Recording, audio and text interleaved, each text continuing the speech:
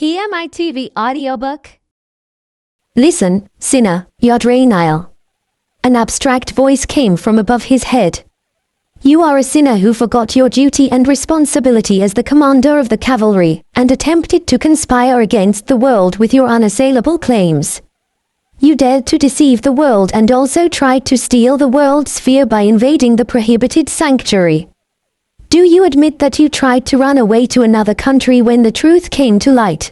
The truth in which it was revealed and connected with the murder of the Duke of Pilato 9 years ago, the destruction of the Pearl Tower 7 years ago, and the riots and the Red Field 5 years ago. Yuder laughed inwardly. He was a great sinner who would go down in history for a very long time. Was there anyone here who wanted to know the truth when they were only reciting the answers they already decided were the truth? Anyway, what they wanted to believe was not the gruesome reality that the world might soon fall into a crisis of existence, but the belief that the half-hearted Omega that was originally a lowly commoner dared to plot against them, so killing him would solve everything. Meanwhile, Yuder had been wandering around the world for years, trying to find someone who would listen to him and believe him. So many signs were saying that something bad was about to happen to the world. Yuder could feel something so huge that even he couldn't tell what was slowly approaching, but no one listened to him. With his cranky and sharp personality, Yuder, who repeatedly wandered outside without any family nor connections, was thoroughly isolated, and receiving criticism for being crazy. Even at this moment, he was all alone. If he had really left when he was asked to transfer to the next empire, would he have experienced this? Yuder moved one of his remaining eyes to look at the jade on the far-off platform. The Emperor's place in the dim view was empty. At one time, he only relied on him instead. The Emperor who whispered and ordered him to do many things that couldn't be handled publicly turned away when Yuder was caught. Instead, a man stood beside the throne with a black thorny tree cane. Embedded in that is a red stone. Not long ago, the cane belonged to Yuder. The uniform he wore as the commander of the cavalry and the authority to stand right next to the throne once belonged to him. The man standing in his place was once Yuder's subordinate. A man who had never dared to make eye contact with Yuder before had now taken his place. His attitude with the cane was remarkable. Who would blame him, now? In retrospect, so many things had been lost in the name of a great cause. He thought there would be no regrets no matter when he died, but it was not so when he stood before death. Many things were mixed up and swirled in his head. The stubbornness and pride that had sustained him. A great deal of work that still needed to be done. An unanswered question. The first one to leave. The future after he disappeared. And the face of someone he had been forced to repress. In history, there has never been a criminal like this. The sinner does not reflect on his actions at all, even though he has committed a felony in which he tried to take advantage of the Emperor's trust and ruin the entire nation. His Majesty is sickened by the shock of putting such a man who does not know his honor and responsibility in an unbecoming position. So the punishment of the sin is death penalty. He is to be beheaded here today. Bless the generous Emperor forever. Wah wah wah. The petals fluttered and cheers rang out. Yuder was dragged onto the high altar by the arms of the soldiers. On the altar especially built to punish the high-handed criminal, a giant guillotine which made everyone see the decapitating scene, was shining a navy blue blade. A long torture through his crushed body like a minced meat under the blade. Until his manor hole was destroyed, the strange pain, which had little to feel surrounded by a low and gentle energy, had been overwhelmed breathlessly. Yuder gasped as he felt his eyes whitened. Usually, criminals sentenced to death had a chance to leave a will, but Yuder was not given such an opportunity. Yuder finally looked up at the blue sky, enough to make his eyes grow cold. It was strange. He thought it would be unfair enough for him to shed tears of blood, but he didn't feel bad. He rather felt relieved thinking that he could soon be freed from all this tedious work. So, what was so funny about him, who was about to die, who cared about the future anyway? It was them who didn't listen to his damn warning. Ah, I see. I was actually exhausted. As soon as he realized it, the blade fell from his head. Death was neither sweet nor painful. Yuder was born in a small village in the corner of the Or Empire. He grew up under his father and his grandparents, but then his parents died, and his grandfather also passed away when he was 13 years old. Since then, he took charge of everything on his own, digging up trees and herbs and selling them to fill the table with bread. Such a change in life occurred when he was 18, when the huge red stone fell from the sky one day and surprised the whole world. Fortunately, the stone that fell in a mountain range in the middle of the uninhabited Or Empire quickly overturned the entire land and filled the world with strange vibes. After that day, some of the ordinary people began to awaken strange powers. A child who had never held a knife could cut a rock with just a branch, and a common village maid could kill all monsters attacking the village with one finger. There was a strange energy that filled the world with the red stone falling on the foundation of all that power. Since they couldn't understand the situation, those people decided to believe that the energy filling the world was a kind of manna. There used to be manna in the world before. It was only then that very few of the chosen talents had to train for a very long time before they could feel and use it. It only existed. Very few were mags who belonged to the tower and studied for decades, or knights who were able to wield the sword after intense training. However, the new awakeners did not have to put any effort into using their ability regardless of age or gender. Just as they were able to use their hands and feet from the beginning, so was their power. As a result, the structure of the world, which had been unchanged for more than 1,000 years, began to change. There was a sudden tension between those who had previously held power and authority and those who had new power, the awakeners. Over time, the tension continued to increase as it was revealed that if a person with power met certain conditions, they could develop beyond the level of their first awakening. Those in power in each country were worried about how to deal with the newly powerful ones. It was then the Or Empire Yuder lived in had made a public announcement across the country, choosing to attract the awakeners to form a new organization. Whoever has power, come to the capital by the Imperial Palace. If you can prove your strength to be true and swear to use it only for the Empire and the Emperor, no matter your standing, you will be entitled to join the cavalry. T/N. I've seen other people who read the book call them the cavalry and some call them the demon corps. The name will be used interchangeably by me depending on the context. The announcement spread everywhere in an instant as if wings were stretched out. Even Yuder, who lived alone in the deserted mountains, found out. Among those who gained strange strength after the fall of the red stone was Yuder. One day, he was suddenly able to cut down trees without using an axe. He could cross the city without breaking a sweat.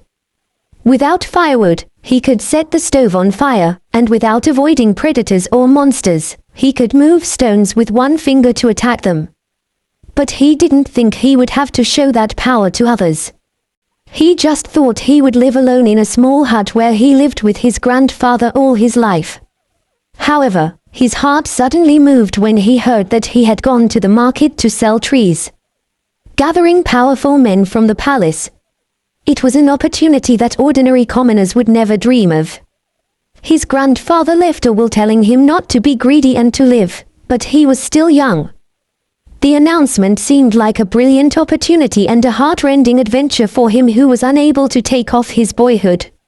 It was a time when he didn't know yet that everything came with a price, and that he didn't really agree with those prices. Yuder packed his things and left home. If he didn't get accepted to the cavalry, he would just go back home. The shabbiest accommodation he'd ever had in the capital. In the accommodation which was about to collapse and had an inappropriate name called Giant's Sleep, Yuder opened his eyes again after apparently being decapitated by a guillotine. What the hell is going on? No matter how much he looked into the dirty mirror, the way he saw it didn't change at all. Yuder looked at himself unfamiliarly in the mirror. A face that was still young, black hair with a grim coat. The neck that had been cut was clean without any incontinence. Cheap clothes made of rough cloth and shoes that were too big to wear were so realistic. Everywhere he looked, it was him after leaving home for the first time 11 years ago on his way to the capital. Was everything that happened so far a dream? The whole lot of things that happened after he got into the cavalry, and the cold sense of blade that ended up slashing his neck. If it was a dream, it would be a terrible nightmare. From the first day he came to the capital, he just saw his future ending. But it's too detailed and realistic to be called a dream. Did someone use magic to bring him back to 11 years ago? Or the power of God that felt sorry for his death? Turning back time was something no power-bearing follower could do. God often showed his power through his followers, but none of them were said to have been saved from death and sent back to the past. But if he really went back to 11 years ago, there were many chances for Yuder to undo the things he regretted. That's right, the future. He had thought he'd lost it forever. When he realized it, his hands trembled with joy and surprise. He could do anything now. It was enough to leave the country and go somewhere else, building up his strength quickly, or even joining the damn cavalry. And maybe now I can figure out the cause of the global change and stop it. Yeah, it was not only about the cavalry. Yuder recalled the things he had hung on to the brink of death. Years later, cracks slowly began to appear in the world. Starting with the climate changing and natural disasters that could be called calamity, God's power gradually hid its presence. Strange madness and disbelief that would haunt people as things that had never existed began to appear, and there were countless other things that would happen. It was something Yuder couldn't solve alone, but now countless people still lived and existed in the world. If he told them and asked for help in advance. No, wait. The thought of running busily stopped for a moment. Yuder shook his head and realized there was a loophole in his opinion. The former Yuder had the power and authority that no one could ignore as the commander of the Empire's cavalry, but now he was just a young boy who had just come to the capital from the countryside.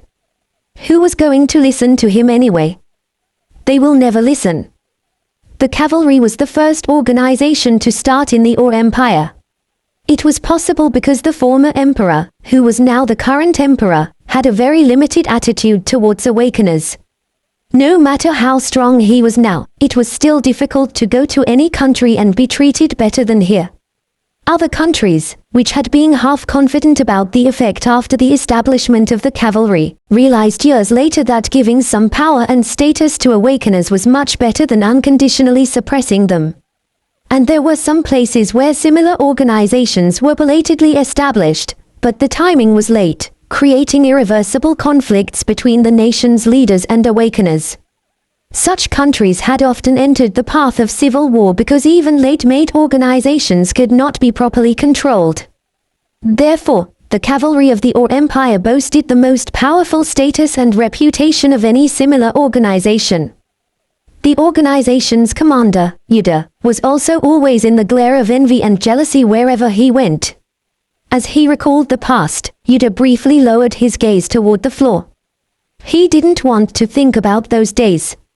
Anyway, there's no better place than here now. And there are the most appropriate people here to get help about what will happen in the future. Yuder knew that the magnitude of the force hovering around his body did not make much difference from when he just awakened 13 years ago. With this power, ordinary people could create miracles that they couldn't even dream of, but it was not comparable to the great masters of the Pearl Tower, who had been digging only a path for a long time. It was an eternal truth that the stronger someone was, the less they would listen to others. It was best known by Yuder himself, who had lived like that. It took that strength and position to persuade such people to find and prevent future disasters that didn't happen immediately. Okay, let's get into the cavalry for now. I can start after I make some other conditions. Yuder quickly accepted his reality and decided to dream of a better future than before. It was not a condition that would be an obstacle for him to return to a commoner with less power and nothing at all. He recovered an asset that couldn't be exchanged for anything called time. The important thing was that he was back from his terrible future and now he was standing here. That was all. Yuder stayed in his room all day and night to organize the information he remembered and thought about what to do in the future. He went out of the room in the morning of the third day after realizing that he had regressed 11 years back. "Hey, new guest. The innkeeper said you have awakened too." While Yuder was going down to wash his face, someone talked behind him. "You're here to take the test at the palace, aren't you?" "I'm the same. It's convenient to have a colleague to share information with, isn't it? Do you want to converse with me?" Yuder turned his head and opened his eyes wide without realizing it. He knew this person. Not now, but in the future. Red hair and vivid green eyes from the south. The colorful look was reminiscent of a rose and stood out. A man who quickly became a celebrity among those who passed the cavalry with Yuder. He had been dispatched to suppress monsters and died in an accident early on. There was a lot of talk about the premature death of such a precious talent. "I'm GCash Bolinwald. And you?" "Yeah, that was his name." Yuder opened his mouth quietly as he looked at the man's face, shining as fresh as in his revived memory. "Yuder." "All right, Yuder. I'm going to have breakfast for now. How about you?" Had he encountered GCash before? Yuder looked back on his memory. It had been 11 years, so it was blurry, but he was sure he'd never encountered him. "Oh, I did. When he was in the room preparing for the cavalry test, he once had said hello, saying something similar to now. At that time, Yuder had refused at once because he had little experience mixing words with other people approaching him unnecessarily, and GCash went back with embarrassment. After that, they had hardly encountered each other until his death. Before, he didn't like to treat others who might join the cavalry when he didn't even know if he would go home soon. The huge capital city he had seen for the first time was filled with displeasure and vigilance instead of positive feelings for Yuder, who had lived alone in the quiet mountains. But now that he saw him again, he thought GCash might have been a pretty good person. It was not common for a person from a renowned family to voluntarily stay in such an old inn, not showing reluctance even though he would have heard his name and knew Yuder was a commoner without a home and last name. It was something he hadn't noticed 11 years ago. What was his power again? Only impressions remain that it was quite good, but I don't remember the details. All right. Yuder decided to dine with GCash and learn more about him. It was meaningful that he was the first person he met after returning to the past. The story would bring back memories of the past, which were now blurry. "I'm going to order chicken stew and bread, and you?" GCash spoke informally even though he might not know Yuder's age. Yuder had always been used to people being intimidated in front of him and couldn't even look at him, so he was quite impressed by his attitude. "Same with you. Okay, you won't regret it. Here's your order." The menu GCash ordered was as good as his guarantee. It was a dish that he didn't even know what ingredients were being used in such an old inn, but it was quite delicious. "How do you like it? Is it good?" GCash asked with a cheerful smile. Yuder nodded as he put the stew in his mouth. "I've tried all the menus here, but this combination is the best. They put in a lot of meat and bake bread every morning. I'm glad to see you, comrade." It had been a long time since he thought food was something other than just edible. He felt strange. "I'm from southern Yulin. I came here a week ago. I was worried if I could make some friends before I went to take the test, but I think it's a relief that I met you." GCash was quite sociable. Yuder felt comfortable to keep his mouth shut when he saw the green eyes that wanted answers from Yuder after telling him where he was from. "I am from the Central." "Central? Where?" "Quan.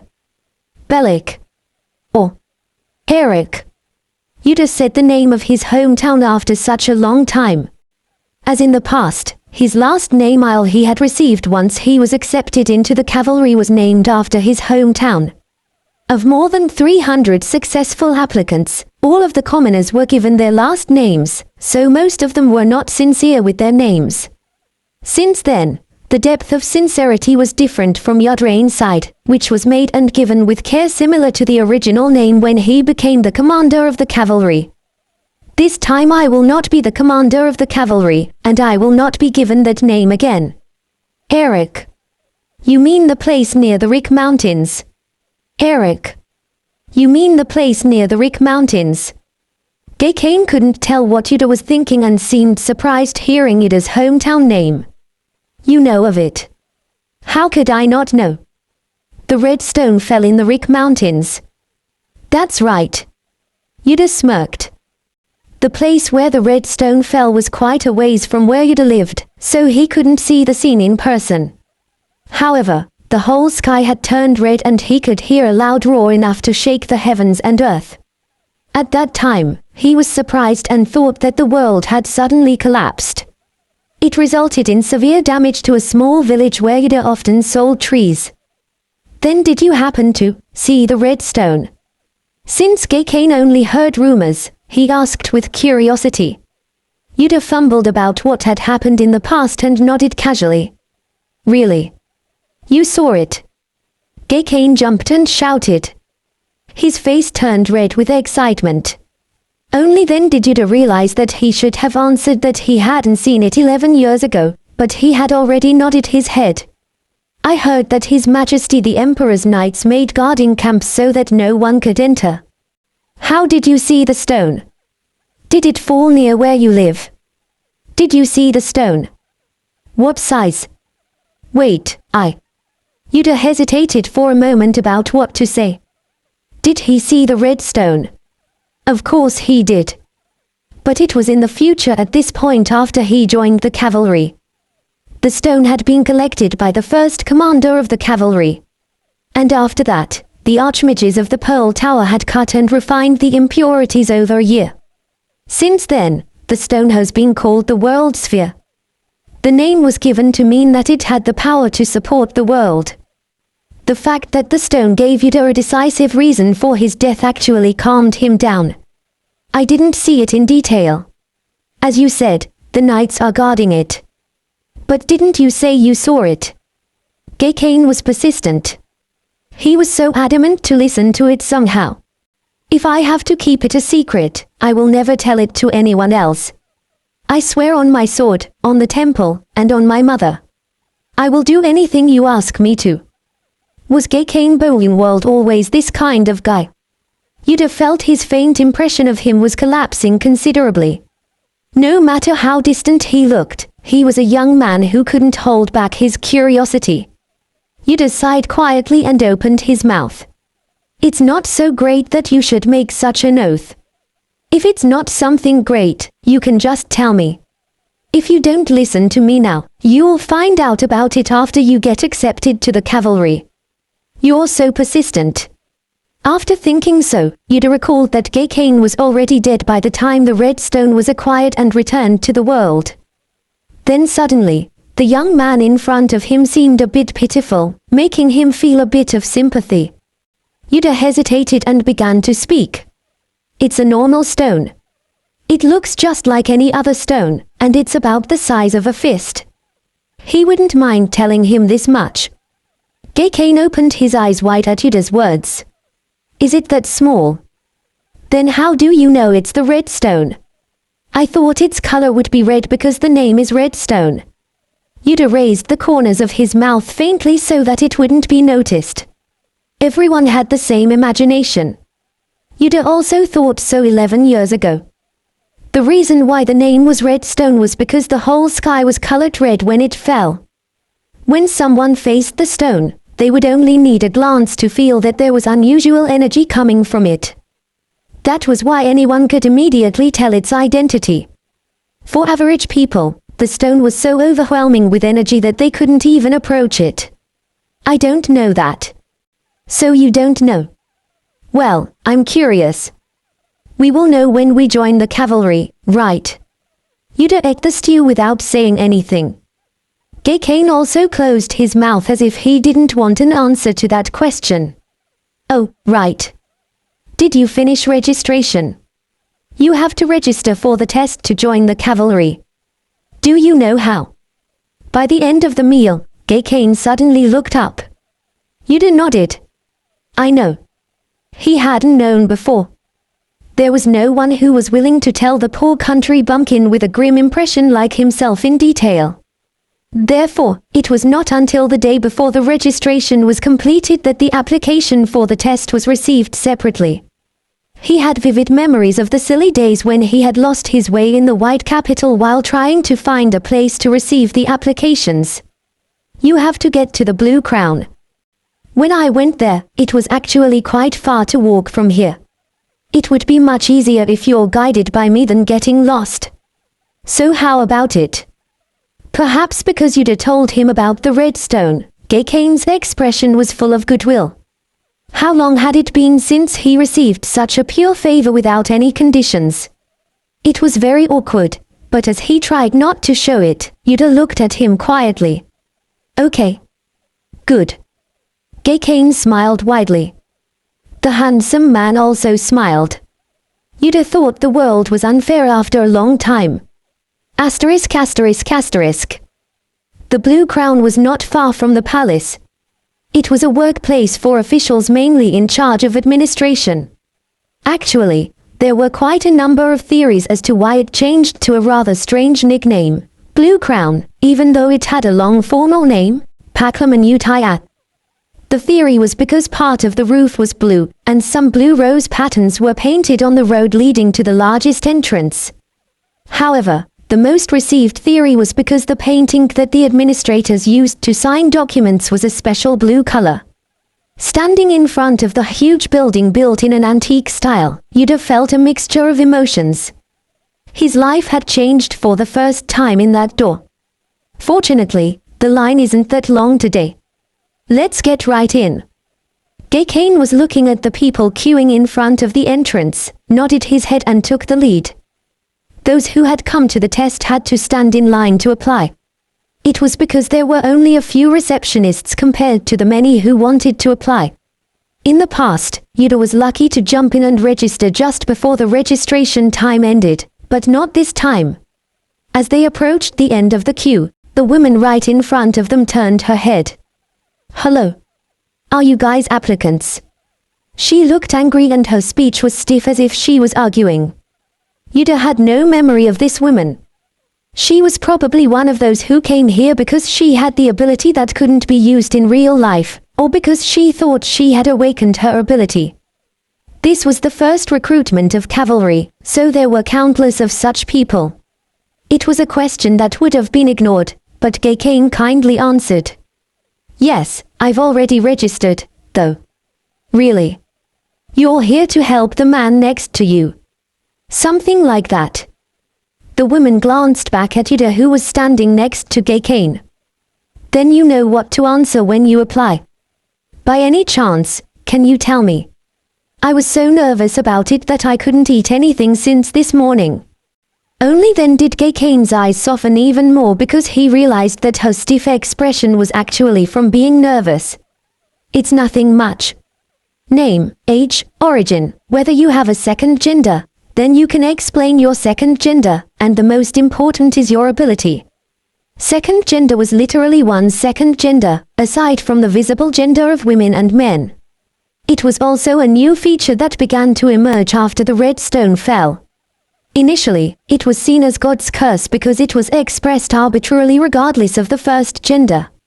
However, people's response then changed after it was revealed that most of the changes were only made to those who awakened their abilities. The Emperor and Pope officially announced the decision to set it as a second gender gifted by God.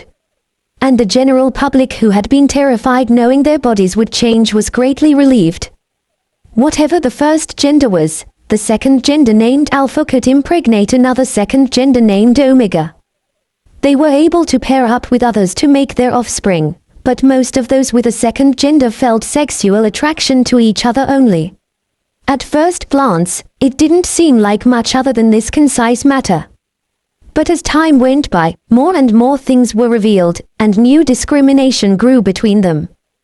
Those identified as Alpha were usually admired by everyone because they had exceptionally good physiques and strong awakening abilities, but those identified as Omega were weaker than ordinary awakeners who didn't have a second gender.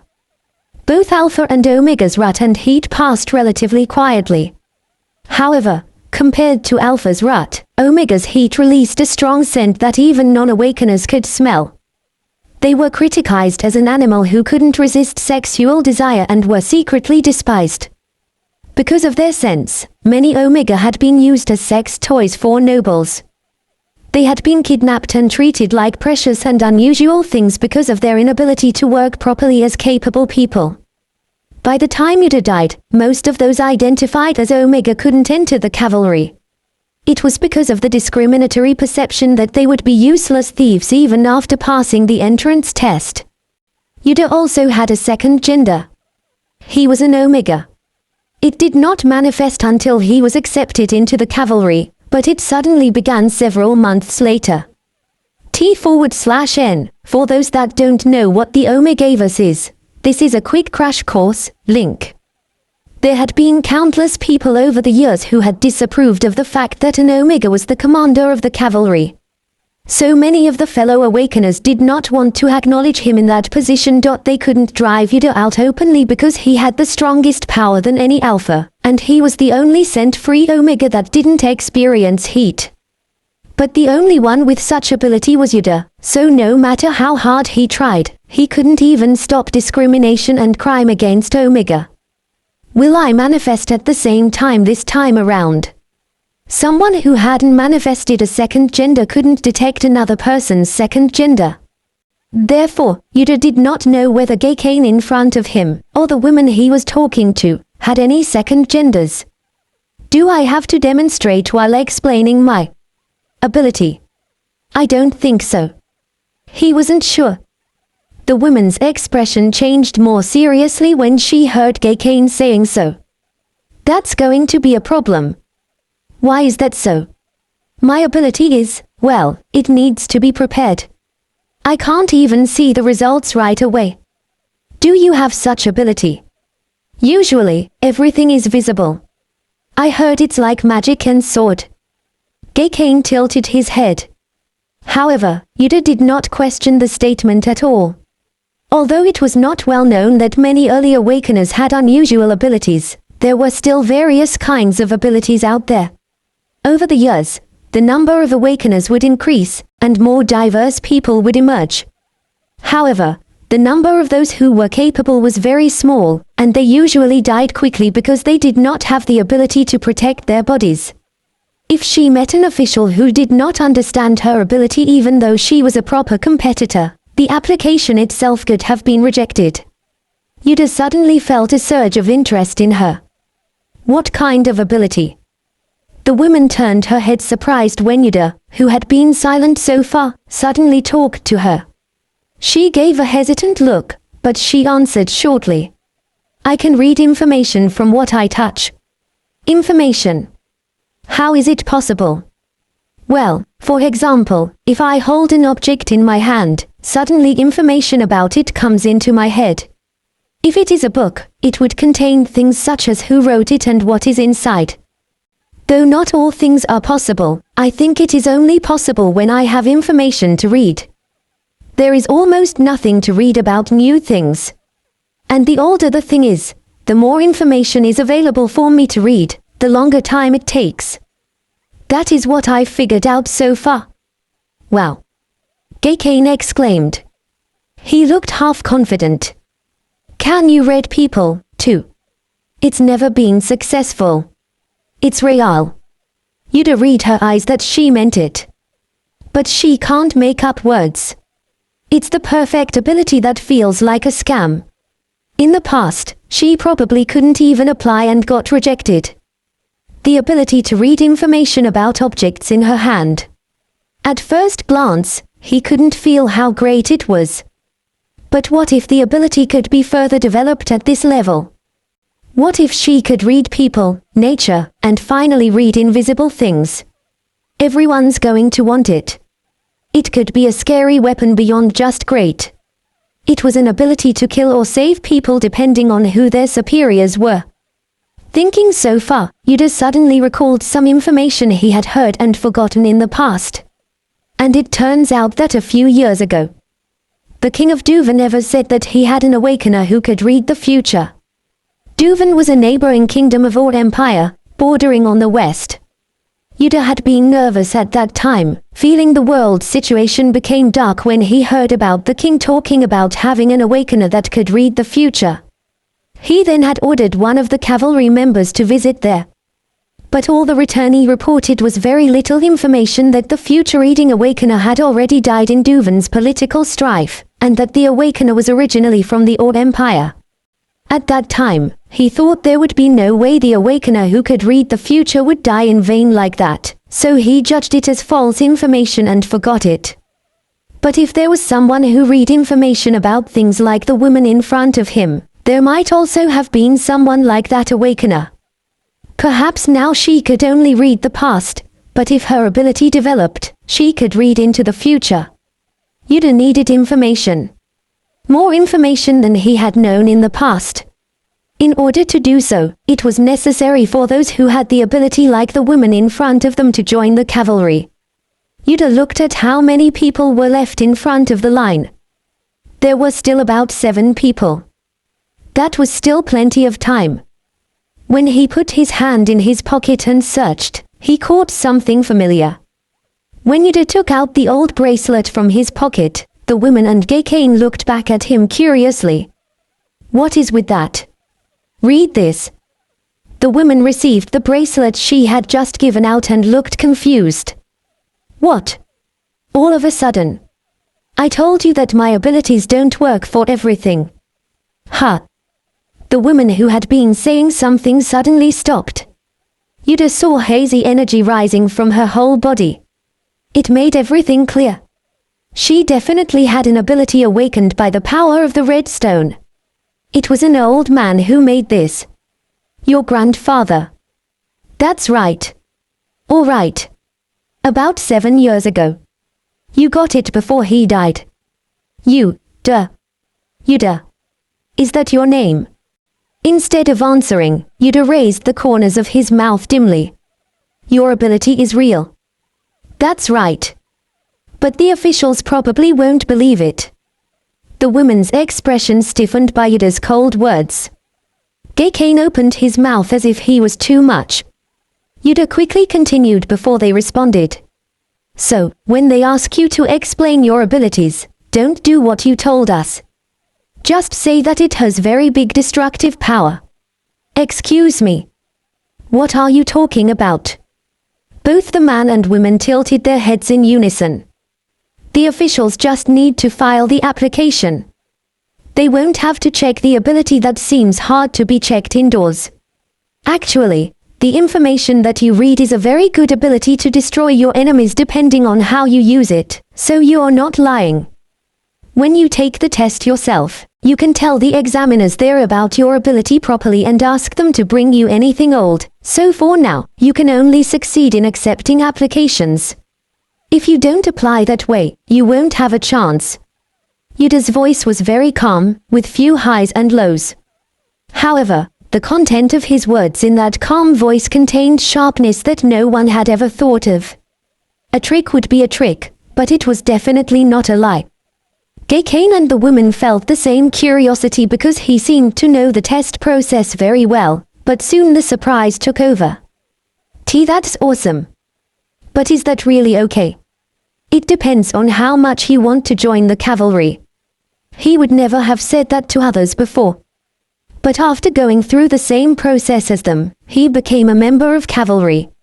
And when he saw all the abnormalities of the world, he had died.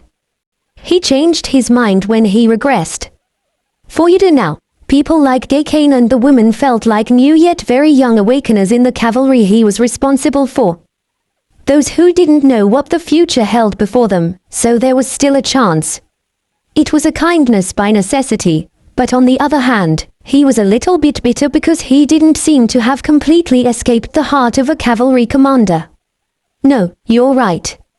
Officials are just for applicants and not examiners.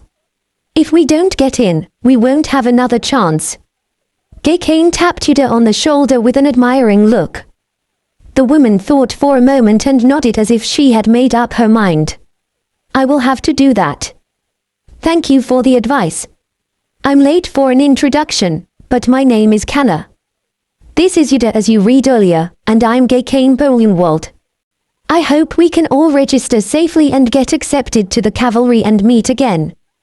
Kana smiled with a much relaxed expression at GCash's words. Yeah, just those words will be fine. Next, come in. Then they finally heard a voice announcing Kana's turn.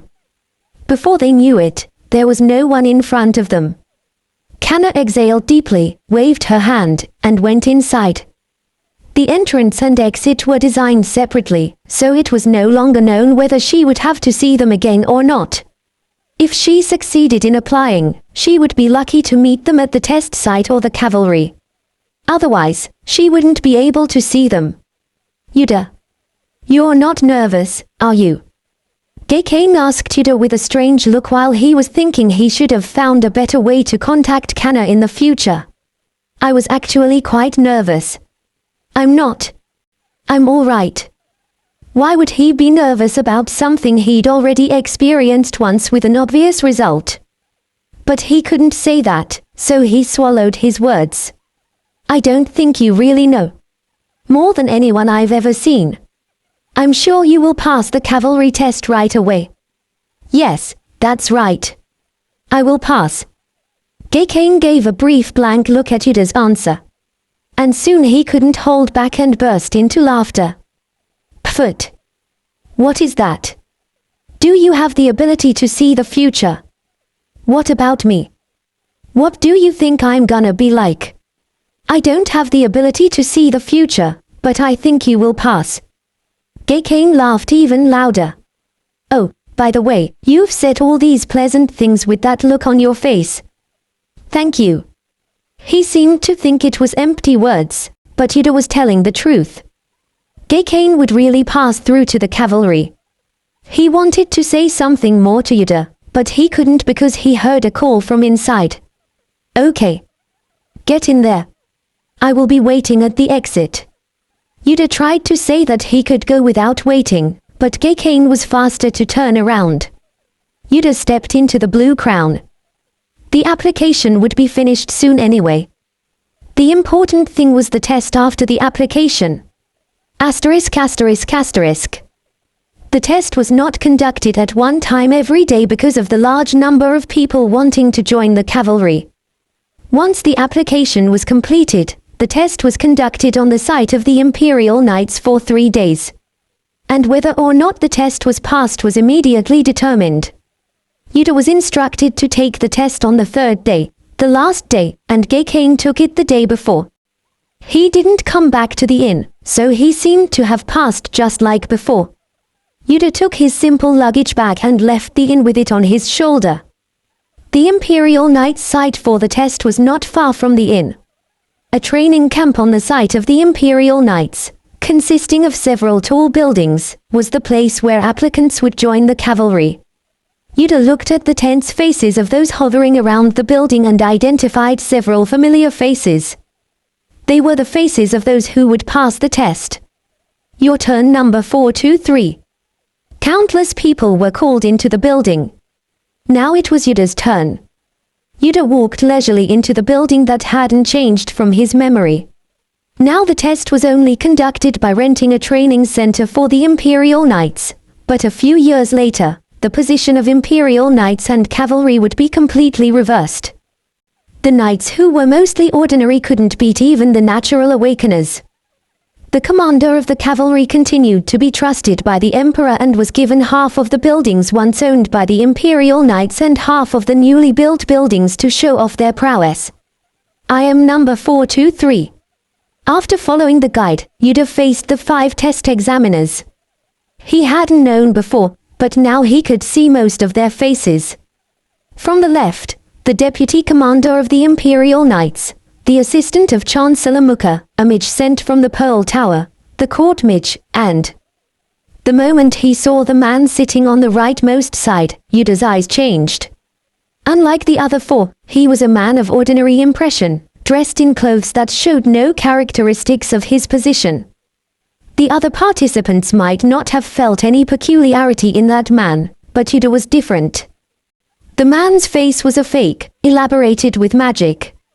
Yuder had seen the face, which was deliberately made ordinary so that it wouldn't remain in other people's memory, a long time ago.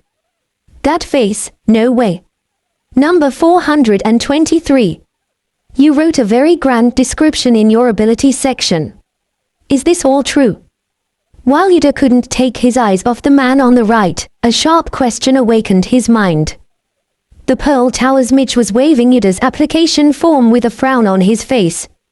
You can create fire and water on a sword. I've never heard such nonsense in my life. In the past, they used to say that to his application form.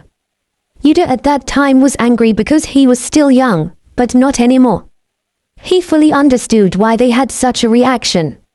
Until the awakening, magic was once very careful and difficult to use because it was very hard to train. Not only that, it was also difficult to accumulate mana in the body and use it through complicated processes based on it. Therefore, mags mainly dug into one type of magic that was mostly the easiest to use to achieve even a little faster. It had already been more than 1,000 years since using fire magic only or water magic only was the standard. Learning the magic of different natural attributes together took too long to get used to and learn how to move the mana, and above all, it was very dangerous because the mana built up in the body might collide. Therefore, a mage that could use more than one magic attribute was often treated as a story that appeared in a novel. Of course, it was just a story before the awakening. Among those awakened by the power of the red stone, many dealt with various elements. Of course, proficiency and power differed widely, but it was clearly a break from the existing common sense. And among them, Yuder was the best. He handled all the elements freely and knew he would turn every weapon in his hand into something more powerful. Putting attributes on a sword was not a simple job. Truthfully, even what I said about fire and water is not all of what I'm capable of. In fact, in the past, he only said he could handle all attributes, but he didn't say it could be put on a sword. It was after several stages of development he learned that he could put attributes on weapons. If he had told them all his ability, he would have been eliminated at the application stage because no one would have believed it, so he needed some reduction, but he didn't want to go the same way as before. This was the result of such worries.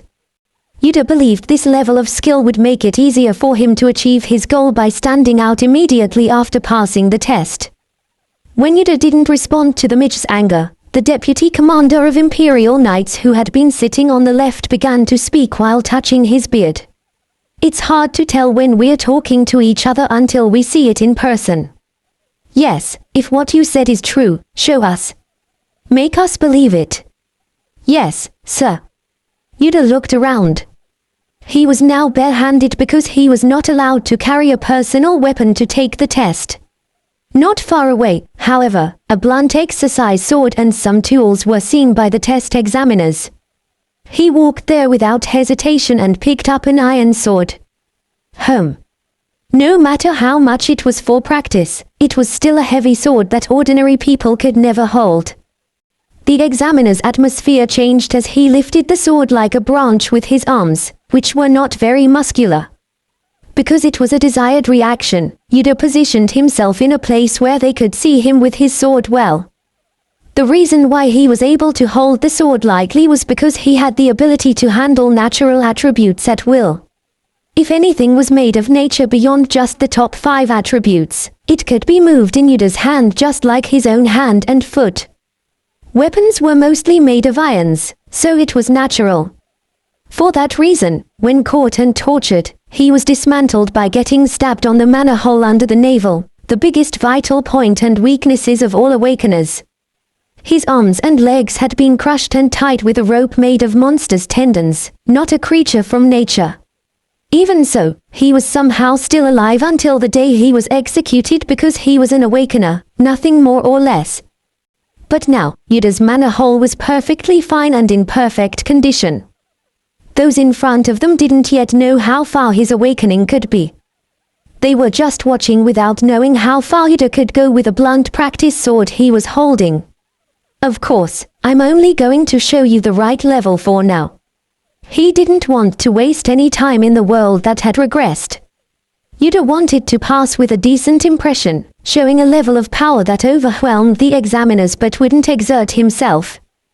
Thinking so far, Yuder's eyes glanced toward the man with a fake ordinary face on the far right. I will get started. Yuder lifted the sword. Seeing all the examiner's eyes were drawn to the end of the sword, he slowly awakened his spirits. It had been a long time since he felt it, but he wasn't confused at all because the method was well imprinted on his head, as easy as breathing. Hold on to the energy flowing around you. Then add it to the end of the sword you're holding, turn it into a fire. It was hard to explain because it was so naturally possible for Yuder, but the process was about that much.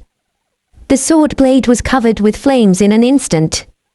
The heat was delivered to the examiners because it was much hotter and redder than usual so that they would feel the flame was real. Yuder held up the sword and slowly lowered it from the top to bottom. It seemed simple, but the power in it was never small.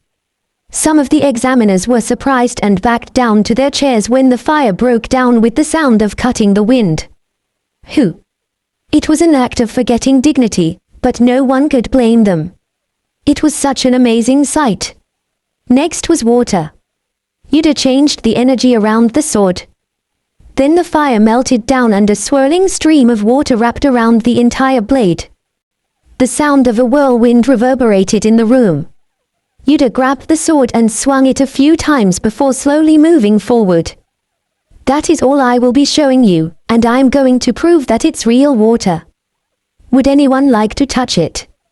Yuder watched as examiners agonized between curiosity and fear. Everyone was afraid of what they had never seen. They had seen a sword master covering a sword with aura and an archmage dealing with attribute magic, but when the two were combined, even what they thought they knew suddenly became unfamiliar to them. The examiners were all speechless. No one was willing to do so. Yuder waited. Eventually, when he tried to withdraw the sword, the examiner sitting on the far right opened his mouth for the first time. It was the man with a fake face. If there is no one, then I shall do it. No, you cannot. You're. At that moment, the deputy commander of the Imperial Knights shouted with a frightened face and immediately shut up. I guess my prediction is right. The deputy commander seemed to have barely held back his words because he thought he should not let others find out the identity of the rightmost examiner, but it only added confidence to Yuder. It's okay. Relax. I am not that one. The examiner sitting on the far right smiled in a relaxed manner at the one who stopped me. If anyone other than Yuder were here, they would never have guessed why he seemed the most relaxed out of the rest examiners.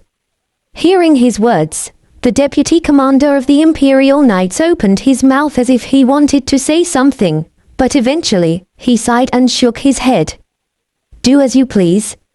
I think so. Something interesting came in after a while, isn't that the case? Who would fearlessly touch a sword wrapped in the stream of water and who would stop him? If he didn't know that one side was the deputy commander of the Imperial Knights, Yuder would ignore it without thinking much. But the meaning was different for those who knew. The Imperial Knights were mostly composed of high-ranking nobles. Born in an unmanned family that had served the Imperial family for generations, it was the best place where only those who practiced hard holding a sword even before holding a spoon could barely come up through difficult tests. Of course, promotion could only be achieved when one was deemed to have both skills and family influence, meaning that a person who rose to the position of deputy commander of the Imperial Knights was from a family who could at least be a count. Who would be the only one they bowed down to and stepped down to? The answer was simple. They were the royal blood, the royal family, born with the power of light that belonged to the sun god. The royal family was all born with a striking appearance, with light-like blonde hair and red eyes. The examiner in front of him would have used magic to change his appearance to be ordinary to hide it right away. In this world, there was magic called metamorphosis that was created to be used at times like this. Of course, it was very difficult magic, so he mostly never saw anyone who changed their appearance by using it. But Yuder knew a member of the royal family who used it as he wanted before. A weird royal family member who frequently changed his appearance. Yuder didn't know all of his appearances when in disguise, but he knew a few for sure. One of them looked just like the examiner in front of him now. If I haven't seen it, it would be difficult for me to guess. It's been a long time since I've seen it, but it's still very sophisticated magic. He was Yuder's predecessor, Kishialabo, the Duke of Pilata, the first commander of the cavalry. Among the numerous crimes Yuder heard just before his death penalty was that he had killed him. The murder of Duke Pilata was one of the biggest suspicions that followed Yuder for a long time. It was also the only incident that remained a burden on his mind. Because it really was Yuder himself who took his life. It was the first mission under the order of the Emperor. He never thought he would meet a man he killed with his own hands so soon. He thought he was the first person Yuder should meet when he joined the cavalry, but he didn't expect him to be in the examiner's office. Yuder tried to calm down his complicated mood and held out his sword to the man rising from his seat. Please just touch the water around it, not the blade. He was polite, but his voice held no emotions, which made him sound a bit arrogant. The examiners thought so and looked at the commoner, saying, "How crazy." But Yuder remained there with no change in expression. If the man Yuder suspected was indeed correct, he would never be angry. He'd rather find it fun. Ha ha ha, it's fun. Yes, just like that. The man reached out without hesitation while Yuder felt somehow strange. When he was sitting, Yuder didn't know, but when he stood upright, he was taller than anyone else here. It was hard to change one's physique even though one could change their face with transformation magic. Yuder added more confidence in his identity than he had suspected. Yuder's sword was big enough to look like a toy sword, but his movements were not dull at all and were surprisingly laid back and elegant. The moment the man's fingers touched the spinning stream of water wrapping around the sword, the examiners flinched their shoulders in unison. And the water in his hands jolted like ordinary water and splashed vigorously everywhere. In an instant, there was water on Yuder's face, as well as on that man's hands and clothes. That is real water. I told you so. How dare you? One of the men couldn't bear listening Yuder's words and made a loud noise, but the man in front of him just raised one hand and squinted to shut him up.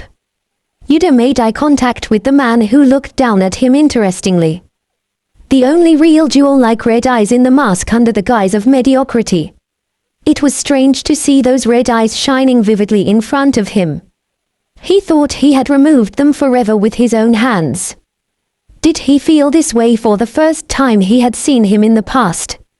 He didn't know. He didn't remember. That's interesting, such a great ability. You're not as scared as I thought. Is it a failure if I'm not scared? Yuder ignored him and said only what he had to say. The man listened to Yuder and smiled softly with the corners of his mouth up. No, of course, you are accepted. We cannot miss a talent like this, can we? Thank you. Yuder took his energy from the sword. All that was left was to go out and head to the accommodation where the successful candidates would stay. Number 423. But just before leaving through the door, someone from behind called Yuder. The man with red eyes was smiling. I will remember you. I'll see you again. Of course, we will see each other again. You're the commander now. Yuder pushed the door out, feeling sorry that he couldn't answer like that. Asterisk asterisk asterisk. A total of 330 awakeners for the first recruitment since the establishment of the cavalry. It was a huge number, but only natural because it was the first recruitment. The first recruitment was a time when they didn't know how to classify those awakeners and what kind of people they needed in the cavalry. Information about the awakeners themselves was also ridiculously scarce. However, the number of successful applicants had decreased significantly since the second round of recruitment after such information accumulated as well as trial and error. Later, even though professional workers were allowed to recruit and take exams at all times, the number had decreased to the point where no one passed the exam in a month. But that was all about the distant future. The first successful applicants gathered at a huge indoor training ground with a mixture of joy and bewilderment. It was the only place where 330 people could gather in one place. The commander will be here any minute. Keep your eyes on the heat. It was not some fellow awakeners, but the Imperial Knights who managed them. The organization was just built and there was no system, so there was nothing they could do. The Knights could not get a look of disgust at the huddled cavalry members. The awakeners in their eyes were nothing but unidentified, vulgar, dirty lepers. Most of the cavalry members who had just passed were intimidated by those gazes, but some of them were brave enough to turn over with a snort. Look at those eyes. If I swing my hand, they will die right away. I know, right, that's what I'm talking about. If they put their sword against me, they will die without getting to swing it 5 times. But they are a nobleman and cannot be condescending. Weak but ugly. They don't even know my specialty. The knight's face standing solemnly guarding with a spear heard the whispers of a blue-haired man and women who talked openly as if for him to listen. His face turned red. He gritted his teeth but couldn't answer at all because it was not the place. The new members who were intimidated by the appearance also cheered up to some extent. All of those were the same scenes Yuder had seen in the past. Hin and Finn siblings. They used to be famous. The twin siblings, characterized by their blue hair, came from a family rumored to have mixed fairy blood among their ancestors and were hated by their superiors for their outstanding appearance and excellent ability but overly outspoken personality. However, Yuder heard that eventually within a few years, they would quit the cavalry and return to their hometown. Unlike their innocent appearance, they were impressive with their unbelievable physical strengthening ability, so they remained in Yuder's memory. As the atmosphere became somewhat soft, everyone lined up on their own. Yuder found noticeable red hair not far away. It was GCash. He didn't seem to have found Yuder yet, but it was a little funny for him to keep looking around to find Yuder. Here comes the commander. Everybody, stand up straight. Finally, the outside was humming and someone stood on the podium in front of the training ground. Several knights followed him as if escorting him, but only one stood on the platform. The tall, blonde, red-eyed man in a white uniform caught everyone's attention as soon as he appeared. Just standing there felt like everything was losing its light in an instant. Nice to meet you. I am Duke of Pilata, Kishialaro. A man who was like the sun. That was the real face of Kishialaro when he did not use metamorphic magic. All 330 cavalry members and the Imperial Knights could not take their eyes off Kishia. He took a light glance around as if to make sure everyone was looking at him. Yuder saw his red eyes bent so thin that it was hard to mistake as soon as he saw him, but he didn't show any signs. As you can see, I am a member of the Imperial family born with the power of light and a duke. But does that mean anything to you all? No, that doesn't mean anything here. Every time Kishia's low voice rang in space, it felt as if it were possessed. Only the Imperial Knights were embarrassed. I'm just a man awakened by the power of the red stone similar to you here. And I'm a little more familiar with it than you are, so I'm just a representative.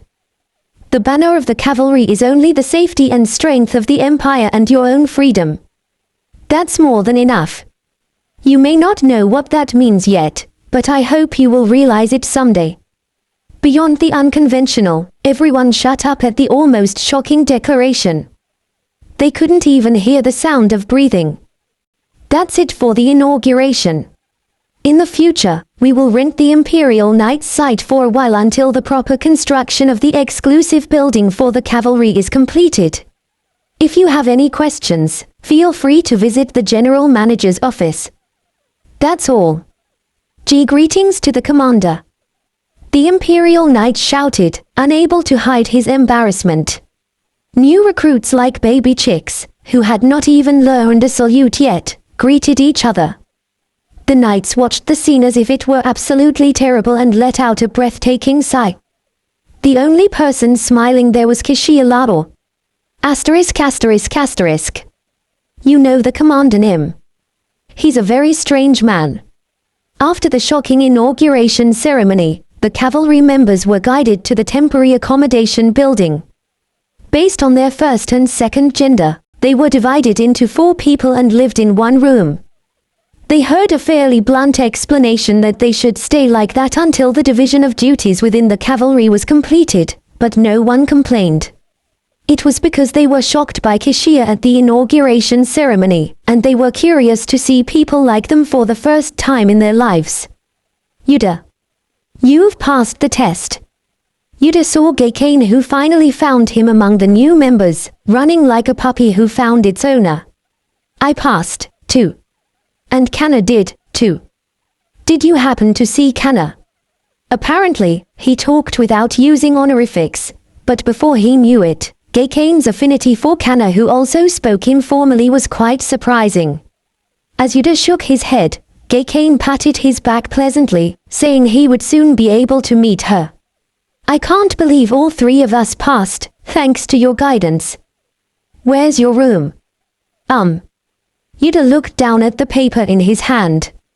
It said his quarter was located in the 36th room on the 3rd floor of the building. GCash looked at the paper as well and cheered quietly. It's the same room as me. Who are the other 2? Well, we will find out when we get there. It didn't matter to Yuder to share the same accommodation, but GCash didn't seem to. He could not hide his excitement, saying he had never shared accommodation with someone like this. I feel like I've become a real knight. Sleep together, train together. Don't you think it's gonna be fun? Fun, he says. Yuder recalled the most difficult times in his memory. After joining the cavalry for the first time, they would roll to death for about a month. It was a time when even what training methods were appropriate for each person with abilities were not formalized yet. Kishia rolled the first members here and there literally like subjects to create the system. This allowed them to manage to become the systematic cavalry in the next recruitment. Maybe this time wouldn't make a difference. Even if Yuder was in Kishia's shoes right now, he would not come up with a good way to establish a better system than before. Let's see if he can say it'll be fun even after a week. It wasn't bad to return to the past, but it wasn't nice to think about doing hellish training again. Yuder himself knew best how to improve his ability anyway. There was very little physical rolling there. But he couldn't explain it to Kishia, so he just hung in there. 2 other men had already arrived at the accommodation heading for the same room with a sigh. Are you both our roommates? The scrawny freckled man asked with a frightened face. His name was Juan and he said his ability was to be able to move at an invisible speed at the moment. I'm Juan, and that is Kurga. Yuder saw Kurga lying shamelessly on one side of the bed. He looked more like a bear than a human being. In fact, his ability was to maximize his combat capabilities by greatly inflating his body, so it was a fitting appearance. He remembered both of them passing before, but they weren't very good at it, so they had never talked properly until he died. It was because Yuder and the other ordinary awakeners were different from the standing position. He received the position of commander shortly after joining the cavalry. In the past, he couldn't afford to pay attention to others who were less capable than him. Yuder's interests had always been to be stronger and to protect his limited body, and since the world's strange signs, he had been focused on finding out the cause and preventing them. But this time was different. He knew by death that it was something he couldn't solve alone, so he thought he would pay as much attention to his surroundings as possible and never be the commander of the cavalry. I'm GCash, this is Yuder. My ability is to call out my shadow whenever I want, and his. Come to think of it, Yuder. I don't know what your ability is. Yuder clearly remembered GCash Bolinwald's ability, which he thought would be quite useful before.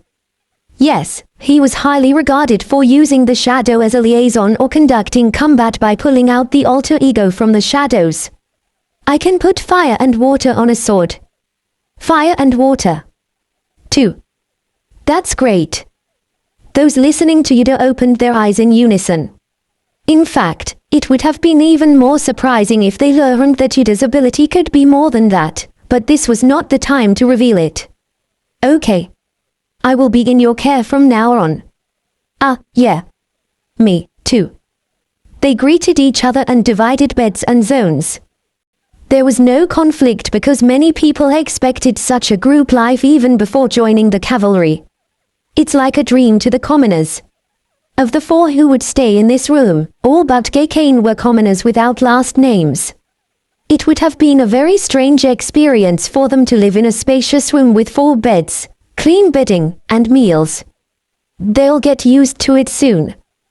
That was how his second experience in the cavalry began. Of the 330 cavalry members, just over 200 were without last names. That meant that more than a majority didn't even know how to write. Before the red zone fell, they couldn't have met eyes with those with last names, but their fate had now completely changed.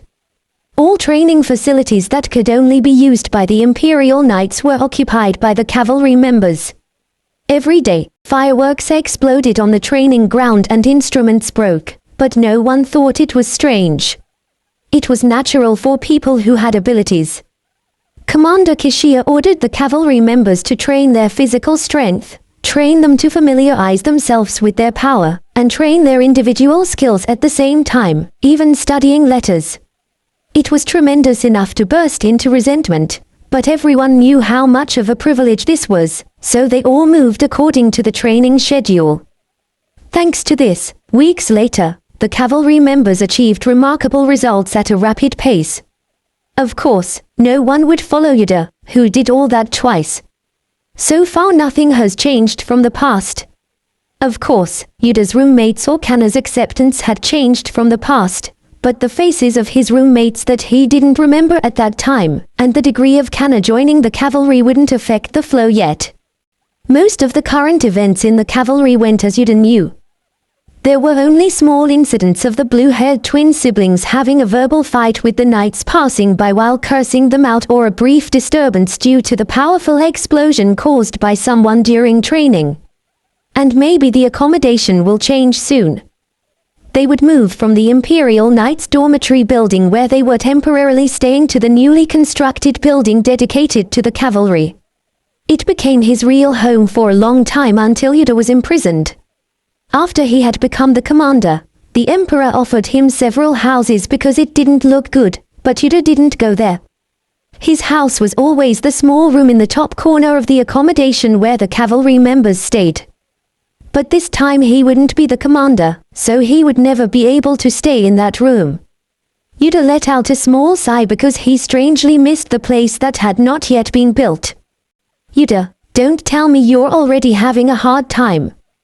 GCash, who was training next to him, asked in disbelief.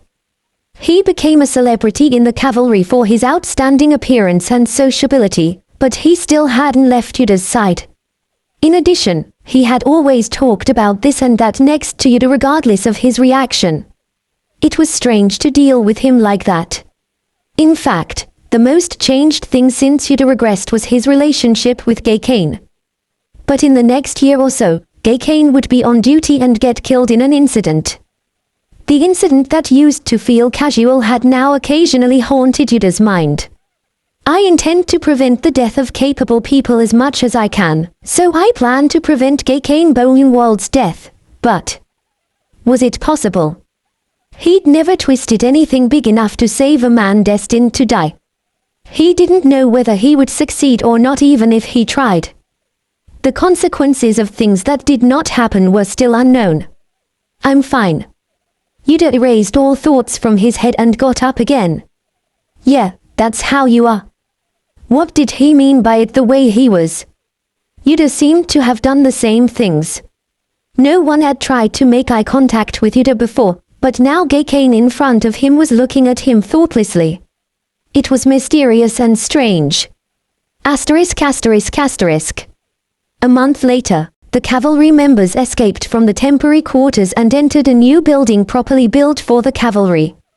It was right next to the Imperial Knights' site. It was made in anticipation of training there, but the knights were furious that the cavalry members, who they hated like bugs, had better accommodation than them.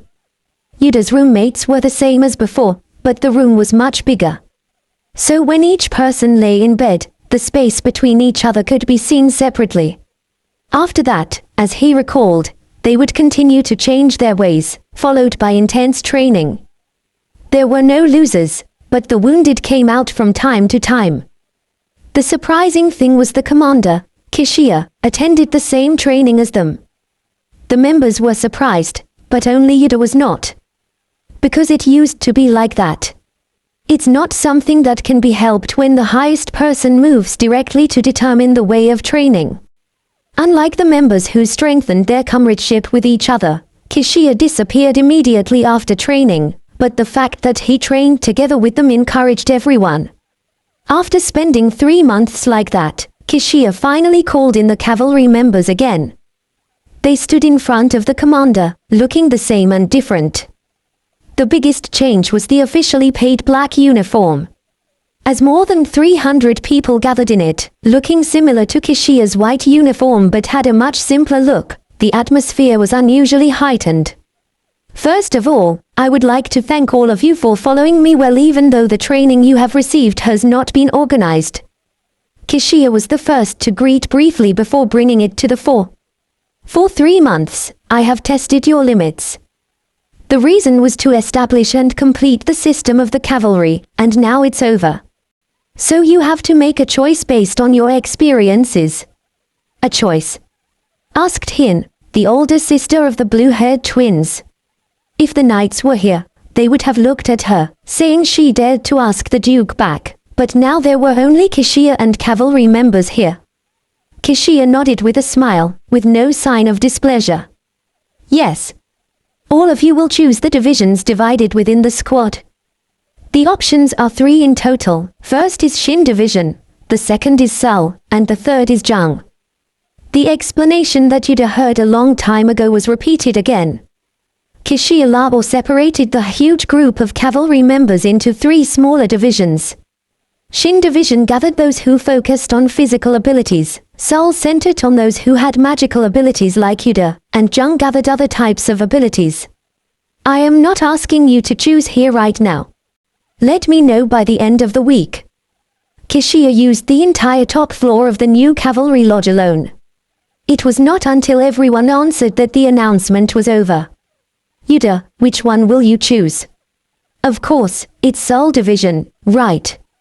On their way back to the dorm, Gaikane spoke to Yuder. What about you? He couldn't say for sure that that would be the case right now, so Yuder avoids to answer instead. Fortunately, Gaikane did not doubt Yuder's intentions and immediately turned away. I've been thinking about Shin and Seoul, but I've been training so far and I don't think this ability is going to end here. If I could get better. Maybe Shin Division and I are a good match. Yuder looked a bit surprised at Gaikane for a moment.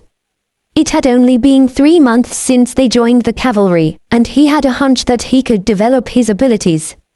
It was an extremely rapid development. It was still all the more so early that the researchers hadn't even announced that Awakener's abilities could develop depending on their efforts and conditions. He didn't know because this guy died early, but in fact, Gaikane's talent might have been better than Yuder had thought. Then which division should I join? Yuder was in agony. After 3 months of calm training, he was convinced that this situation was not a dream and that he could change the future if he did really well. In the past, he entered Seoul Division without hesitation and immediately became the deputy commander representing the Seoul Division. But that was not much different from the past. He wanted to avoid the consequences of repeating what was already said. Then the only thing left is Shin. Shin Division was it. Yuder repeated the name several times. Although his greatest ability was handling all natural attributes, he was also able to handle weapons freely. That was why he was likely not to fall behind even if he went to the Shin Division. Of course, he might not make it to the position of deputy commander as before, but that was rather what Yuder hoped for. And if I join Shin Division, maybe I will see Kishiya Lao more often. Yuder recalled Kishiya Lao's ability. His ability, which no one knew so far, was specific to Shin Division. Someone who is freely able to handle force and speed and good at defending physical and rapid attacks based on excellent physical control. The most special part was the body control. When he had joined the Seoul Division before, he barely met Kishiya, the commander, because he didn't have enough time to clean up after his subordinates as the deputy commander. It just so happened that they had met regularly later, but that was not what Yuder wanted. But it would be different if he joined Shin Division. Kishiya used to direct the training by taking care of the Shin Division members frequently. Kishiya was an incredibly brilliant commander. Back in time, it felt more obvious. He did not form this group of cavalry simply by short-term judgment. Every time Yuder saw everything he did, future events overlapped and he was speechless. But why the hell? Why did Kishiya Lao hand over the commander position to Yuder at that time? It was as if he had planned to do it from the beginning without any worries. Yuder also thought he would go to the Shin Division and find out why. Asterisk. Most of the cavalry members finished choosing which division to belong to in less than 3 days. Even for those who initially had no idea that the training and education they received over the past 3 months were enough to make objective judgments about their abilities to some extent. Those who expressed their physical abilities strongly went to Shin Division, and those who expressed magical abilities went to Seoul Division. The abilities of neither two chose Jung Division, which was less than 10 out of 330 members. Yuder. Hold on a second. And now Kana, who was calling Yuder, was also one of the 10. Yuder. Hold on a second. Yuder stopped at her call as he tried to leave the school as soon as the tedious reading and writing classes were over. In the world before Yuder's death, Kana was not in the cavalry, but she was one of those who better adapted to the cavalry more than anyone else. Maintaining some friendly relationships with everyone among cavalry members, who varied in status, age, gender, and origin, was not usually done by ability alone. She had enough appeal to many people since she didn't say anything difficult about the hard training even though she had special abilities but her physical abilities were not very good. Just as her overly nervous face when they first met was like a lie, Kana as a cavalry member was praised for being sociable and competent. Kana did not forget to thank Yuder for helping him the most in getting into the cavalry. Although there were few occasions to meet because the training hours divided by the number of people did not overlap, they would always greet each other whenever they met. Thanks to Kana and Geikane's mysterious experience of telling others about the test advice for cavalry that Yuder had given, Yuder now became the subject of much more friendly attention from his comrades than in the past. In the past, he used to go around almost alone among awakeners with the same power because he was quiet and grim, which was a very strange experience. Phew, it's so hard to meet each other. Kana, who called out to Yuder, was running out of breath and smiled. What's the matter? Oh, it's not a big deal. I was wondering if it's true that you haven't decided on your division yet. Yuder looked at Kana's blue eyes and nodded briefly. It's true. Is there a reason? The commander was wondering. At that word, Yuder paused for a moment. Commander. Why did Kishiya Lao's name appear here? Yuder's face, as he leaned back and asked, had such subtle emotions that Kana could hardly notice. I went to the commander's room with Jody since we were going to report on our division of choice. But he'd asked me if I had any idea which division Yuder would choose. Actually, I thought you would definitely choose Seoul Division on the first day. Do you have any concerns? I'm confident in reading information. If you need any advice, you can tell me anything. I'll help you for free if you need me. Kana sometimes used her ability at the behest of fellow members. The ability to read information about objects had been surprisingly helpful to people. The ability to regain what someone had forgotten, or to realize things someone did not know, felt similar to fortune-telling. It was such a fascinating power that many would want to see it in person even if they had to pay for it. Everything was as Yuder expected. No, thank you. But Yuder never asked her for help. Not yet. The only thing that mattered to him now was to not stupidly lose useful human resources that had been forgotten in the past. But I'm a little concerned about that man's intentions. Yuder hesitated for a moment and started to speak to Kana. Did he say anything other than that? Other than that? Kana glanced around and shook her head as if to recall memories for a moment. I don't remember much. I see. Maybe because I'm the one who talks to you the most, he didn't mean anything. It's only until tomorrow anyway, so don't feel pressured. Kana said, but Yuder didn't think so. She didn't know what Kishiya was like. The members usually had endless faith and affinity for Kishiya, who shared hard training and showed a fair attitude. But that man was not a very fair man. If they knew. Yuder frowned as he recalled a few memories. The memories associated with that man usually didn't taste so good. But the fact doesn't change that he's the first person I need to save here and get on my side. He had killed that man with his own hands in the past, but not this time. He hadn't died yet, and he wouldn't. Not only that, but Kishiya also had to live to maintain his position as the commander of the cavalry. That was what Yuder was going to do. Yuder pulled himself together. When he bowed his head likely to say thank you to Kana, there was a sign on her face that she wanted to see his face. Oh, speaking of which. Yes. Anything else to say? As Yuder looked at her with the intention of saying so, Kana frowned slightly. The commander thinks that I'm very close to you, but don't you think it's a bit too much for you to still not talk comfortably to me? Why do you keep speaking formally to Geikane and your roommates, Yuder? Yuder was stunned for a moment by such a completely unexpected remark. It was the first time anyone had said that to him both in his previous life and even now. Why was he talking to someone and speaking formally to someone? It was because you spoke formally to me first, so I speak formally, too. What? So it doesn't mean that much. Of course, it was meaningless. Before and now, Yuder was always terrible at building relationships with other people.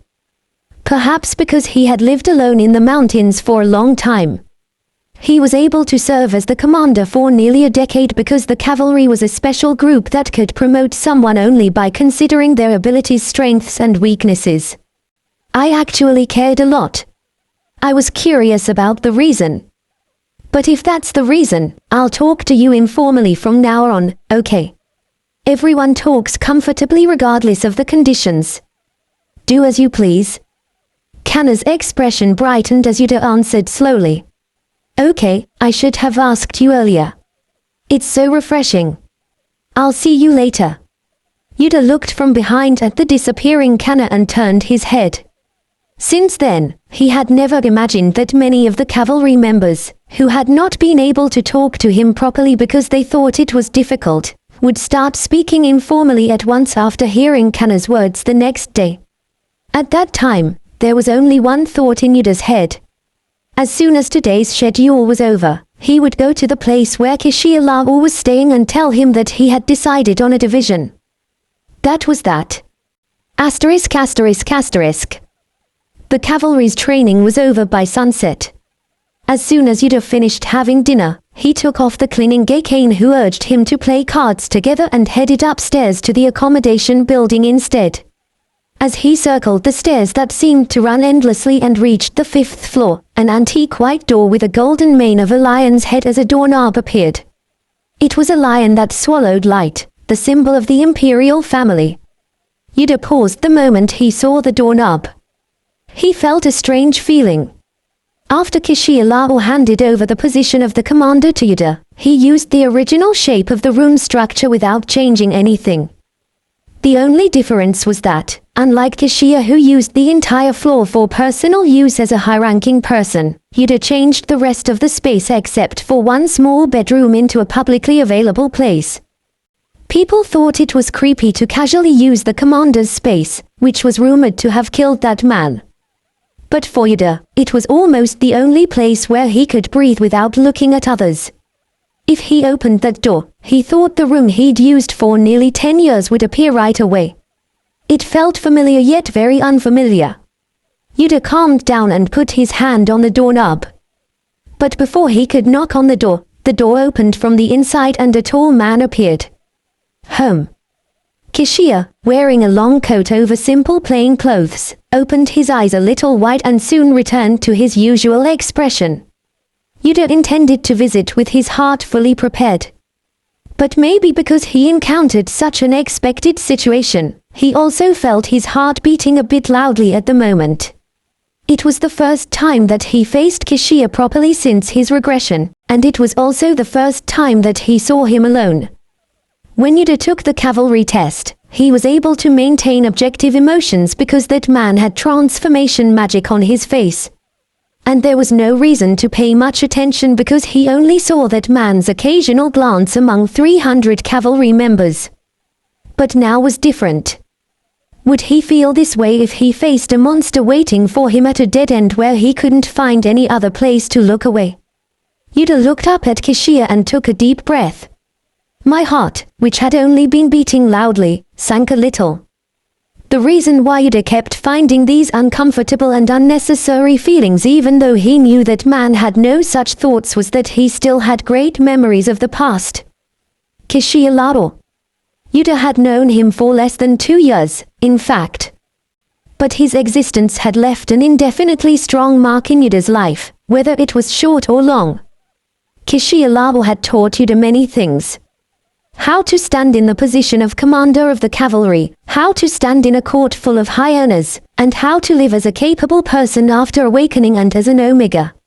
In the past, he had felt resentful because he thought Kishia had handed over too much baggage unilaterally to him, but by the time he died, he had changed his mind a little. Kishia Labo obviously chose Yuder as the commander of more than 300 members with a certain will. But what he had hoped for and chosen was still unclear. Did he hand over the position of cavalry commander without knowing that Yuder would become a lion coming to take his life? Could he possibly not know the royal family and nobility circumstances that such an order would eventually come? Kishia's ability would certainly have prevented him from dying and could have fled in advance or killed Yuder instead, but he did not. Yuder could not ask why he did it because he noticed it too late. The dead had no words. But now Yuder might know his meaning even without receiving his baggage as the commander. In order to do so, he should not let him die as before. I was wondering when the top accepted member of cavalry would come, and now he has arrived. Have you finally decided on your division? Kishia talked leisurely with a smile. His tone was too comfortable for a noble of the imperial family to speak to a commoner, but Yuder was not surprised. Because he already knew this man had that kind of personality. Yes, but if you're about to leave, I will be back next time. No, it's okay. I didn't really have a scheduled occasion, I was just about to go out for a while and come back. Kishia took a few steps back and smiled. Come on in. Yuder had a rare experience of stepping back as a guest in a place he had been using for a much longer time. Although the building was built at short notice, it was a place where engineers could feel traces of their efforts to meet dignity as much as possible, considering that it was a place for the imperial family member to stay. The top of the line carpet from the southern mountain was tightly laid under the ceiling that soared in a round dome, and the central fireplace, which collected and burned magic stones from the north, looked more like a beautiful statue than a fireplace. The majestic bookshelf filled one side of the wall and the black basalt desk beneath it was dignified enough that no ordinary people would dare to touch it. What about the beauty of dozens of famous paintings based on old myths handed down to the Or Empire? The white annular wall with the paintings shone brilliantly without light. Visitors who saw the sight fell into the same wonderful feelings as when they stood in front of the temple altar. Of course, Yuder, who was so familiar with the landscape here, only took a glance and was not surprised at all. Instead, his gaze was on the top of the burning fireplace sprinkled with red and blue light. Looked like it was floating in the air. Yuder saw a sword sheath made of fully transparent jewels and a huge sword supporting it. Or divine sword. At a glance, it was not a sword that could be used by ordinary people. Even though it was contained in a collection of all kinds of sacred forces, mana, and techniques of different races, the energy itself was unique. The sword, which seemed to be sharp enough to cut him just by looking at it, was a divine sword that the first emperor who founded the Or Empire was said to receive from the messenger of God. The sword could not be lifted without the blood of the imperial family. But even if it could be lifted, it wasn't something that could be used.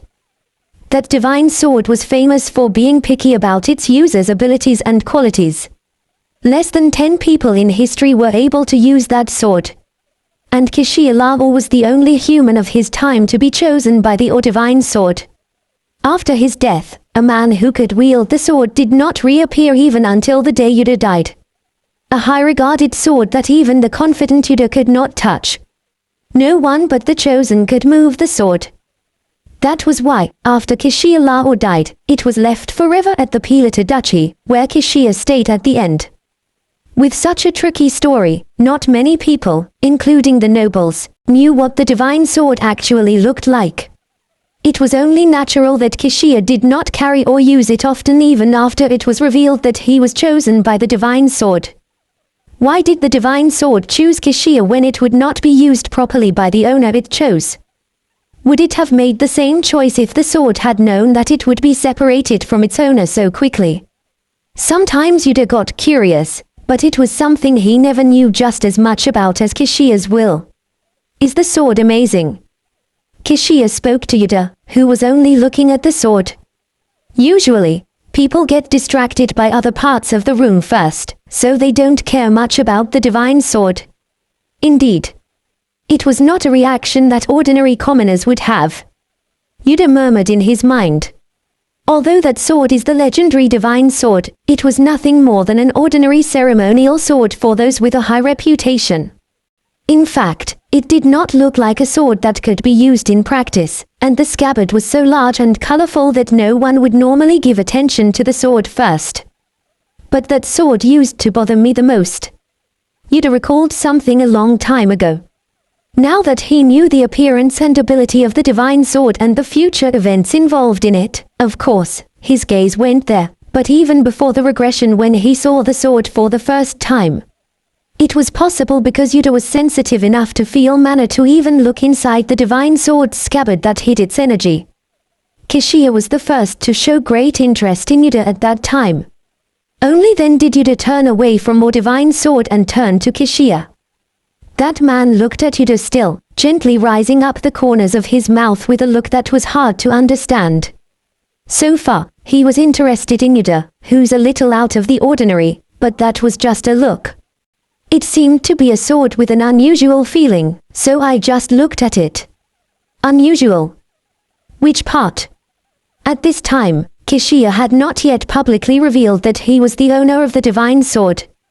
It was not long before he took on a top-secret mission to collect and bring back the red stone that he was revealed to be the divine sword's owner. So now it was important to stimulate Kishia's interest while pretending not to know properly. Just looking at it makes me feel like I'm being targeted. The scabbard is blocking it, but it can't seem to hide it completely. He wasn't lying. In fact, he was still feeling the sharp energy flowing out of the sword. I think it's a lot stronger than I used to feel. Am I mistaken? In the past, he had felt an unusual energy from the sword, but even if he stayed still like this, he couldn't feel it in his whole body. Back then, Yuder was strong enough to be told that he would no longer have a rival in the world. Did the sensation become more sensitive than the original level due to the fact that the time had regressed? It was unknown. Kishia's gaze turned toward the sword after hearing Yuder's comment. After a while, the energy toward Yuder diminished like a lie. Do you feel the energy has decreased? Perhaps he saw Yuder's shoulders go still, so Kishia began to speak with an interested look. I'm sure you're not lying. I've never seen a sword with such power before. No, I'm sure you've heard of it. For a moment, he wondered if Kishia had noticed something. Even though he knew it couldn't be, Yuder was nervous for a moment. Everyone knows the story of Or's first emperor and his holy sword. It was a useless worry. Yuder nodded, exhaling a small breath. So do you mean that is the sword? Yes, to be exact, I'm the 12th owner. He's a fastidious guy that won't move except for the one he let touch. It was a story that he already knew. But Yuder looked a little surprised, like a stranger. Kishia continued the story without much doubt about the reaction.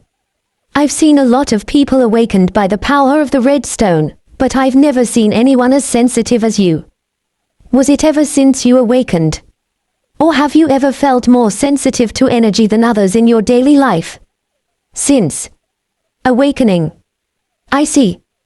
Kishia rubbed his lower lip and nodded. Now that you are here, I was there as an examiner when you first came to the test as number 423. Do you happen to know that? You were on the rightmost seat. That's right. You're so sensitive to energy that you can tell exactly what it is. It's a rare talent. Yuder recognized him not because he was sensitive to energy, but because he had seen Kishia change into that appearance before, but decided not to reveal the truth. At that time, I thought your talent was really suitable for both Shin and Seol divisions. But if I had to choose, I thought it would be Seol. Am I wrong? In the past, he said something similar and different to Yuder, who briefly said he would come here faster than anyone else and apply for Seol division. Your ability is fit for the Jung division. It's good to know the direction of your ability before anything else. How strange it was to hear different things from the same person in the same place. Indeed, the future he had already known was changing by his choice. Actually, I was just here to tell you that I would choose Shin division. At Yuder's, Kishia tilted his head as if to grasp what he meant. Are you serious? Yes. Why would you choose Shin division? Because I've been training and thinking that I want to go further towards Shin rather than Seol. Even though your talent can blossom much faster and bigger if you move towards Seol division. It was like reading the future. However, Yuder did not panic this time and answered calmly as he had prepared. Will there be many consequences? There you go. A smile came to Kishia's red eyes. Usually, if you catch someone off guard like this, you've thought it through and come to a conclusion, and they will stop and think about it again. But it doesn't seem to change your opinion, so it doesn't matter. All right, take care of Shin division. It was such a simple answer that didn't feel realistic. Yuder somehow felt dejected. It was clear in his memory that Kishia had made him a deputy commander responsible for Seol division and the whole thing almost at the same time for no particular reason. Because of that, he thought that if he went to Shin division, he would doubt and refuse to accept it. But there was no sign of such a thing in Kishia's attitude right now. Originally, you have to write your own signatures on the paper, but that will be after something else. Kishia did not say what the other job was. But Yuder could tell what it was. Soon there will be time to receive a surname. In the past, he was given a surname name not long after joining the cavalry. It was unprecedented to give a surname to hundreds of people in just a few months. Most of them were made without sincerity after the origin region or the names in the scriptures, but there was still an insurmountable gap in status between those with surnames and those without. Now that he thought about it, the emperor who authorized such work was also great. Obviously, the noble's opposition must have been ridiculous, but how did he deal with it? In fact, there was not much he remembered about the former emperor, who passed away just before Yuder became the cavalry commander and the current emperor as of now. At most, Yuder only knew that he was Kishia Laor's only brother. How many years had passed since he got sick before he died and did not even show up in front of his vessels? And the crown prince, who inherited the throne after his death, was an adopted son, not by blood. Yuder was stuck in the mountains and didn't even know the face of the lord ruling the village he lived in, let alone the emperor, but what could he remember? It was the first and last time that the emperor's face was seen during the opening ceremony. Anything else to say? While thinking about it, Kishia asked, as if he thought Yuder had something else to say. Yuder looked at him and began to speak impulsively. "Why is your highness?" "It's commander." He interrupted out of the blue. His relaxed red eyes were shining with mischief. According to our law, status does not take precedence over the position. Of course, there are a lot of people who ignore it, but as long as I'm here, my title is just the commander. "Oh, yes. May I ask why you built this place, Commander Nim?" "By this place, you mean this building? Or the cavalry?" He clearly knew what Yuder was asking, but he hated the sight of the snake. Yuder opened his mouth feeling anew. "Of course the latter. It's the first time anyone ever asked me that, so I checked just in case." The emperor didn't even ask why. There was no sign in his expression that seemed reckless or arrogant. "The reason I made the cavalry. It's simple. Power has to go in the right direction. If you try to stop or get rid of it, you will always get the price of bad harmony. As a person with an ability just like you, I thought I'd make a way for this power to flow toward the Empire's safety. And I thought I was the best candidate because I was the only awakener in the imperial family. That's all." It was a standard answer that was hard to argue against. Yuder hesitated for a moment and decided to ask one more question. "Then in the future, leading this cavalry, is it just you, Commander Nim?" "Why would you ask that? Do you want this seat?" "Of course not.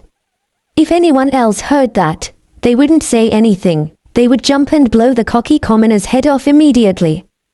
Kishia laughed louder than before as Yuder answered with a frown. It was a very pleasant-looking smile.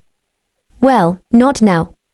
But once the division is decided, I'm going to hire a deputy commander to assist with my work.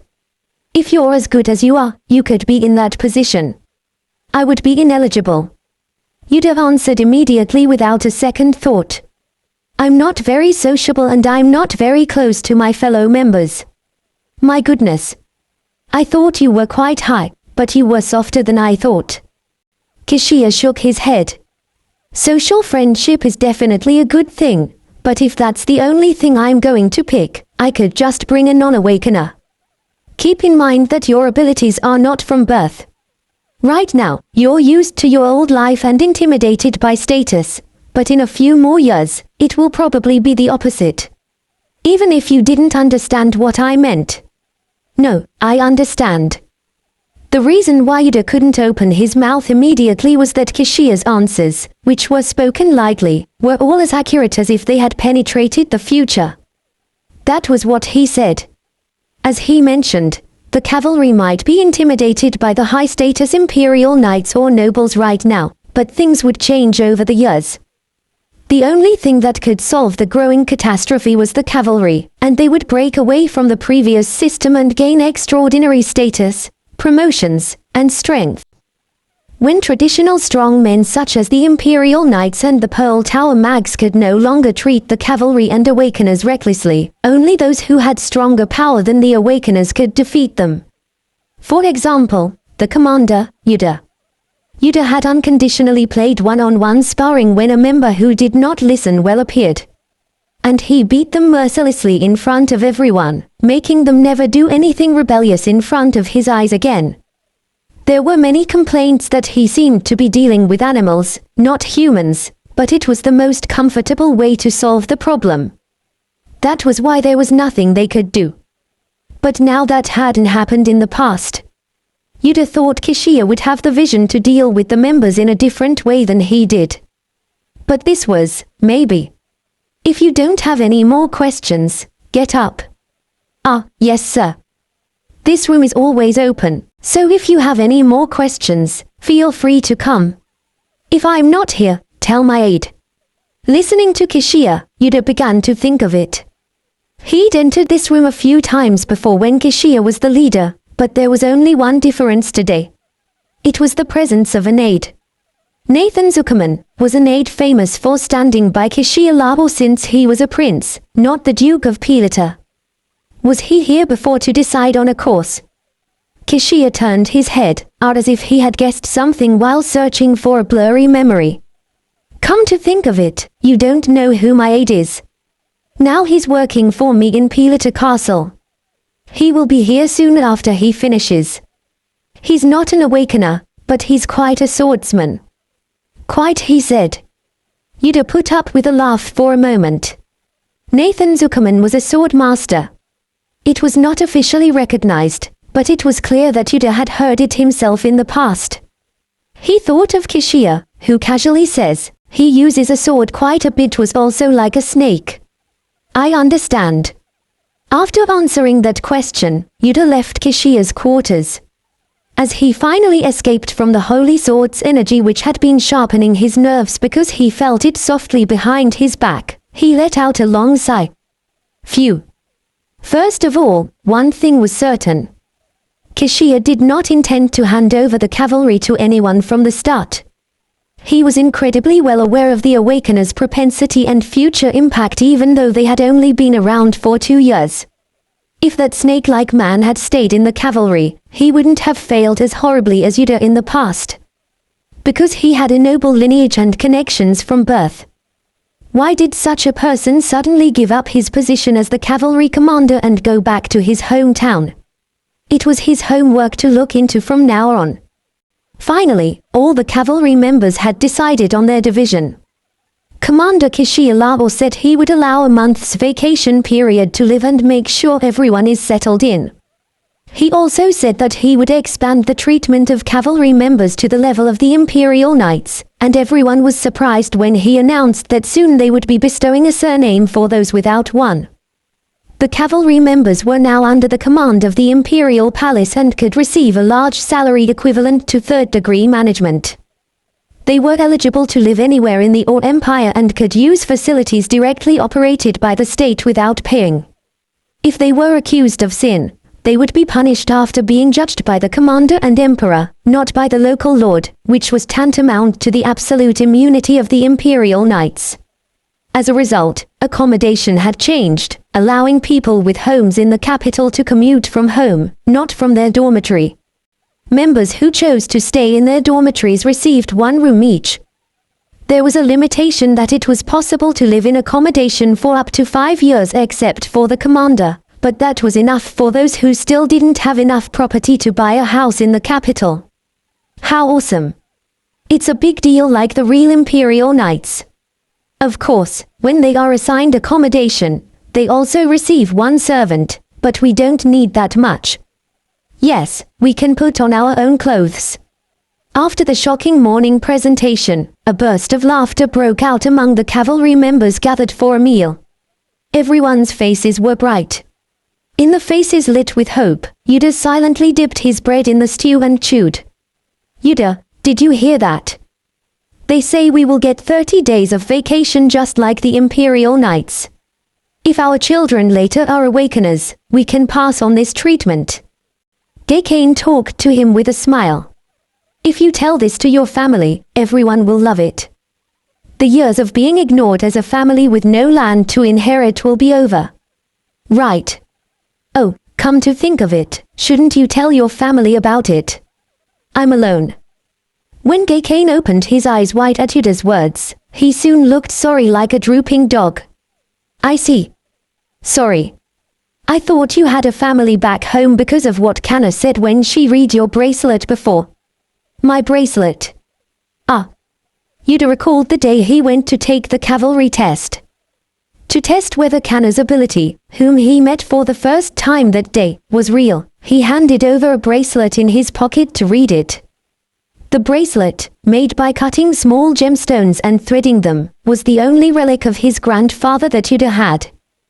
The only gift he'd ever made for his young grandson, who will be left alone just before he died. Although he kept it in his bag in case it broke off because it was too old now, he just came up to the capital and couldn't organize all his luggage, so he carried it in his pocket instead. After becoming the commander, he didn't even care about it properly, so when he regressed, he felt quite unfamiliar when he saw it in his pocket. It's okay. In a brief response to GCash, Yuder recalled his lodge in his hometown mountains. He didn't organize his house properly in case he didn't pass the cavalry test, so he thought he should visit and take care of it at least once when he took a vacation. Right, Yuder. If you take a vacation, why don't you come over to my house? I told my parents and younger siblings about you in a letter, and they were all very curious. There are many great foods and fun things to play in the south. I'll treat you right, so give me a visit. What the hell, GCash? What about us? Some of the other members who were eating by their side asked in voiceless tones. Aren't we friends? Of course. I want to take Yuder first, so you guys next time. Shouldn't you go home first? I didn't tell him I would come, but he's already on about the vacation. GCash's outspoken attitude was a bit astounding, but Yuder said nothing. The rose-brimmed handsome red-haired man would not always fall from Yuder's side. Yuder didn't know what he liked so much, but even after falling into his private accommodation, he came to play every day and Yuder kicked him out several times. The other members' attitudes who had difficulty in knowing how to treat Yuder had also changed a lot. The mere presence of Kana and GCash alone surprised Yuder that he could be accepted to this extent among the members. You're going to receive a surname, too. I envy you for receiving a surname from the Emperor. I'd love to get it, too. You'd better not say that anywhere else. GCash shook his hand while saying that, as Yuder frowned and murmured. It's not like I'm jealous of the commoners or anything. It's just a great opportunity. There were few people in the Empire's history who received the first and last names given by the Emperor. I'm jealous of the opportunity to be recorded there. The names and surnames given by the Emperor were very special gifts that only went to those who made great contributions. But it didn't mean much to Yuder, who had an enormous record of receiving both. It won't do much good. Sometimes you talk like you know everything. If you get a surname, your status itself changes. Of course, it's good to be free from the tax and labor obligations of commoners. He was right, but there was nothing in the world that was unconditionally good. People with genders were given new duties and responsibilities of their own. Cavalry members who would receive much for having abilities would now have to fight another war. And there is not a bit of sincerity to be given. Yuder rose from his seat after eating, ignoring GCash, who was poised to recite 100 good things that would happen if he received a surname. I'm going first. Yuder, I'll come with you. GCash woke up with a stew that he couldn't finish. Shouldn't you eat up and come back? We're going to the sword training ground anyway. I just feel like throwing up even if I eat a lot. GCash shook his head and pretended to throw up lightly. The Soul Division, which focused on those using magic-like power, spent most of their training strengthening their abilities and giving them more accurate and stronger power.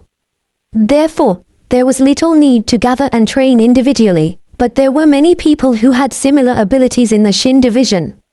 Since most of them were able to strengthen their body or use weapons well, they had to learn how to use various weapons properly and how to protect others and work together. Among those skills, it was the swordsmanship that Kishialao asked the Shin Division members to learn the hardest. Yuder thought he could guess his intentions.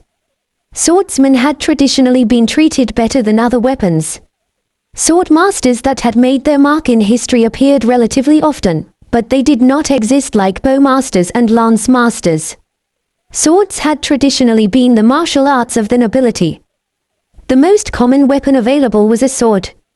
As it was easy to access, there are many holders and countless admirers, so the probability of sword masters coming out in proportion had also increased. Sword masters reminded them of the noble image of a general or a commander in charge of each country's military power. The biggest feature of a sword master was that they were able to freely use the aura that energized the sword. And there were a lot of cavalry members in Shin Division who could do it without any effort. Although the usage and inspection proficiency were lower than those of real sword masters, the strength or output of their energy was no less than that of a master. Kishiela or intended to gain strength from the ranks of cavalry members through that very thing.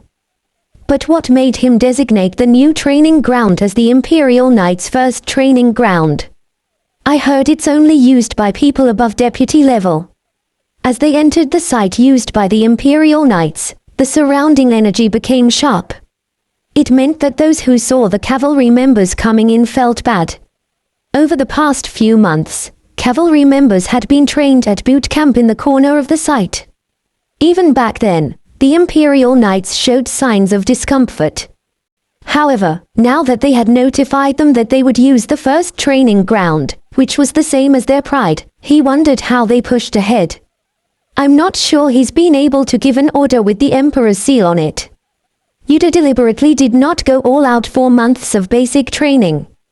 Even without all his might, his ability was beyond the normal level of the unit. Instead, he became accustomed to the energy flowing around his body based on his past memories and practiced bringing them into his body momentarily. Mags and knights who used traditional mana accumulated the energy flowing in nature for a long time and were only able to use it as much as he did, but those who awakened the new mana were different. They were able to use the strange energy that filled the world through the power of red stones freely through tricks and practice without having to build up their bodies. It meant that it was more important to attract and use more energy in a more instant of time, and how familiar one was with the use and application of their abilities. However, it also required adaptation and practice, so it was good to get used to energy through meditation for a few hours every day. It was only about 3 years from now that this turned out to be true, but there was no harm in doing it in advance. Geikane seemed to have mistaken Yuder, who meditated every morning, for actually being a faithful believer of the Sun God, but Yuder was too lazy to correct it, so he let him misunderstand. The first training ground of the Imperial Knights was built magnificently in the center of the huge site. Right next to the training ground was Or's Glory Hall, a key organization of the Knights, built in a structure to watch the place. Administration and duties within most of the Knights, important events, various tasks being carried out, and Knights above the deputy level gathering all often happened here. In other words, it was at the heart of the armed forces that protected the capital and moved the entire empire. In a place like that, people who used to be bigots a few months ago crawled in and stepped on it. It was an insult to the Imperial Knights. Look, there's a couple more punks coming. A sharp voice was hurled toward Geikane and Yuder, who had just entered the training ground. Several knights didn't hide their anger-filled eyes. They were gathered and acted sarcastically toward the cavalry members. Look at those muscle-less arms. How about those hands that don't show any calluses? What the hell can we do with them? Do they even know how to read? What a ridiculous insult to the 1,000-year history of the Imperial Knights. What the hell was His Majesty and the commander thinking? Yuder glanced at them and ignored them. Geikane's face turned a little red, but he didn't show much. Welcome, Geikane, Yuder. They met the Shin Division members already arriving in the middle of the training ground. They, who were listening to the Knights' sarcastic comments first, also looked unhappy. Among them, a woman with long hair tied up came forward and greeted Geikane first. Eva, you're here first. Her name will be Eva Beck when she receives her surname. Yuder had known her for a long time. She was one of the first people in the rumors spread in the Empire after the Red Stone fell 2 years ago, drawing more attention because she was a country girl who had never been ordinary before. A slender woman who killed a flock of monsters from the mountains with just one finger. There was no more disturbing news in the world. Her rumors spread all over the world like hotcakes by witnesses. A few of the members who learned her identity after being admitted to the cavalry knew the story. her ability was muscular strength and skin strength. She was strong enough to tear alive many monsters without using any weapons, so she performed several duties in the cavalry even before Yuder died. She looked normal on the outside and should not be ignored. Few people knew how to use that power as effectively as her, even if they had a stronger or more defensive power than her. According to old memories, Eva was also in charge as the deputy commander of the Shin division. It's been very noisy since the first training session after the division sorting. Well, we can't help it. They've been doing that all along. Yeah, they're never tired, they've been doing that. I could hardly believe they've been doing that since dawn. Well, busy nobles wouldn't possibly do that. Whenever talked with a cold face, a small smile spread between the Shin division members. I tried not to let them in at all. The little boy standing next to Eva waved and grumbled with a brighter face. He was one of the earliest awakeners and as famous as ever. Jimmy, an ordinary commoner boy, cut a rock with a branch at the age of just 10 years old. Of course, before he receives a surname, his name is just Jimmy. 2 years after the fall of the Red Stone, Jimmy, who was now 12 years old, left his parents and passed the cavalry exam. His parents were told that even commoners could generously support their son because they owned a store that managed to run soundly. He was the youngest successful candidate among the 330 cavalry members, but he knew better than anyone else how to perform similarly to the legendary sword master. He used a weapon with an aura of a sword master was enough to dampen the enemy's chills. I don't understand why I can't because all the children who enter the Imperial Knights Order start at the age of 10, and I'm 12. As Jimmy said, most prestigious knights began their career as knights around the age of 10. They didn't have to suffer because they became a servant of a knight who had a relationship with their parents, and most of them used to live by learning experiences over their shoulders and taking occasional sword tutoring. Then, when they got older, they officially joined the knights and were commissioned. It was no exaggeration to say that the lowly commoners couldn't intervene in their own world. Show them your strength when you train later. You can do that. The Shin division members nodded as GCash stroked Jimmy's head and gave him advice. There were more members from commoners in the Shin division than in Seoul. They were terrified and intimidated by the Imperial Knight's presence, but were trying to overcome it. Yeah, it's still tough now. It would work out in a few years, but not yet. It took time and experience to get out of that deep-rooted sense of identity and gain confidence. Kishialao was going to make it happen. Yuder looked at their faces and nodded. It was at that moment. I wondered what was so loud. The vermin have gathered. A young knight with a frown on his face appeared with several subordinates. Unlike other knights, he wore 3 more lilies on top of a gold eagle engraved on his chest. What do the lilies mean? When Jimmy asked with a puzzled look, GCash opened his mouth without taking his eyes off the knight. The golden eagle is a symbol of the Imperial Knights. And the lily is a symbol of nobility. 5 lilies in a uniform mean the knight's commander, 4 is deputy commander, and 3 is just below it. Then he is someone of a very high position. Yeah. Well, most of them didn't have any lilies until retirement. GCash once said he had learned the sword as a child, aiming to join a famous knighthood. However, he gave up because he could not afford the money needed to become a knight because he had a family name but had no power. The reason why there were no commoners in the knights with known names was that the shiny uniforms, armor, swords, and horses were not all paid for by the superiors. They spent quite a lot of money trying to maintain dignity. It was also added to the Imperial Knights, who were all aristocrats. The blue uniforms the knights wore were made of high-quality cloth, and their swords were famous, like family swords.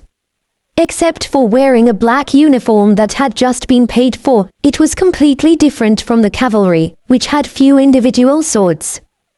Who said you guys were allowed in here? A knight with 3 lilies approached the cavalry members. No matter how confident they were in their skills, Few people had been able to stand tall in front of such an arrogant high-ranking noble so far, causing embarrassment among the members. Yuder sighed softly as he watched even the imposing GCash show signs of momentary distress on his face. We are here to train under the commander's instruction. Commander, you said. Are you talking about the Duke of Pilata? That's right. He was asking even though he already knew. Yuder could tell by his arrogant expression. I've known him since I was a kid. He was a frequent traveler, but I didn't expect him to do this. It's the best whim he's ever had, having a bunch of guys like you as the boss there. His knights in Pilata must be crying. His friendship with Kishia was just sarcastic, and anger spread all over the cavalry members' faces. When someone clenched their fists and heard a thud, the knights behind the three lilies also put their hands on the sword hilts with frowns against him. He was threatening to take out a weapon at any moment. And in that atmosphere, only Yuder maintained a calm, expressionless look. Excuse me, who are you to say so? Yuder genuinely did not know who he was.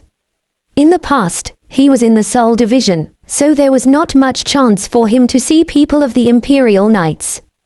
He thought he knew quite a bit about the faces of nobles he met since he became the commander, but he only had a few reasons to know the man in front of him now. 1. He died before Yuder became commander. 2. He retired and moved into the lands. Either way, it was not an honorable reason for that young knight in his prime. Even more so, if he was a member of a family prestigious enough to talk about the imperial family, he would be able to live in the capital. Perhaps the man in front of Yuder was the one who disappeared from here 2 years later. There was nothing to worry about as long as he knew it. It doesn't matter if he's alive in the future. Who am I? The knight with the three lilies looked around and laughed. His sleek face bright enough to seem like gold was of a handsome man who deserved to be considered noble anywhere. But he was just a child in Yuder's eyes. Kiol the Diarca. Have you ever heard of the Duke of Diarca, commoner? There were a total of 5 dukes in the empire. Most of them were from the founding of the empire, as well as the children of the first emperor. This was because after Ivan Alaro, the eldest son of the first emperor, was crowned, the other 4 brothers were assigned and became dukes. Kishia, the Duke of Pilata, was a rare case. There were only a few cases of a person inheriting the duke's title within the empire who had the surname of Laro. There was only one reason why it was possible. Because his father, the former emperor, personally conferred him a new duke when he was alive. Under the imperial law, the prince would be deprived of his right to inherit and would never be able to seek the throne again. It was a precedent that had been followed since the first emperor and a good system to use to prevent blood-splattered power struggles between children. However, the duke's title was not granted proper land because it was close to a temporary job. Most of them had no power and had to defend their celibacy until they died for some reason, or were knighted in that way, and lived quietly in a corner of the estate and died. The nobles thought that Kaiser Labo had a very big problem. Rumor had it that he was seemingly fine but seedless and had low intelligence. Kishia did not deny the rumor and played with many. His love affair history had been famous since his days as a prince, but the rumor was treated almost as true because no one showed up saying that they had his child. It was also said that the emperor was generous with his younger brother Kishia without killing him. And he was only letting Kishia go because he didn't cause any big accident with his only younger brother. So when he first appeared properly and established the cavalry and became the commander of it, some thought that the play-loving duke wanted to persuade the emperor to play a commander for a while after awakening his power. It was a misunderstanding that would soon be broken. On the surface, it would seem to be the first meaningful awakener group on the continent founded by a duke from the imperial family. But it was not just beautiful from the inside. Anyway, the fact that Kishia, who had the last name Lao, took charge of the armed group, could give him the image of trying to challenge the emperor's power. But it was done without much noise because there was a power structure underneath it that no one else could see. Yuder didn't know this until after he became the commander. There might be other circumstances that he hadn't known, but it was not known at the time of Kishia's and the former emperor's death. So even more, Yuder wondered what the real reason for Kishia's creation of this group was. Because he knew that Kishia wasn't as stupid as people said, nor was his sexual function crippled. Was the good justification that Kishia Lao said indeed true? Was that really all? You're so surprised to hear my name that you can't even speak. While continuing to think, Yuder came to his senses at the sound of Keol the Dayaka snorting. The Duke of Dayaka had a blood relationship with the next crown prince. Therefore, he understood that this young knight, a member of that household, was complaining and citing Kishia's name. The question, however, was why this person with such a background disappeared without a trace in the past. Considering that he joined the Knight Brigade, he was certainly not the Duke's successor. None of the 4 Duke families had an infliction to martial arts, so they preferred to make their remaining children ministers or priests rather than sending them as knights. Nevertheless, any one of them who became a knight would have been a nobody there. The energy flowing through his body didn't seem to be that great either, so it was more likely that he'd risen to that position thanks to his family's name than to his ability. Did he live like that, infuriated someone, and was assassinated? Under his expressionless face, Yuder began to speak with a nonchalant thought. The Duke of Dayaka. Of course, I've heard of it. I guess so. Now just get out of here. This is no place for people like you to step in. I cannot do that. What? Keol's cold face was distorted. How dare you ignore my orders? Shall we get him out now? One of his servants asked, unable to resist an unpleasant look. It's our commander who asked us to come here for training. Do you think you would have done this without discussing it with the commander of the Imperial Knights? In other words, he meant why are you telling us what to do when the commander of the Imperial Knights already gave us permission? As if he understood what Yuder meant, Keol's eyes turned red with anger. Yuder thought he would try to get his men to drive them away, but he was more thoughtless than Yuder thought. The young knight immediately drew a sword from his waist and pointed it at Yuder's neck. Come. I will let you know your position today. Because you are one of the punks who are proud to believe that you have power. Keol. Yuder. Gekane jumped out from the back and tried to block Yuder's front. I've heard that the Imperial Knights don't draw swords meaninglessly. It wouldn't be good for the knight to grow up like this. This bastard and that bastard, both of you don't know your position. The sword Keol aimed at did not shake. Yuder grabbed Gekane's shoulder as he tried to go further forward to defend him. Gekane. Back off. Yuder. Don't tell me, you are. Legally, the cavalry members are not much different from the Imperial Knights. Even if we have a duel, it is fine as long as we have mutual consent. Originally, there was no duel between commoners and nobles. But this situation was extraordinary. When Yuder pointed it out quietly, the cavalry members, who were at a loss behind their backs, opened their mouths in unison.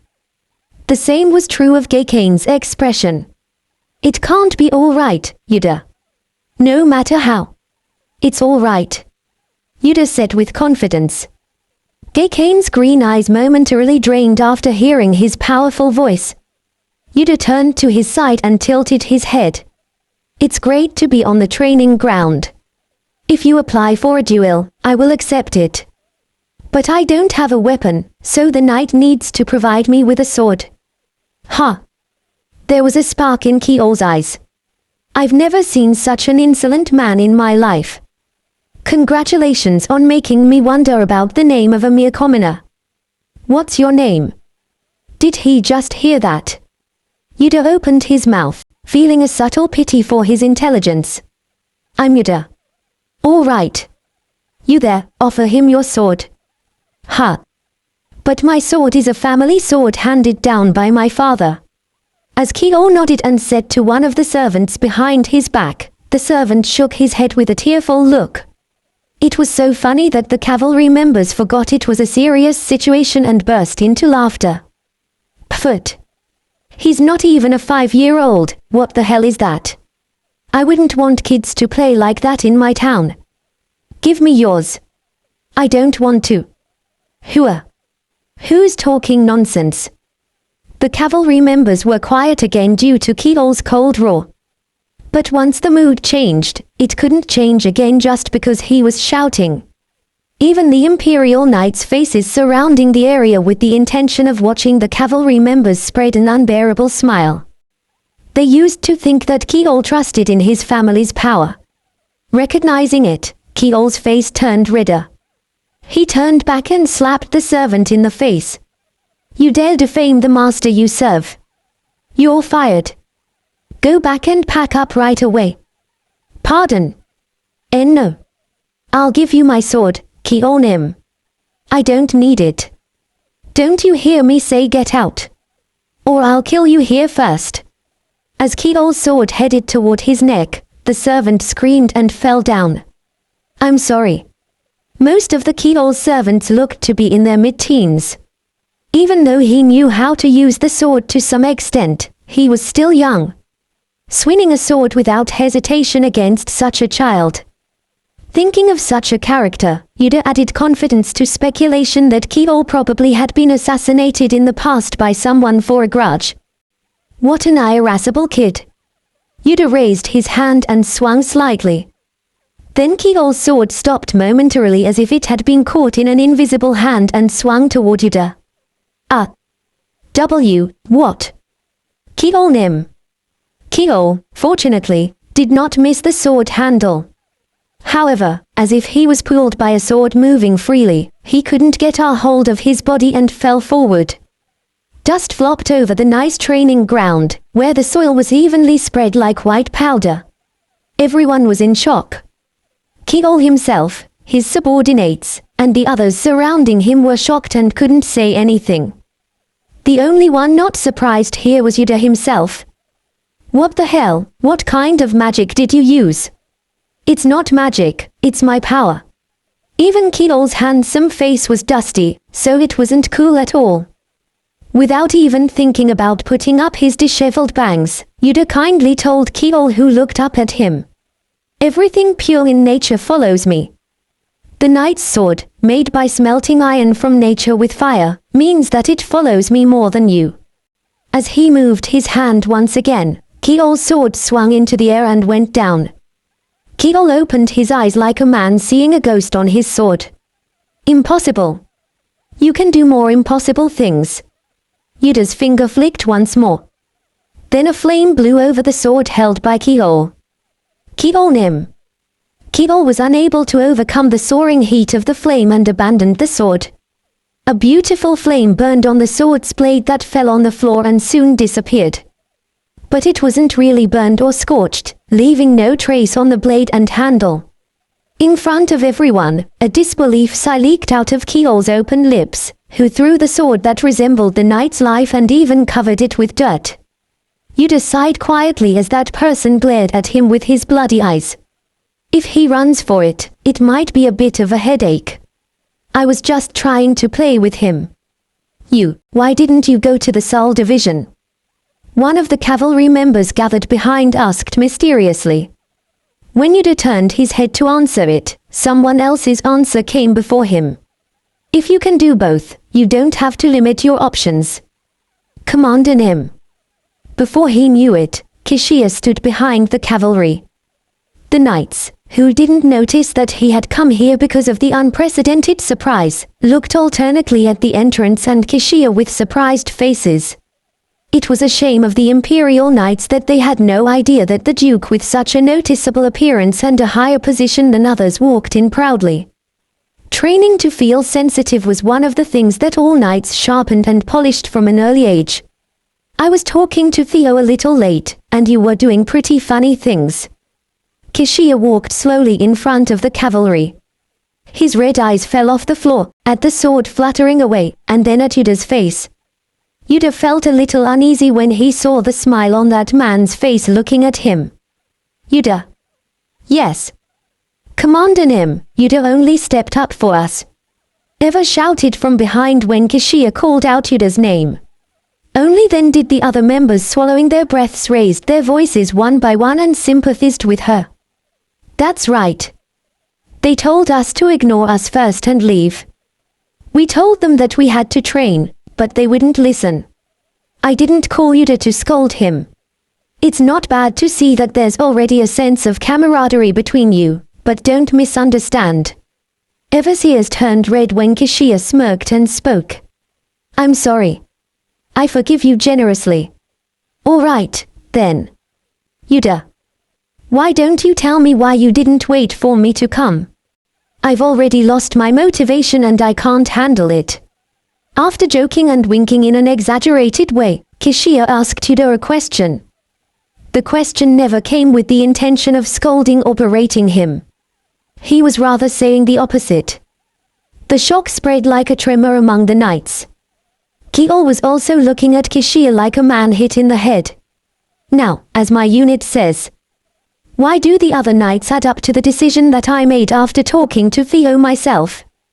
Theo generously understood all the circumstances.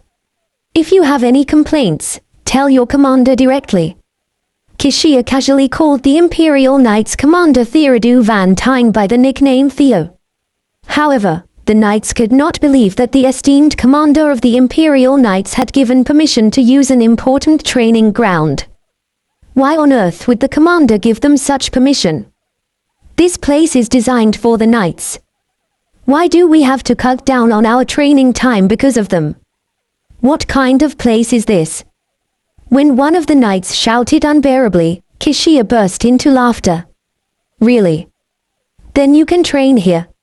It's not like we are short of land. You can use whatever you want. His low voice caught everyone's attention incredibly. Kishia smiled as he looked directly at the knight who shouted at him. There is no compensation for all the natural disasters that may happen during training. It happens during formal training hours. Whether the sword burns, the ground turns upside down, or the tree breaks. Any member of the brave Imperial Knights can handle it. Right. The knight's face hardened with insult and fear. We're about to start training. All those who are confident may stay here. If not, go back. After the silence, the Imperial Knights stepped down. Yuder saw Kiol staring at him and rose on his own feet, shaking off the support from his servant. I'll remember you, you bastard. But as soon as Kiol picked up the sword and disappeared, Yuder soon forgot about him. Why would I remember someone who would soon disappear? Yuder, are you all right? When the knights disappeared, the cavalry members standing back rushed to Yuder in unison. They mentioned Yuder's work first thing first, swearing at the knights, and strengthening their camaraderie higher than ever before. Yuder, that was great. I'm sorry I should have stepped up. Yuder patted Gakane on the back with his mouth shut like a big dog. It's okay. But still. I don't deserve to be your friend. I'm so ashamed. I told you it's okay. He wouldn't have been much help to come forward anyway. But he thought it was amazing that Gakane gave him a chance. It was the first time someone had stepped up for Yuder. I always thought it was unfortunate because I didn't talk, but I saw it again. When Gakane stepped down, the other member behind him held out their thumbs and laughed. I think I'll have to change the training a little bit today. Learning the sword is important, but it's more important to figure out how much strength you have. This is the only training ground here with a protective magic circle on the ground, so you don't have to hold back. The protection magic circle engraved with the manner of the Archmagist is still functioning. I want all of you to participate with confidence. Only then did Yuder understand why Kishia had to use this place as the training site. They followed Kishia's instructions to properly inform each other of their abilities and trained to control them by comparing the maximum and minimum output. Yuder succeeded without difficulty, but there were more clumsy members among them, who couldn't project the power in the direction that they intended. Our ability has never been before. That is, the more you know about yourself, the more it becomes your asset. Keep that in mind. During the training, Kishiya used a clear and determined tone instead of his usual languid smile. The whole ground shook with a bang as someone swung a huge transformed hand on the floor. Still, it was true that the protection magic circle was on, but the aftermath did not reach the buildings outside the training ground. Yuder, when you're done with your training, come to my quarters this evening. Before the training was over, Kishiya came close to Yuder after watching him proceed with the training and left instructions in a voice so small that no one else could hear. Yuder looked at him and nodded slightly. Asterisk asterisk asterisk. What is he calling me for? Is it because of that night kid? After washing up after all the training, Yuder climbed the stairs alone. No matter how hard he thought about it, that was all he could guess for a reason that Kishiya would secretly call him. It didn't happen in the past. I can't guess what's inside of his head. Yuder's reality had changed by choosing the new division. More things hadn't been done before, and his future information had often become obsolete. It was still like that. Standing in front of the top floor where Kishiya was staying, he grabbed the lion-shaped doorknob and tapped it twice. Soon the door opened and the person inside showed his face. Welcome. Are you the one who was supposed to visit this evening? It wasn't a strange face. He'd seen it in the past. But it was their first time meeting now. Yuder nodded at the icy handsome man. The Duke left for a moment. He'll be back soon, so please sit down. There was a thin scar over this unique muscle that had long been held by the sword.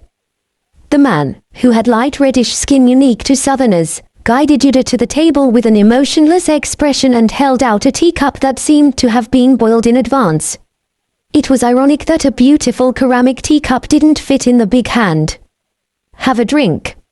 After finishing everything he had to do, the man silently stepped back to the bookshelf and stood up. He seemed to be just standing there, but it was a place where one could always see everything in this room at a glance. Is he the sword master? Yuder felt a slight push for him at heart. He was Nathan Zuckerman, the 8 and hidden sword master who followed Kishiya La. Yuder heard that his origin was somewhere in the southern country, not the empire, but he forgot.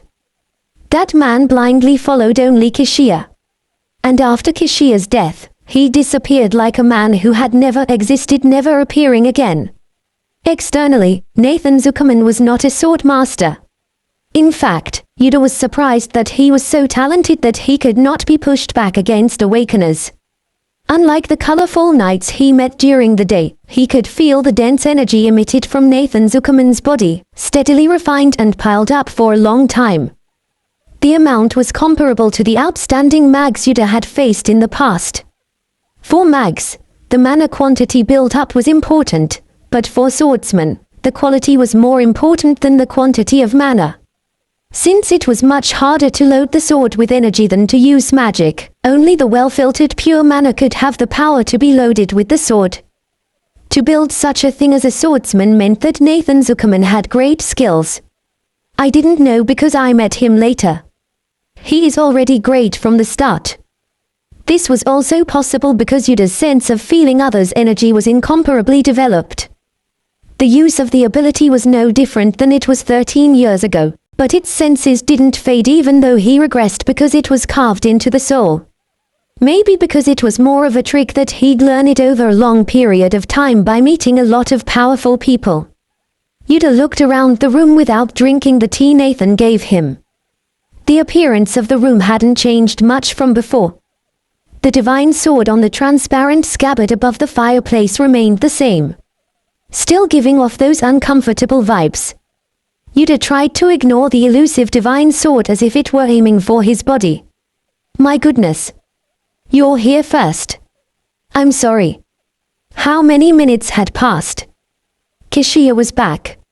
Nathan, who opened the door, took his coat off his shoulders and the gloves to arrange them without a word. An imperial duke who didn't have a servant to attend to him, but everything was taken care of by his aide. It was strange. But Yuder knew he had done it in the past, so he didn't say anything. Oh, it's clam tea. Is it the season already? Nathan's tea brewing skills are excellent, so you can drink without worry. Don't tell me he put something in it. No, sir. Ha ha ha. I'm just kidding. As Kishia sat in front of Yuder, a fragrant scent came out at the tip of his nose. He thought it was a high-quality soap fragrant used in baths, but what he smelled afterward was the lingering scent of strong perfume. Yuder immediately stiffened his shoulders and turned his eyes toward him. The tip of Kishia's golden hair was a little wet. You must have taken a bath. Huh. Oh. That's right. You have a good eye. Kishia smiled as he swept through his hair. But Yuder did not smile back. It's a perfume popular among the ladies. I'm sure of it. How could the scent of someone's perfume remain on his body and wouldn't be erased even after washing up? Who did Kishia love or meet and what did he do? Yuder could guess roughly. He said they had a good time. Although Kishia's rumors weren't good, he'd always been popular. Because he was the type of person with a confident physique and beautiful appearance like a god's child. He was famous for not rejecting the temptation that poured on him. Yuder thought Kishia had lived quietly after becoming a commander in his past memories, but he guessed he didn't know everything. Well, it was none of Yuder's business. However, he only thought that such a sword-wielding fire play would help increase his order. I was wondering why you called me. Ah, yes. I called you to talk about what happened today. Kishia sipped his tea. This time, fortunately, I arrived properly and it ended well. But my arrival could have not happened. Or maybe I wouldn't have stood up for you. Why did you do such a reckless thing? I thought you were far from a reckless type. Kiol the Diarca is unnecessarily persistent and can be annoying. But he's a man of a very noble family. Who was Kiol the Diarca? Only a few seconds later did Yuder recall that it was the name of the knight he ran into during the day. He decided to remember what he did with the young knight and forget the rest. It really went past his head. It meant that his brain didn't feel the need to remember. I acted as such because I thought that would never happen, so it's fine. That would never happen. Kishia asked back with an interested face. What does that mean? My side is much stronger. Besides me, there were many other members who could win even if those knights gathered all behind their backs. That's as far as we can go with whatever happens. You mean, you didn't wait for me to arrive, you just believed that your side was much stronger. Yes. That's interesting. Kishia burst into laughter. So how do you intend to resolve your problem with Kiol the Diarca? His family is already putting pressure on us and they want to punish you. Am I in trouble? Instead of answering, Yuder threw a counter question. If I am in trouble, you can kick me out. Kishia's smile grew a little thicker. He leaned his face against his hand on the chair's armrest. Red eyes shone through the golden hair. You passed the cavalry test, but you have no attachment feelings. For Yuder, it would be better if the future didn't flow the same way as before. Being kicked out of here didn't mean the other way disappeared. On the contrary, if he left, the chances of Kishia remaining as the commander of the cavalry may be greater. It wasn't a bad result if he thought about it. It's been a while since I've seen someone who doesn't hesitate. Were you always this fearless? I guess so. Looking back on his memory, Yuder had received similar reviews from Kishia in the past. Yudrain, you're too fearless that it becomes a problem. But that's what makes me. No. By closing his eyes, Yuder let go of a useless memory of the past. No, that future wouldn't come. He didn't have to think about it because he wouldn't make it happen. Why do you look so stiff all of a sudden? As if I just asked something I shouldn't. No, it's nothing. It doesn't matter if they have a grudge against me. I will take care of it on my own so that it doesn't damage the cavalry. Ha ha. Nathan, did you hear what he said? He'll figure it out on his own. Kishia burst into laughter again. That's what a commoner often says, as if he could defeat a great duke family who has been around for 1,000 years. It's really interesting. Nathan's icy blue eyes glanced at Yuder's face. After a while, he turned ahead. I wonder why you think your power is so great. From what I've seen so far, it's amazing, but I don't know if you're that confident. Do you think you can win against me? Against Kishiya? It was a dangerous conversation. If someone else heard it, Yuder would be reported for the crime of the attempted assassination of the imperial family. But he focused entirely on the meaning. Would Yuder be able to win if he fought against Kishiya? Kishiya's ability that Yuder had seen before was almost limited to physical ability. Each one seemed to have tremendous power and a high level of magic defense, so if Yuder fought him in person, it would be tricky. And it's not like we would go all out. I guess he's the only one I've ever seen go all out. Still, Yuder was probably the only one who knew Kishiya's ability to that extent. It was possible because he followed him around when he was a deputy commander. Kishiya was the type of leader who usually identified the situation and put the necessary talents in the right place when an incident occurred, so he was extremely less likely to come forward himself. It was the opposite of Yuder, who would step up before his subordinates and sweep it all away. I've seen 1 or 2 abilities he used at a time, but he's never used them all at once. Come to think of it, I've only heard of it and never seen it in person. It was during the Redstone retrieval mission that Kishiya was known to be the master of the divine sword.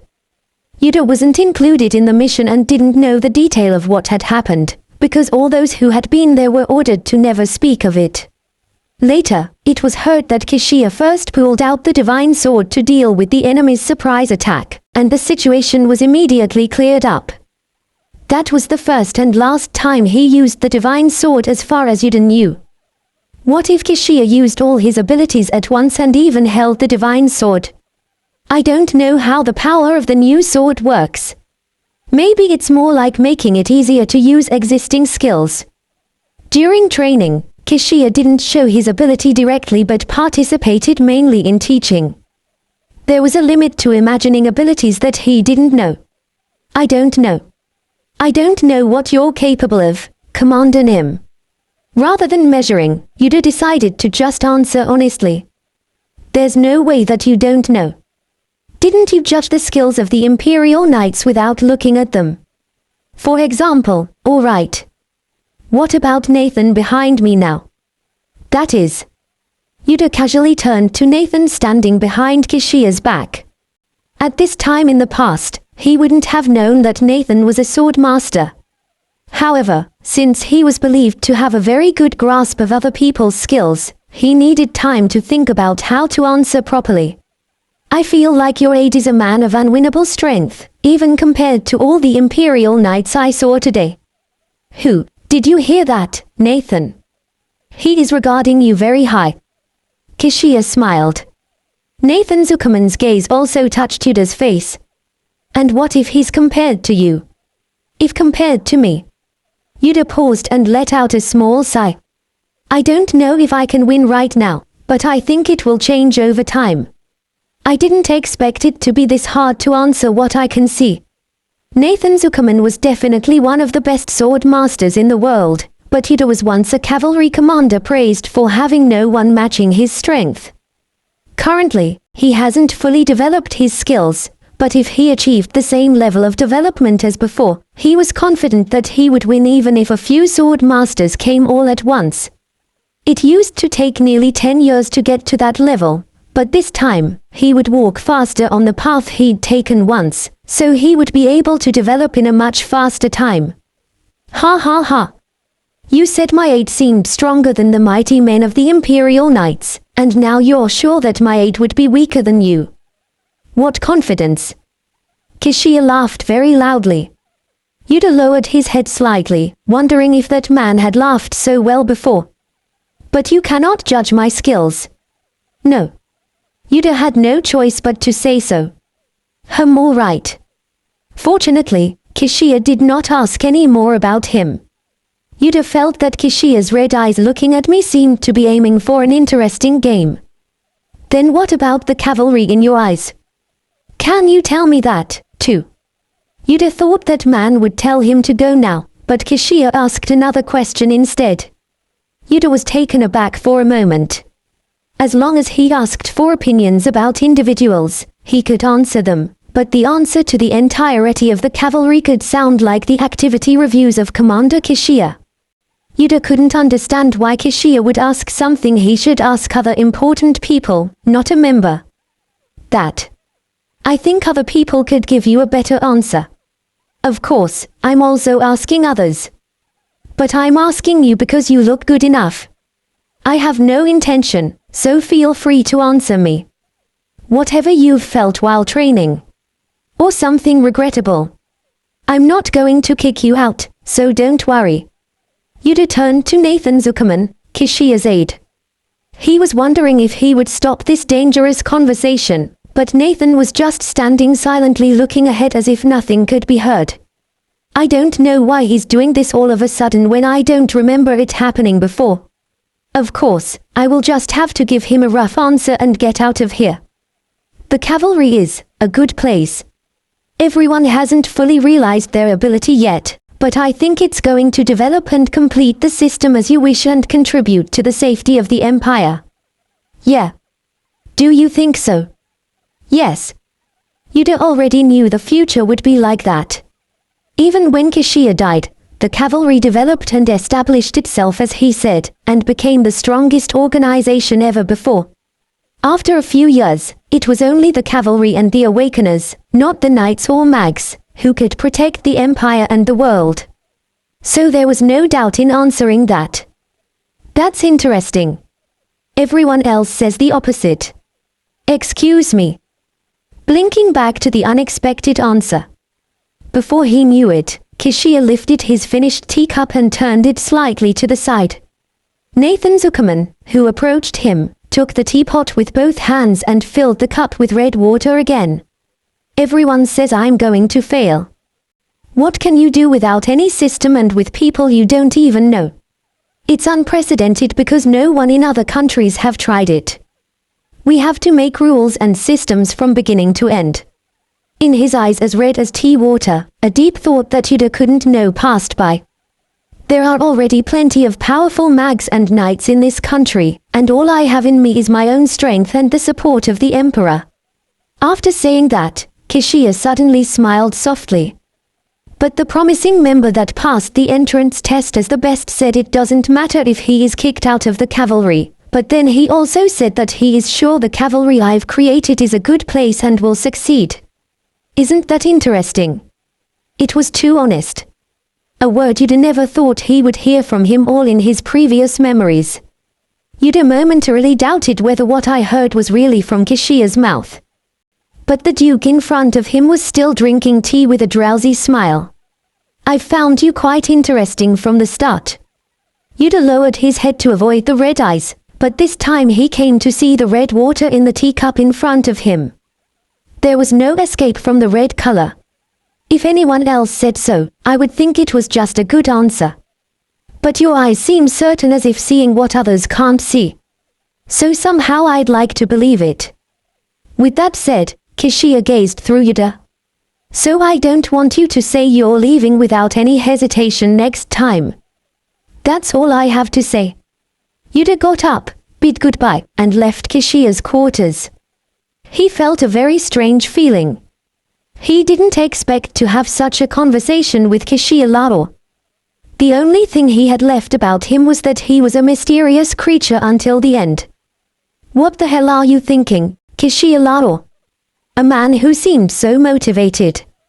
Or did he feel something from Yuder? Yuder even wondered if he remembered it wrong because it was strangely different from the man Yuder knew. Or he thought he knew. He was more pessimistic. More annoying.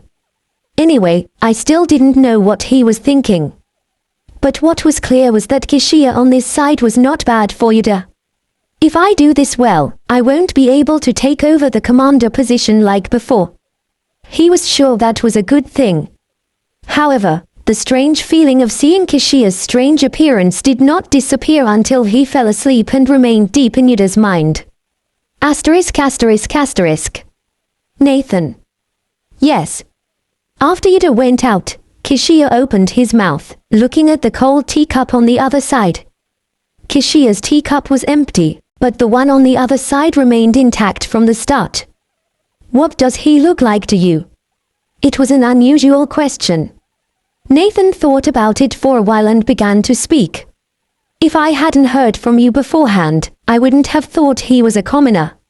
Nathan was told that Yuder was only 20, a commoner and orphan, but he wasn't intimidated at all, not only in front of Nathan but also in front of a duke as precious as heaven.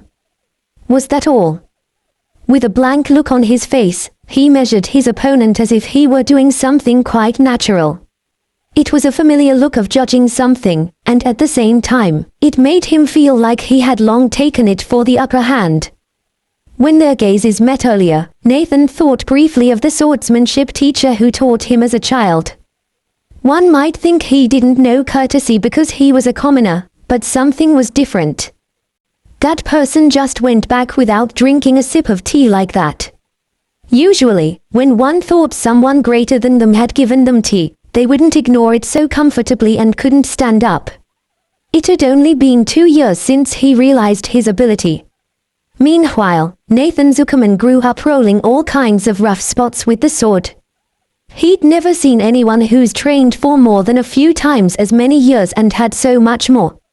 Usually, when someone met Nathan or the Duke, they couldn't even meet their gaze properly, so they flinched and got scared. So how could a 20-year-old man feel that way? The man was strange because he wasn't bold. He might have something to hide, so we'd better look into it. Actually, I've already done some investigation. There really wasn't much. Kishia smiled. He participates hard in training and has excellent grades. If he went to Seoul Division, I might have offered him the position of deputy commander right away. If I do some investigation again, something might come up. Well, his master that would normally instruct him to do so thoroughly had a somewhat subtle expression. A strange smile that he seemed to hold back appeared and disappeared. Maybe we need more people like him here. Maybe we need more people like him here. Anyone who comes in with bad intentions is better off leaving early. Anyone who comes in with bad intentions wouldn't go against the Imperial Knights, without knowing that it was just a waste of time. And against the Diarca Duchy at that. Nathan shut up at those words. A hint of joy sparkled in Kishia's red eyes. It was a very interesting sight. It's a shame I can't show you. Knowing how much Kishia disliked the nobles and the 4 dukes, Nathan sighed at the smile of his heartfelt master. You must have liked him a lot. Like him? Well, yeah. I think so. He was interesting and unique. From the beginning, Kishia's eyes were on him. With such a murmur, Kishia rose from his seat. Come to think of it, Nathan, did you receive anything while I was out? Yes, there was a message from the Sun Palace. Nathan handed a short letter to his master from the leg of a carrier pigeon that flew to him just before Yuder came in. The Sun Palace was where only the Emperor of the Or Empire could stay, and even a small rolled letter was stamped with the Emperor's symbol, the sun pattern, clearly visible on the wax sealed with paper. Kishia took it, opened the seal, and quickly read it down. It says, bring me the red stone as soon as the ceremony is over. Didn't you say the ceremony is the day after tomorrow? Yes, it's going to be a pretty tight schedule. Kishia threw the paper into the central fireplace. The paper thrown into the flames of the Manor Stone, burning in 5 brilliant colors, quickly burnt away without a trace. It's not a problem to retrieve it.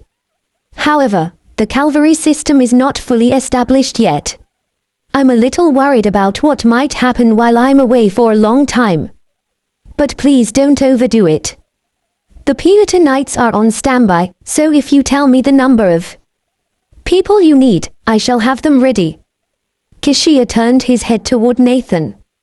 He furrowed his eyebrows and smiled softly as if he were doing nothing.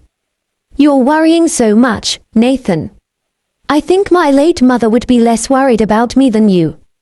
Everyone else is worried after your awakening, Duke Nim. If your plate gets worse, I know my body the best. Kishia quietly cut off his aide's words. There's nothing wrong so far. I'm sorry if I speak too forward of myself. It's nothing. And the knights. Yeah, make sure about 5 people are prepared. 5 is too few. Then I will join you. You have to act on my behalf here. When the Sun Palace calls, who else will get it if not you? But he would take only 5 people to carry an unknown object called the Red Stone. No matter how little Kishia himself tried, the number was too small. I have to go quickly, so I can't move heavy. And there are only 5 knights, so I think I'll pick a few people from here to join the mission. From here. Knowing that it meant the organization his master made, Nathan's voice inevitably worried. Kishia continued with a look as if he knew it by heart. Didn't you just see? This is where someone who said he could win against you if he has more time comes from. I've been looking at a lot of people with quite interesting abilities. They're the ones who got the power from the stone, so maybe it will be of help. In many ways, it's the best opportunity to make the name of the cavalry known worldwide. His master had already made a decision. Kishia was not a man who changed his mind once he decided on something. Nathan looked at him for a moment and lowered his head. Yes, sir. So are you going to take him with you? I think so. Kishia smiled softly again, talking about Yuder. I wanted to take a closer look and see how confident he is because he has so much power. His attitude that doesn't care whether it's a noble or imperial family is very interesting. Don't you think he will be pretty fun to poke at? Please do not develop too much interest. Nathan's icy face was worried about him. Kishia Lao didn't pay much attention to something, but once something interesting happened, he wouldn't hesitate until he solved it. Until now, his master's disposition never caused any major problems. But he thought if his master's interest in a commoner man he just met deepened, it might become a problem for the first time. Too little had been revealed about Awakeners since 2 years ago. As long as it wasn't fully known how strong he had power, he had to prevent anything that might harm his master as much as possible. Ha ha! Just in case I get hurt. I know it won't happen, but there's a possibility. Don't worry, Nathan. If it was so common to hurt me, there would be no reason to suffer. Kishia patted Nathan on the shoulder. It's a boring life where I have to catch anything and release what I've accumulated inside forcefully. By comparison, it's natural and interesting. Well, now you should go in and rest, too. Lowering his head at his master who said so, Nathan stepped down from his quarters and entered another room for him. Even after the faithful aide disappeared, Kishia Lao stood still in front of the burning central fireplace without getting into bed. Unlike the red flame made by burning wood, the fire produced by burning the magic stones created a mysterious 5-color, burning more than 10 days with a handful of stones without spraying any soot or ash. Moreover, it was possible to create such a beautiful type of fireplace because it didn't require ventilation. When first invented, it was treated as magic by the wood-burning fire and mags, but now it could be seen anywhere. That's why Kishia Lao specifically instructed to install the fireplace at the very center of his place to stay. Would the results he created here be considered like the fire? The answer was not yet known. Asterisk asterisk asterisk.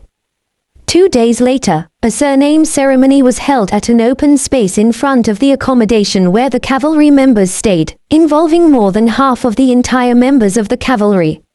It was a special ceremony that had only been held a few times in the Empire's history for more than 1,000 years. The faces of the members who received a surname directly from the Emperor were filled with emotion.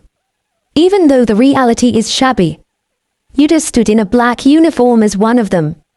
Originally, an event such as a ceremony should be attended by the emperor who would give them a surname or name. However, The number of people to be granted was too high, and it had already been several years since the emperor didn't properly appear at a meeting to discuss state affairs because of health reasons. Therefore, the venue for the ceremony was not an imperial palace, but a small vacant lot in front of the cavalry building. And instead of the emperor, it was the cavalry commander, Kishiya, carrying a royal edict bearing the seal and standing on the podium. It was no different from what it looked like when the members were gathered and announced. But that alone was enough to impress the members.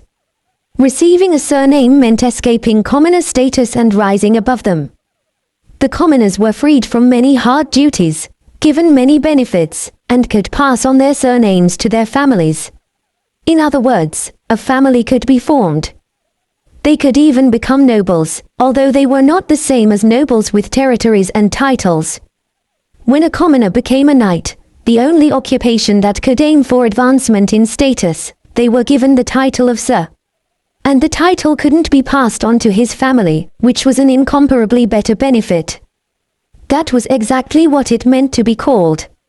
And it's a surname that His Majesty the Emperor gives. Oh my God, it feels unreal. As the name was called one after another, Kanna, who was next to Yuder, held her cheek with a moved face.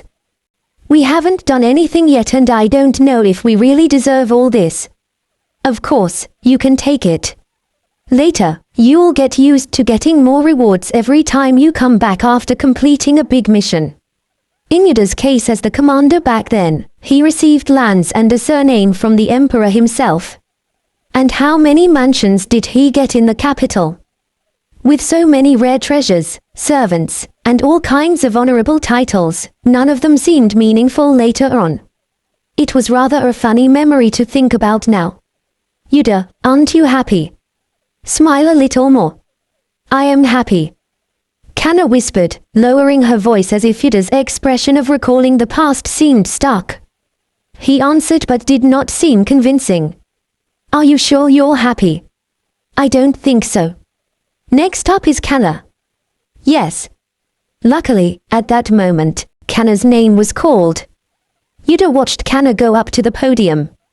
I hereby bestow Kanna of the Cavalry the honorable surname Wand. I thank you very much. Kanna Wand, who received the new surname, turned back and greeted with tears in her eyes. That was the only view that didn't exist in the past. Next, Yuder. Next, Yuder. Yuder.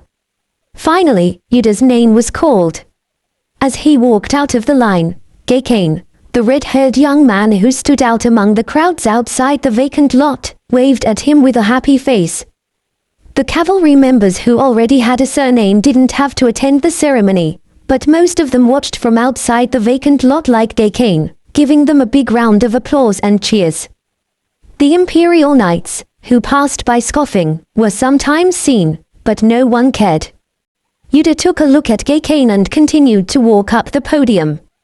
On the podium stood Kishiya, dressed in an imperial robe on top of the white uniform he usually wore. The shining red eyes under the golden hair like the sun were as beautiful as the painting of the sun god in the temple.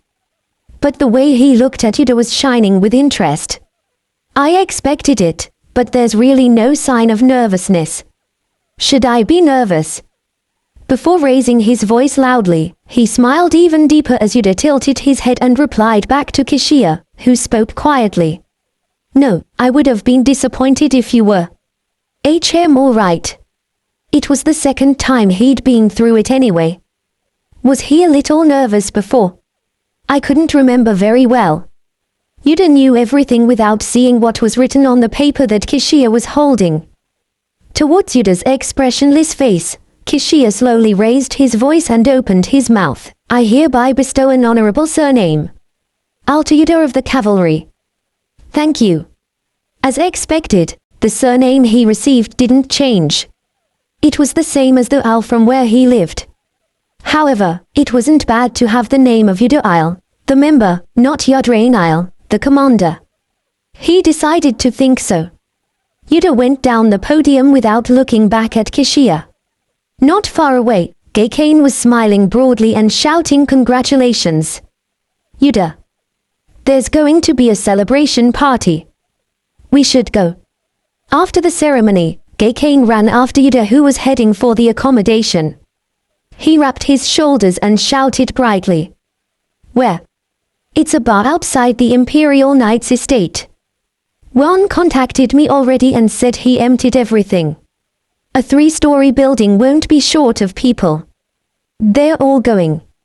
He asked just in case, but the answer came back as expected. Yuder recalled his old memories, spilling GCash's words with one ear. I think I was training by myself in the past, refusing to go. Not long after joining the cavalry, Yuder didn't understand the motives for clinging to friendship. At that time, what was important to him was to prove to himself how far his power could develop.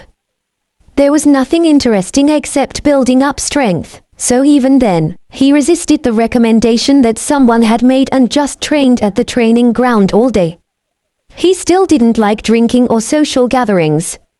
However, since he became the commander of the group, he had been called by the Emperor's orders, so he understood that there was a place in the world where he had to go even though he hated it.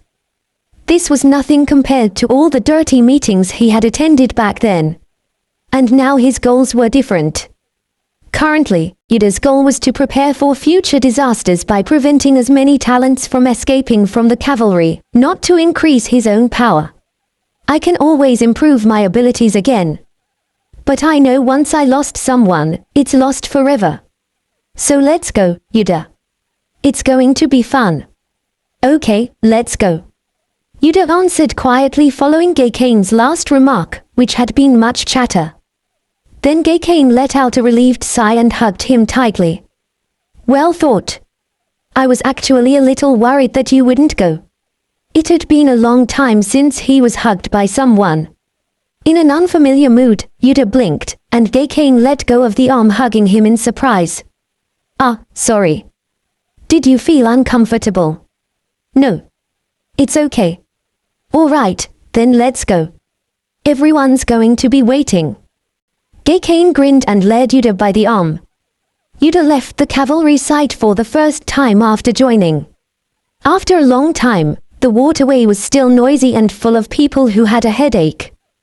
GCash escaped with surprising smoothness. Yuder admired him a little. It's here. The Black Whale.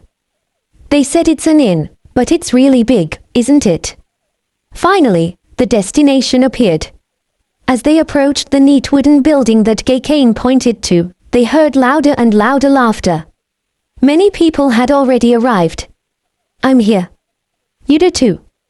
Cheers burst out as GCash, who grabbed Yuder's arm, pushed the door into his chest.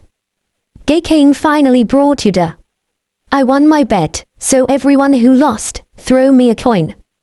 Hey, I bet on the wrong side. Someone grumbled and tossed a copper coin. Beyond the second floor and on the third floor, someone with a had spilled coins and received them all. It wasn't just a good athletic ability, but a simple use of the ability to generate wind. The sound of laughter filled the bar. GCash, Yuder. Over here. Kanna, who was sitting not far away, waved her hand. Yuder sat next to her with GCash. He saw familiar faces. Not long ago, Eva, whom he met during training at the Imperial Knights' first training center, and Kurga, who had a bear-like impression as a roommate before, were seated at a round table. There were already several bottles of alcohol on the table with quite a lot of dishes. I bet Yuder would be coming. I'm already looking forward to the dividend because it's going to be a little salty. As Kanna smiled brightly, a voice of regret and joy burst out at the same time. Don't be so mean. What if he doesn't want to come next time? Why are you all betting so openly? GCash. No, I don't think Yuder would even care about those stupid nobles of the Imperial Knights. Right. Eva. GCash pushed the alcohol glass in front of Yuder with a worried look. Yuder gave a brief yes answer to Eva, who held out her head in defiance of GCash's comment. I don't mind. Look, GCash, you're being too careful with Yuder. But now that I've made money, should I say thank you for today? Kanna. GCash shook his head and sighed as if he couldn't help it. Well, then let's start celebrating in earnest since we're all here except for our young comrades who can't come here and those who have their reasons. A toast to our fellow friends who have been bestowed surnames. Woohoo! The cavalry members raised their glasses in unison. Cheers to His Majesty the Emperor's glory and to our noble commander. Cheers. Then the raucous party began in earnest. While walking freely around the table, drinking and eating as much as they wanted, only bright smiles and happiness floated everywhere. The atmosphere heated up even more when someone from Seoul Division, a former wandering band, managed to play exciting music with an old stringed instrument and a flute lying in the corner of the bar. One by one, comrades sitting at Yuder's table left for another table or went out dancing. Yuder leaned against the wall and drank as he watched GCash dance quite nicely. Even he was at a loss. When he didn't come here in his previous life, did they party in this atmosphere? Yuder didn't feel so bad just watching, but when he thought he didn't come at the show he had a bit of a bitter smile. I think it's much better than a sickly noble party.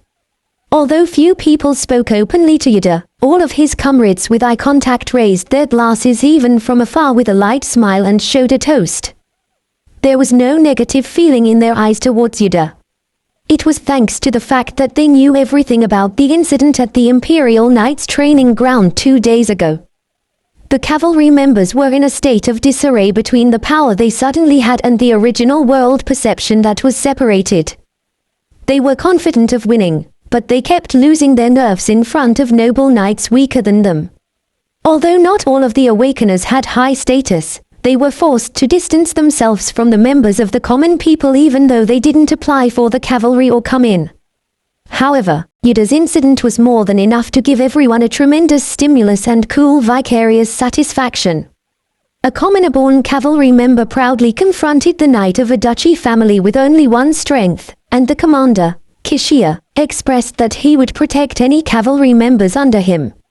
Regardless of the origin, he delivered a message that the cavalry would take precedence from now on. Previously, Yuder was a dark and mysterious, but with powerful willpower among the cavalry members. However, after the incident, he began to be recognized as a reliable person when something happened and a decent person to stand before them. Among the 300 people who were busy adjusting to each other and had nothing to do, there appeared a person who they thought would be okay to be the leader implicitly. The fact that Commander Kishia took the side of the cavalry, not the noble, made it easier for them to receive training, and their sense of camaraderie grew exponentially.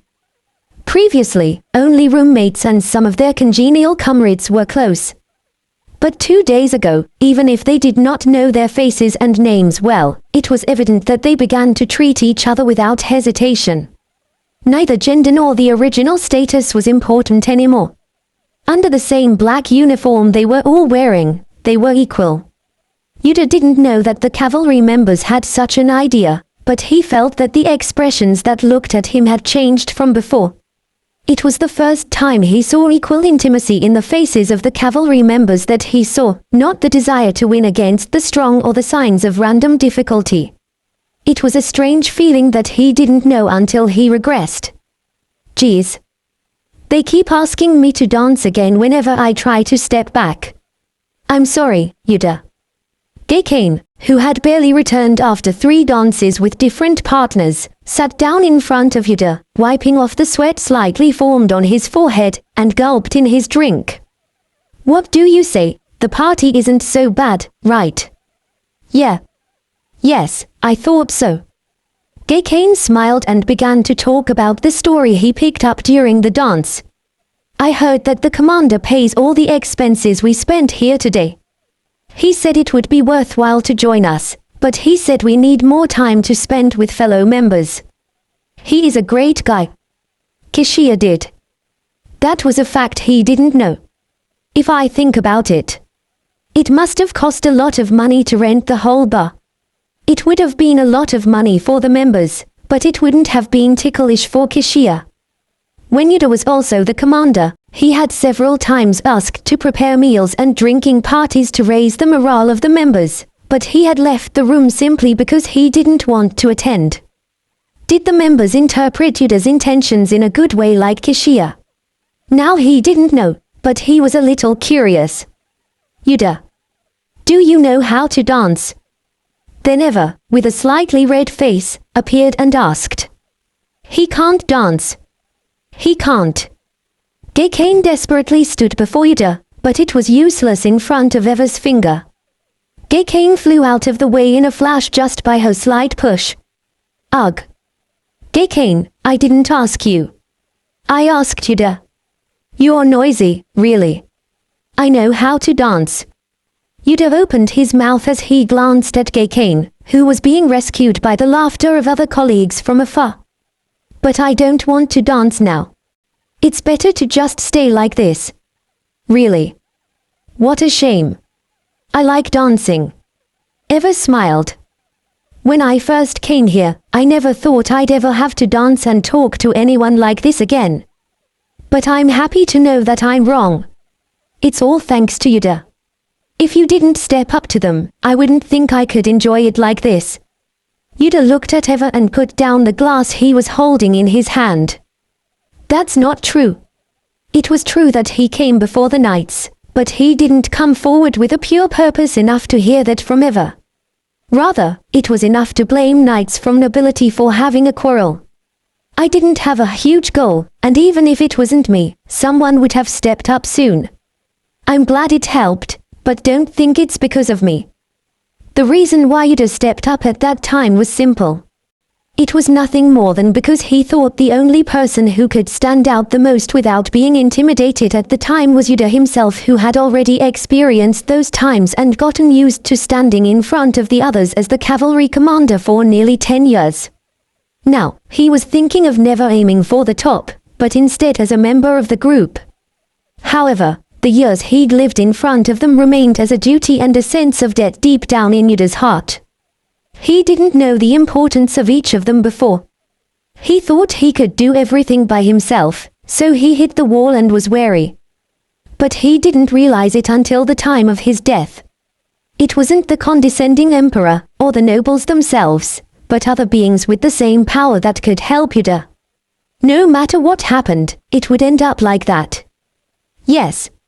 Even if there was no Yuder, the cavalry would eventually realize that they were much stronger than the Imperial Knights and the Pearl Tower Mags. They deserved to be paid as much as they did for their country. Yuder's actions were just trying to reduce a little bit of trial and error until the future came. He had to correct this cavalry. Too many people, who were the backbone and core of the cavalry, disappeared in the early and mid-stage due to accidents caused by ignorance or little discrimination that could have been simply prevented in the future. Furthermore, the commander, Kishia, who could have been much more supportive than Yuder, died as soon as he made Yuder commander. Once that was corrected, it would have been a tremendous boost to prevent future disasters. That sounds like a prophecy, doesn't it? Eva, who was blinking his eyes, soon smiled. It's not a prophecy, it's a fact. I hope so. So far, I'm not used to being looked down on for daring to set foot in a precious place. I hope that someday I will be able to step forward like Yuder and say that I'm ignoring others weaker than me. That will happen for sure. Yuder said with confidence. In the future or past where he lived, Eva was one of the earliest members of the cavalry who was working hard until the end. She was very famous within the cavalry as she pushed incompetents who believed in their lineage without blinking an eye in a cold manner. Now she was dancing with a much softer expression, but Yuder didn't think that she was weaker than her future self. The only thing lacking was experience. She could have changed as much as she could in the future if it were filled. Okay, let's have another toast for that future. Yuder bumped his glass into Eva's without saying a word. Yuder, did you manifest a second gender? No. Not yet. I heard I'm an alpha, but I don't know what's the difference yet. A few more years later, there was a trend that it was impolite to openly ask whether someone had a second gender or not. But not now. Yet the world knew little about the existence of Alpha and Omega. It was unfamiliar and free. How could this atmosphere last forever? Yuder nodded, swallowing the idea inwardly. I see. What is the power of the red stone? The invisible thing gave us a lot of strength and even changed our natural gender. Everything about me has changed and I don't even know what the stone is about. Is it really the power of the sun god, as the priests say? What are you talking about? Then Gacane, who'd been held by other comrades, managed to return and sit next to him. Eva began to speak. Is the power of the red stone really the power of the sun god? Have you ever wondered? Was I the only one curious? I'm curious, too, but I'm sure we will find out someday when we are in the cavalry. Gacane answered with his eyes slightly round. There's a saying that the reason for cavalry's formation was to retrieve the red stone and protect it. I see. Eva sighed. Gacane's words were one of the strong rumors that had circulated together since the initial announcement of the cavalry recruitment came down to the country. Yuder had heard such rumors in his old memories. In the end, it's half right and half wrong. The red stone that Kishia recovered was refined in the Pearl Tower over a year.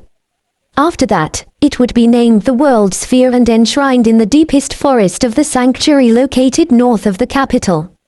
It was close to a seal, but one of the main duties of the cavalry was to keep the useless individuals out of there. There were only 2 people who could access it without anyone's permission.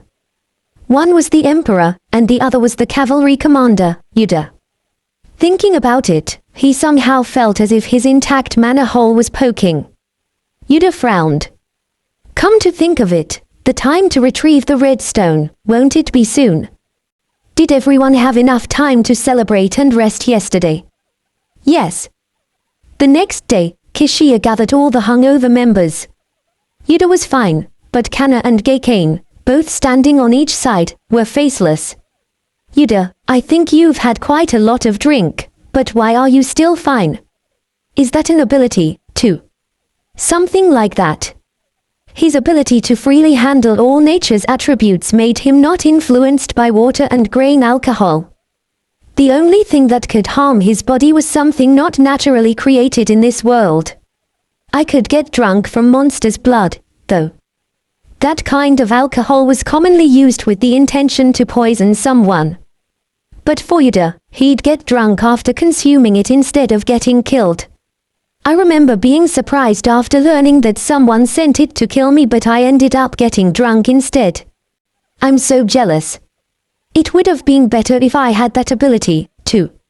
At the same time as Kana whined, Kishia raised his voice from afar and began to speak.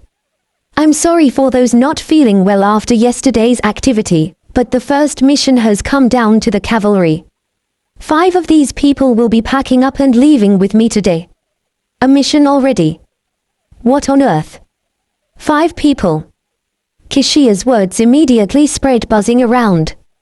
All the members forgot their hangovers and got all worked up. How could they not? Finally, it was the first time since the creation of the cavalry to appear under its official name. Anyone on any mission wanted their names to be called within those 5. And today Yuder was one of them. Is it today that he announced the red stone retrieval operation? This fast? In the past, he thought they retrieved the red stone after receiving surnames, but Yuder couldn't remember how fast it was. Because Yuder wasn't interested in such things at that time. Back then, there were 2 people from Seoul, 2 from Shin, and 1 from Jung Division. He looked back hard at the blurry memories of the past.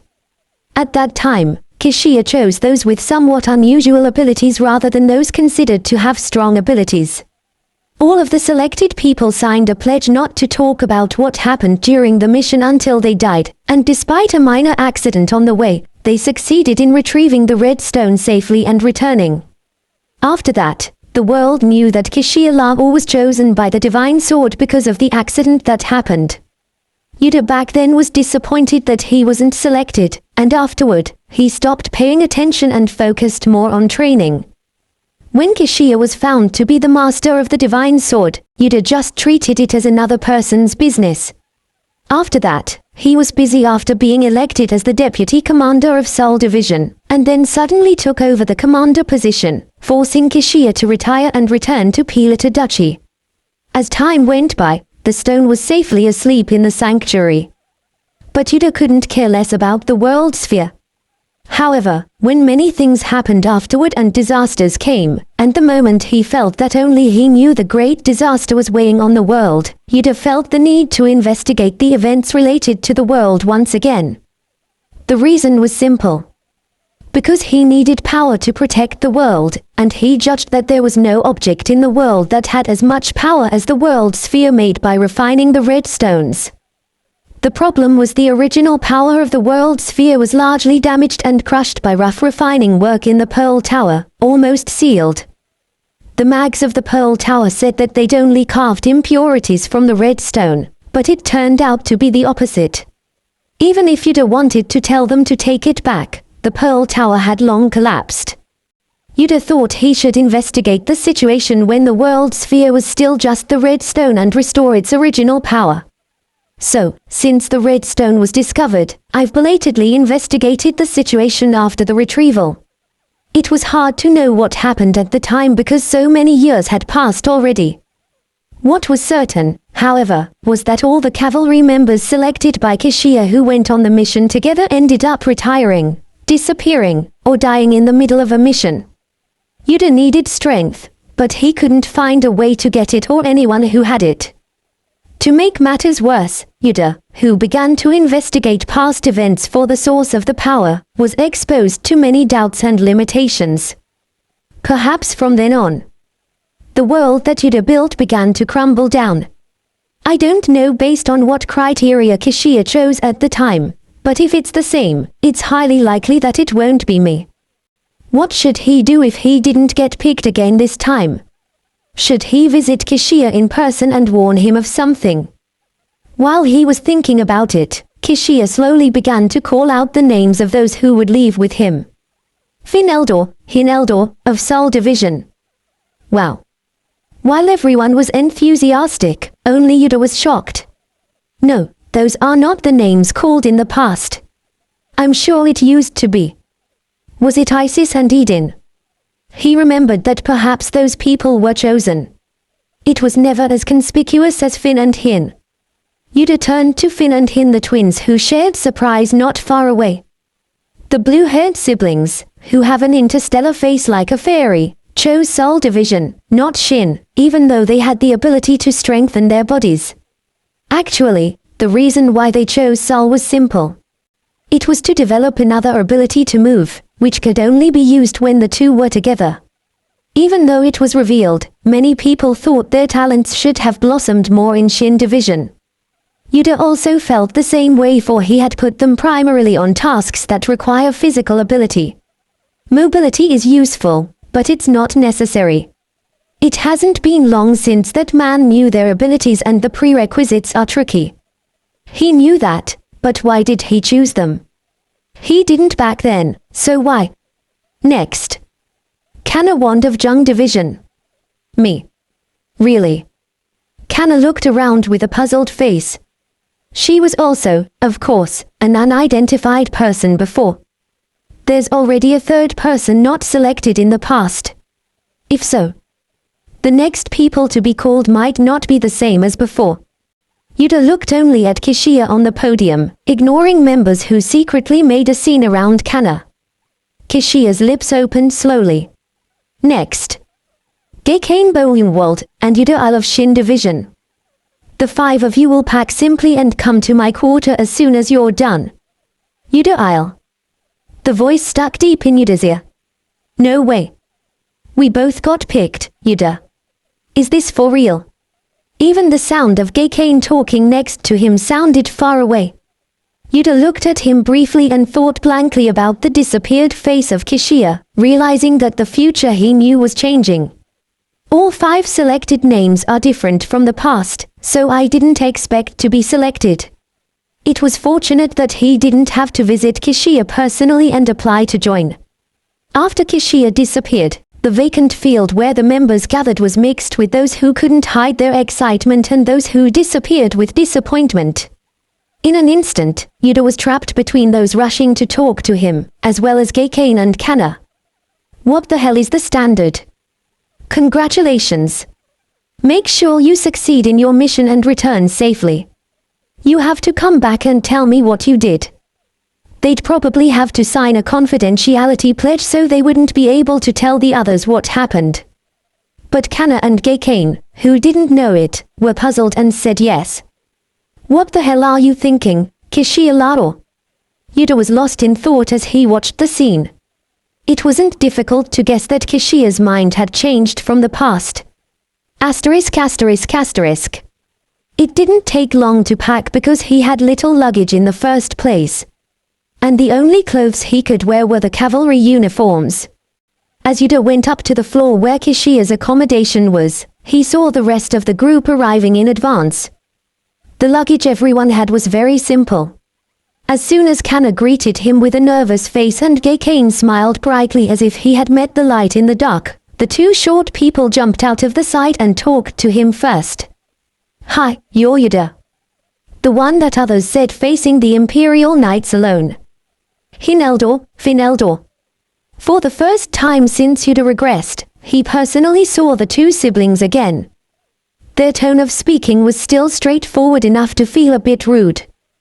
They were a handful of comrades who used to talk casually to Yuder, who had never approached anyone before. A faint smile came out at the attitude of meeting them again, which was nothing short of memory. Yeah. When Yuder nodded down at them, the sister, Hin, came forward and introduced herself. I'm Finn. This is my brother Finn. If you think we look too alike that you can't tell who is who, just call us Eldor. If you think we look too alike that you can't tell who is who, just call us Eldor. It's okay because I can tell. Really? How? Even our parents sometimes can't tell us apart. No matter how hard it was to tell who was who, their energy was slightly different, so Yuder could only distinguish them through it. He didn't think they would understand if he explained, so he agonized for a moment. Fortunately, however, the door with a golden lion knob opened, showing up Kishiya's aide, Nathan Zuckerman. Is everyone here already? I'm Nathan Zuckerman, the commander's aide. I will let you know about this mission before he arrives. You can ask questions after I'm done explaining. Both Nathan Zuckerman's exotic features and cold expressions made it difficult for the members to open their mouths easily. Even the Frank Eldor siblings didn't. Nathan continued nonchalantly as if he were accustomed to that gaze. This mission is very important because it is under the order of His Majesty the Emperor. You may think it's just a return to the capital by retrieving the red stone, but we don't know all the power behind it yet. That's why we have to prepare thoroughly. It's unlikely, but maybe a third force will intervene in the middle, aiming for the red stone. Therefore, the the commander has selected 5 knights of the Pilata Duchy who are proficient in this mission to join in. I want you to cooperate with the knights when something happens that you don't think you can solve with your own power. Are you coming too, Sir Aide? When Hin raised her hand and asked, Nathan shook his head. No, I will be staying here to act as the commander's lieutenant. How long will it take? He said it would take about a week. A week? Yuder pondered upon the plan that was much earlier than expected. I don't know how long it was going to take to get there. Yuder remembered that he, who lived near where the red stone fell, spent almost 15 days only coming to the capital after taking a test to join the cavalry. Of course, it must have been slow because he was young at the time and didn't know how to find his way. Still, no matter how fast he moved, it was questionable if they could perform this mission within a week. How long did it take for Kishiya to finish up? I think it took more than a week.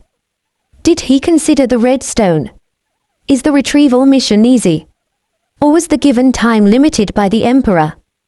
The current Emperor was the predecessor of the Emperor that Yuder had served, so he didn't know how to handle things. However, the Emperor that Yuder worked under back then would order Yuder to finish the missions under a time limit. If the current Emperor had such a personality, it would be understandable that he was trying to move so fast. My goodness. I guess I'm the last one. At last, Kishia appeared from the inside. He was dressed in a black cape over a white-clad uniform and with a sword. The hood of his cape was big enough to cover his face whenever he wanted. Everyone else seemed to be overwhelmed by his extraordinary atmosphere and elegant beauty, but Yuder was the one to notice the splendid appearance of the sword Kishia was wearing. He's bringing it, too. The divine sword. But no one but Nathan and Yuder could even imagine it was the legendary divine sword. We will not use wagons for fast transportation. Is there anyone who can't ride by horse? Horses were the most common means of land transport. There was even a joke that there were more horses than dogs and cats on this continent. In particular, the Or Empire was famous for paving the way for wagons from a long time ago, as most of them consisted of plains. Therefore, all Or people learned how to ride horses from an early age. Even Yuder, who grew up alone with his grandfather in the mountains, also learned how to ride a horse and drive a cart. We can. After seeing everyone nod, Kishia gave a signal to Nathan. Nathan, who greeted him with a gentle manner, went down first. The horses we are going to ride aren't normal horses. Maybe you've heard it at least once. We will ride the mist horses brought by the mags of the Pearl Tower. Mist horses. Kana muttered mysteriously. Yuder, of course, knew what it was. Mixed species created by magic. Once upon a time, the mags of the Pearl Tower did a lot more extraordinary experiments than now. The most useful was the birth of mist horses made by hybridizing horses with ancient monsters that lived only in fog and storms. I never thought I'd ride it. Come to think of it, they must still be used a lot by this time. I forgot. Mist horses were alive, but no matter how long they ran, they wouldn't be as tired as a real horse and left no footprints. Instead of mane, they were made to listen only to mags commanding them through the stone lodged in their bodies. Since they were not truly alive, they could travel much faster than real horses, but most of them were used by mags from the Pearl Tower because of the small population. But only the Pearl Tower mags knew how to create a mist horse. Good thing they dug up the secret of making the horses before they collapsed. Because of that, even after the terrible mixed breed disappeared, the technique could still be used elsewhere. Old mags who have been stuck in towers for many years and stubbornly abiding by their own rules. Until the cavalry was made, they were the only people in the world who had the power to work miracles. It was them who felt the fate that the cavalry would replace them and protested the most. And it was them who engaged in excessive interference and occasional attacks. In the end, their greed brought anger. The mist horses naturally disappeared together after the tower collapsed. Yuder followed Kishia downstairs, recalling another tower and its iconic monster years later.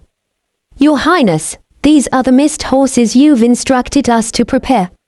In front of the entrance, intentionally vacated, 4 mags in robes with pearl buttons, which could be seen as mags from the Pearl Tower, were dragging several mist horses. The figure was simply spectacular. Wow. Most people never get a chance to see mist horses. The horse's appearance was forced to be visible by spraying a handful of silver powder at where the whirlwind gathered. They were also huge enough to look twice the size of a normal horse. They needed reins and mana crystals made of special materials in order to keep the horses controlled. Every time the mist horses tied to the red reins held by the mags rolled their feet, only the sound of wind blowing spread quietly over the shadowless ground. Looking at the beast's black hole-like eyes, Yuder didn't like the look of them. They look amazing. They're glowing silver, too. Does it sparkle like that at night? Yeah, but not enough to catch the attention of a beast or a monster. Beasts or monsters rather avoided mist horses. Because something not born naturally tended to be ostracized anywhere. Only humans tried to distort and exploit it. Yuder, who unconsciously answered Kana's self-talk, blinked after a while, feeling the gaze toward him. How do you know that? Have you seen one before? I've heard about it. There was a mage I met while passing by. I see. Fortunately, his comrades did not question the authenticity of the answer. It was the same for everyone who traveled to the capital for a long time just a few months ago, away from where they used to live all their life. Duke Nim. It's been a while. As they waited a little longer, knights wearing light armor appeared not far away and rebuffed themselves in front of Kishia. Compared to the shining armor of the Imperial Knights, they were dressed as simple mercenaries, but the pattern on their capes was the same as the flame pattern used by the Duke of Pilita. They were the Knights of Kishia's Pilita Duchy. We had a hard time getting 11 mist horses. These guys have a habit of trying to fight each other when they are gathered, so when you tie them, you will have to keep them at a distance. You don't need a saddle, but you will need a signal of a certain sound to adjust the speed. After confirming that all of those who will retrieve the red stone had gathered, the tallest midge from the Pearl Tower briefly explained how to handle the horses. If you have to slow down and stop, you will need to do a long whistle. And if you have to run fast, you will need to whistle short and fast. The whistle doesn't have to be loud. They're designed to understand the sounds of the humans on their backs. Other than that, be careful not to put them near fire. They could melt or disappear. Those who were new to the mist horses listened very carefully to the guide. Of course, Yuder knew even if he didn't listen, so he paid more attention to the faces of the crowd. 5 Pilita Knights, 5 cavalry, and 1 Kishia. The Pilita Knights were disciplined as if they had gathered their elite members, but their strength didn't seem to be that great. Well, of course, that was the case. I guess it's not about force, it's about experienced people. It didn't matter if the Pilita Knights were a little weak. The other members alone didn't even feel threatened. If anything happens, they won't have to draw their swords for Kishia. They must have gone with this number of people in the past, too. And the combat power of cavalry members selected at that time wouldn't be so low. Then why did Kishia have to pull out the divine sword? What the hell did the small accident happen back then? Would there be the same problem this time? It was still unknown, but Yuder decided to prioritize the safety of Kishia and the red stone as much as possible. If either of them gets hurt, there could be a big problem in the future. There was one more goal. Changing the fate of the red stone being sent to the Pearl Tower after recovery. This time, Yuder intended to prevent the red stone from going to the Pearl Tower. First, focus on the retrieval and then face Kishia. He didn't like Kishia, but at least he was on the same wavelength. Before Yuder's death, no one would understand or listen to him, but he wanted to believe that Kishia would be different. Even if he didn't have to say everything, wouldn't it be possible to prevent the same future as before if he let them know that refinement in the Pearl Tower was not a real refinement? If Kishia doesn't understand what I say, I'll just sneak a peek. If he couldn't prevent the stone from being refined, he had to check first what form and properties the stone had. And he wouldn't mind stealing it if he had to. They climbed the horses guided by the Pearl Tower mags. Previously it was doubtful how the wind could be ridden because the shape wasn't precise. But if you actually touched the mist horses, there was a tactile sensation on your hand even though it was unexpectedly invisible. It was over when you measured it well and sat on the horse kneeling. Be careful not to let go of the reins. If you feel like you're going to fall off the horse, it's okay as long as you hold the reins. It feels weird. Same. I feel like I'm sitting on an invisible lumpy slime. Hin and Finn siblings pressed their hips with frowns. The invisible horse's body repeatedly sank under the palm and returned. What if we use our power on this horse? That's quite profane to say because this horse is more expensive than a cart full of gold. At that time, Kishia, mounting the biggest horse, said a word from behind the twins. His voice sounded like laughing, but it was enough to surprise the siblings. Commander Nim. Did you hear that? I really didn't mean to. Curiosity is a good virtue. The answer is, when you use your power more than the tolerable limit, the mist horses would be destroyed and scattered. It was a joke, but Kishia's voice strangely felt clear as if it were real. The elder siblings were looking at each other's faces, hesitated for a moment, then began to speak. Have you tried it? Have you seen it yourself? Of course, it was when I was 11 years old. My father, the previous emperor, had to pay for the horse because the tower master was angered. I was punished with transcribing scriptures 100 times. Everyone shut up at the casual title. It was an outspoken attitude, but everyone realized that the person in front of them was from the imperial family who continued the blood of the sun god, and he was also a prince until a few years ago. Yuder was a little surprised in a different sense. It's a childhood story. Come to think of it, I've never asked or heard of it myself. Yuder was one of the people who had been with Kishia the most before his death. He recalled that he had to meet Kishia voluntarily or unintentionally, but he'd never talked to him like this before. He thought so, back then, but it really was a stark relationship. So stark that he didn't even know that his face would remain on his mind for so long after everything. Who's in the front most among those who are leaving? The mage of the Pearl Tower, who confirmed that everyone was on the horse, asked who would ride the horse at the front. These mist horses have been trained to run along the path when the one holding the particular seat got ahead. Usually, it's not necessary for our mags who are used to using them, but I prepared it because many people said it was their first time riding it. I'll give this stone to the person standing at the front. The stone they took out was a black mana crystal the size of a finger. One of Peter's knights raised his hand and drove his horse closer as he held high the crystal woven into a bracelet so that it wouldn't easily be dropped. It's me. I'll be the guide at the front. All right. Take this, and don't take it off when you're on the horse. The Peter knight wore the bracelet from the mage and raised his hand a few times. He looked down and judged whether it was uncomfortable or not. As he nodded as if he'd decided it would be okay, Nathan, who was watching everything from not far away, came close to Kishia's horse. Please have a safe trip, Duke Nim. What's with that stiff face? As if I wouldn't make it back safely. Nathan had a blank expression. There was no such thing as a laugh, but Kishia smiled with his red eyes.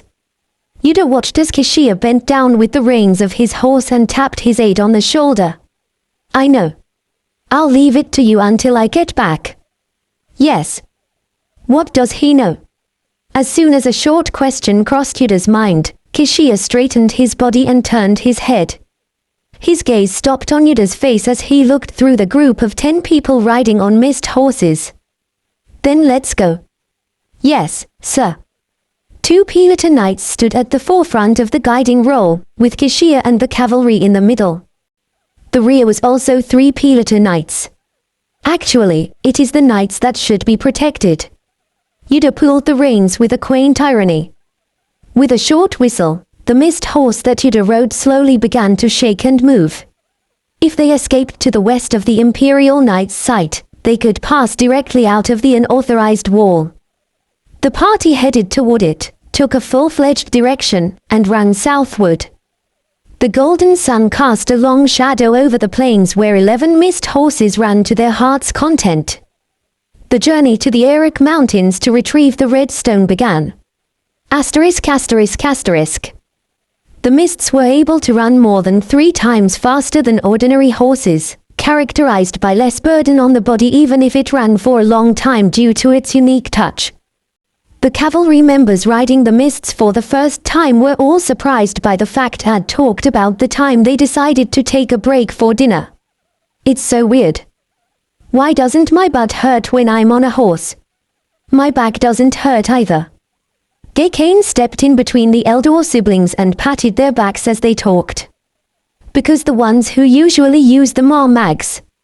Mags are infamous for being weak in physical strength and in transportation.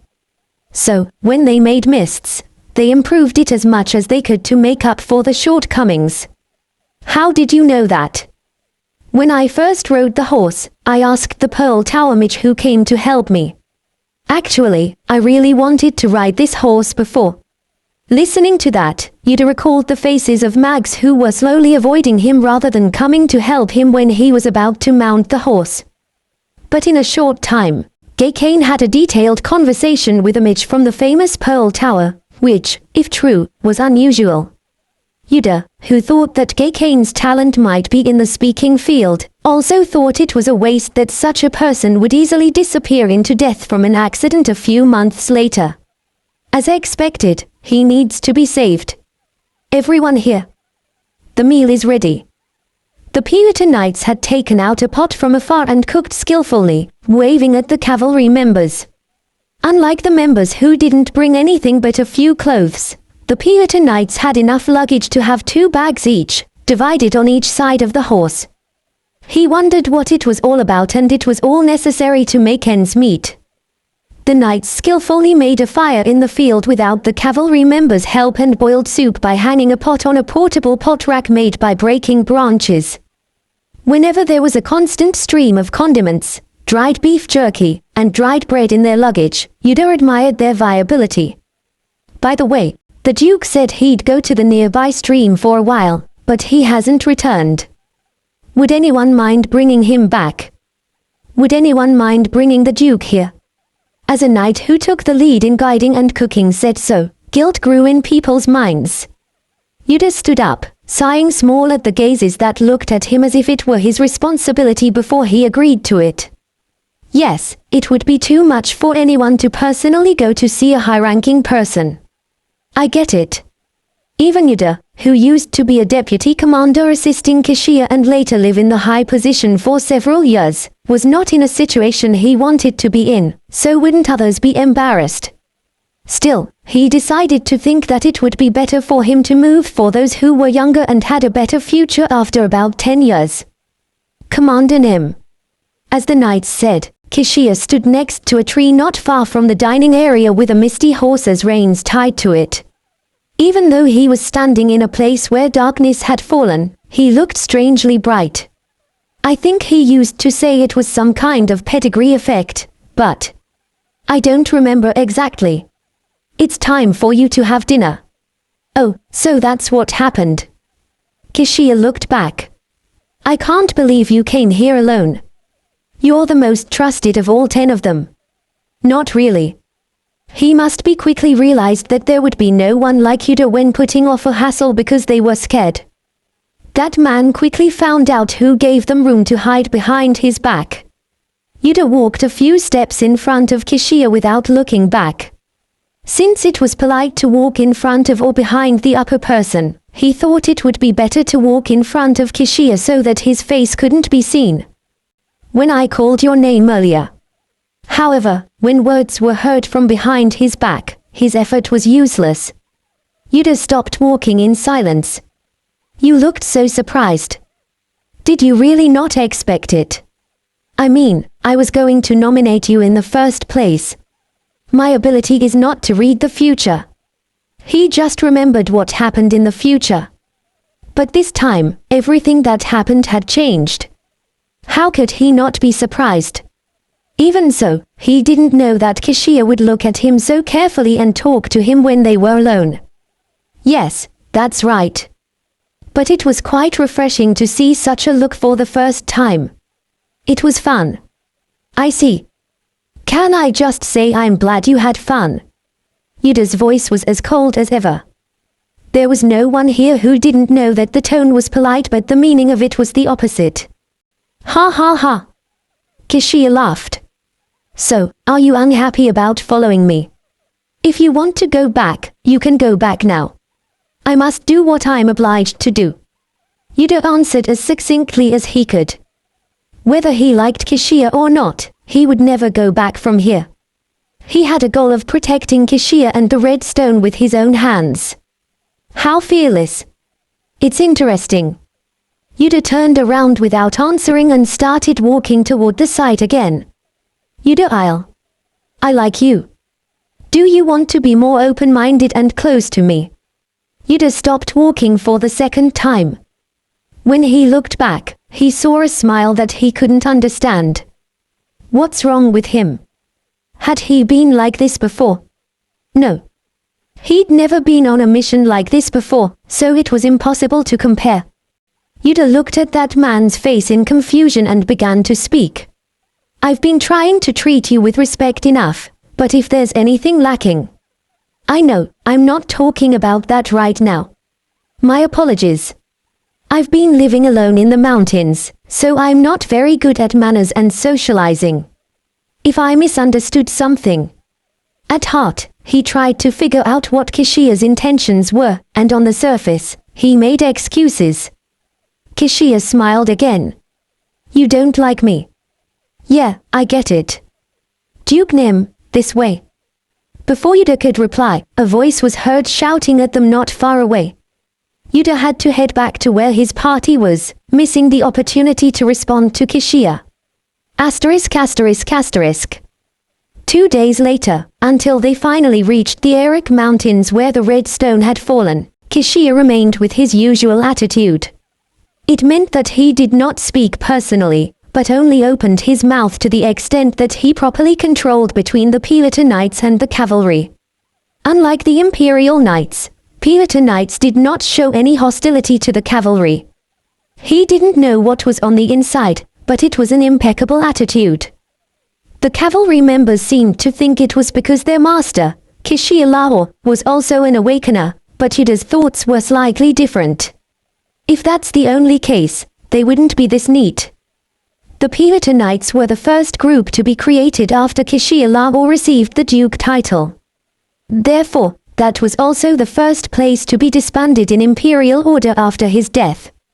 They are following their master quite blindly. Even after 3 short days together, he could clearly see what they thought of Kishia. For them, Duke Kishia Lahore was a true master who received all the respect in one body beyond mere mastery. Why did those who felt this blind loyalty agree to disband without showing any action when Kishia died in the past? Well, even though they're loyal now, I don't know what's going to happen in about 2 years. This time, however, their master would not die and they wouldn't be disbanded. There. I see a military flag stationed. At that moment, a Pelota Knight riding in the front yelled loudly. As he said, not far away, he saw a flag with a golden lion on a red background flying high in a tree. It was an imperial flag used by the Or army. We'll be there soon, so please slow down. There was a long whistle that sounded around them. Yuder also whistled to slow down the mist horse he was riding. The mist horse was a great means of transportation. The speed and tireless stamina that could not be compared to a living horse were great, but the most amazing ability was that the rider's body was barely strained even though they ran without hoofing. The ability was represented by the fact that even though they ran for 3 days except for the time to eat and sleep, he could hardly feel tiredness on the group's faces. Perhaps if they had come by horse or carriage, they wouldn't have arrived. And they would have been exposed to indelible fatigue on their faces. The group slowly followed the guide to the entrance of the Imperial Army's temporary base camp at the bottom of the mountain range. Soon after, soldiers stood guard with large log walls and windows appeared. Who are you? Tell me where you came from. We came under the order of His Majesty the Emperor. There is his brother, the commander of the cavalry, the master of Pelota Knights Brigade, His Highness Duke Kishia Lahore. The soldiers straightened up in unison with the loud voice of the knight. Please wait a moment. I've heard the news, and he shall be out to greet His Highness soon.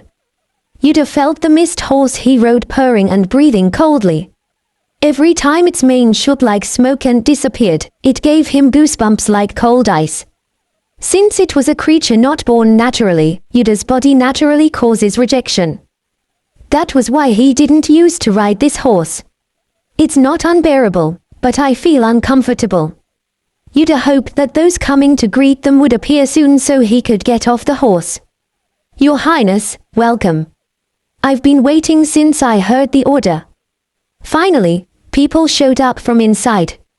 Soon, a sharp-looking middle-aged man striding along with several armed soldiers raised his hand and saluted Kishia in a gentle manner. Isn't he the Confederate General, Count Gino Bordelli? Yuder doubted his eyes for a moment. He knew that face. Everyone knew that the army sent by the Emperor was blocking the area and guarding it thoroughly after the fall of the Red Stone, but he never thought a general would be here as well. It was a fact that even Yuder in the past didn't know. Unlike the soldiers, Gino Bordelli did not wear armor. He only wore a golden lion brooch that the Emperor gave on the shoulders of his military uniform and then wrapped a blue cape, but the energy he exuded was heavier and more intense than anyone else in this seat. On the surface, he had an impression that he was only in his 40s, but Yuder knew that he was actually at least 20 years older than that. Gino Bordelli. He was in charge of this place at that time as well. Imperial forces divided the Great Empire into two main sections, the South and the North. The Southern and Northern armies were generational rivals, and in many ways, the discipline and atmosphere were different, but they had one thing in common. The general, whether South or North, must be a sword master. It was a component that allowed the empire to show off its strength among other nations, and those who took up the position of general became the core forces of the empire, becoming the emperor's closest servant and sword. And Gino Bordelli, a Confederate general, was famous for being an upright fighter who had been serving as a general for nearly 40 years with little gossip or drama. Born as a count and holding a sword even before he walked, he didn't join the Imperial Knights or any other famous knighthood like other nobles. Instead, he wandered around the world and devoted himself to sword training, becoming a sword master at the age of 30. Usually, after becoming a general, he would pursue more power without stopping there, but Bordelli didn't want anything and only worked hard to protect the empire. He was an idol of all swordsmen, and it didn't change after those awakened by the Red Stone appeared. A general who only followed the emperor's orders and strove to defend the empire silently like a huge rock. However, he retired a few years after Yuder became commander, and his subordinate succeeded him as general. I kept thinking he might have helped me back then. After identifying the signs of disaster, Yuder visited several people and asked for advice and support. Gino Bordelli was also one of those he was trying to find. But after retiring, he went away and his whereabouts couldn't be found. I didn't know him very well before. If possible, I wish we can make some connections from this. Retiring in a few years didn't change Gino Bordelli's status. He was still the most respected sword master on all continents.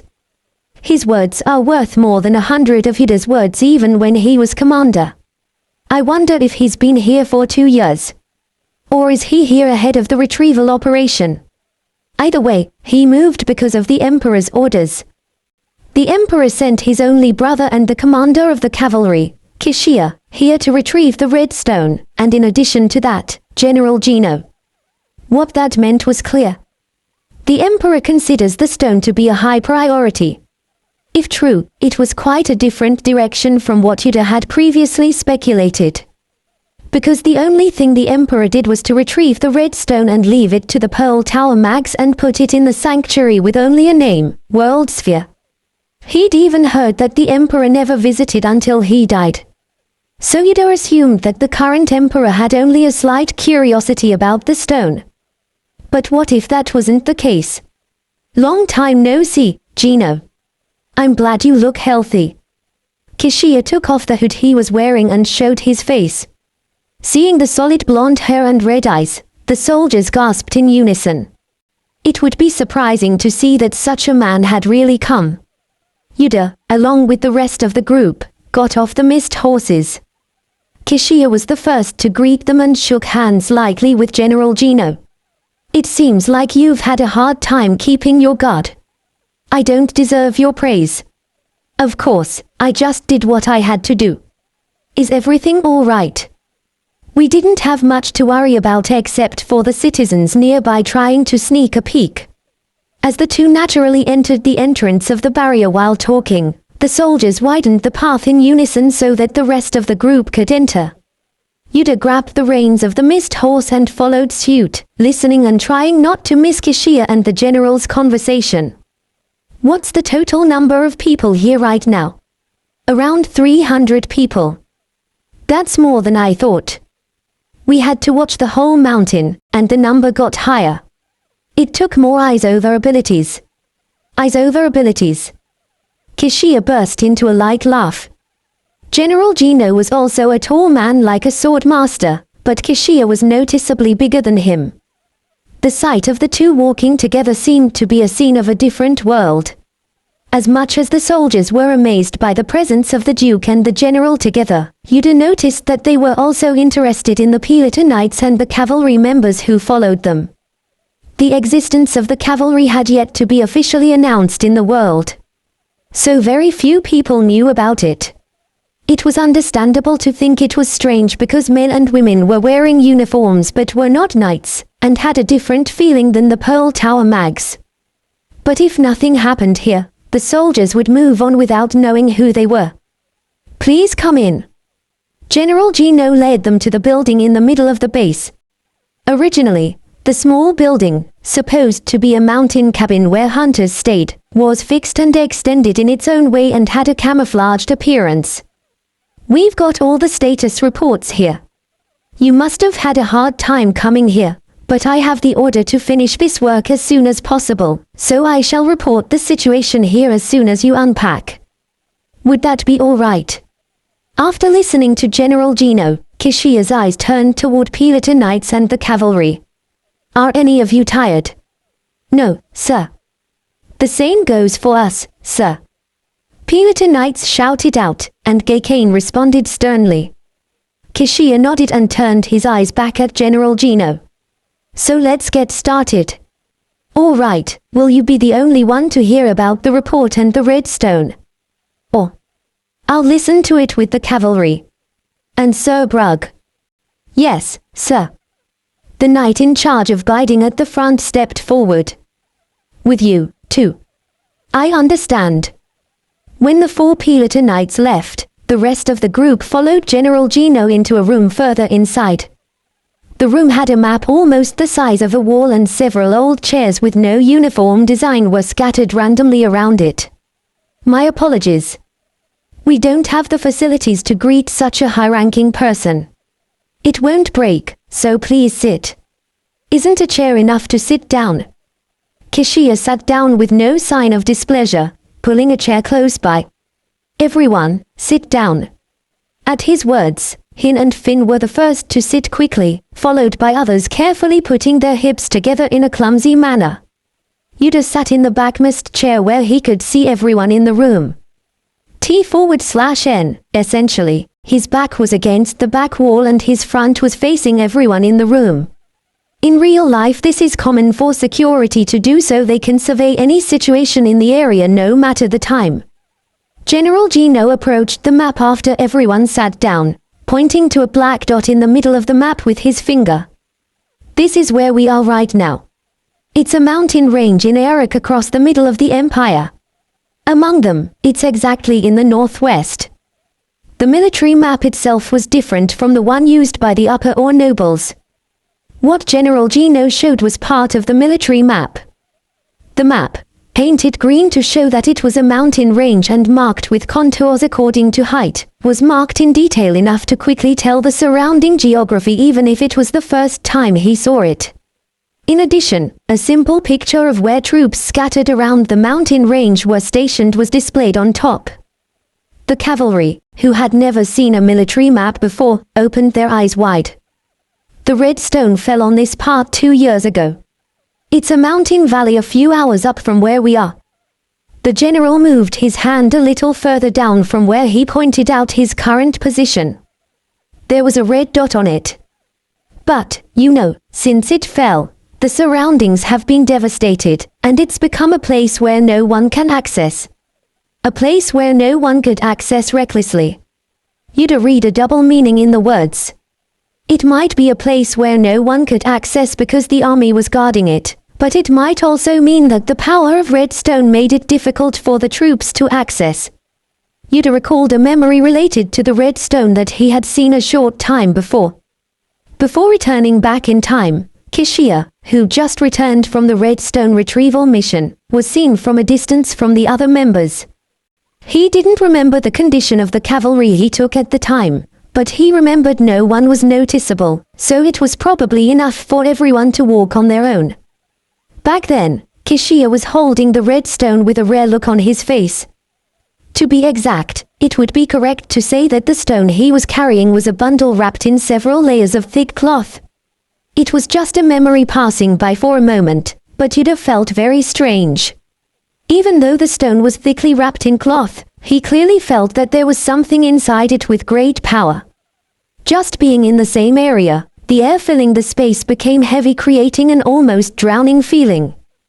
The intense energy filled the entire site. Yuder wasn't the only one who felt that way.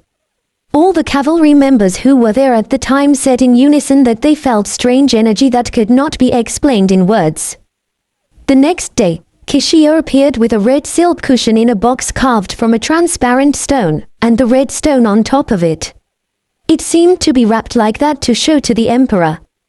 Just before Kishia got on the wagon, Yuder saw the red stone in the box through the window of his room. The stone was not actually red and was smaller than expected. If he didn't know in advance that it was red stone, he wouldn't know what it was on the surface. It was such an ordinary-looking stone with a strange energy. Then the stone didn't return to the cavalry but was instead immediately headed to the Pearl Tower, making it the last time Yuder saw the intact red stone in his previous life. "Have you ever tried to approach?" General Gino replied briefly, yes to Kishia's question. The soldiers didn't even dare to approach. Those skilled enough to start building up an oracle could get to where they could see it, and I saw it right in front of me. How do you feel? It was a very strange thing. It's hard to judge exactly, but maybe it's because it doesn't belong to this world. The priests of the Sun God said it was different from God's energy, and the mags of the Pearl Tower said it was difficult to access at all. So no one came to see it. I see. To be honest, I'm afraid if your highness touched it yourself, you would be in danger. General Gino uttered words of concern to Kishia, who came all the way here. Some of the soldiers forced to approach the stone threw up blood. It's a commodity with unknown energy. It has the power to make a difference on the continent, but if it hurts your precious body, is it really worth the trouble? His Majesty believed that I'm the most appropriate person to bring it to him without harm. Are you, General, concerned about what His Majesty believes? General Gino, who suddenly became a person who could not believe what the Duke was saying, immediately opened his mouth, and Kishia reached out and stopped him. I trust your eyes that have watched over me since I was a child. I'm the only one in the world who can move without being defeated by that stone. General Gino's face might seem like a middle-aged man, but his actual age wasn't strange to have a grandson. So, as Kishia said, he would have seen him since childhood. General Gino closed his eyes and sighed deeply when he heard Kishia. How could I even manage to stop you? Ha ha. That's what I always say, then managed to stop you. It's the mind of an old servant who knows it's no use, but eventually worries. Don't worry, I'm not that out of it to be defeated by a stone. Kishia stood up from his seat after saying so. As everyone's eyes were on him, Kishia smiled and opened his mouth. Well then, let's all write a secret pledge before we leave. The cavalry members looked dumbfounded, but Yuder thought it had come. Not only this mission, but most of the missions that the cavalry would handle in the future were absolutely in need of secrecy. Therefore, it was hard to count how many times Yuder also wrote a pledge before going on a mission. It's a magical pledge that many knights and mags use before they go on important missions. After you write down your vows and sign them, the mana in the paper intertwines each other's hearts. Kishia continued, holding up a seemingly plain piece of paper. What is written this time is simple. Prohibit speaking without permission to anyone other than those who have performed this mission with regard to everything seen, heard, and experienced during this mission. In case of a breach, the magic in this pledge will tighten the heart, making it impossible to breathe. I think people here can keep this much a secret, but just in case. Those who are not confident may step down from here. I'll send you back without saying anything. The word impossible to breathe actually meant death.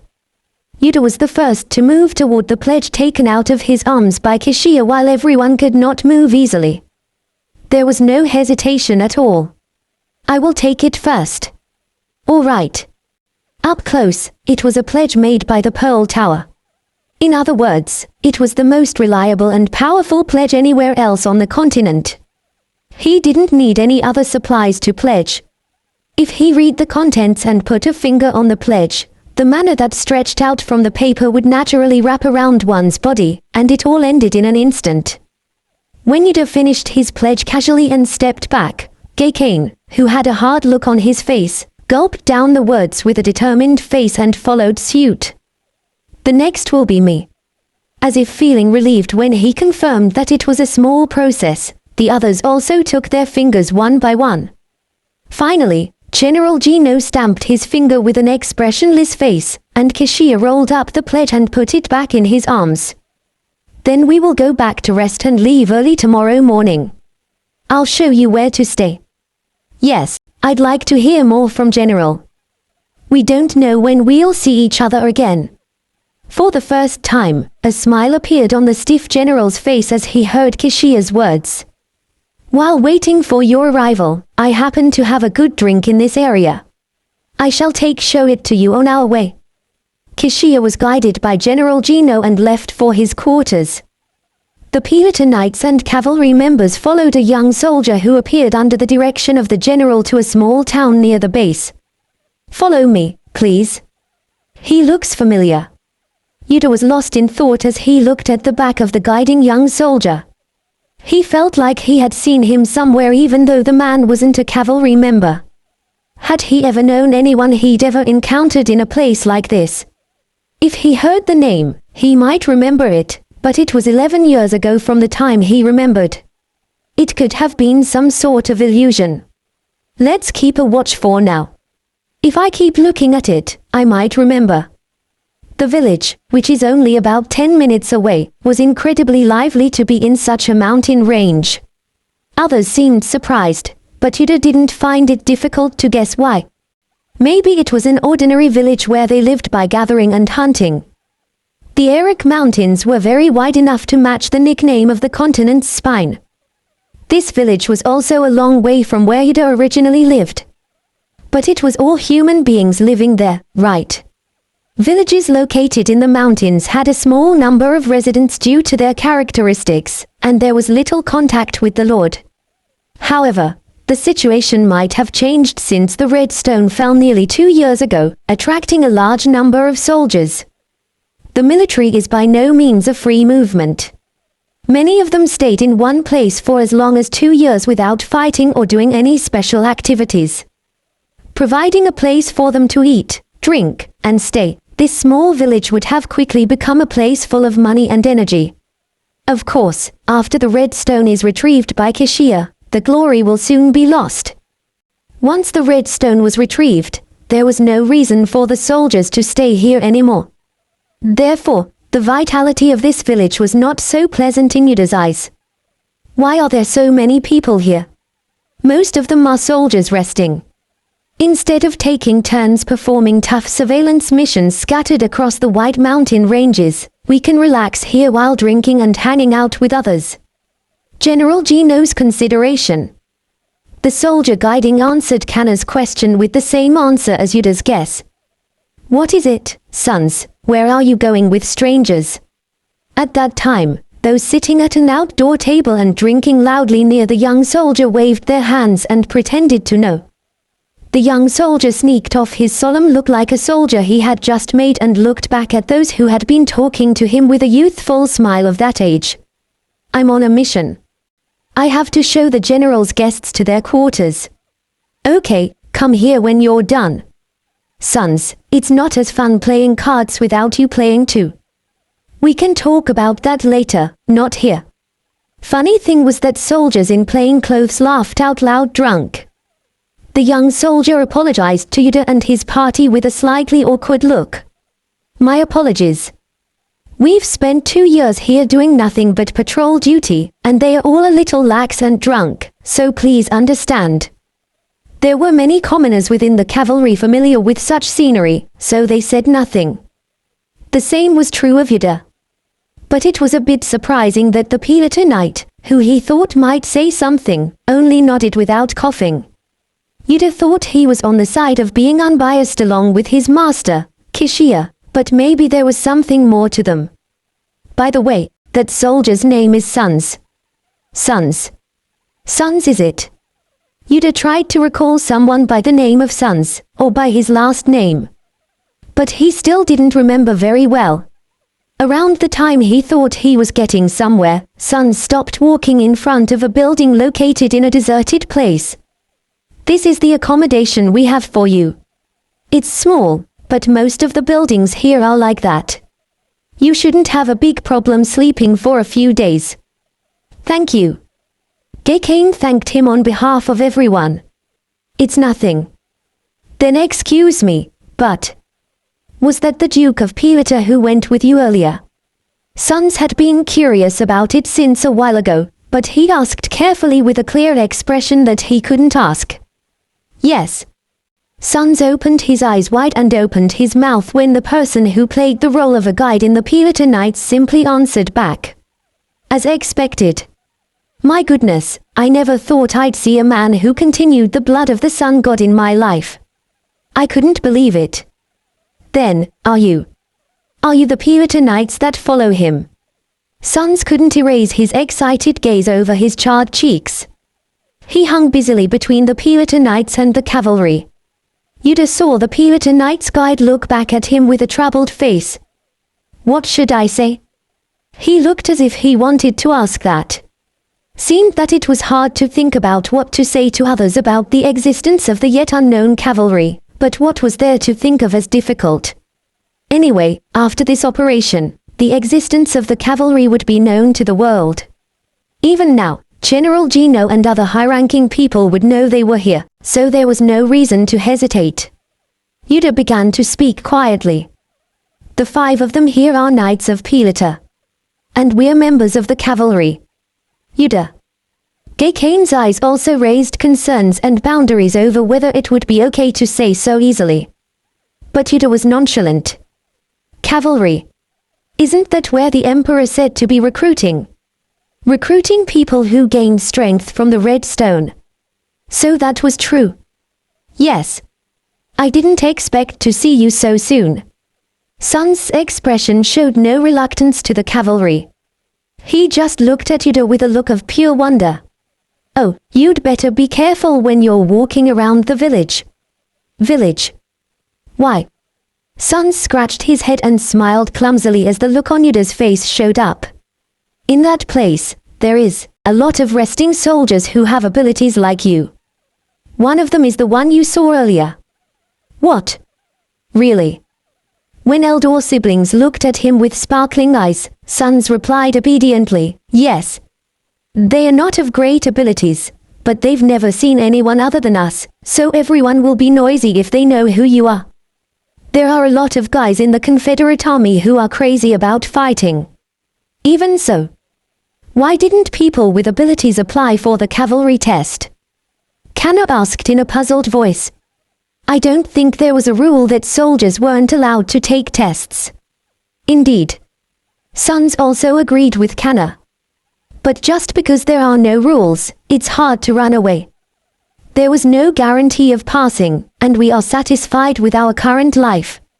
I thought there would be a lot of people like us. Wait. Yuder felt something in Sun's words. Wouldn't the us that he said include him, too? Are you by any chance one of them? Yes.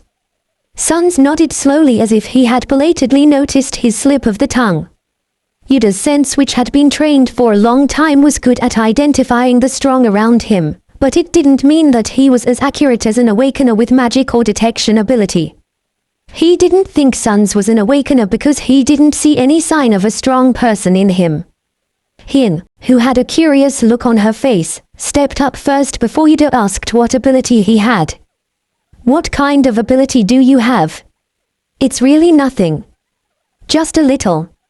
I can see what's behind the cover. It's the ability to play card games. vision ability user. It was only at that moment that Yuder realized where he saw the man named Sons. Yes, Sons.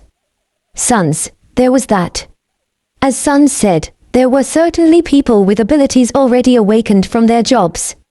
Among those not taking that direction even though they had enough ability to join the cavalry, the largest number were mostly in the army. Long ago, by the time General Borderly retired, they had gathered on their own to create a new unit in the military. It was a man named Sons in charge of that unit.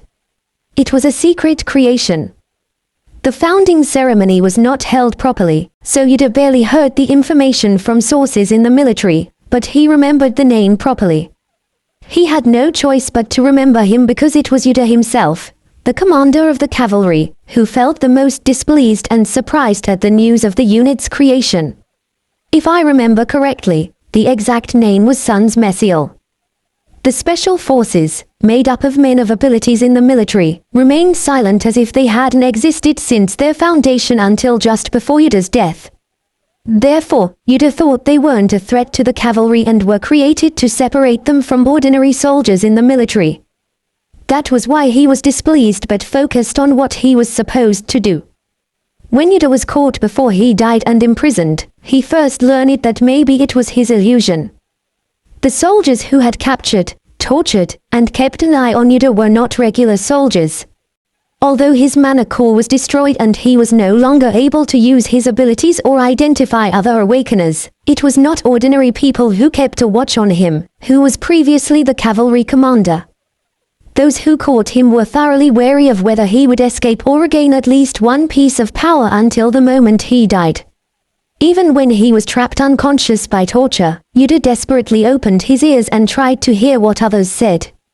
It was the name of the special force that he picked up back then. The Emperor no longer trusted the cavalry. The only thing he acted like a hand was the special forces.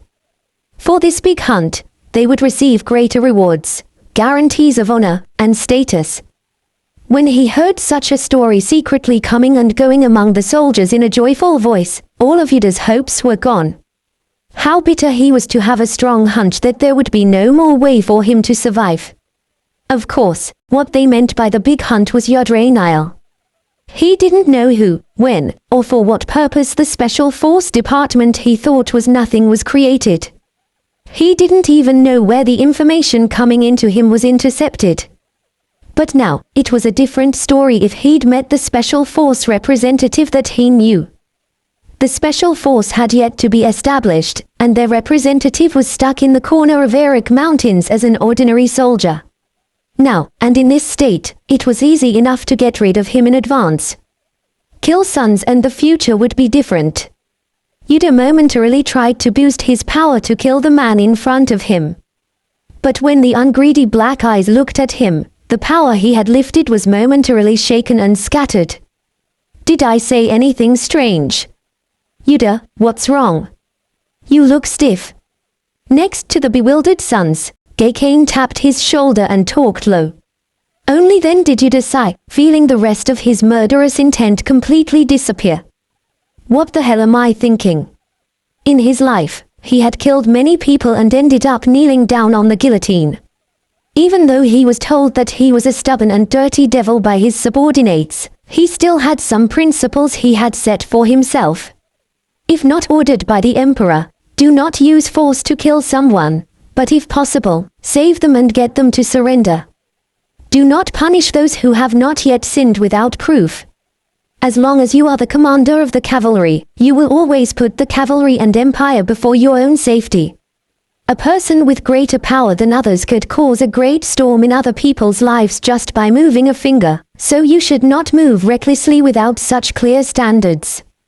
It's easy to kill and beat someone at will, but if you live like that, you'll soon have a big problem that won't be able to be solved by strength alone. Judge more rationally than anyone else, but overwhelm when you have to use your powers. It was Kishialao, currently drinking with General Gino, that put that fact thoroughly in Yuder's head. It's easy to kill Sons now. But will that really change the future of Special Force? Yuder took a deep breath and thought rationally. The representative can be just anyone else. But if I keep Sons alive, through him, we can understand the trends of awakeners in the military, and we can connect much more closely even if there is for special force in the future. It was much better to think rationally about making a connection by keeping him alive. After repeating it so many times, his mind became calm. Yuder looked around with a more composed look. It's nothing. Perspective is a rare skill that our cavalry doesn't have. So I was just surprised. Is that so? Sons tilted his head in relief and smiled. If there are any other people here besides you, would you mind introducing them to me? But not everyone is available. Some of them are on duty. It's enough to tell me about the people resting in the village right now. You don't have to worry, it's just personal curiosity. Yuder also smiled to make him feel comfortable. Sons nodded without much doubt. I don't mind. After I show you to the dorm, my work is over, and you'll have free time. If you want to meet other awakeners in our military, please unpack and come with me. All right. Anyway, the redstone retrieval operation was led by Kashia, so there was nothing for Yuder to care about. It was fortunate that boring things disappeared thanks to the discovery of an unexpected thing here. Yuder arrived at the accommodation under Sun's guide, casually overlooking the eyes of the others. This is where you will stay. Once you've unpacked, you're free to wander around. There were a total of 2 accommodation buildings for them. One was to be used by the Pilator Knights, and the other was to be used by the cavalry. However, since the building was so small that there were only 2 bedrooms, there was a need to divide the members before unpacking. Sorry, is there any second gender awakener? Hin stepped up and looked back at the rest of the unit. Finn and I are both non-manifested awakeners. I'm a non-manifested awakener, too. After Kanna answered, she turned her eyes to Yuder. Yuder nodded lightly, meaning he was the same. Then naturally all that remained was Gakane. He scratched his head with a more bewildered look at the 4 pairs of eyes looking at him. I'm an Alpha Awakener. Really? Then we can divide it based on first gender. Kanna and I will use a room. All right. Hin took Kanna's hand and entered the quarters before she could hear the answer. Naturally, the remaining room was occupied by 3 men. Gakane was an Alpha Awakener. As Yuder entered the room, he brooded over the new information he had learned. It was surprising that aside from Gakane, there was no word when people around him talked about the second gender. I'm glad I know now. Maybe later I will manifest the same as before. Yuder hadn't forgotten the memories of his manifestation as an Omega. It was one of the most intense experiences of his life, so he couldn't forget it. The manifestation of the second gender itself was tolerable, though painful. Most importantly, there should be no awakeners of an opposing second gender around during the manifestation. It didn't matter until now because it wasn't properly known and there were just a few awakeners gathered nearby, but a lot had changed since the formation of a huge group of awakeners called the cavalry. To date, those who had manifested a second gender usually would have awakened their abilities. However, it wasn't until a long time after awakening abilities that one could manifest a second gender. The problem mainly arose at that time. Yuder was also one of the awakeners who suddenly manifested after joining the cavalry and went through an unexpected incident because he didn't know the truth properly. So he knew well enough about what problems would arise. I'm going to deliver this to Kashia in advance, along with the story of military awakeners. So far, he hadn't seen a member suffering damage from related matters since joining the unit. However, it was necessary to come up with alternatives in advance because they didn't know what would happen in the future. If Kashia asked where he knew about it, he would have to exaggerate. Even if he was suspected, he needed to let him know this in advance. While Yuder went into the room with that thought and put down his bag, Finn left the room, saying he would find the bathroom. Gakane threw off his uniform coat and laid on the bed, breathing out a long sigh, and began to speak. Yuder, why do you want to go see awakeners all of a sudden? I just got interested. Even so, you didn't care much about your fellow cavalry members. Yuder couldn't believe he suddenly said something that caught him off guard. He smiled in vain, looking at GCash. Because I already know you guys. They are different. What's the difference? Think about it. There are a lot of people in the military who are similar to us and have unknown abilities. At Yuder's words, GCash nodded with a boyish look. Then what? They're not the only ones who didn't apply for the cavalry on purpose, even with their abilities. If it weren't for the army here, it wouldn't matter. There were certainly awakeners among the mags of the Pearl Tower, the Imperial Court mags, and the Imperial Knights. They just hadn't shown themselves. But they were absolutely small in number, and the military wasn't. At least the Southern Army, led by General Gino, boasted a huge number of awakeners. Even if only some of them were awakened, they would be second only to the cavalry. How long will they be able to stay as normal as they are now before they show their abilities to the cavalry? Do you mean that the high-ranking people in the military might try to create a second cavalry? He didn't say in detail, but with this hint alone, GCash's eyes changed momentarily. If it were you, what would you do? Maybe. No, I think so, too. GCash, who was at odds between signs of doubts and creepy realization for a moment, eventually got up from his seat and looked at Yuder with admiration. That's why you're trying to get as much information as you can. That's amazing. I never thought of it. It wasn't a good reason to be told that was great. If GCash Bowenwald had endured all the storms at the top of a huge organization called the Cavalry for nearly a decade, he would have thought of this first.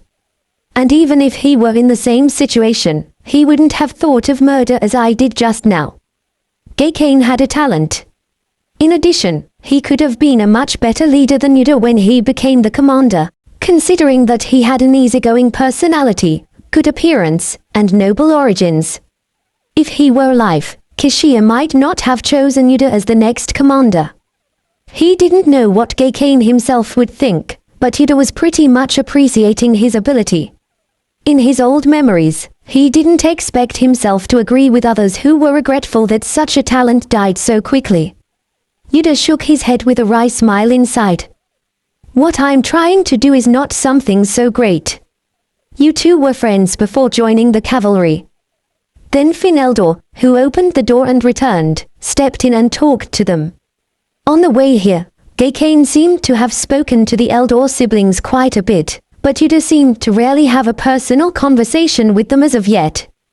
We stayed in the same accommodation before the test. I got help from Yuder. I see. Is that how you got to know Kana, too? That's... I'm going out now. Yuder took off his uniform coat like GCash. Then, he was dressed in plain clothes that he'd originally been wearing. GCash looked anxiously at him as he opened the door. Be careful, Yuder, even if Sons is around. We have to leave early tomorrow, so come back as soon as possible. Wow. At that age, you sound like a parent with a child already. No, it's not like that. Yuder grinned and closed the door as he listened to Finn and GCash's conversation. I'm sorry for being late. Let's go. When he talked to Sons waiting outside the accommodation, Sons shook his head and began to take a more comfortable step ahead. Come to think of it, what should I call you? Just call me Yuder. All right, Yuder. Please call me Sons, too. Sons grinned, saying, I don't like being called a position because it's difficult. I've been stuck here for 2 years, and it's nice to have a new friend. You've been here since the red stone fell. Yuder decided to ask questions while he was at it. Sons gave a relaxed answer. Sort of. Originally, I was in the southern county of Gulkane under Eric. But after the incident, all the troops nearby were called up. After that, the numbers gradually increased, and General Gino came a few months ago. You must have been bored. It's both true and false. I still use my awakening abilities when I'm bored these days. Time goes by so quickly when I work with the new awakeners. It's better this way than to work in the frontier and face a life threat on a war day, said Sons. But Yuder found something unusual in his words. Does that mean there is a constant awakening among the soldiers? Yes. Isn't that the case in other parts of the country? That would be the case on a regional basis. But it wasn't as common as Sons said. Is it because they are close to where the red stone fell? Yuder thought it would be a pretty likely guess. After the fall of the red stone, awakeners began to emerge throughout the continent, but the largest number came from the Or Empire. And among them, the percentage of central regions was high. It was quite a significant proportion considering the stretch of arid mountains where red stone fell across the central region. Assuming that any force emanating from the stone existed, the soldiers who have stayed here for 2 years were the ones who have encountered it the most. It occurred to him that the constant awakening here could be some proof of the stone's power. Did Kishia from the previous life know this? Yuder quietly organized his thoughts and followed Sons to the center of the village where resting soldiers were gathered. Unlike a small village, there were many tall people who were far from the villagers at a glance, where bars, restaurants, and shopping streets were well prepared. Yo. Sons, are you done? Yeah, but where's the Emin over here? Those still playing cards at the outdoor table waved at Sons. When Sons asked back if the one he was looking for was there, someone answered loudly while pointing to a nearby building. He's not having fun playing cards at the bar over there. That's what they say so. Let's go. Yuder followed Sons to the bar. It was still a time when the sun hadn't set, but the inside was quite crowded. Sons explained that there was nothing to do, so they often gathered here and talked regardless of time. It's a bar only by words, but they usually sell food and drinks during the day, too. I see. As he said, most of the men inside were drinking with bored faces. Not alcohol, but ordinary drinks. Some people inside saw Sons and greeted him pretending to know him again. Sons gave a brief explanation, accepting their greetings. He awakened a year ago. His ability is to become strong like a bear. The one over there, too. Was it the ability to jump as high as the ramparts? Most of those introduced in that way had the ability to strengthen the body. Yuder looked closely at their faces in case any of them had caught him in the past, but he could not find any. Oh, and there's Emin. He's the one who works with me the most. He has a rough personality, but he's not a bad friend. Emin. Oh, Sons, you're finally here. The man playing a dice game with others inside the bar raised his head. He was one of the men who pretended to know Sons on his way to the accommodation. But who's behind you? I've never seen him before. A new recruit? No. He's one of the people I dropped off. The face of a man named Emin looked surprised as if he didn't think he was the same person as before because he wasn't wearing the uniform. Oh, I see. I'm sorry I didn't recognize you. What brings you here? I asked him to look around here. I will go back after this. He answered with no intention of making them uncomfortable, so it was okay to pay attention. Emin looked at Yuder with a strange look on his face for a moment. Then he nodded and turned to the dice game. Emin's ability is. When Sons opened his mouth to explain Emin's ability, suddenly there was a loud noise from the back. The bar owner with a tray piled up as a mountain appeared. He put a tray on the table of those playing dice and smiled nicely. This is the snack you ordered earlier. Eat while you do it. We also tore dry beef jerky for free. You're the best. I like the sausage made by the owner here the best. Those playing dice cheered in unison and touched the tray. In an instant, the number of sausages was decreasing one after another, and the dice game took a short break. Yuder saw Emin stepping back a few steps, taking a small cloth bag out of his arms, and filling the dried scented cigar leaves in an old portable pipe. He didn't seem to have any how. After a while, a flinty little spark caught fire inside the pipe. A fragrant yet acrid smell spread through the smoke. That's what Emin can do. He can make sparks. It's unusual among the awakeners here. I see. Emin turned his head, showing that he heard the sound as Yuder nodded. What, you're not just here to look around, you're here to look at the awakeners. He's just like us.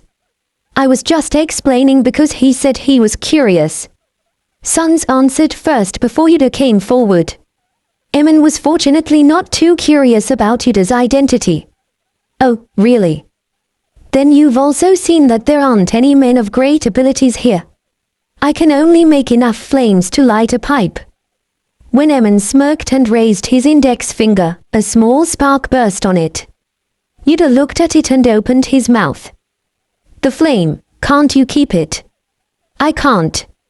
It might have been more useful if I could, but I'm satisfied that I can enjoy the freedom to smoke cigars anytime without fire.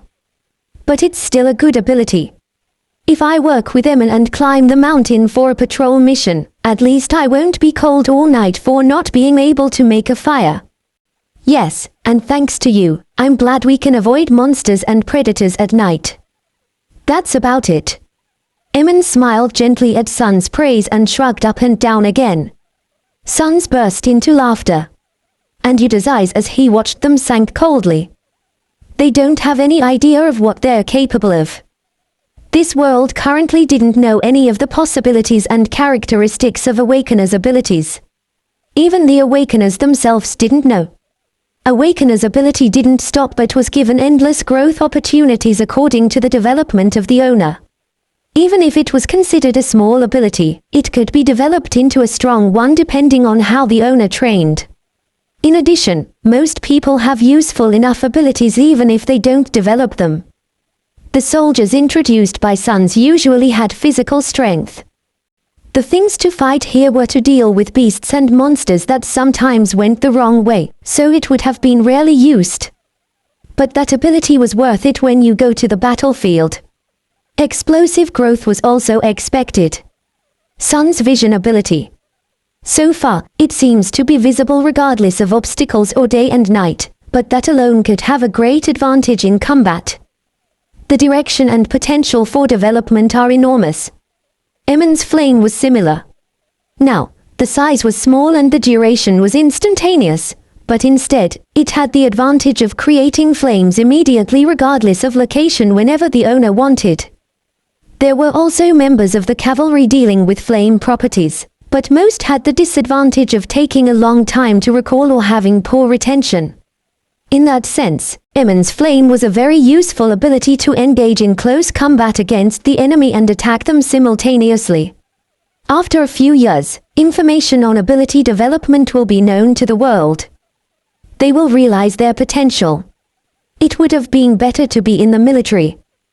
Then it wouldn't be a bad idea to give them a hint in advance and be well liked. Yuder was a person who rose to the top by developing several levels of attribute-related abilities, which were otherwise said to be difficult to develop. There was even a saying that no one in the world would understand the mechanisms of awakening as proficiently as the commander of the cavalry, Yuder. The possibility of future development, which even those with abilities had not yet realized, seemed as easy to see in Yuder's eyes as the palm lines stretched out. He quickly finished his judgment and began to talk. It seems to me that it's a very great ability, but it's too much of a self-imposed ability. Didn't you just see it? It's a flame that can't even get a monster's fur burned. What's so great about that? Emin waved a smoke pipe and laughed like a man who heard a funny joke. Yuder opened his mouth without laughing a bit. That's what you'd feel if you tried to burn a monster's fur. But what if you put a spark in the eyeballs or mouth while fighting a monster? The pipe of Emin, which was shaking lightly, stopped. Sun's slight smile disappeared for a moment. Your flame is as short and strong as a flint. It's like a big fire, and you don't have to worry about the rest. You can keep practicing if you need to. Yuder continued, looking them in the face. If you get used to calling out more, faster, like hitting flint many times, you can pop dozens and hundreds at the same time. And yet, do you still feel your abilities are insignificant? That idea. I've never done it before. Emin muttered with a puzzled look. If you haven't, try it. I'm sure that much will be possible soon. And Sons. Ah, yes. Sons, who was watching what Yuder was doing to Emin, instinctively answered with his mouth wide open.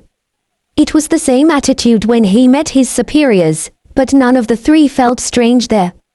It's a great reconnaissance ability to locate an enemy in the dark.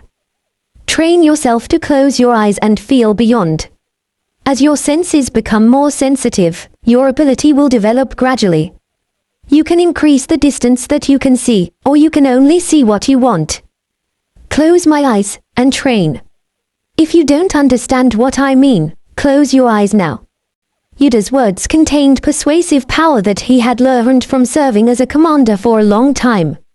Sons somehow closed his eyes, feeling as if he were listening to orders. Do you see anything? Ah, no. Nothing right now. When you use your abilities, do you usually have to concentrate a lot?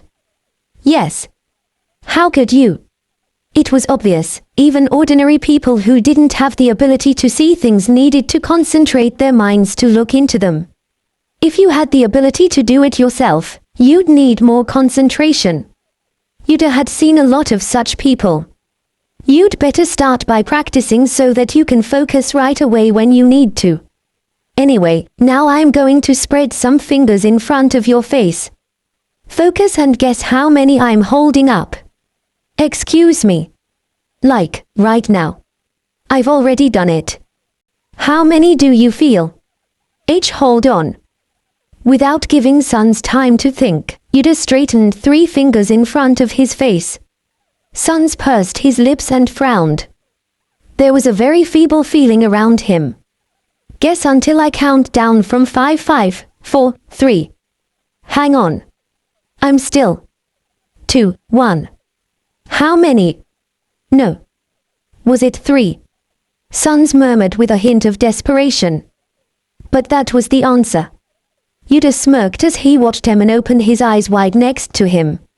Open your eyes. Sons opened his eyes and looked puzzled at the 3 fingers in front of him. You got it right. But I was in such a hurry. It's just a coincidence. No, you got it right. Yuder responded with all his might. The more you doubt yourself, the harder it is to function. Be confident. Both of you, what I just said might sound strange. But I've seen people with these abilities over and over again, and I'm still with them. Please take my word for it. At Yuder's words, the 2 men looked at each other with strange expressions. There was no indication of what to think of this strange conversation that took place so suddenly. They must be surprised and confused. But on top of that, they have to change their perception of their abilities. Yuder started to speak while looking back at their faces. It's not a useless ability. I can bet anything that high-ranking people will soon need your ability. High-ranking people? No one's been looking for us for 2 years now. Emin muttered, shaking off the scented grass ash piled up in the pipe. We are ordinary soldiers. Aren't there countless people in the Or Empire with this level of ability? The one recruited by the Emperor this time. Like the cavalry or something. You know that. Why do you think they recruited the cavalry? Because it was necessary.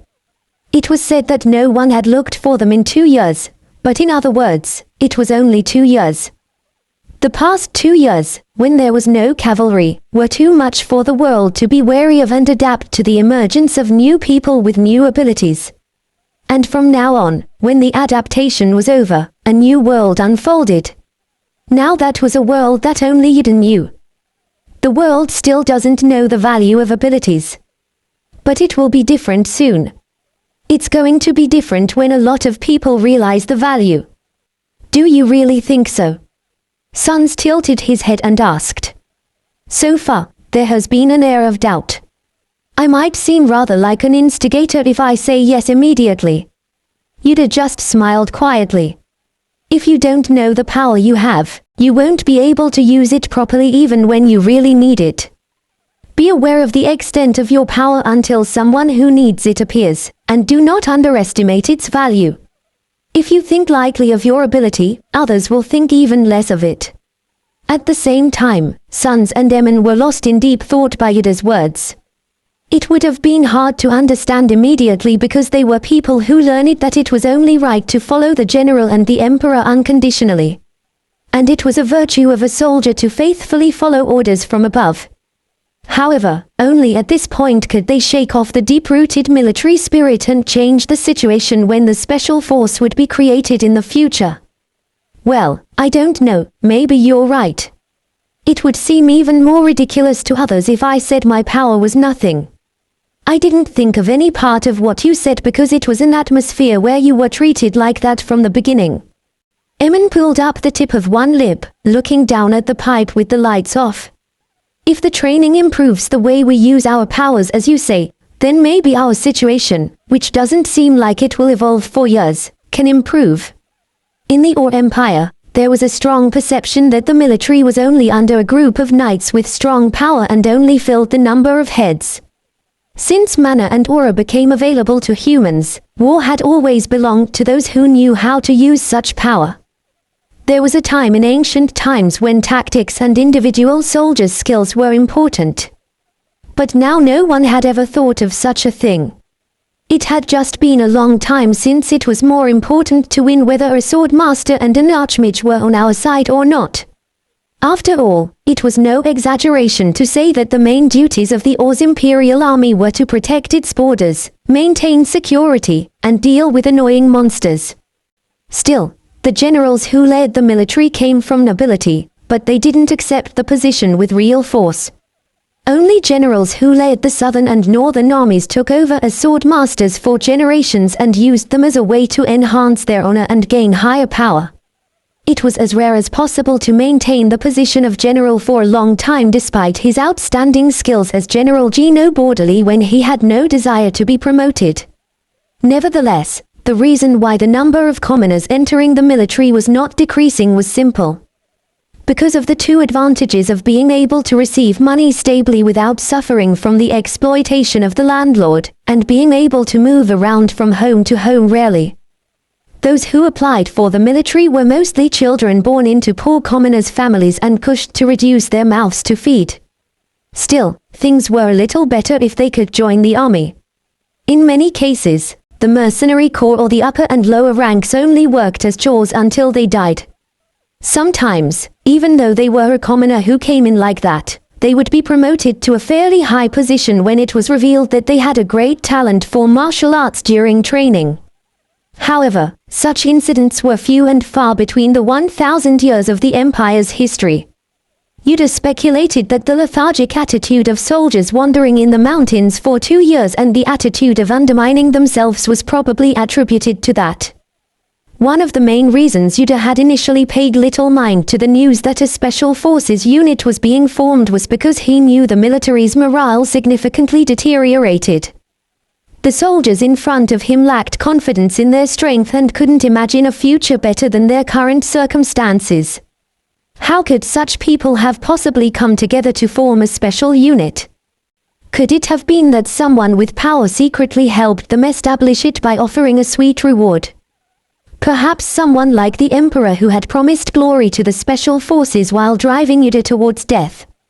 Yuder opened his mouth, looking into their eyes. This power can certainly be an enormous opportunity. Be sure to understand its value properly so you can grasp the opportunity when it comes. And if you need help with this matter, feel free to seek me out at any time. You seem to know more about this power than we do, but how are we to know who to look for? Emin asked with a hesitant expression.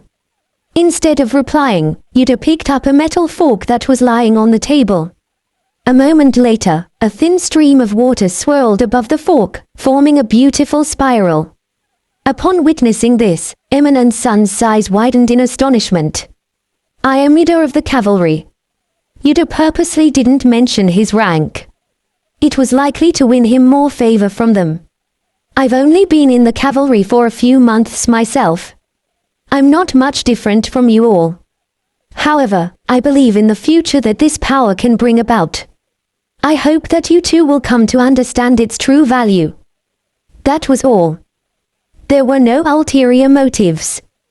By stating this up front, he preemptively eliminated any potential for misinterpretation. Yuder stood up, looking at Sons and Demon, who had stunned expressions. He had seen all he needed to see. It was time to leave. Thank you for showing me around the village, Sons. I'll be on my way now. Yuder turned his back before Sons could speak. Young soldiers were laughing raucously, completely oblivious to what had transpired at the corner table. Even after he had left, the two men behind him sat in silence for a long time, unable to utter a word. The next day, the cavalry, together with the Knights of Pilata, all left their lodgings at dawn. Kishia was waiting for them in front of the base they had seen last night, alongside General Gino. I'm not sure if you all managed to get a good rest last night. Despite the fact that he had said he was going to drink with General Gino, Kishia looked completely unwary. As I mentioned yesterday, we will start retrieving the red stone from today. For today, we will identify the location of the stone and assess the extent to which we can approach it, and gather information. Yesterday, General Gino had said that a strange energy was emanating from the red stone, making it difficult for ordinary people to even approach it. However, people who were skilled enough to use aura, particularly General Gino, could approach it quite closely. The cavalry could not predict how they would perceive this. If during the journey, anyone feels it's too difficult to approach due to the strange phenomena caused by the stone, they should stop walking and report to me before starting their descent. There is no shame in descending. That, too, will be helpful in gathering information. Well, with General Gino, the Sword Master, by our side, we wouldn't need to worry about the nuisances. Yuder reinterpreted Kishia's words from his own perspective. Kishia's rhetorical skills, able to sugarcoat any message, were still amazing. If Yuder had been in that position, he would have bluntly told the nuisances to immediately descend and stay out of the way. If they get into trouble while descending, or after they have descended, I would have threatened them, saying I won't let them off easily. Now, let's move. Despite many people's concerns, Kishia said he would lead the way. He did say that he would keep General Gino right behind him, but the Pelota Knights, who had the duty to protect him, showed clear signs of anxiety. Yuder, knowing Kishia's ability, was not very worried. Rather, I should find the right moment to say I want to talk, but I wonder when that would be. Kishia moved forward without hesitation, as if he knew the path ahead. His steps were light, like those of a man out for a stroll. If it weren't for the divine sword hanging at his waist, one might truly believe it. Not long after they began walking, the traces of human footsteps gradually disappeared. The birds that had been chirping from the trees also became invisible, leaving only the dense forest and the occasional sound of the wind. So far, I don't feel anything unusual. Yuder was keenly observing the aura surrounding them as he moved.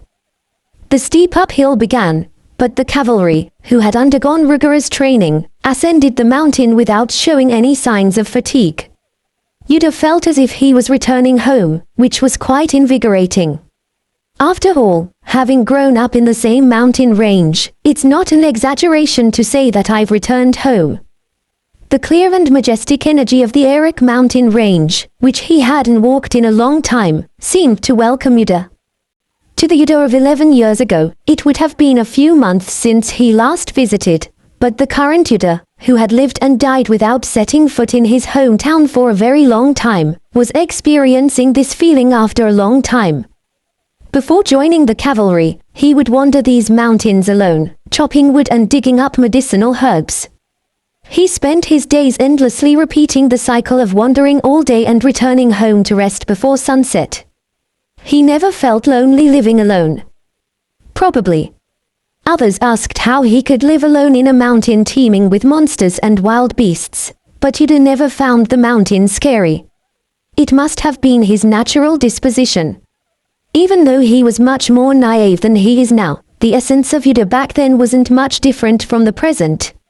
A creepy human who only knows himself, ignorant of emotions. Yuder recalled the words others used to describe him during his youth. Would those who couldn't even meet his gaze out of fear back then say the same about the current cavalry and Yuder? There's a spring over there. We'll take a short break. About 2 hours into their silent trek up the mountain trail, Kishia gestured towards a spot and declared it was time for a rest. As he had indicated, there was a spring up ahead, seemingly man-made.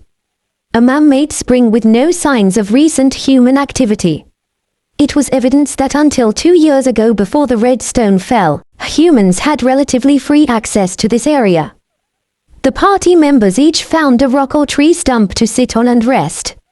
Some approached the spring to drink water. Yuder watched Kana chatting with the elder siblings, thinking that Kana and Hin had become quite close since they had shared the same accommodations the night before. Kishia was discussing something with General Gino, a map that they'd taken out from their belongings in hand. Would there be an opportunity for a personal conversation with him until they retrieved the red stone and returned? If no such opportunity arose, Yuder wondered if he might just have to approach him directly. Yuder. Just then, Gakane sat down next to Yuder.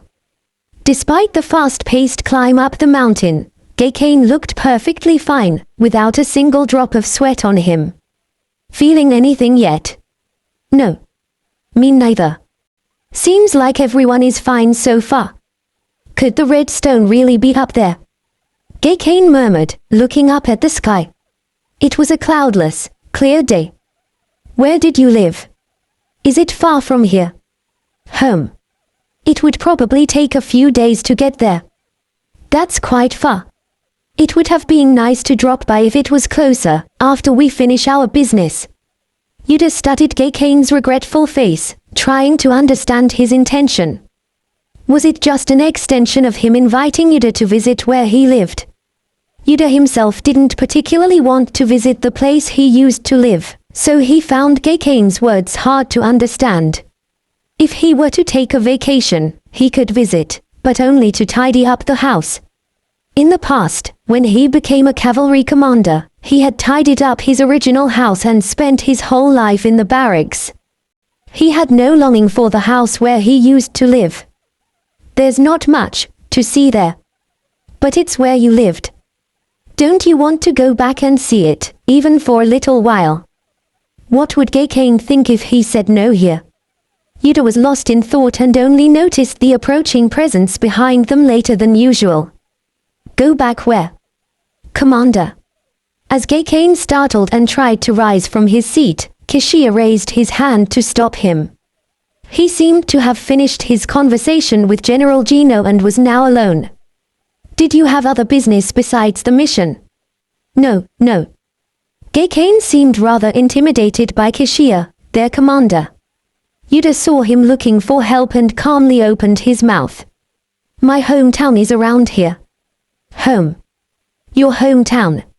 Interest flickered in Kishia's red eyes. I see. So it's relatively close, then. Not exactly. The Arak Mountains are quite vast. So you were discussing visiting it if it were nearby. Finally, Kishia seemed to piece together the conversation that had been going on between Gakane and Yuder. Yes. I see. Yuder. I remember you didn't have a family. Do you miss your hometown? Do you miss your hometown, Yuder? Kishia, as usual, wore a gentle smile. Yuder didn't attach much significance to the question. However, Gakane, who was sitting next to him, was incessantly shifting his expressions. He seemed to believe that the commander was scolding Yuder indirectly. Kishia is not the type to do that. He's indeed a bit eccentric, but... another unnecessary thought. Yuder shook his head and briefly replied, no. As you said, I have no family, and no lingering regrets, so I do not miss it. I only feel that I should go back someday to tidy up, as I left without doing so, not knowing I would be accepted into the cavalry. That's a valid point. I hadn't considered it. After we successfully complete this mission, I'll have to give everyone a few days of leave. At Kishia's smooth response, Gakane's eyes widened in surprise. Not only was Yuder's audacity to converse so casually with the commander, who held a high noble title, shocking, but so was Kishiya's easygoing nature. He did not reprimand Yuder for his insolence and even casually mentioned future plans. Commander, is that okay? What do you mean? GCash cautiously composed himself and posed the question, deciding on something like a sudden leave for everyone. Of course, it's okay. I have the discretion to make such decisions. I won't change my mind, so GCash, you two should start planning ahead. Kishiya gave a slight wink. GCash had always thought of Kishiya as a person of great dignity, his conduct fitting his imperial lineage. However, seeing Kishiya's casual demeanor, all thoughts disappeared from GCash's mind due to shock. I'll go get some water. Yuder watched GCash rise shakily and disappear, guessing the kind of shock he must be feeling. Those who judged Kishiya by his outward appearance were bound to be shocked by the discrepancy with his true character. Yuder had once been the same. On the surface, Kishiya might appear as a dignified commander with a handsome face, reflecting his divine lineage, but that was not all there was to Kishiya Lao. He was an imperial family member, who never married and maintained an insignificant noble title until his death. He was a womanizer, indiscriminately sowing seeds of scandal with countless individuals. Now, the newly formed cavalry needed to establish discipline, so he maintained a calm demeanor externally. However, once you peeled back one layer of his mask, he casually winked at his subordinates. That was another side of Kishiya. The cavalry members would probably have to get used to this aspect of his.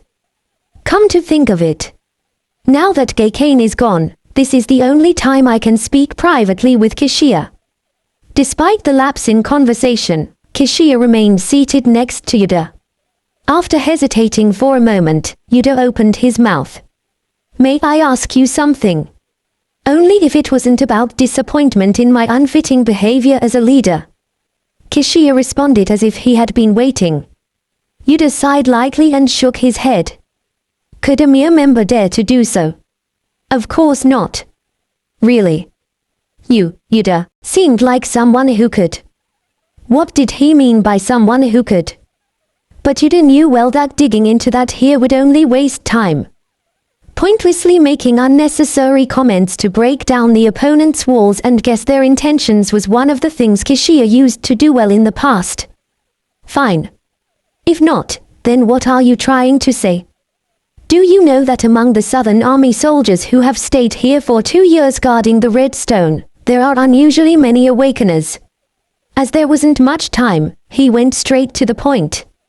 From what I heard from the soldier who guided us yesterday, the ratio was significantly higher than expected. If you add them all up, there are dozens of awakeners in these mountains. If Kishiya had asked why he suddenly mentioned this, it would have been quite a conundrum as to where to begin the explanation. However, fortunately, he seemed to understand right away what Yuder intended to say. His playful red eyes immediately became serious. I have never received such a report. I heard they were mostly ordinary soldiers. And they didn't even apply to the cavalry. Why didn't they apply to the cavalry? Why didn't anyone think to report it as an unusual occurrence when there were so many awakeners? How much had Kishiya realized? Yuder quietly waited for his response. If it's true, then we need an investigation. Originally, the military is not something I can interfere with, but if what you say is true, this is not a normal situation. The words you just said, they are based on the truth, right? Of course. Kishiya's reaction was more favorable than Yuder had expected. With a calm face, Yuder nodded. It was something that would come out sooner or later if they investigated anyway.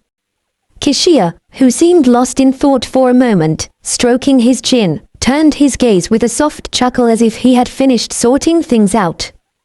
Well, I didn't expect that the serious thing you wanted to talk about with such a grave face was this. I heard you're not particularly interested in your comrades, but it seems you're quite interested in the awakeners. What should he answer here to smoothly move on and establish a not-so-bad relationship with Kishia in the future? Underneath his emotionless face, Yuder was having a fierce internal debate. It's not that I'm interested. I just thought it could be dangerous. Since you, the leader, are the one commanding us, I thought it would be best to tell you about matters related to the Awakeners. Dangerous. Unmanaged Awakeners gathered in one organization, it could be. It was a fundamental answer, so it probably didn't feel strange. Kishia murmured lowly and slowly nodded. Interesting. It's curious that so many Awakeners appeared in this one place. I wonder if it's because of the red stone. He turned his gaze towards Yuder as if contemplating something. What do you think? Yuder maintained a moment of silence. What should he respond? Would it be better to feign ignorance and take a step back in this situation? However, it was him who had brought up a matter that a normal, commoner-originated awakened individual wouldn't even care about to Kishia. He seems to want to know how far I've thought. In that case, he could just show him. After all, Kishia would have already speculated about what Yuder could answer. Yuder slowly opened his mouth. When the red stone fell, its emitted power caused awakenings across the entire continent. If such a powerful force can do that, isn't it not coincidental that many awakened individuals would come from among those who stayed closer to it for a longer period? Right. I also think the same. Kishia smiled like a teacher who had finally heard the answer he was seeking. However, those who haven't reported to me about the unique awakening ratio among the soldiers here even after 2 years since the stone fell probably didn't think that way. You've quickly noticed this anomaly and even reported it to me, which is a matter they might have considered insignificant. I admire your ability. Is that observational and judgmental ability part of your awakened ability? No, you're flattering me. It's not flattery. It's sincere. With a single sentence, Kishia had rated all the soldiers here, including General Gino, as inferior to Yuder. As Yuder hesitated about how to respond, Kishia's red eyes sparkled like a clever beast, without a hint of his usual languor. Indeed. Yes. I proposed before that we should get to know each other better. Would you seriously consider it? I promise you won't be disappointed. His voice was sweet, more like throwing a charm towards someone he liked rather than talking to a subordinate. Any ordinary person would have blushed at such words, but Yuder, on the contrary, became calmer. I'm already your subordinate, Captain. You've been more than generous with me. I'm not sure what you mean by getting closer here, but... Oh. So, you're going to dot it this time? Kishia grinned, pulling up the corners of his mouth. Well, fine. I'm the type who feels more accomplished when I break down a high wall. A high wall. It was not an expression that someone of imperial lineage would use to a commoner. Just as I said, you're already my subordinate, so let's take a long-term view. That was a declaration that he wouldn't give up on his intention. As Yuder's eyes twitched, Kishia stood up from his seat. It seemed he was about to set off again. Yuder, if you notice any strange circumstances in the future, feel free to report them to me anytime. If I'm not around and you meet my deputy or other people, feel free to talk to them as you would to me. I'll let them know. Understood. For a single conversation, it was a remarkable achievement. It was also a gesture that proved Kishia had a significant interest in Yuder's mind and abilities. He's certainly no ordinary man. He's certainly not an ordinary human. And Yuder, too, marveled anew at Kishia's abilities during their brief conversation. Swift action and decisiveness upon identifying the necessary skills. A privilege that seemed trivial but was likely the result of foresight into the future of the cavalry. An unpretentious attitude, disregarding status. A mind capable of sincerely and unbiasedly receiving and considering others' words. Having held the same position as commander of the cavalry, Yuder felt Kishia's capabilities even more vividly. During his time as commander, Yuder had met many kings and nobles, including the emperor of the Or Empire, and respected abilities within and outside the country. It wouldn't be an exaggeration to say that he had met almost all the high-ranking individuals of the continent. However, possessing power and status did not necessarily mean one also had wisdom. Those with power and status were suspicious of others. The more one had, the more human nature dictated the need to be wary of one's surroundings. Those who deviated from this norm were either uninterested in worldly affairs or displayed an indifferent attitude toward everything. Yet, Kishia didn't fit into either category. I think it was the same back then. I was often surprised because he was different from the image of the imperial family that I vaguely imagined. Suddenly, he felt a bitter taste in his mouth. He had recalled the reason why Kishia had died so quickly. All right, let's get moving again. Before Yuder's thoughts could wander further, Kishia announced the end of their break. The scattered members regrouped and reformed their ranks. Gaycane, who had gone to drink water, also returned to Yuder's side. Yuder, what did you talk about with the commander? There was a look of disbelief in Gaycane's eyes. We didn't talk about much. Even so, it seems like you're not having any difficulty with him at all. I haven't done anything wrong, so why would it be difficult? Well, I guess that's true. Gaycane sighed quietly, gazing at Kishia's strong back as he walked ahead. I always feel scared when I stand before him. I must be a coward. His last words were a whisper barely audible, but Yuder heard them clearly. Coward. Gaycane Bowenwald, the social butterfly. Yuder found it laughable, almost as if a passing dog had spoken, but Gaycane seemed to be quite sincere. Gaycane Bowenwald was tall and well-built, even among the 330 cavalry members. He came from a reputable family, was cheerful, and had a dazzling appearance. He was even an alpha, according to what he heard yesterday. With such promising future prospects, it was hard to believe he was a coward. It felt as if he was being too modest. I didn't think he had a self-deprecating personality. But that wasn't a big problem.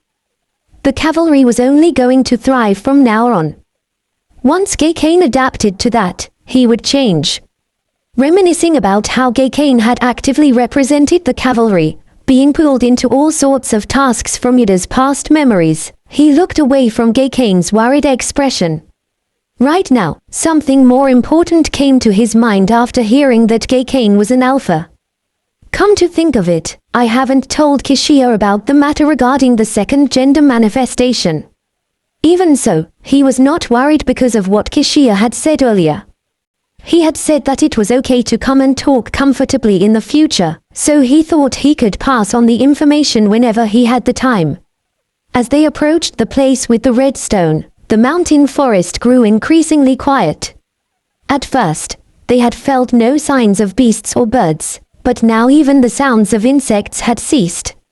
Around this time, the first signs of physical distress appeared. It was one of the knights of Pilata. Gu. Ha. Lug. As one knight staggered and knelt, another knight who had been beside him called out his name in haste and supported him.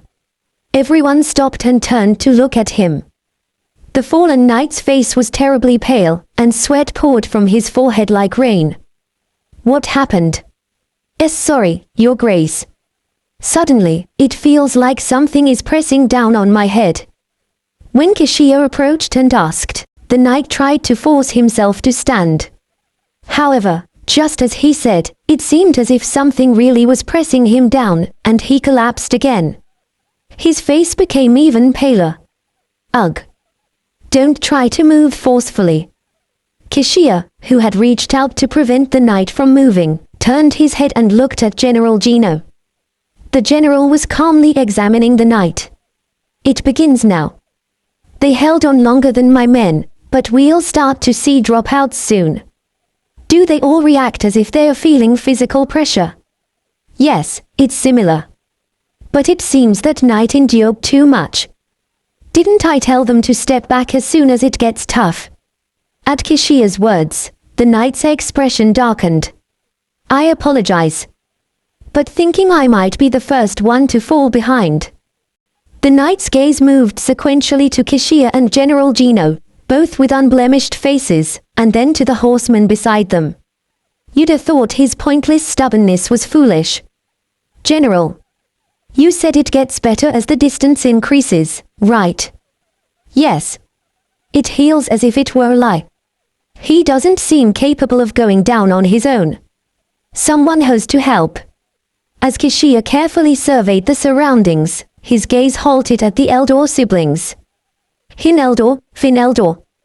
Yes. The ability you said could only be used when you're together, can you use it now? The siblings, who looked identical as if they were reflections in a mirror, looked at each other.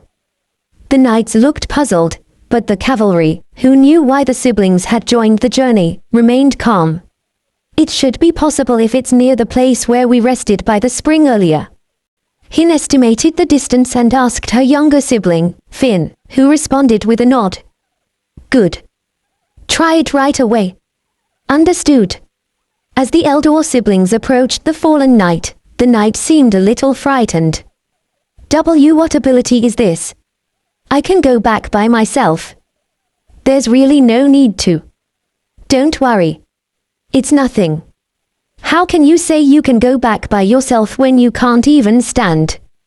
We'll send you back to the spring where we were earlier in no time, rest there a bit and then go back. The siblings easily quelled the knight's defiance with a single sentence and stood facing each other, enclosing him between them. I've heard about their development of movement abilities during their training, but it's the first time I'm seeing them use it in person. Do you think it'll work?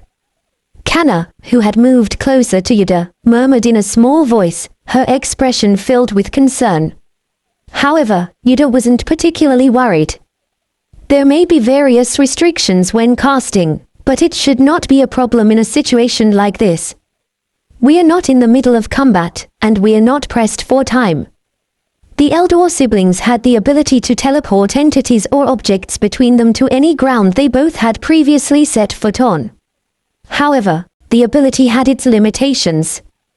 The teleportation distance was short, the casting took considerable time, and they couldn't use it while in transit, which made it not the most practical of abilities. So, their tasks mainly involved being deployed to places requiring combat power. The teleportation ability was used when they needed to relay tactical orders to the following forces. That would have been enough. Yuder had never undertaken a mission with them before. Although he had sent them on a few assignments since becoming the leader, he had hardly interacted with them personally, so the current situation felt quite novel. Well, let's see how well they do. Kishia, too, seemingly shared his sentiment as he watched the siblings holding hands around the knight, his arms crossed casually. As Hin and Finn closed their eyes to concentrate, the knight looked up at them with growing fear. Your Grace. Deputy Commander. I'll descend on my own. I'm truly sorry for being stubborn out of embarrassment. But this. Quiet. It's almost done, let's go. As Finn, who had just opened his eyes, shouted, a whirlwind of blue energy erupted from the hand they held together. As the energy enveloped the knight, a slight gust of wind blew, and the knight gasped as if he was about to faint. What is this? Wait. Just wait a moment. But he couldn't finish his sentence, for the moment the blue whirlwind completely enveloped him, he vanished.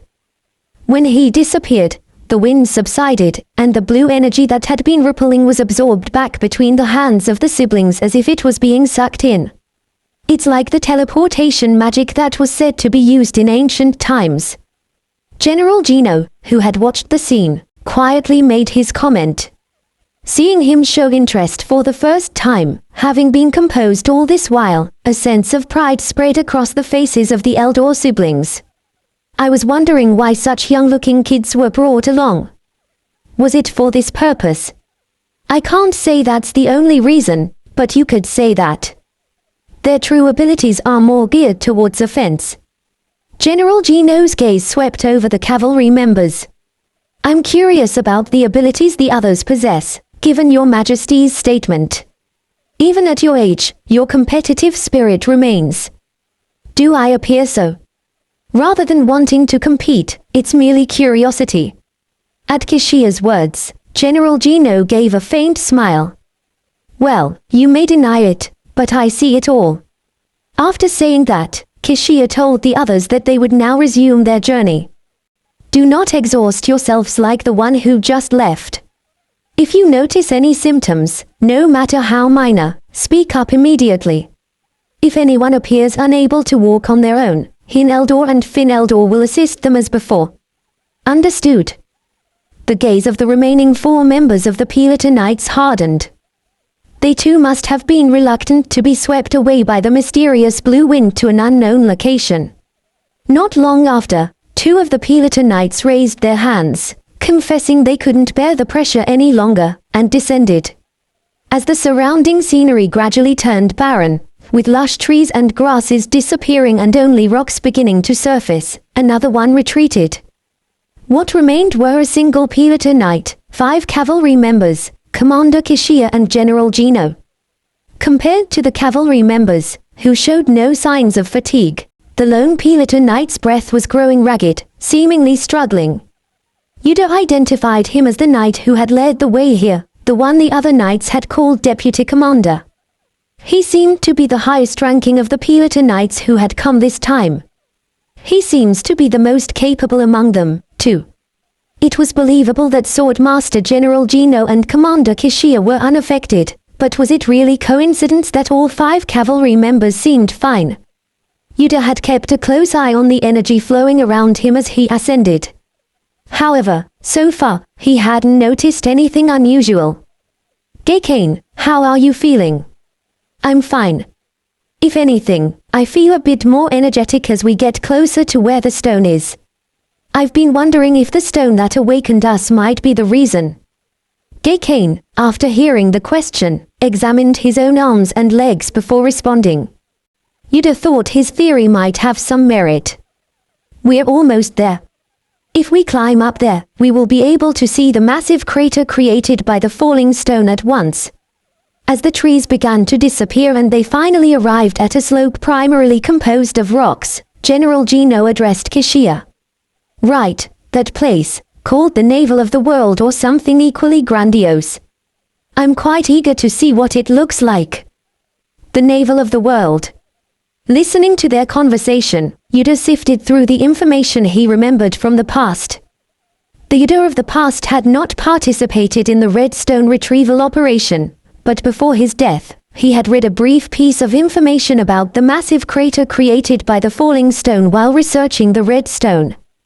One day, the Redstone fell from the sky, landing in the middle of the Eric Mountains, instantly destroying all surrounding trees and land and creating a massive crater. It was said that the size of the crater was so large that nearly a whole city's worth of forest disappeared. Even after the stone was retrieved, no trees or grass grew there. Finally, the party stood at the end of the slope. And before their eyes lay a breathtaking sight, an endless, gigantic chasm. It was as if someone had scooped out a part of the mountain with a colossal spoon. The enormous crater wasn't just a crater, it was more akin to a valley or a rift. I have a feeling the air is different from here on out. It gives me the chills. Gekane crinkled his nose, peering down into the abyss. His statement was not just a figment of his imagination. Yuder also felt a similar sensation, looking at the dizzyingly vast pit. Yes, this is the feeling. Long ago, when he saw the red stone that Kishia had retrieved from a distance, he felt a strange energy. It was as if the invisible air from all around was pressing down on him, a faint pressure that seemed to ride on the wind. What a refreshing sight. Let's proceed downward now. Kishia looked around with a unique appreciation. There didn't seem to be any safe paths, but they had to descend. The red stone they were seeking lay right in the middle of that immense pit. Your Highness, I think I should not proceed any further. The last remaining Pelota Knight spoke to Kishia, who was about to descend a suitable slope. I'm having difficulty breathing. All right, understood. Stay here, a little further away. I apologize. I should follow you until the end.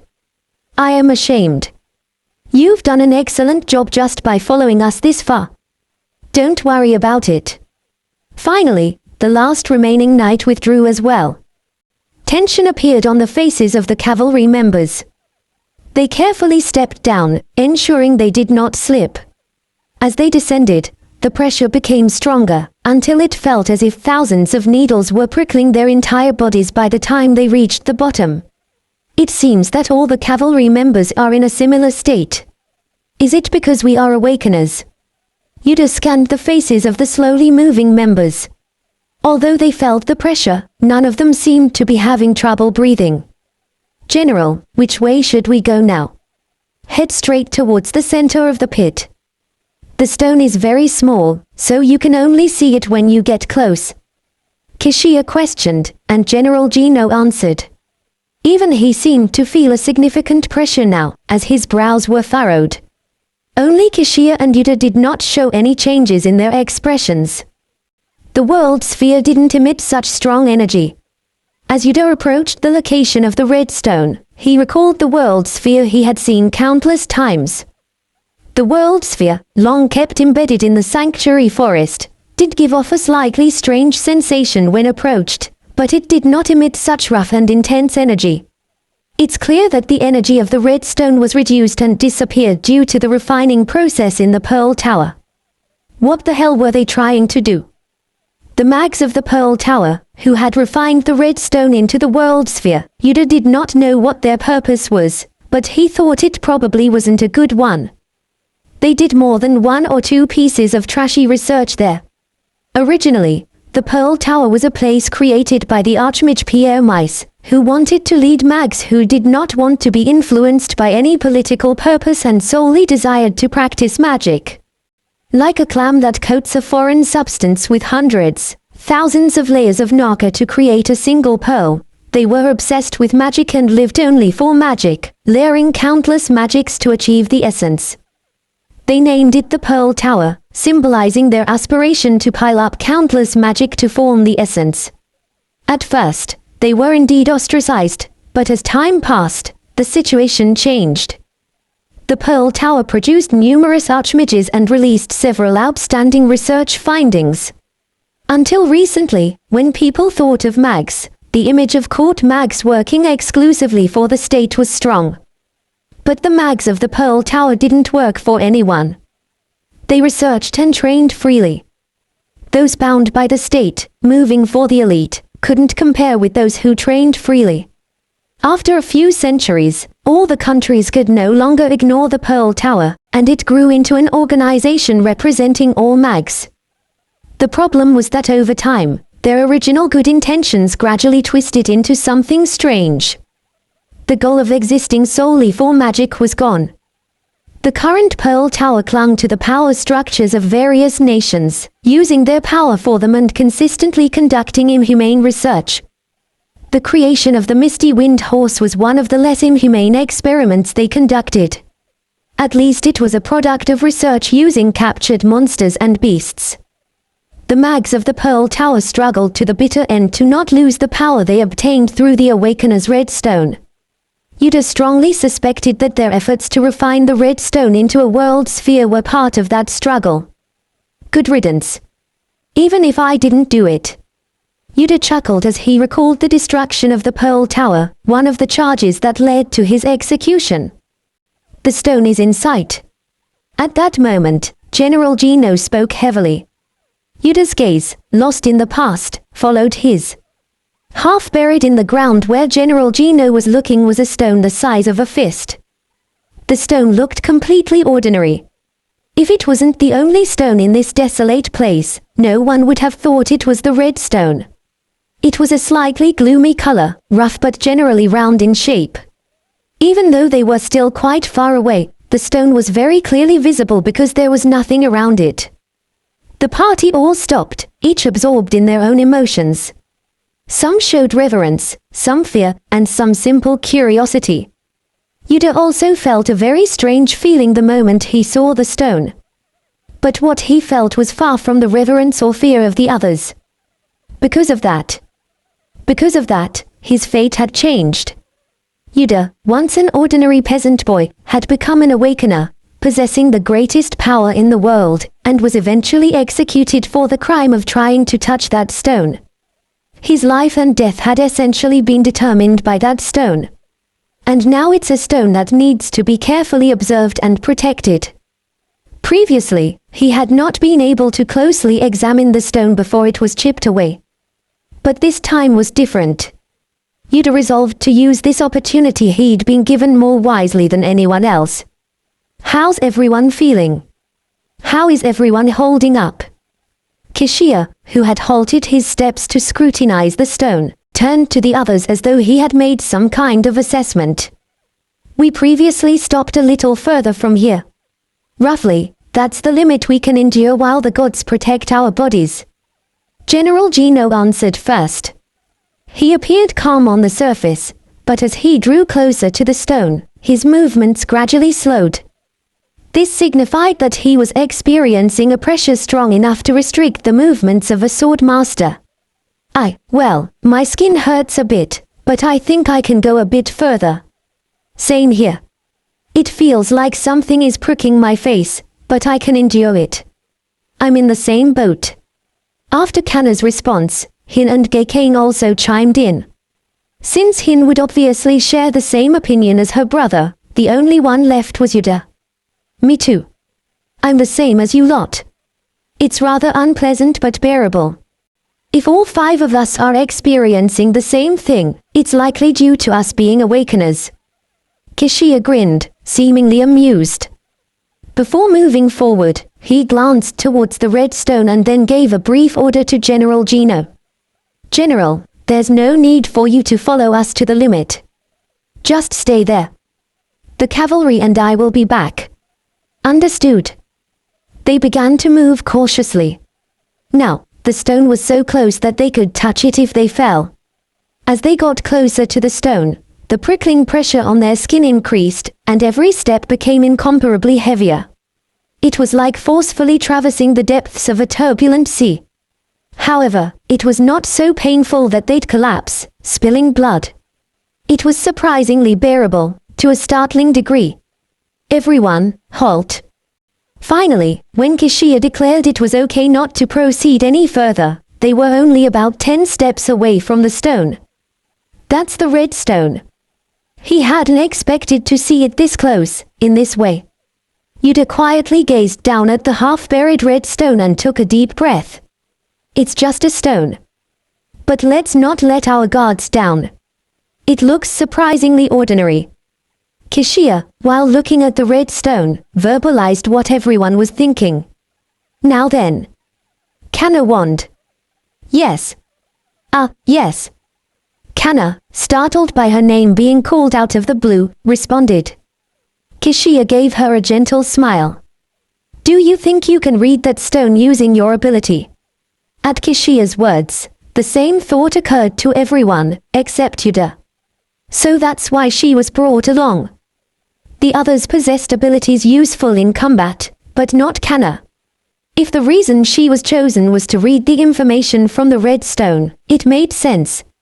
It might be impossible, but if possible, they might learn something truly astonishing. That's right. There was hardly any known information about the red stone even before. Yuder had suspected that Kishia might ask this of Kanna ever since he chose her. Even if he had been the leader, he would have certainly tried if there had been someone with Kanna's ability. From the very beginning, the reason Yuder had insisted on Kanna's successful admission into the cavalry was precisely in anticipation of situations like this. Back then, I was desperately lacking information. In all respects. By the time the past Yuder had realized something was off, it was already too late. The people and the information that had vanished with the passage of time couldn't be retrieved, no matter what he did. However, with Kanna, the story was different. Of course, provided that she could touch and read it. I'm not sure. If I can touch it, I think I could at least try. But whether I'll be successful? Kanna's ability required her to physically touch the object to read its information. Could she really touch that stone, which radiated such a tremendous pressure that it stung the skin even from a distance, for an extended period of time? Could she guarantee she wouldn't get hurt? It was something no one could tell. And as if he had been waiting for her to say that, Kishia's red eyes turned towards Geikane. You're right. So, you might need some help. Geikane volunteered. Yes. Geikane responded loudly, his face startled. Use your shadow to touch the stone first. Indeed. I hadn't thought of that. Yuder sincerely admired it. Geikane's ability was to summon shadows, primarily used for communication or to aid in combat. But to use it to first touch something as dangerous as the red stone. That was an inventive yet promising directive. Geikane, seemingly not expecting such an order, had an astonished look on his face. However, he soon used his ability without a word. The black shadow at his feet squirmed and distorted, then rose up and took on a black, doll-like form that mirrored Geikane's. This is the first time I'm seeing it properly, even though he rarely uses it in practice. Despite its apparent usefulness in daily life, Geikane rarely used this ability. When asked why, he said it was because the ability could become a sharp or a blunt knife depending on the user's capacity. Such sound judgment indeed. Geikane's shadow clone moved according to Geikane's will. That meant it couldn't exert more power than the main body was capable of. Would a sword wielded by a commoner and a sword master exhibit the same power? Of course not. A sword swung by a competent person could obliterate mountains and divide seas. Geikane's ability was similar. The higher the combat sense and skill of the main body, the brighter his ability shone. Recognizing this early and striving to enhance his own ability first, Geikane was already exemplary. There was a reason he shouldn't die young. I'll give it a try. After giving a terse response, Geikane directed his shadow clone, which cautiously began to walk towards the red stone. It didn't take many steps for the clone to reach the stone. It slowly knelt down and extended its hand. The shadow clone had effortlessly approached the stone that even the sword master couldn't touch. Everyone held their breath as the shadow's fingertips were about to make contact with the stone. Sizzle. However, when the hand touched the stone, a blindingly white light burst forth. For the first time in his life, Yuder felt a strange energy trying to pierce his body. He quickly exerted his power, creating a barrier of water and air around everyone. A fierce gust of wind blew, and gasps of surprise echoed around, but there was no time to react. The energy, an enormous energy that felt as if it could engulf the entire world, was spreading out radially. Maintaining the barrier was challenging, but it was better than nothing. Yuder gritted his teeth, closed his eyes, and maintained his strength. He felt as if the energy moving around him and the new energy emanating from the stone were interlocking, pushing and trying to erode each other.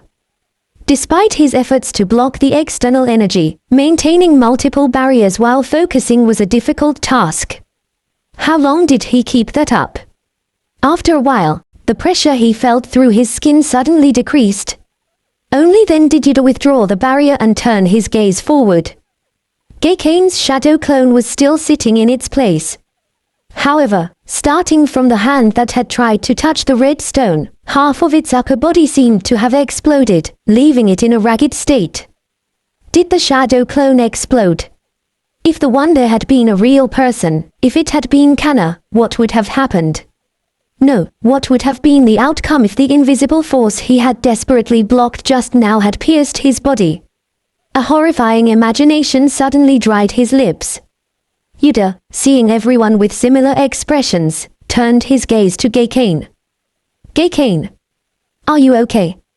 I think I'm okay. Geikane's face was pale, but he didn't seem to have suffered from the damage his shadow had taken. With a slight wave of his hand, the half-disappeared shadow returned to the ground and came back to his side. It's a good thing we tried touching it first. We almost had a person injured. But what was that barrier that blocked the front just now? Kishia, who seemed to have seen the barrier even amid the bright light, turned his gaze towards Yuder. There was no point in hiding it if he already suspected who had done it. I did it. I thought it would be better than nothing. Wasn't your ability to apply attributes to weapons only? It's a utilization method I've recently realized. I haven't used it properly yet, but I exerted my strength desperately as it felt dangerous. What? Did Yuder do something? Yuder's answer was a bit forced, but it wasn't nonsensical. Indeed, there had been many instances in the past when he suddenly realized a new way to use his abilities. It was a good idea to think ahead in case something like this happened. The party members were perplexed, unable to see Yuder's protective barrier, but only Kishia widened his eyes slightly and smiled. Interesting. Marvelous, indeed. In that brief moment, it wasn't just self-preservation but the will to exercise your power for everyone else. No, it wasn't like that. Yuder lowered his head, but Kishia's gaze lingered on his face for a while. Just by touching the stone, such an event unfolds. Moving it might not be as easy as we thought. Everyone's expression darkened. Yuder was equally perturbed. Has this happened before?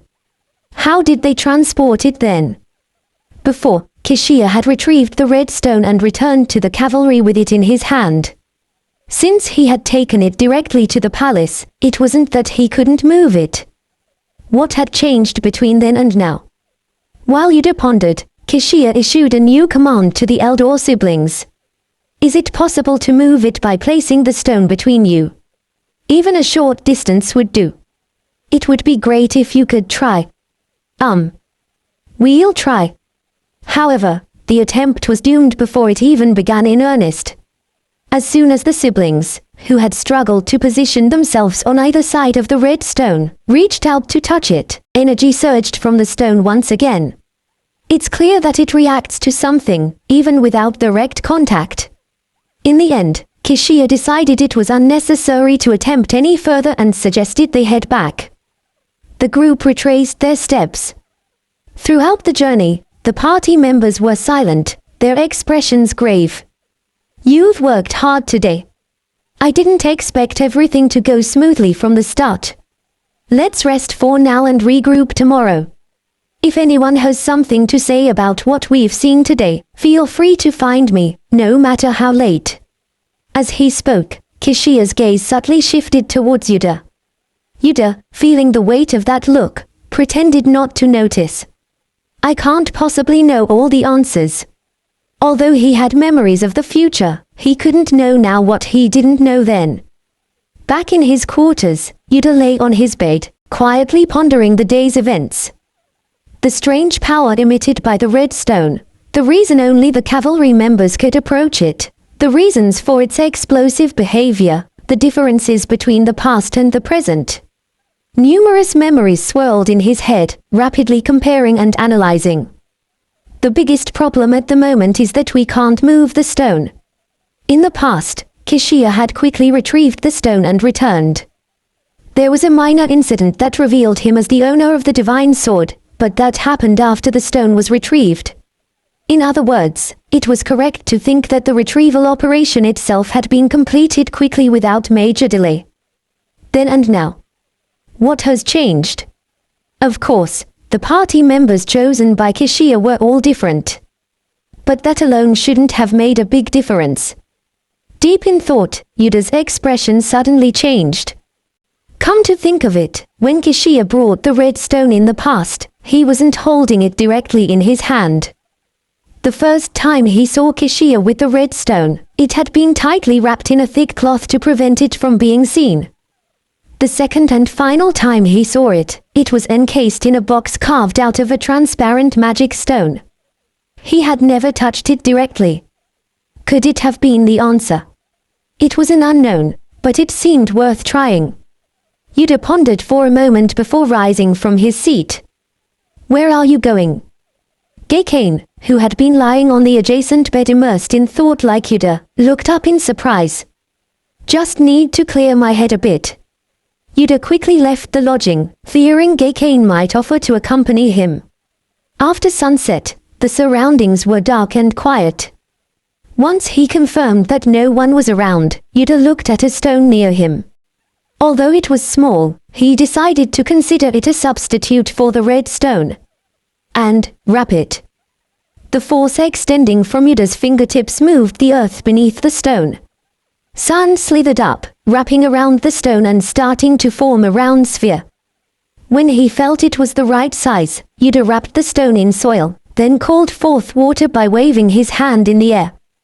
The water flew towards the lump of earth, wrapping it before freezing into a shiny white shell. Yuder's ability allowed him to freely manipulate the elements of nature.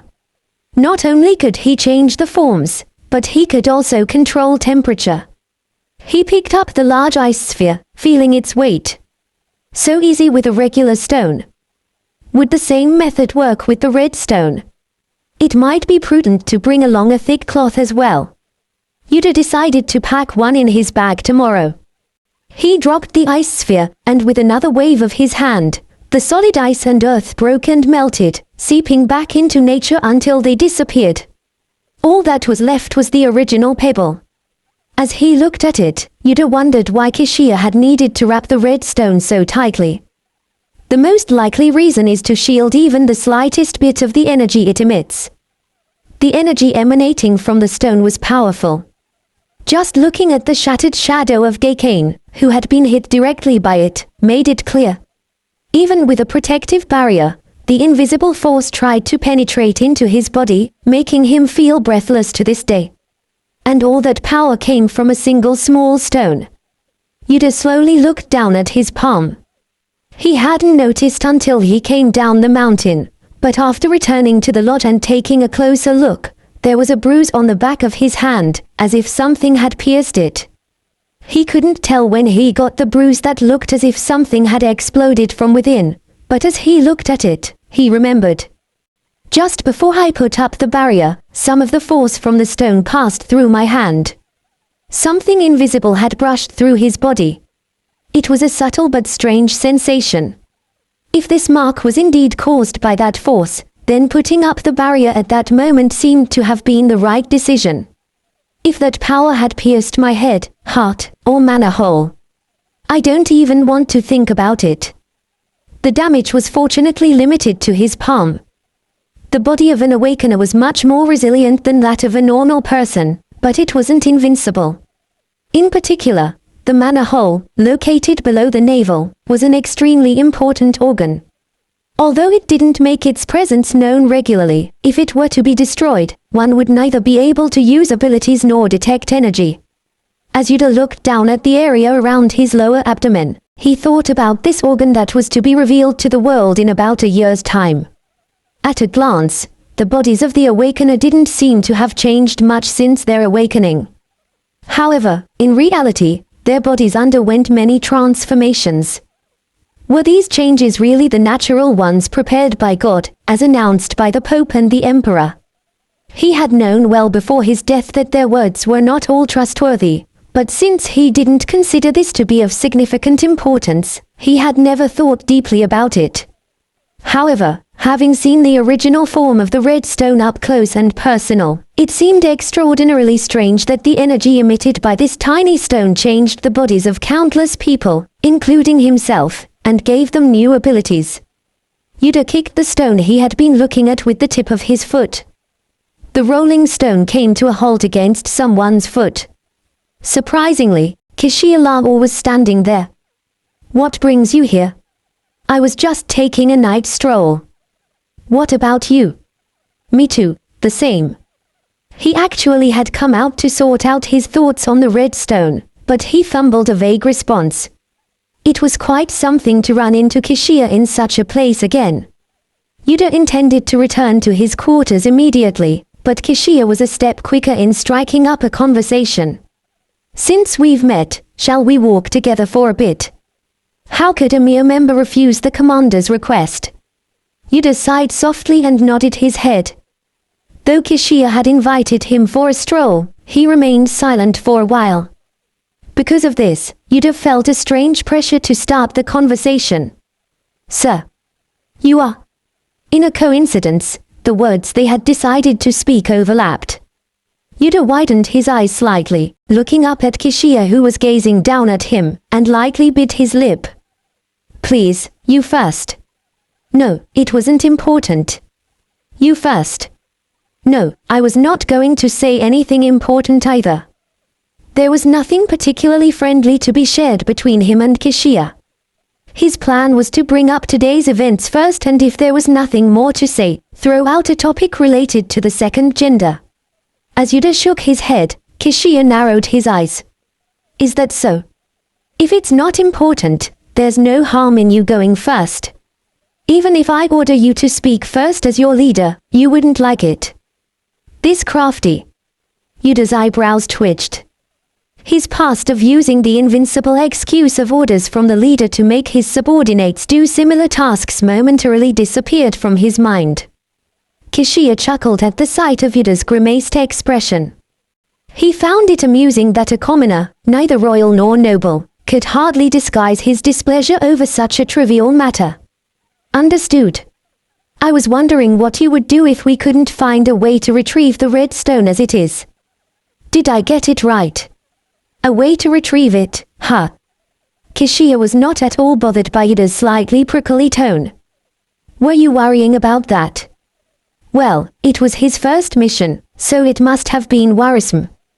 Kishia surmised Yuder's concerns and met his gaze, his red eyes shifting slightly.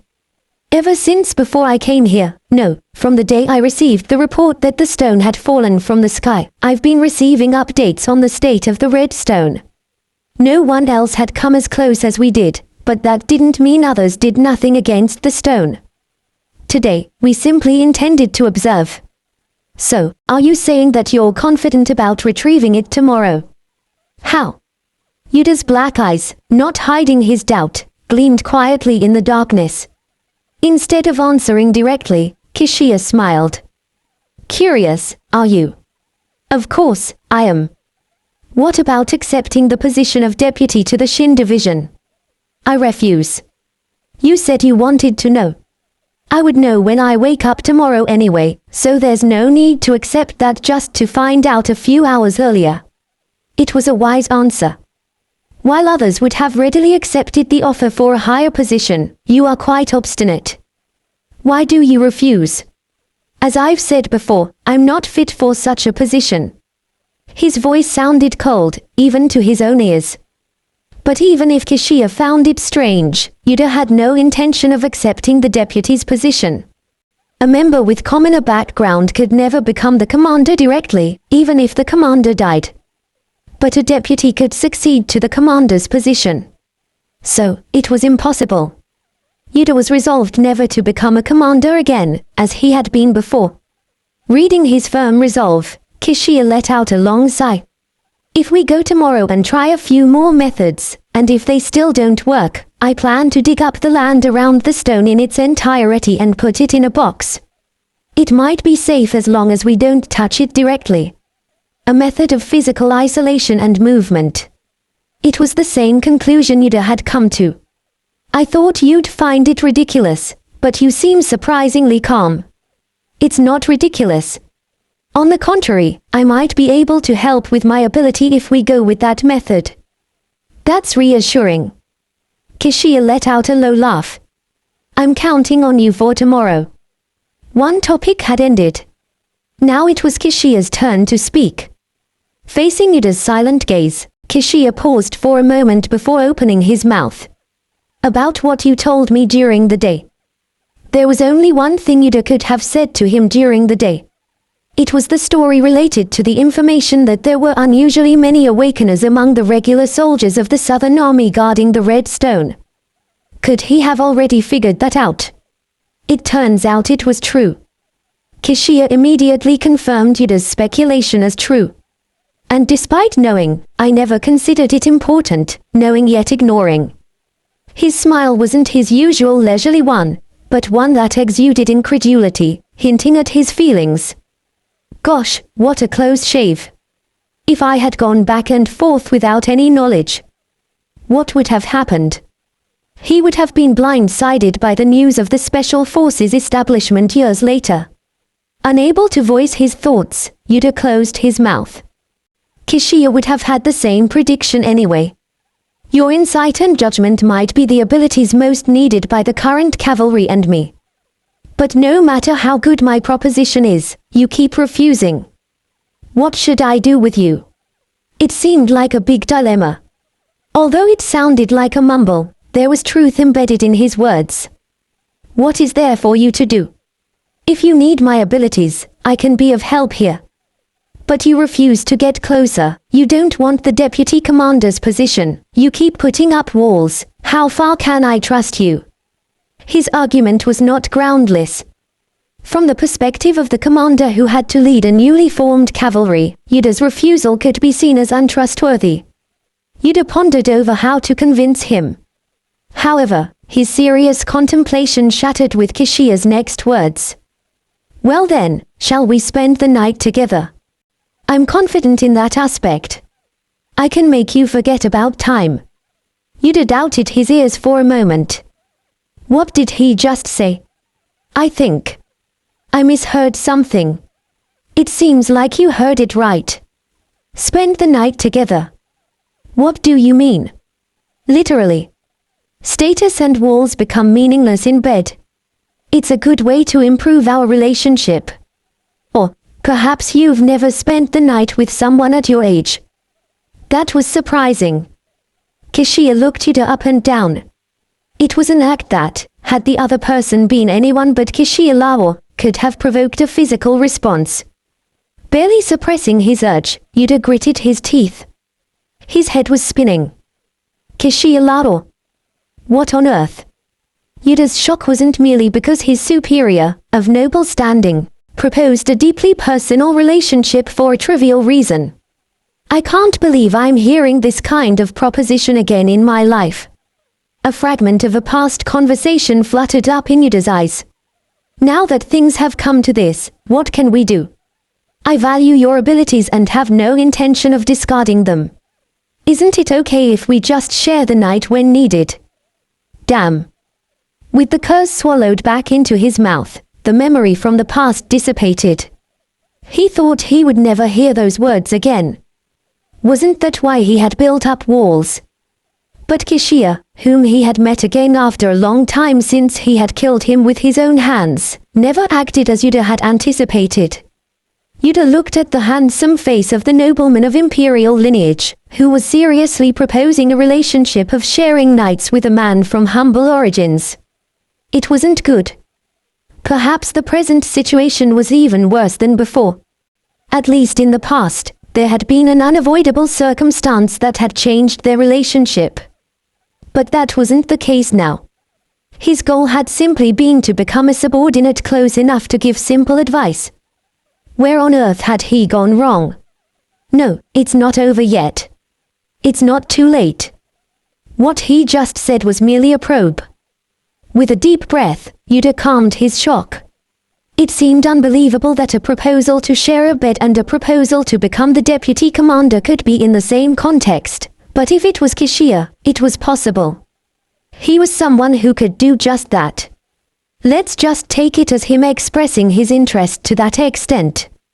I can't. Yuder flatly refused. It was a rare spectacle for a commoner like Yuder, a mere member of the unit, to outright refuse the most personal proposal from Kishiya Lao. Why? Are you the type who can't accept such a relationship between men? Or are you a devout follower of the sun god? Or, did you leave a lover back home? Do you think there has to be a reason? If Kishiya, a nobleman, a duke, and a commander of the cavalry, was trying to take a commoner man by leveraging his power and position, it might be understandable. But that wasn't the case. Even if it's just once. I refuse. Quite firm. Fortunately, Kishiya did not push further. It meant he had proposed without attributing any significant meaning to physicality. But he's clearly aware that others could interpret the proposal as meaningful. That made it even more repugnant. No matter how talented and visionary he was, Kishiya Lao was an enigma. It had always been that way. I quite liked your face and body, too bad. If you don't want me to voluntarily quit, please stop. Yuder decided not to beat around the bush any longer. Kishia chuckled lazily. I can't do that. But if you ever change your mind, you can always tell me. A long sigh escaped involuntarily. He spoke well for an alpha drawn only to omegas. While it wasn't widely known, Kishia Lahore was an alpha. Although they could mate with betas or other genders, most alphas felt a distinct desire only for omegas.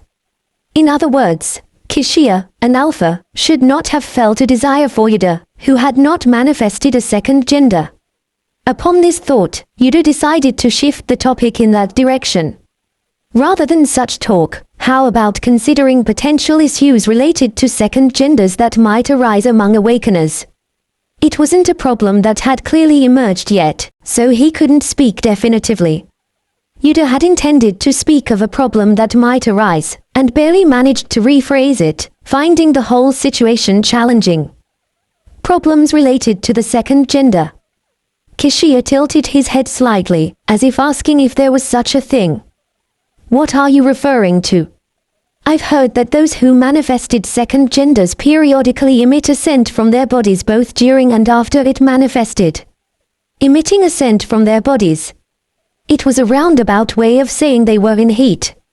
It hasn't happened in our cavalry yet, but wouldn't accidents occur if they are in close proximity during such periods? As a place where the awakeners gather, I believe it's an issue you should consider, Commander, for the Sake of the future.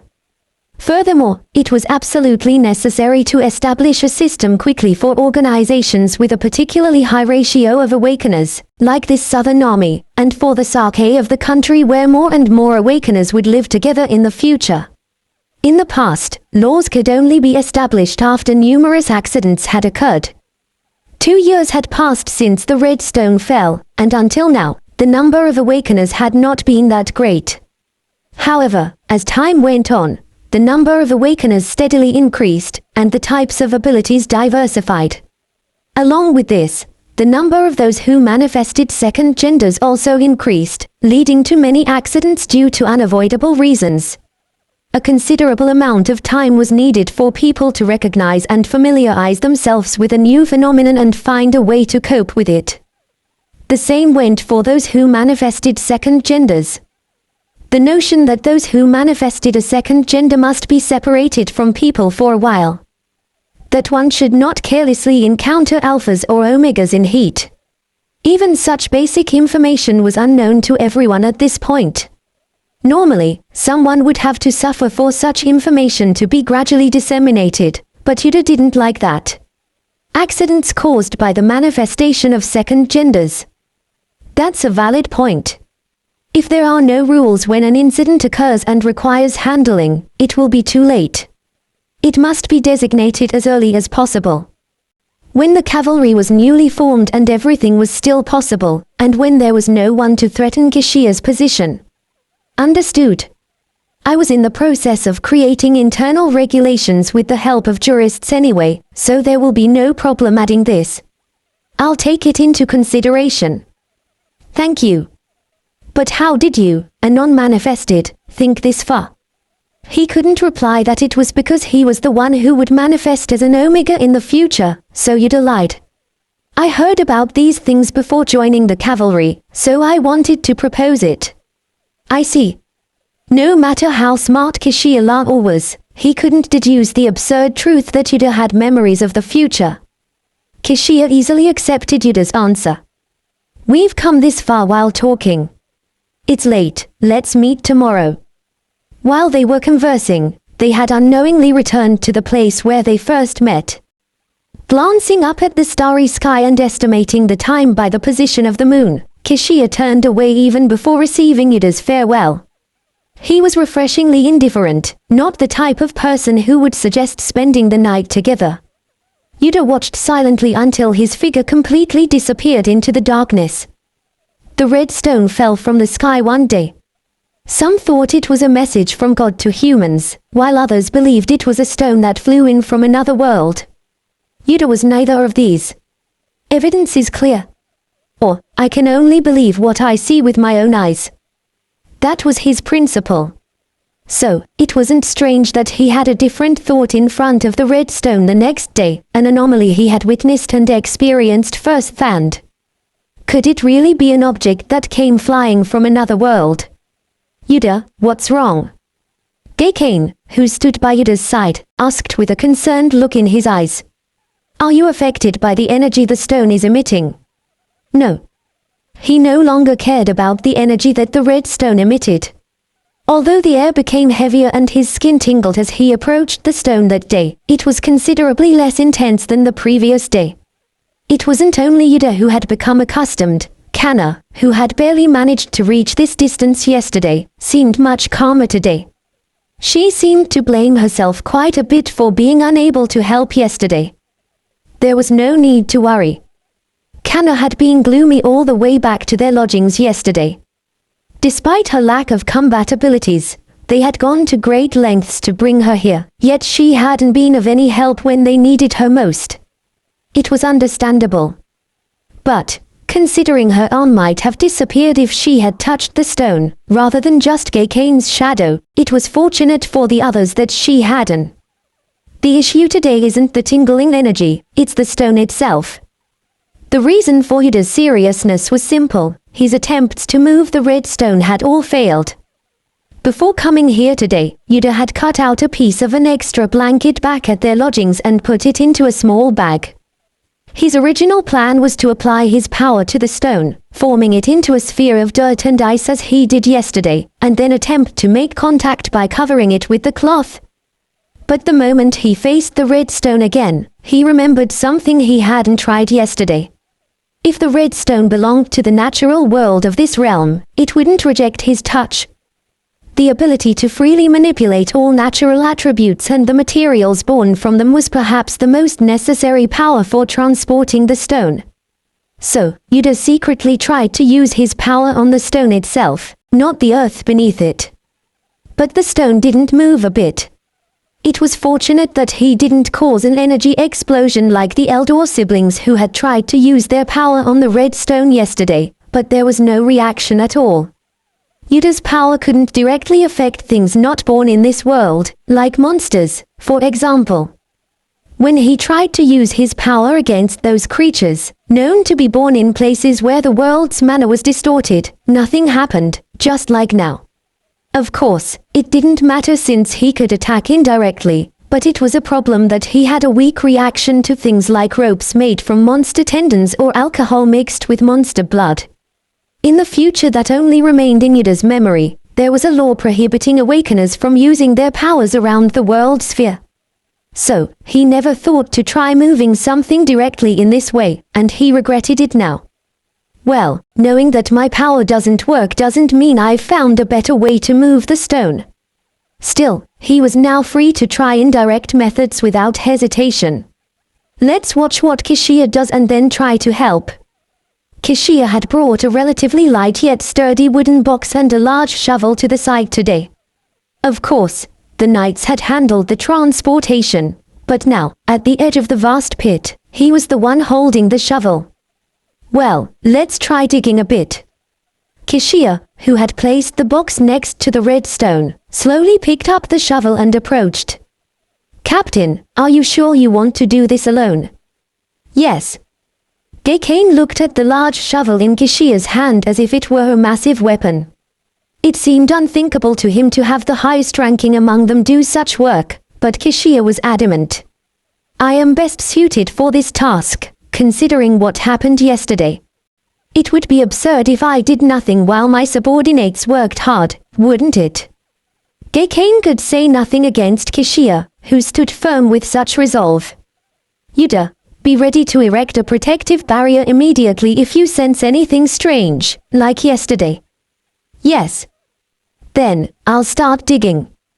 Without hesitation, Kishia plunged the shovel into the ground next to the red stone. At that moment, Yuder noticed a shimmering energy from Kishia's hand, narrowing his eyes. Is it an enhancement ability? The shovel, sinking into the ground with a sound like settling dust, paused for a moment. Kishia stood still, seemingly scrutinizing the red stone for any anomalies. Then, in a single swift motion, he dug up the red stone and swept it into the box. Ah! The elder siblings screamed in unison. Kana also shrunk back, seemingly anticipating something to happen. From Gekane's feet, his shadow clones swiftly rose. And nothing happened in the box. It seems we're in the clear. Everyone stared at the box with puzzled expressions. The only ones who remained composed were Kishia and Yuder. With a relieved look on his face, Yuder turned to Kishia, who was handing the shovel to Gekane, and spoke. It seems that as long as we don't touch it directly, we're safe. That's fortunate. Shall we fill it with water and freeze it to prevent it from moving around inside? Can you do that? I can also melt it instantly if needed. No, I'd like to see that, but not now. The water created by your ability might trigger a reaction from the stone like yesterday. Despite being inside a box, the red stone was still a red stone. It soon became clear that General Gino, a sword master, and the Pelota Knights could not approach the box at a certain distance. Hence, it was decided that the box containing the red stone would be kept in Kishia's private quarters. Yuder, I'll carry the box and follow me. Everyone else, return to your quarters. After resting tonight, we will depart for the capital tomorrow. That's all. Yuder complied with Kishia's orders and cradled the box containing the red stone. While it wasn't heavy, the energy emanating from the box still made his body feel heavy, and his skin prickled just as before. I was worried yesterday that the retrieval might be difficult, but I congratulate you on your successful completion, General Gino, who had moved slightly ahead to avoid the energy spewing from the box, said to Kishia. Judging by the direction he was walking, he seemed to intend to accompany Kishia until he reached his quarters. Thank you. I'm glad it ended quickly. Thanks to you, our Southern Army will be able to leave this place for the first time in 2 years. I'm sure you must be happy to regain your freedom after a few months. Hearing Kishia's casual response, a faint smile appeared on General Gino's face. He had always seemed so serious that it was surprising to see that even he had grown tired of this place. But, it's strange that the stone threatens to explode if touched by a person, but is fine when placed in an object. How did you guess that? I think it's not exactly about human touch that makes it explode. For a moment, Kishia's gaze turned toward the box held by Yuder. It's still a hypothesis, but I think the likely trigger is awakeners, like me or the cavalry members I brought. It reacts to direct contact and to the use of abilities. I see. So that's why you decided to move it with a shovel and a box, which have no connection with the awakeners. While stroking his chin, lost in thought, General Gino asked Kishia another question after a moment's pause. Then, it's possible that those of us who have not gained power from the red stone, like me, might not cause it to explode if we touched it. What do you think? Maybe. But what does it matter? Ordinary people can touch it but can't approach it, and the awakeners can approach but not touch it directly. The best option was to shovel it into the box. Fortunately, it worked. Quite strange. General Gino slightly furrowed his brow. He looked at the box containing the red stone as if it were a magic bomb ready to explode at the slightest touch. General, we will leave early tomorrow morning. As previously discussed, the withdrawal of the Southern Army stationed here should commence once you receive the signal that we have arrived at the capital. Understood. Try to skip the greetings tomorrow as well. It could draw unnecessary attention. Upon hearing Kishia say that he would even skip greetings, General Gino let out a sigh. You say we may not see each other again once we part, but you want to leave without even saying goodbye to this old general. Ha ha. Wasn't playing dozens of strategy games with you over the past 2 days for this very moment. Considering we haven't seen each other in years, it's only right that you do at least that much. Despite not appearing to be significantly older, General Gino's gaze towards Kishia was as affectionate as a grandfather looking at his grandson. Yuder suddenly remembered that the reputedly upright and reticent General Gino had never had children, having devoted his life to the way of the sword. "We've arrived, so let's go into our quarters." Not long after, Kishia's quarters, located on the outskirts of the village, came into view. Unlike the other relatively shabby houses, it was a beautiful mansion, properly constructed with bricks. Yuder was a bit surprised to find such a lodging in this place, but he guessed it was probably a summer villa built by someone in the past. "Always take care of your health, Your Majesty." "I'm always healthy." "Aren't you due for retirement soon, General?" "Do patrol the border areas moderately and come to Pilato after you retire." "You always speak so sweetly." General Gino bowed his head with a laugh, said his farewells, and turned to leave. Yuder also bowed his head towards him, but as expected, there was no response to a mere soldier like him. Yuder quietly watched the general's figure as it quickly receded into the distance. This time, there was no opportunity for him to have a personal conversation with the general. But he wasn't disappointed. It was enough to know that Kishia was considering inviting the retired general to his side. Their relationship seemed deeper than he had expected, so as long as Kishia was alive, there would undoubtedly be another opportunity to meet in the future. Don't feel left out. The general is older than he looks. He still doesn't fully understand the value of the Awakeners. Thinking Yuder might be upset about the general's indifference, Kishia quietly initiated the conversation. Yuder didn't immediately understand what he meant, blinked in confusion, then nodded in realization. "I'm not upset." Rather, if he showed too much interest, it would have been burdensome. He was sincere. How much attention could someone like General Gino, who had lived high up for a long time, show to a greenhorn like himself who had just joined the cavalry? In his eyes, the members of the cavalry were no different from the common soldiers that populated the Southern Army. They might be interesting because of their unique abilities, but that was about it. There was no reason at all to treat them as equals to someone like Kishia, whom he had watched since his young prince days. Yuder never for a moment fooled himself into thinking that his status had elevated simply because he had joined the cavalry and received a title. "I like that you're consistent." Kishia chuckled and opened the door. The unusually high, arched wooden door was heavy enough to be hard to open even with both hands, but Kishia easily opened it with one hand. "Now, let's go in."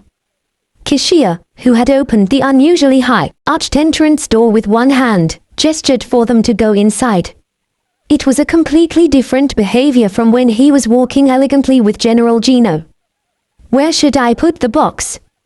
"Just put it anywhere nearby. You'll have to come back and get it tomorrow anyway."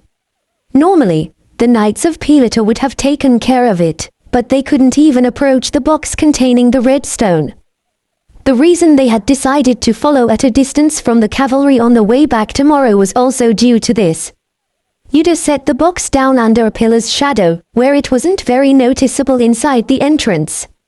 As he moved away from the box, his skin felt significantly less prickly. "Then, I'll be heading back. You've worked hard carrying it all the way here, it would be quite heartless of me to just let you go. At least have a cup of tea before you leave." "No, I'll be." "Don't tell me you're planning to heartlessly reject the request of a leader who has spent 2 whole nights without an adjutant. Even so, that would be going too far. I believe that Yuder, who deeply cares for his fellow Awakener, wouldn't do such a thing." "Since when did you know that?" Before Yuder could reject the idea, Kishia had already made the first move. He had lit a fire in the magic stone stove of the mansion's parlor. A handful of magic stones thrown in crackled as they burned, quickly illuminating the room and filling it with warmth. As the room brightened, the summer mansion-style interior of the house became visible to Yuder. When the fire was out, he thought the place was too old and decrepit for anyone to stay alone, but it was not the case. Though not luxurious, The interior was cozy, and the emblem of the aristocratic family who were the original owners was engraved in various places. The emblem was a long-tailed blue bird next to a shield. You won't have many opportunities to drink tea that I've personally prepared. Are you still leaving? Despite having stayed here for only 2 nights, Kishia moved as freely as if he were the original owner. Yuder watched as he filled the empty teapot with water, placed it on the stove, and scooped tea leaves from a shelf onto it. His movements were as fluid as flowing water. Finally, Yuder sighed and sat in the chair Kishia pointed to in front of the stove. Not long after, steam rose from the teapot, and a savory, aromatic scent tickled his nose. Kishia poured the hot water into 2 teacups he had brought from somewhere and set them on the table. You don't seem surprised. Usually, people are surprised when I do this. How regrettable it was that he couldn't respond that he had drunk this tea many times in the past. Swallowing a fragment of an old memory, Yuder shook his head. I am surprised, in my own way. You don't look like it. That's just my face. A grim expressionless face. Emotionless, chilling eyes. A pallid, sallow face like a corpse's. These were common remarks Yuder had heard about his face since long ago. There's no one who's naturally like that. Anyone can learn to have a brighter expression. How about practicing in front of a mirror? I can help if you want. That won't be necessary. No need to refuse. Why on earth was he having this ridiculous conversation with Kishia? Despite his resolve not to be swayed, Yuder found himself startled to realize that he was responding dutifully to his absurd comments. I can't afford to let my guard down. How is the tea? Previously, Yuder had left without drinking the tea that Kishia's adjutant, Nathan, had brewed at the cavalry barracks. This time, he couldn't. As he lifted the teacup with a feeling of lifting a heavy stone and moistened his lips, Kishia asked as if he had been waiting. I'm from a peasant background, so I don't really know the taste of such fine things. So you mean you don't want to talk? Still, finish your tea. Kishia hit a nerve, and Yuder was momentarily at a loss for words. That's not what I meant. I was just kidding. Knowing it yet being struck by the other person's words wasn't a pleasant feeling.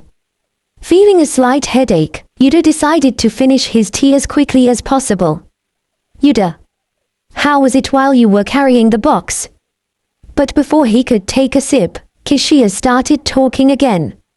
From his gaze, Yuder had a hunch that this was going to be the main point. What do you mean by how was it? When you first saw the stone yesterday and when you carried it in the box today. Didn't you feel any difference in the energy emanating from the stone, being so close to it? How was it?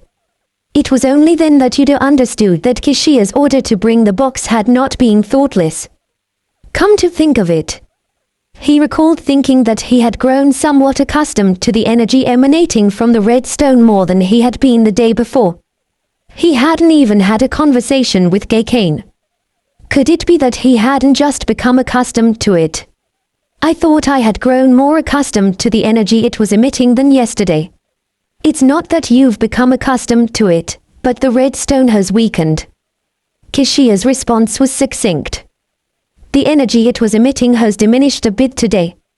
Don't you notice? Yuder suddenly turned his head to look at the box he had placed behind the pillar. He could not see the red stone inside, but the energy it was emitting was still perceptible. A strange energy that made the surroundings feel heavy and tingling, like being deep underwater. If, as Kishia said, it had diminished slightly from yesterday, there had to be a reason. Was there a plausible cause? Could it be? Is it because of the explosions that occurred yesterday? Because of the energy that escaped from the red stone? Yuder ventured to speak, his voice filled with uncertainty. I think that's likely the case. There's no other explanation. A satisfied smile crossed Kishia's face, as if he were speaking with a conversational partner who understood him well. Yuder, you're clever enough to understand what that implies, aren't you? The energy contained within that stone is not infinite. Bingo!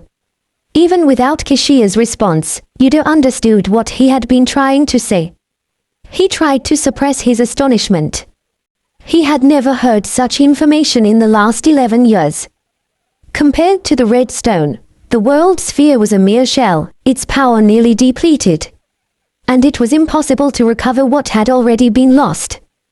But if, as Kishiya and his conjectures suggested, the tremendous power emitted by the red stone was not infinite but finite, like water in a jar, then that would mean, could the purification work done in the Pearl Tower in the past have been an attempt to separate the power of that stone? Back then, he had thought that the mags, consumed by their research, were simply destroying and shaving away at the stone, causing all its inherent power to scatter. But what if that had been intentional? What if someone had tried to forcibly separate the power within it, just like Yuder of the past who wanted to possess the power within the stone? That's too much of a speculation at this point. Yuder tried to suppress his complicated thoughts, listening to Kishiya's continuing words. The energy contained in that stone is completely different from any mana that has ever existed. It's so remarkable that it can influence humans by its mere presence. We need to be particularly careful to ensure that none of it leaks out during transportation. Do you understand what I'm saying? I'll relay this to the others when we return. The Awakeners, unable to directly touch the stone, would protect it as they returned to the capital. Although it sounded easy, Yuder remembered a slight accident that had occurred during this task in the past. The very accident that became the catalyst for Kishiya to draw the divine sword and announce himself as its new master to the world. Baseless rumors and the imperial family's downsized official statements.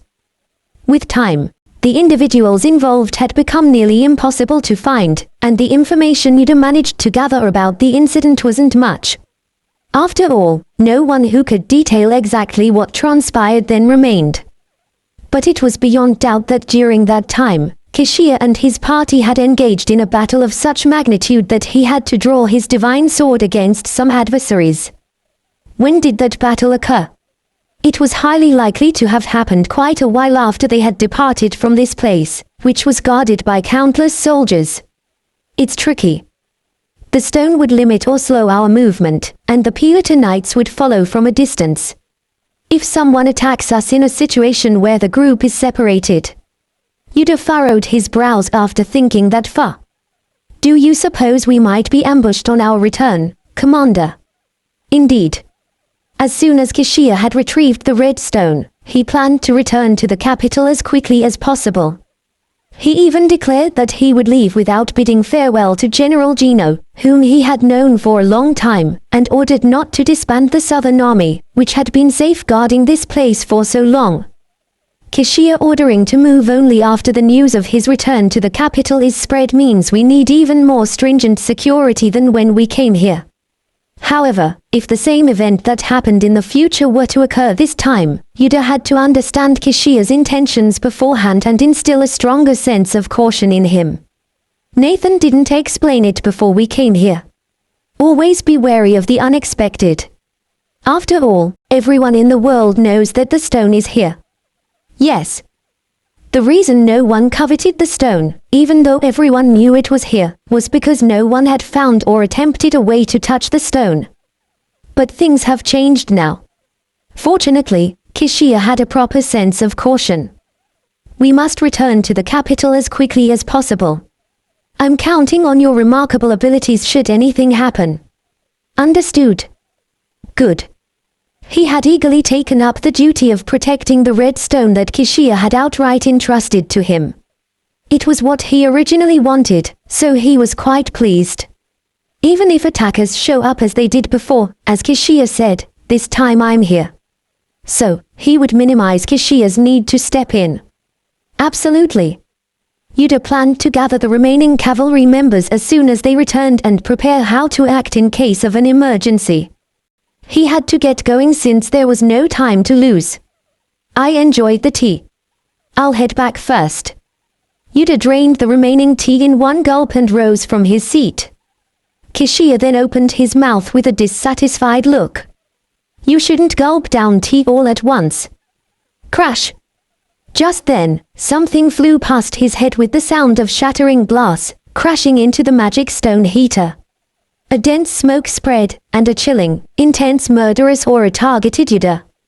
An intruder. Yuder immediately cast a white water barrier around himself and Kishia. With a puff sound, something was felt rebounding off a barrier. Then something else flew towards it but was likewise repelled. What the hell is this? A bewildered deep voice echoed. They must be new to something like this. They're not professional killers, it seems. Many had laughingly considered his water-made wall to be weak. However, what Yuder had created was different. He could instantly freeze the water to be as solid as steel and then melt it again. That was the main reason why he often used water for defense. It seems like several people have entered, but it's too dark to see ahead. For now, let's deal with this darkness. If he were to reveal all his abilities, he could just summon dozens of flames to push back the darkness, but he couldn't do that. Yuder paused to think for a moment, then removed the barrier in front of him. If there's any guy with a sword, I should take it and use it. The magic stone heater had shattered, and smoke had exploded, making the interior as dark as pitch black. However, to the focused Yuder, the positions of those inside felt distinctly clear. Commander, please stay still for now. Worried that Kishia might try to grab the divine sword, Yuder advised him and then lightly waved his hand. If there was a steel sword in the place, it would respond to his power, escaping from its owner's hand and flying towards him. Ah! What is this? Soon, one of the enemies not far away let out a bewildered sound. The sword that flew through the darkness landed in Yuder's hand. Yuder immediately gripped it and infused it with his power. With the sound of a soft roar, flames climbing the blade quickly illuminated the smoke-filled darkness, revealing the surrounding scenery. The interior was a mess due to the shattered magic stone stove, and several masked men appeared, not knowing what to do. Kishia was also seen inside the barrier, his face as usual. Good. The box containing the red stone. He glanced at the box that was still lying there, unnoticed by anyone. It was a relief. Who the hell are you guys?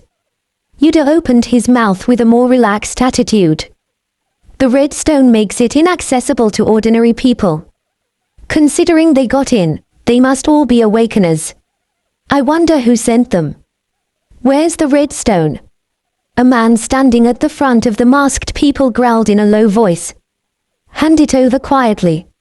If you don't want to die. Are all of you awakeners? Who sent you? We're the ones asking the questions, not you. Due to the energy emitted by the red stone, the air enveloping the entire mansion was very heavy. If they knew that the energy became stronger as it approached the stone, they could track its location without asking, but the enemies were unaware of this. They know that the stone is here, but they don't know its characteristics. It's safe to say that there wasn't a traitor among those involved in the recovery operation. Even though Yuder had lit the darkness with a flame-wrapped sword, its range wasn't very wide. It was fortunate that he had pushed the box containing the red stone behind an inconspicuous pillar. I need to uncover the mastermind, so I shouldn't kill them. And Kishia might go for the divine sword, so I should prevent that in advance. The tingling energy emitted by the red stone wasn't good for either Yuder or Kishia, but it was the same for the enemies. Besides, no matter how much Yuder had returned to his state from 11 years ago, he was not so weak as to lose to these enemies. Having made his decision, Yuder looked back at Kishia and spoke. I'll handle this quickly. The area within the wall is safe, so all you need to do is watch, Commander. Are you sure you can manage alone? From what I can see, there are at least 10 of them. Kishia asked, glancing at the enemies with a look of interest. Like Yuder, he showed no signs of tension. No problem. His casual tone, as if saying 2 + 2 = 4, momentarily disrupted the enemy's murderous intent. Are you unable to grasp the situation? If you're choosing death. Does he sound like someone ready to die? Yuder shook his head at the masked figure. He sighed at the thought of having to expend energy against these people, who couldn't even properly assess his abilities. It's you who fail to understand the situation. You know the red stone is here, but you seem unaware of its nature, that it explodes the moment it comes into contact with an awakener's body or abilities. If you falter, touching it could be fatal. What did you say? Of course, Yuder had no intention of wasting the limited power held by the red stone in such a way. However, the enemies would not know this and would likely flinch even if they believed his words to be nonsense. In a battle between awakeners, the one unable to fully use their abilities was at a distinct disadvantage. If you think we'll back down just because of that, should I show you whether it's true or not? All we need to do is set up a defensive wall. As if to make a point, Yuder moved his flame-encircled sword. The sight of the dancing flames caused tension to flicker across the enemies' faces. They didn't know what abilities he had, but anyone who could easily snatch a sword, create a water barrier, and use flames while doing so was no less than a legendary mage. It was an incredible power. What should we do? Even so, we can't back down. It's a bluff. Among the enemies, the one who seemed to be thinking the most called out loudly enough for the others to hear. No one knows we're here. He's just buying time. You'd better discard any hope that someone will come to help. If you want to lessen your suffering. Goodness. Even when I explain kindly, you talk too much. Before the enemy could finish his words, Yuder slightly swung his sword upward. Instantly, the flames surrounding the blade shot up like a pillar. Boom! It was a small pillar of fire, but its power was undeniable. The flame that pierced the ceiling and roof illuminated the night sky for a moment before disappearing. It was powerful enough for those far away to sense something unusual and rush over. Now everyone should know you're here. Looking at the remnants of the fire falling from the sky through the shattered window, Yuder chuckled. The dumbstruck looks on the enemies' faces were quite amusing. And what was it you said? If you want to lessen your suffering. Through the gaps in their masks, he could see their eyes trembling. I suggest you start hoping your suffering will lessen. Damn it. Everyone, attack at once.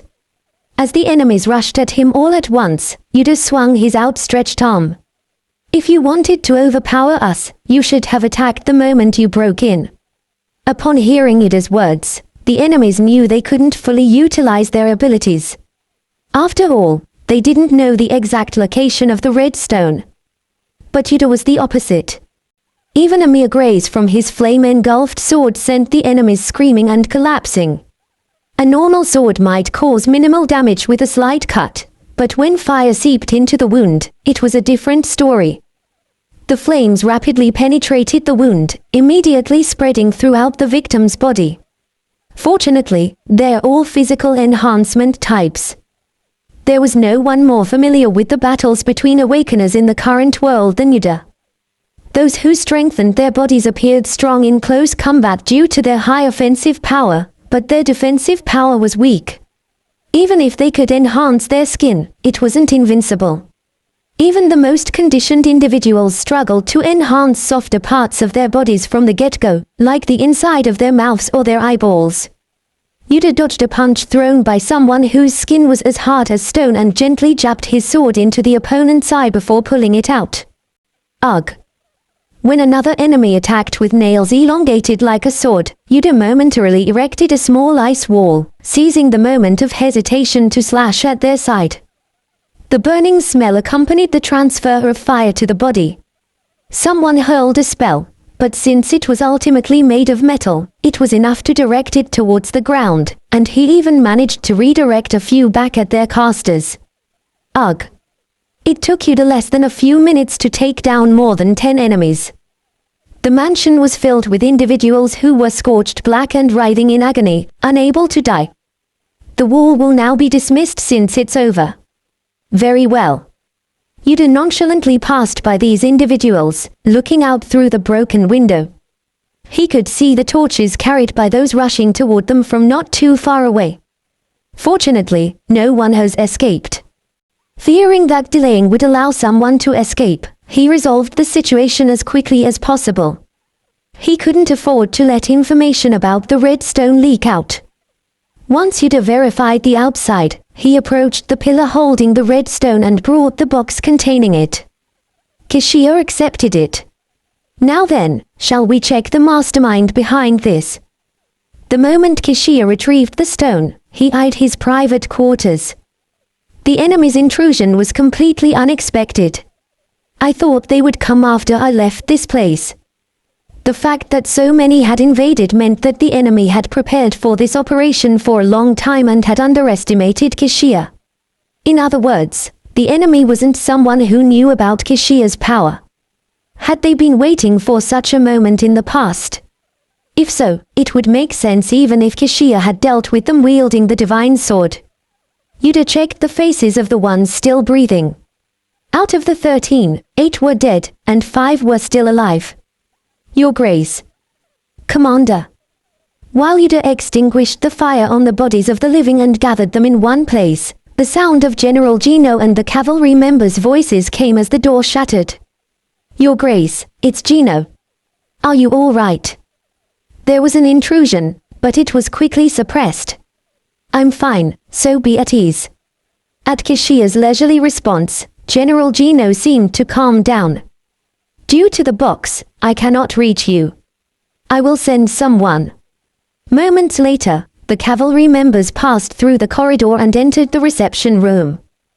Their eyes, filled with urgency as they hastily put on their uniforms, turned to horror upon seeing the several bodies lying on the floor. My goodness! What in the world? Don't come any closer, Kanna. Although they were dead, one could never be too cautious. Yuder had Kanna, who lacked combat abilities, step back and then looked at Kishia. As if waiting, Kishia opened his mouth. These 5 are still alive, so I plan to interrogate them immediately. This place is messy, so let's move them to the next room. The next room, you say? Gakane swallowed nervously and asked. Understood. But who exactly sent these people? We'll have to find out now. Yuder's calm response cast a cold atmosphere over the room, which was broken by Kishia's low chuckle. Yes, we'll find out now. Gakane's shadow clone carried out the task of moving the intruders to the next room. The shadow clone, carrying all 5 people at once, strode into the room and threw them down. Kanna, Gakane, you 2 stand guard outside the room and make sure no one enters. Move the dead ones outside. The rest, come inside. Yes. At Kishia's simple command, everyone moved swiftly and efficiently. Yuder closed the door after making sure Eldor siblings and Kishia had all entered the room, preventing any sounds from escaping. Now then. Kishia approached the groaning men, his relaxed smile gone. His cold, red eyes bore into the enemies. Who sent you? Answer me. Although they were clearly alive, the enemies did not answer. Kishia turned his head quietly and looked at the Eldor siblings, who stepped forward. So, we just need to make them talk, right? Leave it to us.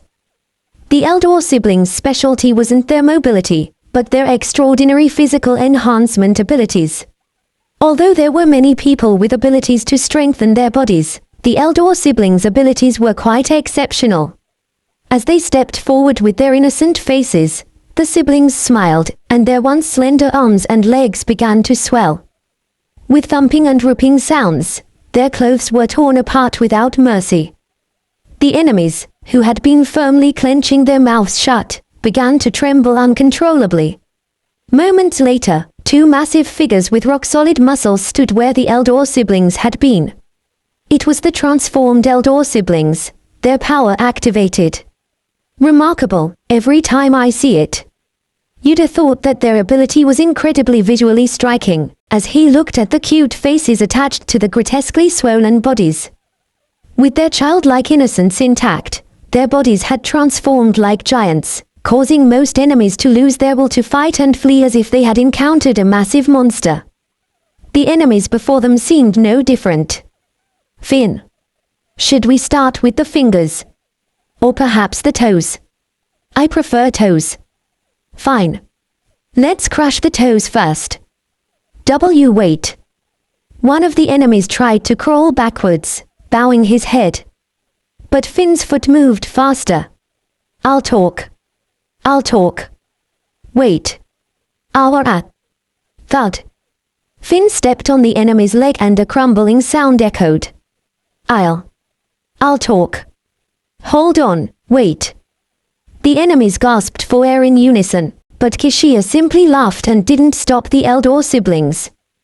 Then, inside the room, the thumping sound of earth-shattering and faint screams reverberated. So, ready to talk now? Kishia casually asked again, looking at the enemies covered in burns, their faces wet with tears and snot. You attempted to assassinate a member of the Imperial family. Your lives are already forfeit. Isn't it better to die cleanly than to be dragged off to the Pearl Tower for experimentation? It might be more effective to say you'll spare the first one who talks. Finn Eldor, back in his original form, suggested another method, tilting his head. Yuder also thought his method was much better. Really? Well then. We wrote an oath.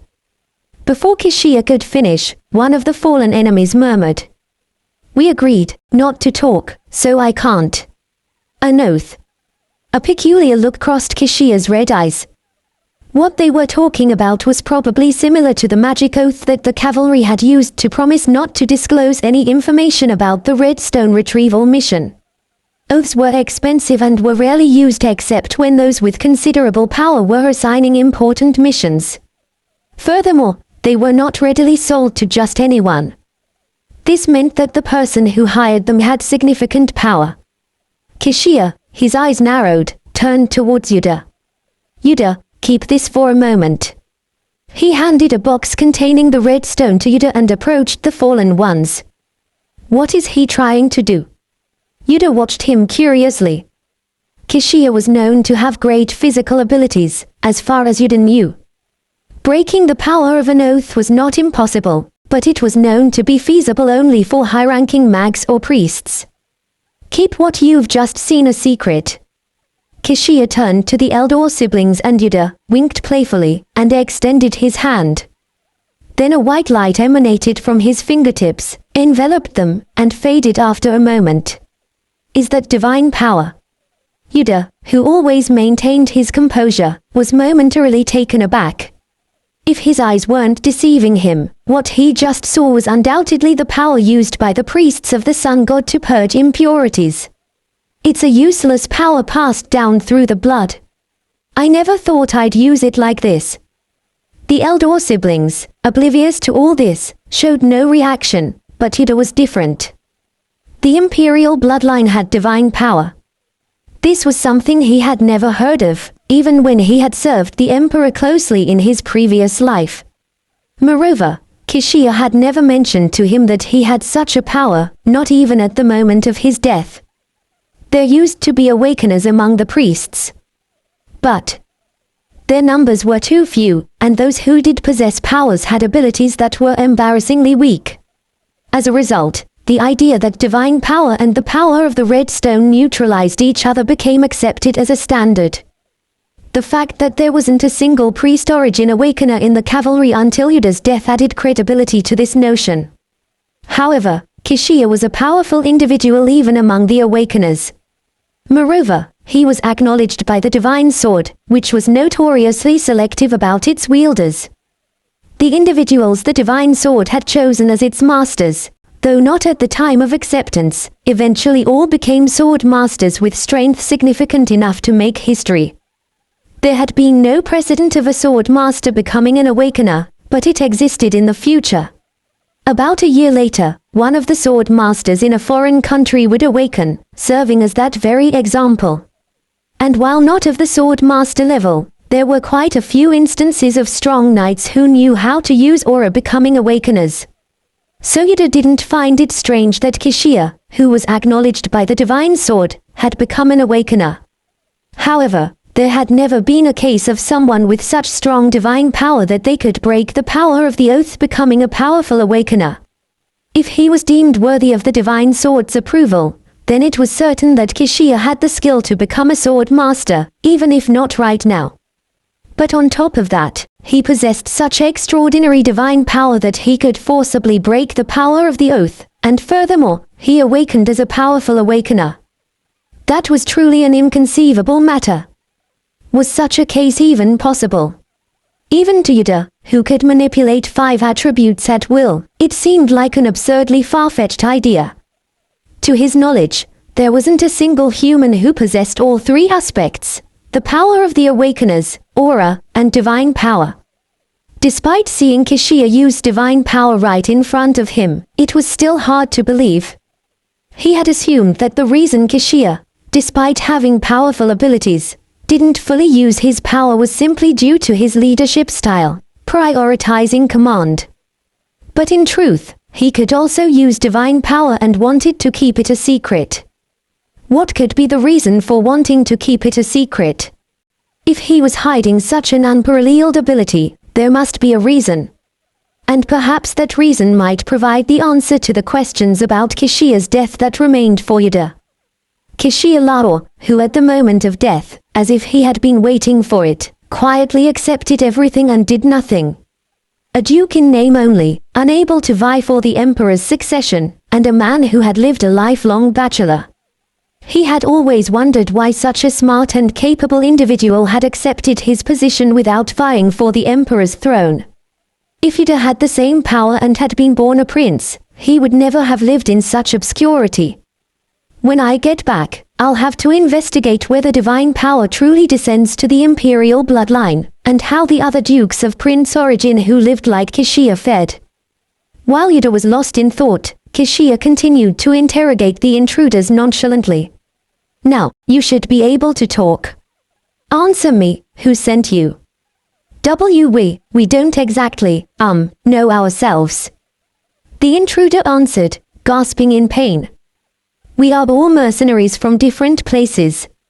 Our client never revealed their identity and only contacted us through intermediaries and letters. Mercenaries. The elder siblings muttered to each other, glancing at each other's faces. Only then did Yuder stop his thoughts on Kishia and lift his head. Not professional assassins, then. I see. They were all mercenaries. You must have heard something from your client beforehand. What did you know when you came here? What were you planning to do after stealing the red stone? Or was the red stone just an excuse, and the client wanted me killed? No. At Kishia's question, the intruder cried out with a contorted face. We're lowlifes, but we know we won't die a decent death if we do such a thing. Assassinating an imperial family member, we wouldn't accept such a request. How amusing. Assassinating an imperial family member is scary, but stealing the red stone is fine. When Hin added her comments as if for the intruders to hear, regret and anger flashed across the blooded faces of the intruders. The client said there would only be one person, Duke Pilita, staying here. If we timed it right, we could have handled it easily. We didn't think anyone else would be here. Fearful eyes discreetly turned towards Yuder. Even without moving a finger, Yuder, as reflected in the intruder's eyes, was as good as a grim reaper. But Yuder was not looking at him. If those words were true, this was no ordinary problem. The information was completely leaked. Yuder took a fleeting glance at Kishia's expressionless face. When was it decided that he would come here to retrieve the red stone? Whoever planned this daring act must have accessed that information very early. There was no doubt about it. Furthermore, the fact that the location where Kishia was staying was reported in real time meant that the instigator was much closer than expected. Seems like they knew this place very well. Was that all the information they gave you? At Kishia's question, the intruders hurriedly responded, each adding a little more information. No, at first they just told us to go to the Or Empire and wait until the messenger arrived. We waited at the edge of the mountain range for a few days, and then we received a letter yesterday to move here. We were told to observe the mansion, and if it seemed like the red stone had been retrieved, to invade and steal it. We really thought we only had to steal the stone. After retrieving it, we were to return to our original hiding place and wait until the client contacted us. A letter that arrived yesterday. Kishiya murmured meaningfully, narrowing his eyes. Surely, he must have realized what Yuder was thinking. Even the cavalry members who came to retrieve the red stone in person had only just found out that only the awakeners could approach the red stone. Therefore, the likelihood that the one who sent the intruders knew this fact in advance and gathered only the awakeners was very low. Yet the fact that they sent only the awakeners meant they deemed it necessary to have people with powerful abilities. Yuder visualized the unknown client in his mind. A figure of wealth and power, and incredibly meticulous. Likely, the client had chosen to hire mercenaries to ensure that even if the tail was stepped on, no harm would come to them. They had gathered and dispatched over 10 awakeners, probably figuring that would be enough to confront a Kishiya and obtain what they wanted. Had they known the extent of Kishiya's power, they would have realized that a dozen or so were insufficient. However, by sheer coincidence, Yuder's presence at the site was the client's downfall. The client had a proxy, you said. How did you contact them? They were always different people. Moreover, since we entered the Or Empire, the proxy never appeared in person. It was always through letters. Naturally, you burned all the letters. Yes. Kishiya fell silent, seemingly lost in thought. His gaze drifted to the box Yuder held. The box, containing the red stone, still radiated a heavy and sharp aura. All right. I'll ask one last thing. If you were successful in retrieving it, where were you planning to take it? Where could they hide from the watchful eyes of the numerous Imperial soldiers patrolling the mountains, who had been guarding the red stone? Where could these 10 or so people be hidden? Everyone's gaze turned to the intruder's mouth. That place, it's, from here, Suddenly, the man who had been speaking choked and bent over, retching. Cough, hack.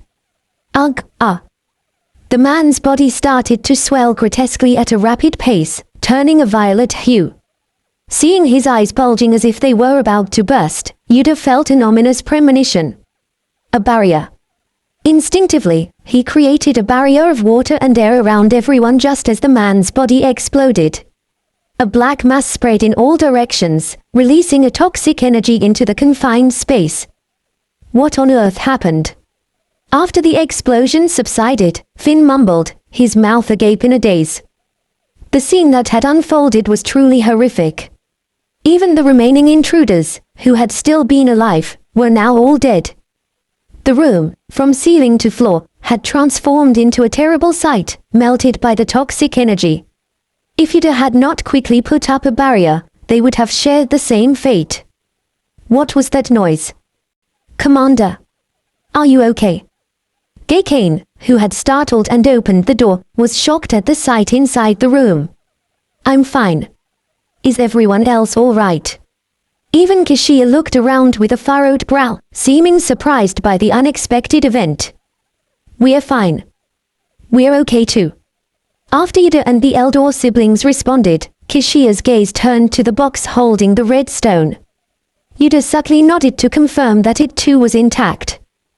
The red stone in his hand was safe, and so were his companions. That was a close call.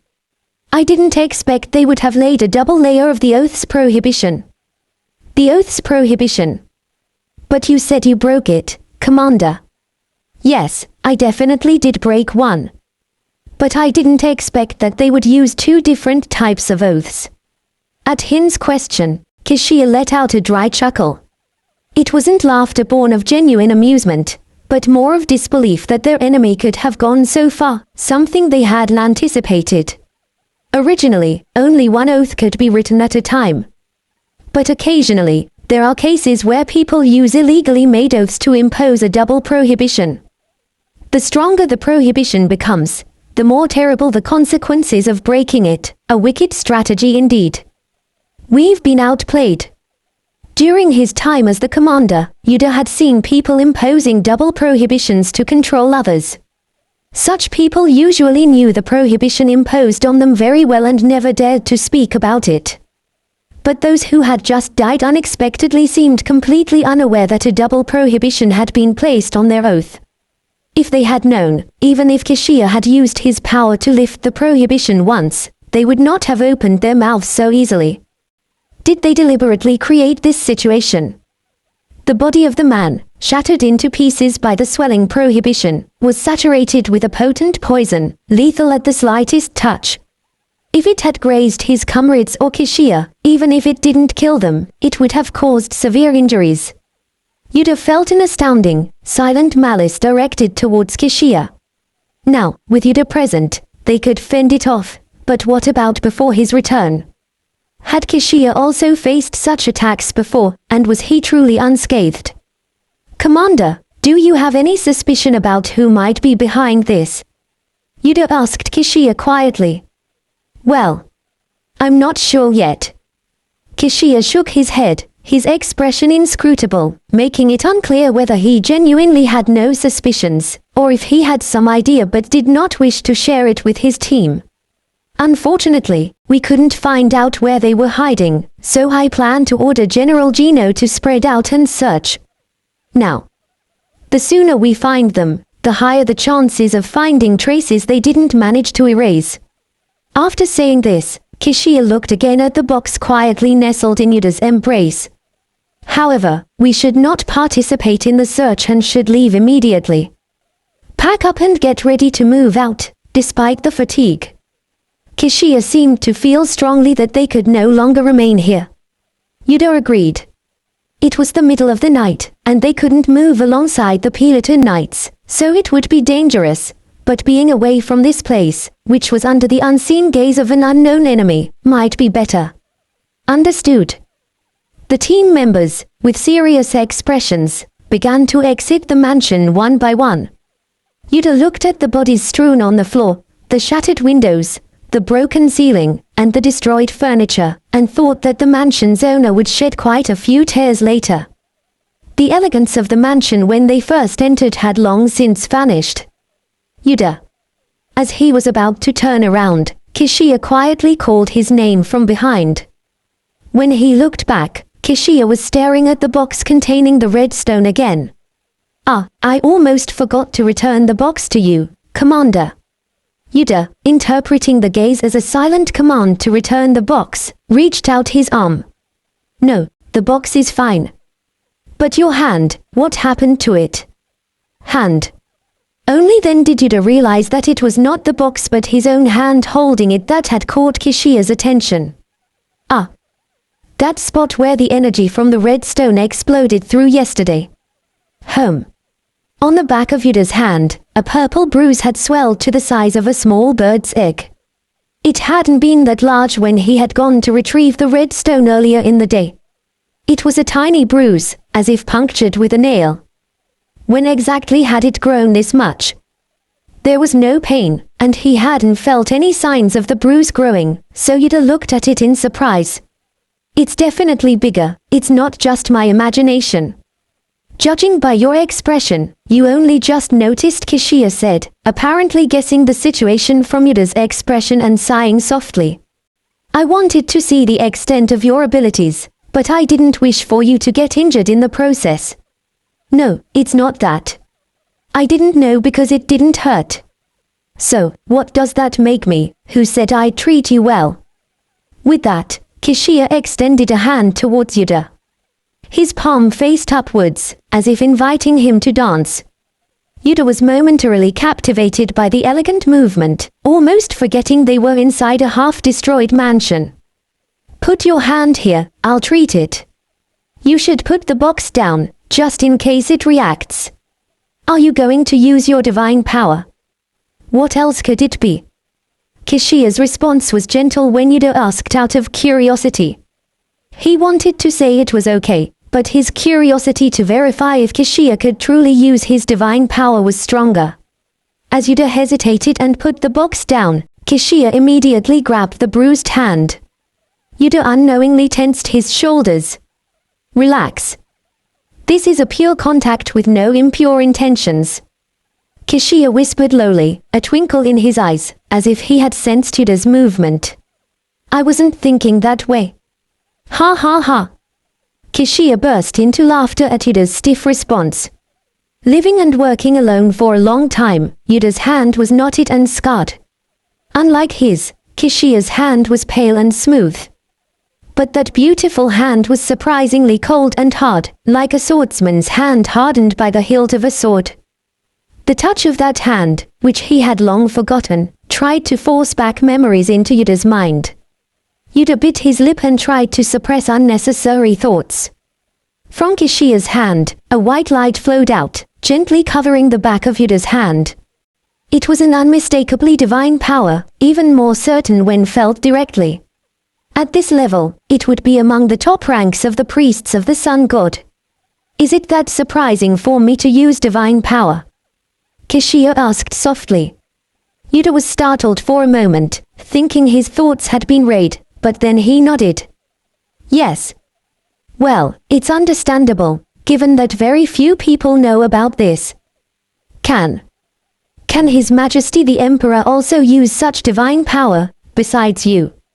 Of course, he can. The answer came easily, as if it was the most natural thing. Why then, do you keep that fact a secret? There's no need to hide it, is there? I suppose so. But it's a power that, when revealed, wouldn't bring much good. It's as if it might as well not exist. I think it's better to believe it doesn't from the start.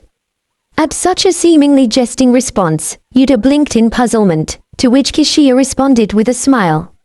Seeing you risk your life and use your strength to save others time and time again is what made me decide to use this power. If it were revealed that I've used it, my adjutant Nathan would be furious. He might even forbid me from going out at night. So, keep it a secret, will you? Let it be our little pact. Yuder stared at Kishia's smile, unable to discern what was truth and what was deception. Could someone truly exist who, for such a simple reason, wouldn't use their healing power until the moment of their death? But he couldn't ask the Kishia of the past for an answer. I understand. But, may I ask one more thing? Sure, as long as it's not whether I possess the power of the awakened, the divine power, and the power accumulated as a knight. Yuder was momentarily lost for words. Kishia smiled, looking like a boy who had successfully played a fun prank. You're the only one in this place who knows that I was chosen by the divine sword. I guessed you'd have questions as soon as you saw me use divine power.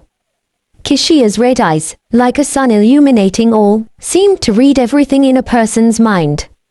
His nonchalance, despite seemingly having figured out Yuder's thoughts yet not hinting at it until now, was masterful. Is that possible? Yuder asked softly, deliberately omitting the subject the three powers. Though his comrades had left and there was no one within earshot, one could never be too sure. Well, what do you think? If it's true, then what in the world could harm you? That is, assuming he deliberately chose not to dodge an incoming attack. Even if anyone charges at you, they wouldn't stand a chance. Kishia, adept at reading people's intentions, couldn't discern the fleeting memories of the past that had momentarily flickered in Yuder's dark eyes. Ha ha, you're more skilled at flattery than I thought. I never would have guessed, considering you never seemed the type to say things just to please. I merely stated the truth. Yes, your words might indeed be true. But, what does it matter? A strange look briefly flitted over his red eyes. No matter what I possess, it's meaningless to me. What I truly need isn't anything like that. His words suggested that all of it was insignificant. Yuder was once again at a loss for words. Such things. To belittle the incredible notion of a single human possessing the power of an awakener, divine power, and aura. The Kishia he had met upon returning to the past was even more mysterious and unfathomable than the one he remembered. Even Yuder, who had experienced all sorts of things and grown over the past decade, couldn't clearly comprehend him. Then, what do you believe you need, sir? Do you want to know that? The once youthful, carefree, and world-weary energy in Kishiya's gaze vanished in an instant. He once again adopted the leisurely and languid countenance of a duke, his eyes gently curving. Accept the position of cavalry assistant, then. Assistant, please wait a moment. There's no such position, is there? Indeed, no such position existed in the past. Kishiya had delegated all assistant duties to his adjutant, Nathan Zuckerman. Anything relating to the cavalry was entrusted to the deputy commanders, including Yuder. It had always been sufficient. But now, a position as cavalry assistant. Just make one. It seems like you're reluctant to take on the role of deputy commander, so I thought about creating a comfortable position that no one would be responsible for. Kishiya responded in a smooth tone, as if he had thought of this all along. The cavalry has been established not too long ago, so it should be possible to create such a position. I'm very fortunate. So, you don't like this idea either? Kishiya's hand, radiating a white light, tightened its grip on Yuder's hand. With his treatment not yet complete, Yuder had no choice but to neither resist nor flee.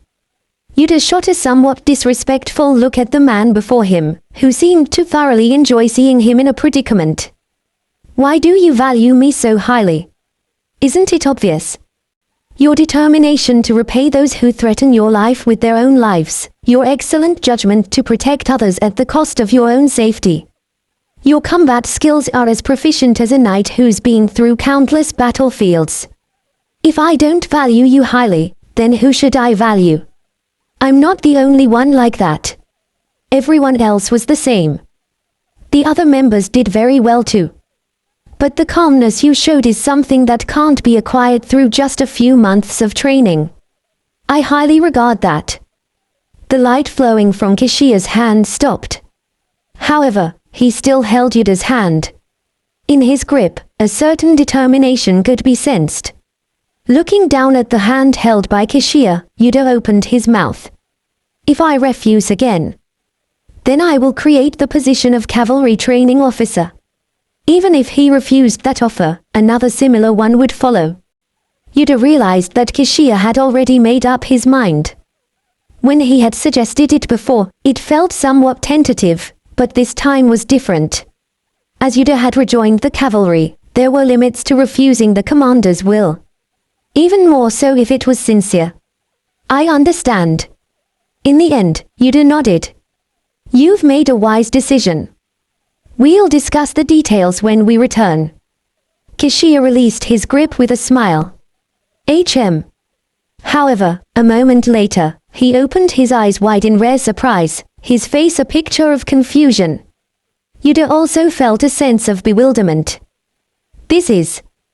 The bruise on the back of his hand, which should have completely healed by now, hadn't vanished entirely. It had only shrunk to its original small size, a small, dark red spot remaining on the skin. The two fell silent, looking at the spot. It wasn't an ordinary injury. Kishiya's eyes narrowed. Tell me exactly how you got hurt, Yuder.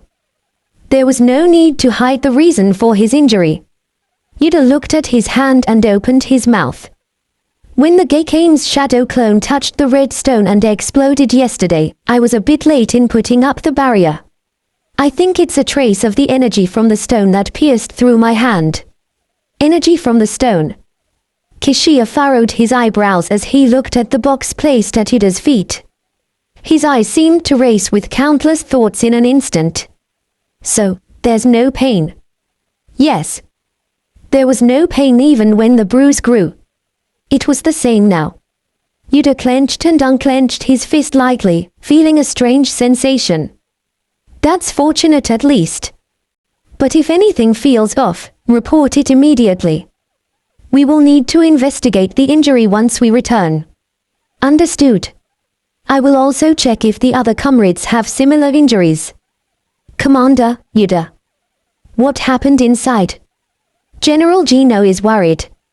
Just then, Gaykane's voice rang out. Kishia and Yuder briefly met each other's gaze before rushing out of the mansion. Outside the mansion were the cavalry members, General Gino, the Pelota Knights who had rushed here without sleep, and the soldiers. General Gino and the Pelota Knights were able to stand at a similar distance as the cavalry members, but others could not. Faces staring from afar were full of confusion. Despite having protected the place for 2 years, the Imperial Army was of no help when those coveting the Red Stone infiltrated. It was fortunate that Kishia was unharmed, otherwise, it would have been a great calamity. Naturally, General Gino, who led them, didn't look well either. I'm glad to see your highness unharmed. However, the fact that those beasts could reach this place is my responsibility. It's deeply shameful. Now that they're all dead, what should we do? I haven't been hurt at all, so don't worry, General. However, since the dead had been hiding around here for days, release your soldiers to search the vicinity immediately, and inform me as soon as you find anything. Understood. General Gino turned around and immediately began giving orders to his soldiers loudly. After most of the soldiers quickly disappeared, Kishia called the general closer and said he would be leaving soon. Having seen the audacious moves of the enemy, General Gino didn't stop Kishia. He immediately called one of the soldiers who remained at his side. Go and fetch the Misty Wind horses right away. Despite it being late at night, preparations for departure were made in an instant. Kishia, having draped a long cloak to cover his uniform, received the box containing the red stone from Yuder. His figure, lightly leaping onto the Misty Wind horse and grabbing the reins, resembled a manifestation of the sun god who had emerged to illuminate the darkness. I will lead the way. The cavalry members will follow right behind, and the knights will follow as closely as possible. We will run without rest, so be careful not to lose your way. Understood. The Pelota Knight, who had served as a guide on their journey, had given Kishia the special magic stone that indicated he could handle all the horses. When their lord, whom they should protect, decided to lead in the most dangerous situation, the knights should have naturally tried to dissuade him, but they remained relatively calm. Yuder read an absolute trust and belief in Kishia from them. We're setting off. Leaving General Gino behind, they departed from the Southern Army base. The mood was extremely heavy and solemn due to their sudden departure under unfavorable circumstances. 11 Misty Wind horses ran unimpeded across the fields blanketed by the darkness of night. These horses faced no difficulty seeing in the dark, easily avoiding any obstacles in their path. The bodies of the horses, glowing as if sprinkled with powdered pearls, were the only sources of light in the place. Yuder gripped the reins more tightly, enduring the chilling and hair-raising sensation. No matter how convenient and fast a mode of transportation, an entity not born from nature was diametrically opposed to it. Kishia rode his horse in a completely different manner than when they had arrived. Thanks to the incredibly fast pace, harsh even, by the time day broke, they had already traveled far beyond the mountain range. Yuder. We need to talk. Gaycane, who had dismounted the horse to rest, approached Yuder and spoke in a lowered voice. What exactly happened yesterday? You took down those guys with the commander, so you must know something more. I'm not really sure. In truth, Yuder had taken them down alone, but he didn't bother correcting Gaycane. There was no benefit in flaunting his abilities. I was about to leave the box when they showed up. I just took them down to defend myself. How could so many of them have been here in advance? They figured out that we had recovered the red stone so quickly. Kana wand. Come over here. Just then, Kishia called Kana. Everyone's gaze instantly focused on Kana. Surprised, Kana, who was opening a water bottle, turned her head. Yes. Can you read these items while we rest? Kishia took out several items from his pocket. A torn glove, a broken dagger handle, and a shattered piece of dice. Yuder recognized them as belonging to the dead intruders. It seemed he had taken them when he briefly entered the mansion before their departure. Of course. I'll give it a try. Kanna's expression turned serious. She had been unable to shake off her worry, believing that she had been of no help in this mission. She took a deep breath at the opportunity that had come once again. First, Kanna held the glove. As she closed her eyes and focused, a faint energy rippled within her palm. I can only read personal information about the owner. This is the toughest material the owner possessed, so he often wore this glove during battles. And he also used it when shaking hands with someone. It seems like a very strong memory. He placed a large bag of money on top of the glove. After counting the money, he removed the glove and marked the count with his finger. After saying this, Kanna opened her eyes. She had made a lot of progress over the months, training and using her ability countless times. Before she joined the cavalry, there were many things she couldn't read, and most of the information she could decipher amounted to fragments of words. But now, she knew she could always decipher something. The information she could read had become much more detailed. Mostly, it consisted of the most potent memories related to the object. The one who gave the money is likely connected to the one I'm seeking. Kishia nodded and handed her the next object. It was a broken dagger handle. Kanna gripped it and focused once again. Fear. I can read the immense fear and regret the last person who held this felt. And resentment towards someone. The person who commissioned them, a stranger they'd never met, a noble from the Empire. A noble from the Empire. Gakane, who had been silently listening, asked in surprise. Kanna opened her eyes. Her blue irises were filled with a serious look. It's a word the person holding the dagger thought strongly of. They seemed to have speculated among themselves that the identity of the person behind the commission might be a noble from the Empire. The atmosphere turned cold in an instant at Kanna's words. The one to break it was Kishia, who still bore a look of interest. Well, considering what they've done, it's not an impossibility. But why would a noble from our nation dare to act against our commander, a member of the imperial family? Isn't the commander's retrieval of the red stone for the peace of this nation? Why on earth would? As Gakane mumbled in confusion, Kishia responded with a slightly deeper smile instead of an answer. Nobles have their own ways, Gakane Bowenwald. If everyone had the same loyalty as you, we would be quite comfortable by now. It was a loaded statement. Gakane seemed taken aback, as if he'd said something inappropriate, but Yuder recalled memories from a past life.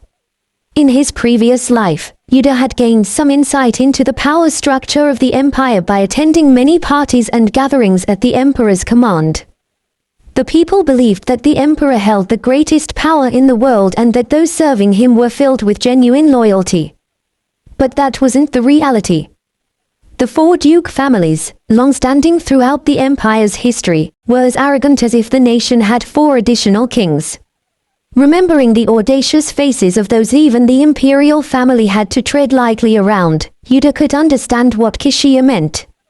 Indeed, nobles had their own ways. Now, the last object. Kanna held the last object, a broken dice, in her hand. From her concentrated face with closed eyes, a deep focus unlike anything seen before emanated. The owner of this object was addicted to gambling. They needed a lot of money. They had awakened their power, but seemed dissatisfied with their unchanged life. Besides, fear and regret, similar to the previous objects I read. Kanna opened her eyes and looked at the commander's face. He was nodding with a satisfied look. Good. Thanks to you, we've obtained some interesting information. But can you read the stone inside the box? Kanna, who had just been smiling brightly at having her ability acknowledged, became serious again. I can only read the history of the box. I'm sorry. What a pity for such a good ability. Kishia expressed his regret sincerely. Yuder agreed as well. How wonderful it would be if Kanna's ability had advanced enough to read stones without direct contact. Judging by the current rate of progress, it wouldn't take long. However, if things went as they had in the past, Kishia would head to the palace with the red stone as soon as he arrived in the capital. By then, even if Kanna's ability had developed, the stone would have already become the world sphere. If only I could prevent or delay that. Previously, he had thought that the ignorant mags of the Pearl Tower had recklessly chipped away at the power of the red stone and damaged the original. But having participated in this mission and realizing the extraordinary power within the red stone, his thoughts had changed. Several ways to protect the red stone whirled confusingly in Yuder's mind and then disappeared. The easiest way, of course, was to make Kishia himself realize the value of the stone. Then, he could persuade the Emperor not to send the stone to the Pearl Tower. Yuder's gaze stealthily turned toward Kishia. At the same time, in the Imperial Palace in the northern part of the Or Empire's capital, a man with grizzled hair and a young boy were sitting across from each other, setting up several intricately shaped pieces for a strategic game. At a glance, it seemed like an old man playing with his young grandson, but a closer look revealed that their relationship was not so close. The old man's eyes were well collected, cruel, and cunning, and the boy sitting in front of him had a fierce beauty that did not match his young age. The Duke of Pilato seems to have succeeded in his retrieval. He said he would be back soon, the old man muttered as he moved a piece on the board. His voice was nonchalant. Is that so? Were you already aware? I had to know naturally when the excitement in the Sun Palace reached the Bright Palace. The Bright Palace was a palace built for the Crown Prince. And the boy, with the golden hair and red eyes characteristic of the Or Empire's imperial family, was none other than Prince Kajian Labor, who was to be the next emperor. Did you also hear about the incident of those who coveted it appearing in the middle? The old man added another piece to his offensive. Despite the aggressive move, the Crown Prince was not flustered. He skillfully moved his piece to dot and opened his mouth. Yes, I heard about that too. They say the subordinates of the Duke of Pilato resolved it adept. They say the monsters came from somewhere. Unfortunately, it seems that has not been revealed. Indeed. Quite a pity. They could have been on good terms with us. The words carried a ruthless intent, but the Crown Prince's expression was utterly calm. The Duke of Pilato is not the fool others make him out to be. He cunningly managed to establish that organization. He must never be underestimated. I thought he was a man too busy looking after himself to hide such a claw. It turns out those who scored this time were not Pilato Knights but members of a strange group the Duke established. At that, the Crown Prince stopped moving his piece for the first time and lifted his head. Was its name the Cavalry? Was its name the Cavalry? I believe so. Kiol has been making quite a fuss about them. The old man shook his head slowly, his brow furrowing. My ears are still ringing. Due to the incident where he was humiliated by a commoner not long ago. I can't believe such a foolish one came from our house. We put him in the Knight's Order to gain some prestige, but instead of behaving, he came back humiliated by a mere commoner. It's a worry. He still doesn't understand what he did wrong. Don't be too upset, Duke Diarca. Not all children can be exceptional. Upon hearing the young Crown Prince's cool comfort, the old man, Duke Diarca, smiled. That's true. It seems that all the outstanding abilities that run in our blood have been granted to you, Your Highness. You flatter me too much. They returned their focus to the game. At first, the Crown Prince's pieces seemed to be simply avoiding those of the old man.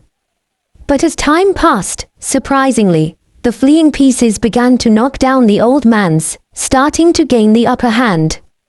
What seemed like retreat was, in fact, a meticulous strategy. In the end, the game concluded with the Crown Prince's victory. The Crown Prince spoke as he toppled the last piece the Duke had placed. His Majesty will bestow rewards upon Duke Pilato and his subordinates this time. To make a name for themselves throughout the continent, that would be best.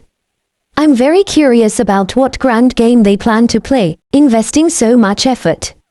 My expectations are high. Is that all you're curious about? Aren't you finally going to see the famous stone? That's what I'm most curious about. At the Duke's words, the Crown Prince simply grinned. Yes, everyone will see it soon. Duke Kishiya of Pilata returned to the capital, having successfully completed the secret mission assigned by the Emperor. As his departure and return were both quiet, almost no one knew he had left his post. Only Kishiya and those who journeyed with him felt a mix of emotions as they entered the capital.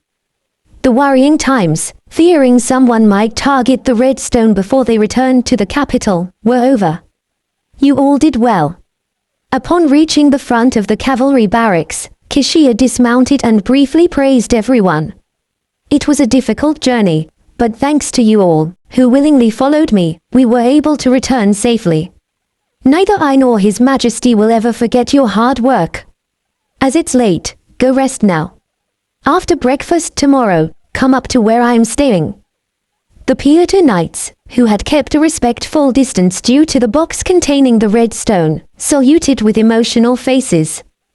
The cavalry members' faces showed a mix of fatigue and pride. Kishiya turned his head to look at the entrance of the quarters. His adjutant, Nathan Zuckerman, was already there. His gaze lingered on the small box in Kishiya's hand, clearly guessing what it contained. Nathan. We need to return the Misty Wind Horse, call someone. Understood. And after that, Yuder left behind the brief conversation that Kishiya was having with his lieutenant and headed into the quarters with his fellow cavalry members.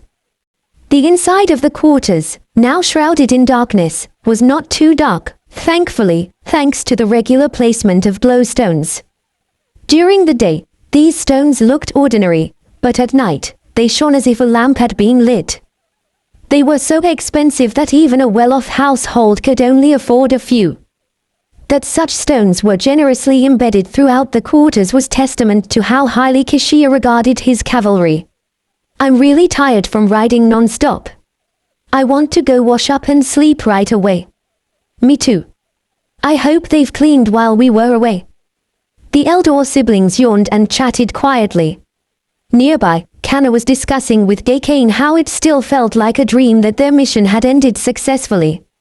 Everyone was in a peaceful mood with their tension relieved, but only Yuder was engulfed in deep silence. However, the other members did not find his introspective demeanor odd, as he had often been lost in thought before.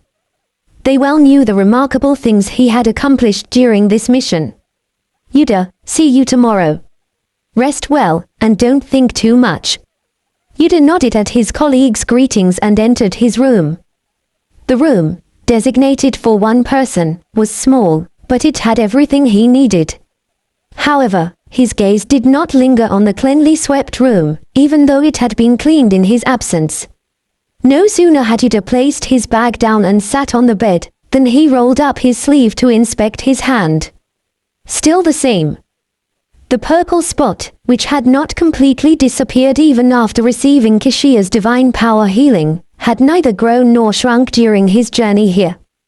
But Yuder could not be reassured. Despite his continuous pondering on the way, he could not figure out why the spot hadn't completely disappeared. While returning, he had pulled his sleeve or crossed his arms to hide it from anyone's view. If someone noticed the bruise-like spot that inexplicably grew or shrank, it would attract unnecessary attention. It was an injury sustained during a crucial secret mission they had sworn not to mention. To avoid any unnecessary trouble, he thought it would be best to get a separate glove.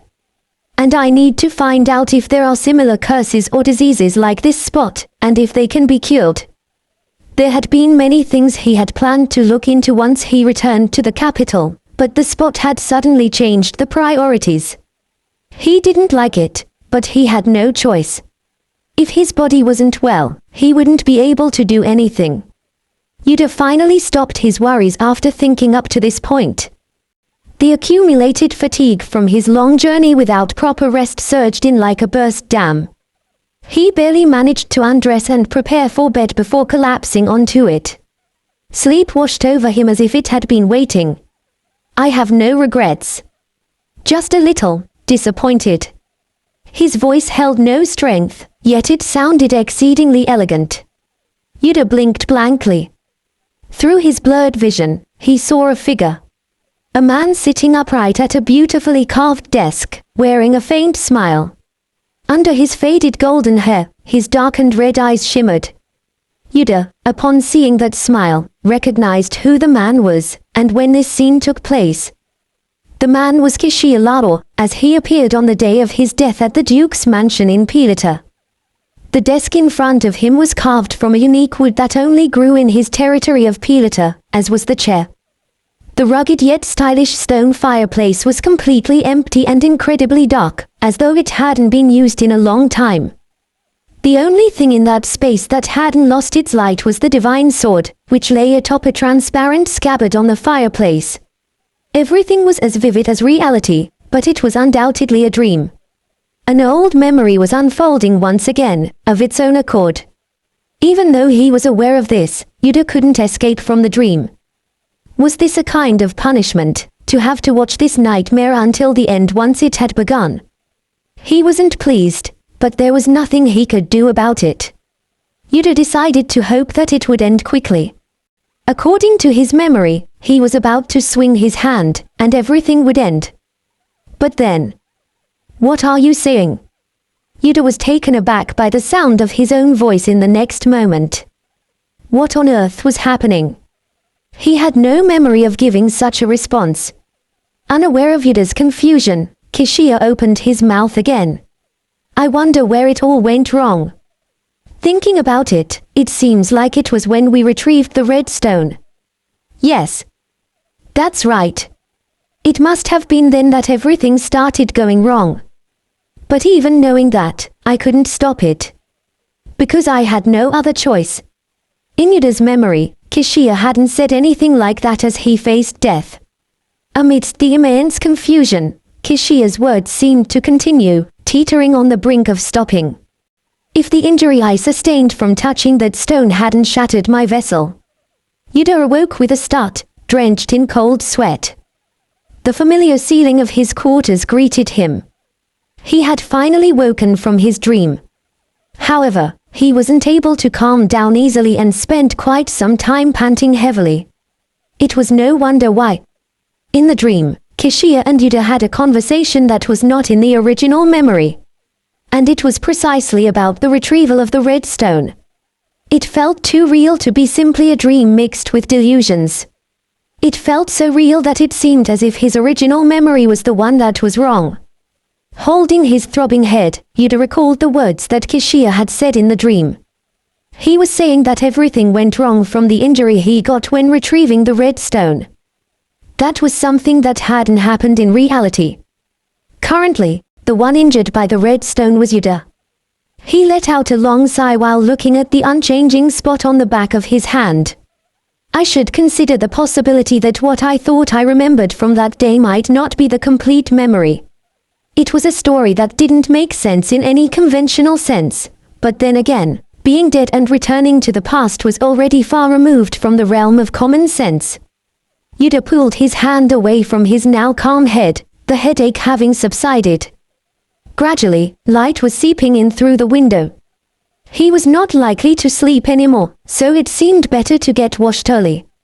However, the moment he saw the small table set up in the room, the image of Kishiya from his dream unexpectedly resurfaced in his mind.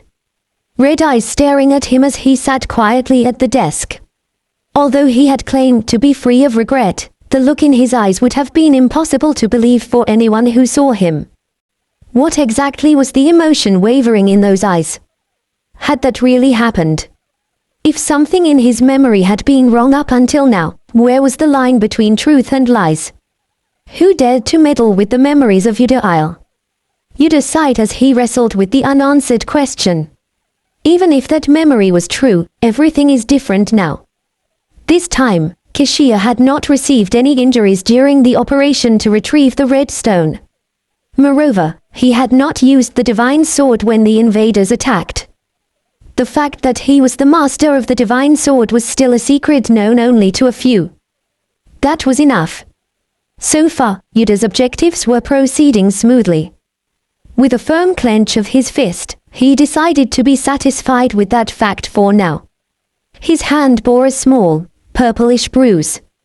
Yesterday, Kishia had told elder siblings, Gakane, Kana, and Yuder to come to where he was staying the morning after breakfast.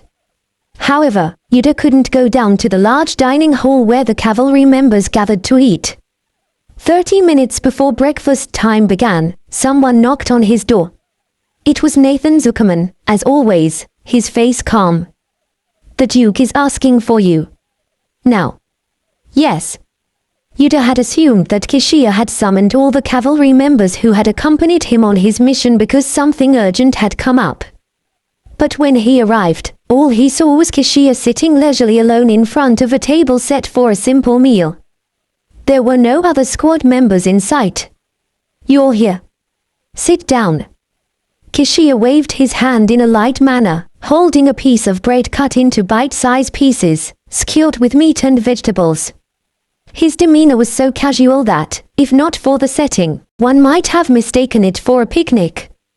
Without realizing, Yuder turned his head to Nathan standing behind him. Nathan silently nodded. This meant that Kishia had indeed called for Yuder alone. With a slight sense of apprehension, Yuder made his way towards Kishia, surveying his surroundings. He could feel the heavy and tingling aura of the red stone pervading the entire space, but he couldn't see the box containing the stone. It must have been placed somewhere deep inside. "Why have you called for me alone? Let's eat first and then talk." "You haven't had breakfast yet, have you?" Yuder looked down at the dishes set before him. He was slightly taken aback, not being able to guess the purpose of the summons, but it was indeed something Kishia would do. Anyway, once Kishia said let's eat and talk, he'd keep his word. Yuder, sensing that further speech would yield no results, sat down before him. "It's all simple food that you can eat. There's no need to mind your manners, so feel free to enjoy. Just so you know, I like the dish that's right in front of me." The dish Kishia indicated with a casual nod was a food skewered on a wooden stick. It was made by grinding various grains into dough, shaping it into a round form, and grilling it. Inside, it was filled with a variety of ingredients, making it easy to eat and tasty. While waiting for Yuder, Kishia had already eaten a few, as evidenced by the neatly stacked empty wooden skewers on his plate. Yuder, looking at it, slowly picked up a skewer. As he awkwardly opened his mouth and bit into the well-grilled white lump, a wave of heat spread in his mouth. The dish Yuder had chosen was filled with meat that had been stir-fried and seasoned with a savory sauce. Despite his lack of appetite due to the nightmare he had the night before, he thought he could manage to eat a decent amount, as the food was not overwhelmingly flavored. Quietly chewing his food, Yuder caught sight of the red eyes looking at him, smiling as if expecting something. He began to feel a strange sensation. "Do you have something to say? How's the taste?" Yuder maintained a brief silence. It was difficult to ascertain whether the question was genuinely asking for his opinion about the taste, or whether it was a probe for something else. "It's delicious," he responded in a mundane, safe manner. But it wasn't sincere. Yuder had never really experienced a craving for food in his previous life. To him, there was no significant difference between the soup he ate at the rundown inn when he first met Gakane and the beautifully skewered dish he was eating now. If there was a way to live without eating, he would have been the first to adopt it. No, not such an insincere answer. Kishia shook his head. "Being my assistant means you have to answer such questions sincerely. Now, answer again. How's the taste?" Yuder's eyebrows twitched slightly. Surely being an assistant doesn't just involve answering questions about food. Was he just messing around? Anyway, if he wanted such a sincere answer, he could give it. Yuder pieced together plausible words and spat them out in a lengthy response. Though simple in appearance, one can feel the care and time that went into making it. The flavor is mild and clean, making it suitable for a morning meal. I can't express what a great honor it is to share such a meal with you, Commander. There, was that all right? He'd done as requested, and he thought that would be enough, but Kishia surprisingly shook his head again, a suppressed laugh shaking his shoulders. Disappointing. That's not the answer I wanted. You still don't get it. What was he supposed to understand from a question about taste? Yuder had never encountered such strange inquiries when he was Kishia's assistant. Of course, Kishia had been a very peculiar person then, too, but at least he hadn't started off like this from day one of Yuder's deputyship. Feeling slightly frustrated, Yuder opened his mouth. I've been indifferent to the taste of food since birth. There's hardly any difference between grill and gourmet cuisine on my tongue, so whatever I say, I fear it won't satisfy you. That's it. Pardon. That honesty, that's what I wanted. Yuder blankly stared at Kishia, who was finally nodding with a satisfied expression. Do you really expect the one chewing food with the expression of eating sand to say it tastes good? If it tastes bad, say it tastes bad. If you have no appetite, say so. That's what I expect from my assistant. His voice, soft yet carrying an undeniable weight, resonated.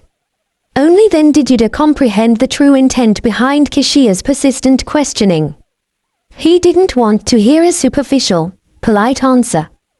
Kishia had used the seemingly light and unexpected medium of a meal to break down the walls Yuder had erected and draw out his true feelings. It was surprising that such a serious matter lay beneath a seemingly trivial question. His method of making one let down their guard for a moment was brilliant. It was baffling but at the same time genuinely admirable. Even knowing that Kishia uses such tactics, I let my guard down. Yuder blinked, then let out a small sigh. In that case, I'll stop eating now. I'm not hungry. Ha ha ha. Do as you please. But at least have this juice. Nathan personally squeezed it for us. Kishia laughed heartily, pointing at 2 glasses placed on one side of the table. It was juice made by grinding a mixture of vegetables and fruits. Yuder looked at Nathan, who stood behind him with a stern expression, then lifted his glass and drained it in one gulp. The green juice seemed like it would taste very strange, but it was surprisingly sweet. You're giving me a profound lesson on my first day as an assistant. Is this why you called me first? Not at all. The real matter is this. Kishia, who seemed to be preparing to finish his meal as well, elegantly wiped his mouth with a white cloth and extended his hand towards Nathan. Nathan approached the large desk, picked something up, and respectfully placed it on Kishia's hand. It was a pair of black gloves. Yuder's expression changed in an instant. You seem surprised. The wound hasn't healed yet, so it needs to be covered. These are special gloves with magic that sticks to the wearer's skin and promotes healing. They won't be damaged even if they get wet or bloody, so wear them without worry. There's no need to thank me for a wound you got while protecting me. He had been thinking that he would need to get a glove anyway. It was fortunate that he didn't have to go out and buy one, but that wasn't why Yuder was surprised. In his previous life, Kishia often wore such gloves. Among the gloves he wore, there was definitely one that looked exactly like the one in front of him. The memories from that time, vivid as if he had forgotten them, suddenly came flooding back. In the past, Yuder hadn't paid much attention to Kishia's attire. There were occasionally members with unique abilities who wore odd clothes, so the fact that Kishia often wore gloves wasn't particularly unusual. However, on reflection, Yuder realized that since his return, Kishia had never once worn gloves. As soon as he realized this, naturally, a dream from the night before flashed through his mind. Could the Kishia of his previous life have truly suffered the same injury as Yuder during the redstone retrieval operation? Could that be why he always wore clothing that covered his body, even needing to wear gloves? Come to think of it, whenever I had to meet Kishia regularly, it was always in the darkness of the night. If he had been injured by the red stone, there would be a purplish bruise somewhere on his body. Yet, even Yuder, who might have seen Kishia's body more than anyone else except for his wet nurse, had never noticed it. Kishia always appeared out of the darkness and disappeared before Yuder awoke. The fact that Yuder had never found this odd was because, before Kishia's death, he had simply accepted it as a part of who Kishia was, and after his death, he had tried to bury those memories in oblivion. If he had realized something was amiss earlier, if he had taken an interest in Kishia's condition, could things have changed? I said I didn't need any thanks, but isn't that expression a bit much? You're looking at me as if I'm a ghost. Kishia, having noticed Yuder's expression, asked him with narrowed eyes. Only then did Yuder manage to calm his shock and complex thoughts, shaking his head. No, it's not that. Thank you. When someone asks, say it's a reward I gave you for accepting the position of aide. If Kishia said it was a reward he personally gave, even if Yuder wore it every day, people around him wouldn't find it strange. Besides, it was even enchanted to be helpful, so not wearing it would be the odd thing. As Yuder nodded, Nathan, who had been standing behind them, quietly spoke up. It seems we will have visitors soon. Must be the other members. Nathan, clear away the remaining food.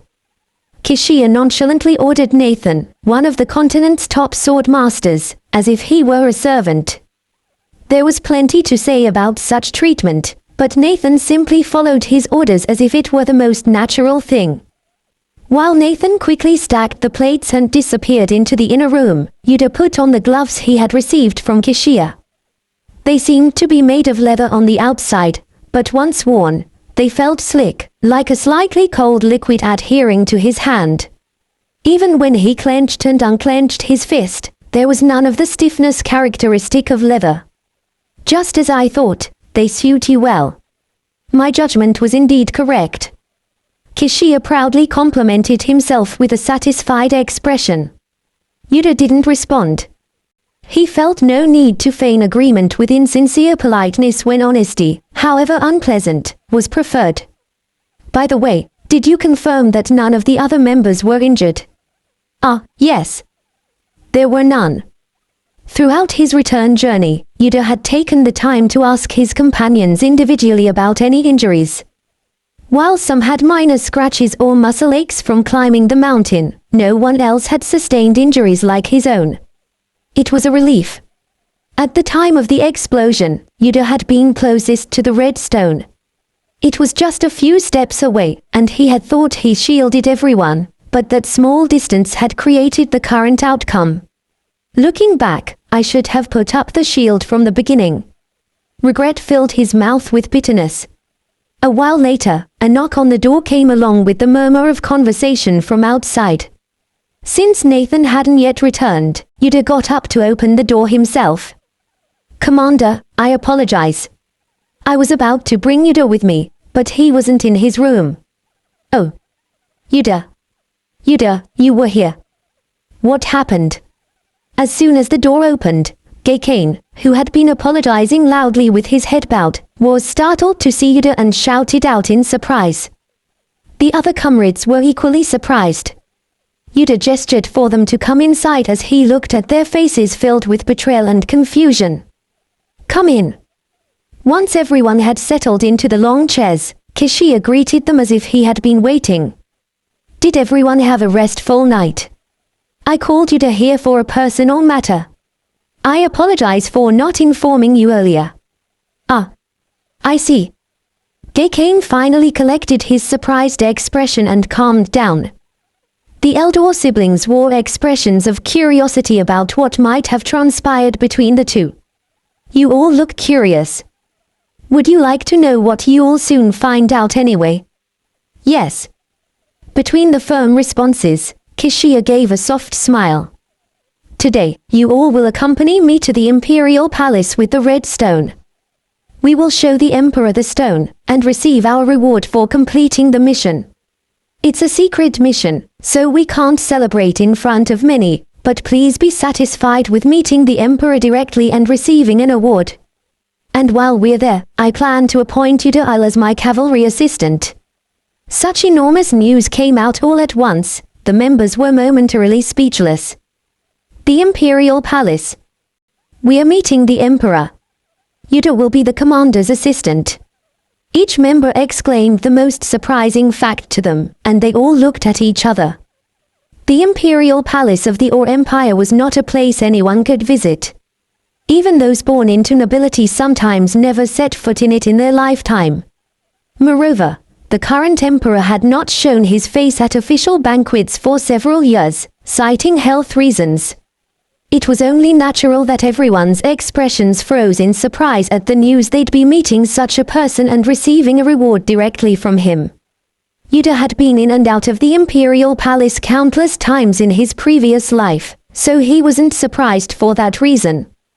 But the fact that they were going to the Imperial Palace before he could convince Kishia not to take the red stone to the Pearl Tower, and that he would directly meet the Emperor, whom he had never seen in his previous life, was quite shocking.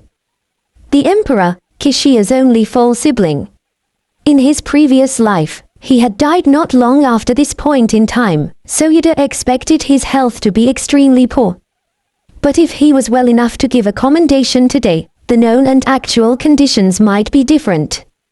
"Well, I have to tell Kishia not to send the red stone to the Pearl Tower, but it's going to be hard to find an opportunity like this. What to do? If we're leaving today, when are you planning to set off?" "Right now." Kishia's answer to Yuder's speculative question was clear-cut. "So, we don't need to prepare anything." "What's there to prepare? As long as you're in your proper uniform, that's sufficient." Kishia, who appeared to find the question amusing, rose from his seat with a smile.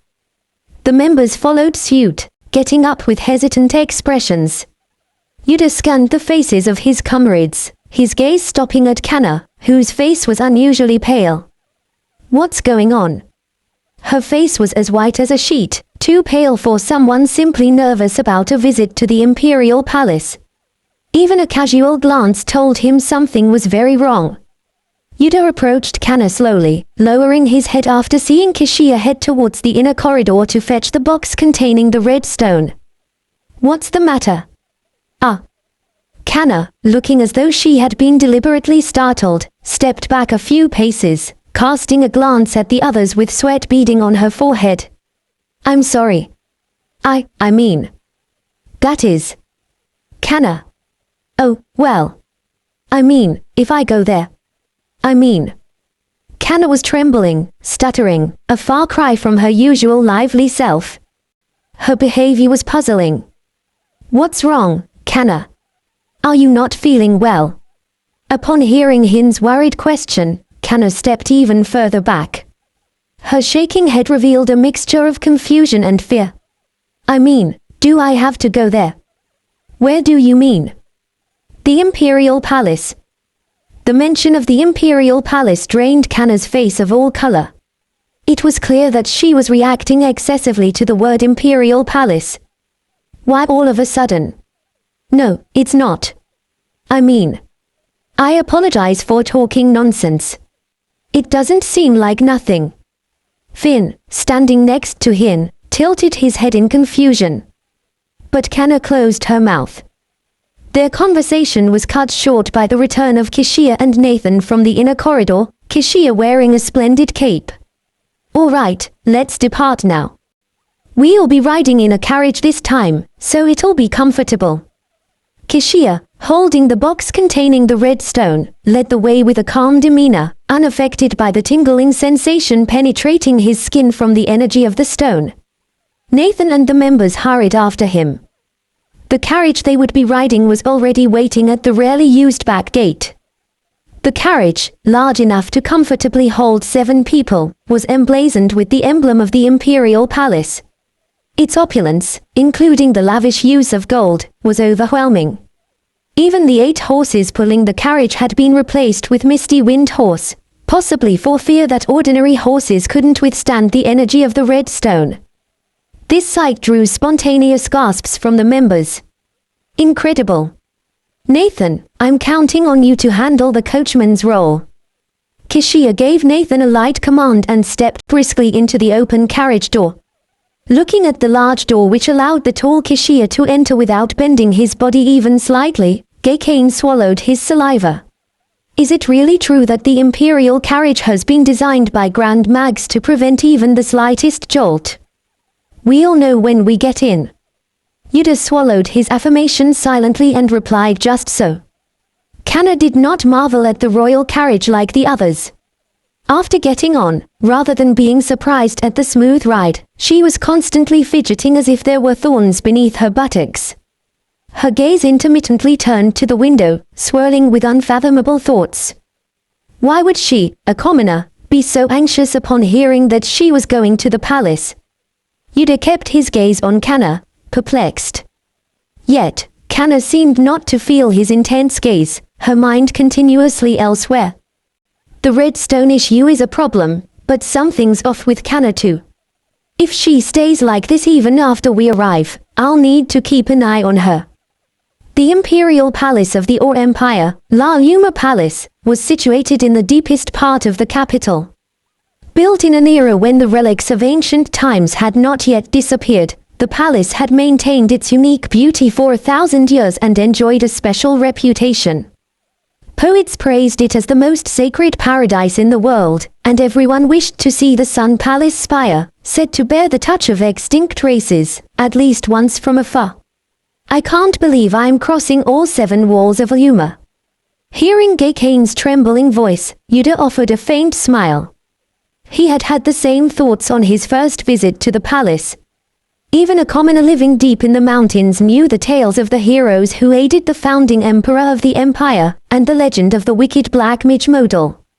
Among these tales was the story of the Archmage Yuma, who helped the emperor and chose the place to build the new palace, constructing 7 walls to protect it. The Archmage surrounded the palace with 7 walls, each infused with different magic and made of materials possessing 7 different powers. To reach the Sun Palace at the center, one had to pass through all these walls. There was a significant distance between each wall, so those staying at the palace remained in specific sections within the walls, according to their purpose, status, or profession. What people generally thought of as the capital was actually the area within the outermost 7th wall, where commoners or middle-class individuals resided. It was a matter of course that the quarters of the Imperial Knights, where the cavalry barracks were located, had been there since ancient times. It was the duty of the Imperial Knights to guard against external invasions from the outermost edge of the palace. Unlike the 7 walls, which were raised high like typical city walls, the walls from the 6th inward greeted visitors with some rather unconventional sights. Yuder casually observed the swiftly changing scenes beyond the carriage window. Tall white trees growing in regular intervals, 12 fountains each bearing the sculpted figure of a sage, statues of 7 knights holding a large window and riding horses, and the sweet and special scent of flowers that, while invisible, seeped into every corner, uplifting the mood. All of it was the walls that divided the districts. They were living legends. The carriage occasionally halted in front of the soldiers guarding the district boundaries, only to speed off again. The carriage, bearing the Imperial seal, was in itself an absolute pass. We've passed through 3 walls. We should be at our destination soon. Kishia, who had been sitting quietly with his arms folded, murmured as he casually glanced outside the window. The more I visit this place, the more I pity the Archmage Yuma. Despite the trouble of creating 7 walls, humans still conduct their own inspections before them. What a pointless effort. Don't you think so? It seemed like a joke, but on the other hand, it was a statement that was difficult to laugh at. It was a daring remark, especially for Kishia, who was born and raised in the Imperial Palace. However, Kishia's eyes were languid, as if they held no intention. No one could decipher the sincerity hidden in his smile. We have arrived. A while later, the carriage came to a smooth stop. A small window connected to the driver's seat opened, and Nathan's voice was heard in brief. The cavalry members looked at the slowly opening door with tense faces. Kishia, who was holding a box with the red stone in one hand, opened his mouth leisurely as if to reassure them. Don't be tense. Hardly anyone knows we are coming today. Our meeting with His Majesty will only be brief. After that, I will be the only one left to have a private audience with His Majesty. Follow Adjutant Nathan and wait. Everything will be over then. Yes. It is customary that the highest-ranking person gets off last when alighting from a carriage. The cavalry members got off the carriage one by one, leaving Kishia, who had been sitting inside. When it was Yuder's turn, he paused instead of immediately getting off. He had cleverly wasted time to let the other members get off first, leaving only himself and Kishia inside the carriage. The reason was simple. After considering it during the journey, the only moment he could express his opinion to Kishia was now. Commander, is that box to be delivered to the palace today? As Yuder spoke quickly and quietly, Kishia's eyes narrowed as if interested. Why do you ask? You tried to examine the stone with Kanna's ability during the recovery operation. That's right. But it was impossible. It's too much of a waste to give up just because it was impossible at one attempt. Maybe, could you think about giving it a little more time? Yuder cautiously but clearly expressed his opinion. Kishia, who had been examining Yuder's face as if trying to understand his thoughts, tilted his head and gently raised the corner of his lips after a moment. Well, do you think that with more time, it would become possible even though it was entirely impossible?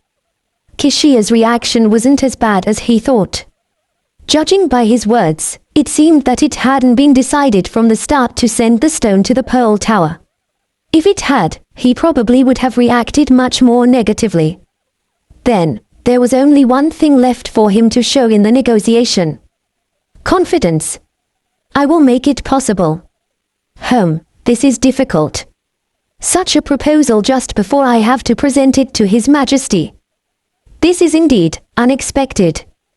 Contrary to his words, Kishia, who smiled while gently stroking the lower part of his lips, sank into his thoughts for a moment. Yuder was teetering on the edge of whether he should prepare a fallback plan in case Kishia refused his proposal. After a few seconds that felt like an eternity, Kishia lifted his eyes again. Their gazes met. Originally, I planned to deliver the box today. His Majesty was very curious about it, and I thought I had examined it enough. But, considering this is the first request from an assistant who I had to coax into service, I can't help but accommodate. I can't give you a lot of time, but since I've given my word, you must succeed. The nefarious plan that had been swirling in Yuder's mind, contemplating even breaking into the Imperial Palace with a mask on to steal the box if necessary, evaporated instantly. Looking at Kishia, whose interest was hidden behind a lazy smile, Yuder blinked and slowly bowed his head. Thank you. What for? It's just this much. I'm a man who keeps his word. Aren't you glad you accepted my offer? Without answering his question, Yuder quickly descended from the carriage, feeling a great weight lift off his shoulders. Following him, Kishia elegantly stepped down onto the ground. The place they arrived at was the dazzlingly bright palace. Despite reflecting only the sunlight and devoid of any grand adornments, it was a place that made those standing before it seem tiny. Even the imperial carriage, grand as it was, lost its glow before the mystical majesty of the palace. The palace, with its unique beauty as if the greatest painter had drawn it on white paper using only bold lines, was the Sun Palace where the emperor resided. Yuder quietly gazed up at the palace he had visited countless times in his previous life. Whenever the emperor called, Yuder had to come here, regardless of where he was or what he was doing. He knew a considerable number of the countless secret passages hidden in this mysterious palace and remembered what was where like the back of his hand. He had never wanted to return here at the moment of his beheading, but fate had quickly brought him back to this place. It was strange. Your Highness, I have been waiting for you. An elderly man who had walked out from the inner court bowed deeply in greeting. Though his hair was as white as snow, his back was still straight, and his eyes sharp. He's more capable than he appears. Yuder inwardly admired the old man's ability to greet Kishia, who was holding the box with the red stone, without showing a pained expression despite their surprisingly close proximity. Like most palace servants, he wore a belt tied with a special knot around his waist. The color of the belt and the number of knots gave a rough idea of one's rank. The old man's belt was a deep sea blue with 5 knots. Yuder's eyes narrowed slightly at the sight of the golden tassel hanging from the end of the belt. The blue belt signified the individual who served the emperor directly, and the 5 knots represented over 50 years of service in the palace. The golden tassel symbolized the most brilliantly shining sun, a privilege only the head of the emperor's attendants held. Yuder had no memory of seeing him in his previous life. The man seemed to have vanished with the death of the current emperor. His Majesty is waiting for you in the second palace. Please follow me. I'm here today not as the Duke of Pilata but as the commander of the cavalry. I'd appreciate it if you could address me accordingly. Ah, indeed. This old man's memory fell short. The head attendant seemed quite familiar with Kishia. Yuder didn't miss the swift but careful glance he cast over the cavalry members. The cavalry members hardly dared to breathe as they passed through the long corridor and the garden. Among them, Kanna was by far the most nervous. Yuder saw that her habit of bowing her head and walking excessively low was a continuation of the peculiar behavior she had displayed before they arrived here. She seemed to want to hide her appearance from the gaze of others. He was curious about the reason, but in this quiet situation, he regretted that he couldn't strike up a conversation. The head attendant confidently traversed the 3rd corridor and walked through the garden. Since he mentioned the second palace, they would have to cross a few more corridors. Yet, despite walking for so long within the palace, there was hardly any sign of people in the Sun Palace. In his memories of a previous life, the Sun Palace was always bustling with numerous attendants, visiting nobles for the imperial audience, and foreign diplomats. This tranquility felt odd to Yuder, but the head attendant and Kishia seemed used to it. Is the Sun Palace devoid of people due to the current emperor's decree? Just as he thought this, the head attendant suddenly halted. Someone is coming. Moments later, as he had said, they felt the presence of several people coming from beyond the pond on the right side of the garden. As soon as they spotted the head attendant, Kishia, and the cavalry members, they stopped in unison. From the belts around their waists, they were attendants. However, the belts they wore were as deep a red as twilight. Yuder knew what that red color signified. Red was the color of the crown prince, the future of the empire. And the current crown prince was none other than the emperor, Kadian, whom Yuder would serve until his death in the future. I was taking a walk and thought I saw a familiar figure. It turns out Duke Pilata is visiting. The tall group of attendants parted on both sides, revealing a boy from within. His appearance bore an undeniable resemblance to the imperial bloodline, much like Kishia. The beautiful golden hair blessed by the sun god, red pupils, and outstanding looks, though still youthful, were unmistakably traits of the imperial family. Although he appeared much smaller and younger than when Yuder first saw him in his previous life, how could he ever forget that face? Without realizing it, Yuder clenched his fist tightly. The sharp pain digging into his palm helped distinguish between the past and the present. The boy before him was still the crown prince. Kadian didn't even know who Yuder was. At this moment, his gaze was solely on the head attendant and Kishia. Observing it, Yuder reiterated to himself several times. Now was not the past. Many things had changed since then and would continue to change. Preventing the crown prince, in a few years' time, from calmly issuing an assassination order against Kishia. That was the future he wanted to stop. If he said he held no resentment against the emperor before his execution, it would have been a lie. However, even such emotions eventually vanished. Yuder, the commander of the cavalry, didn't have his regrets rooted in that. He once again recalled the thoughts he had reflected upon with bitter self-deprecation moments before death, utterly exhausted. In them, there was no longing for revenge. He hadn't returned to the cavalry for revenge. Of course, there were no intentions of letting Kajian Lao become emperor as smoothly as before, given that he had to save Kishia and also survive.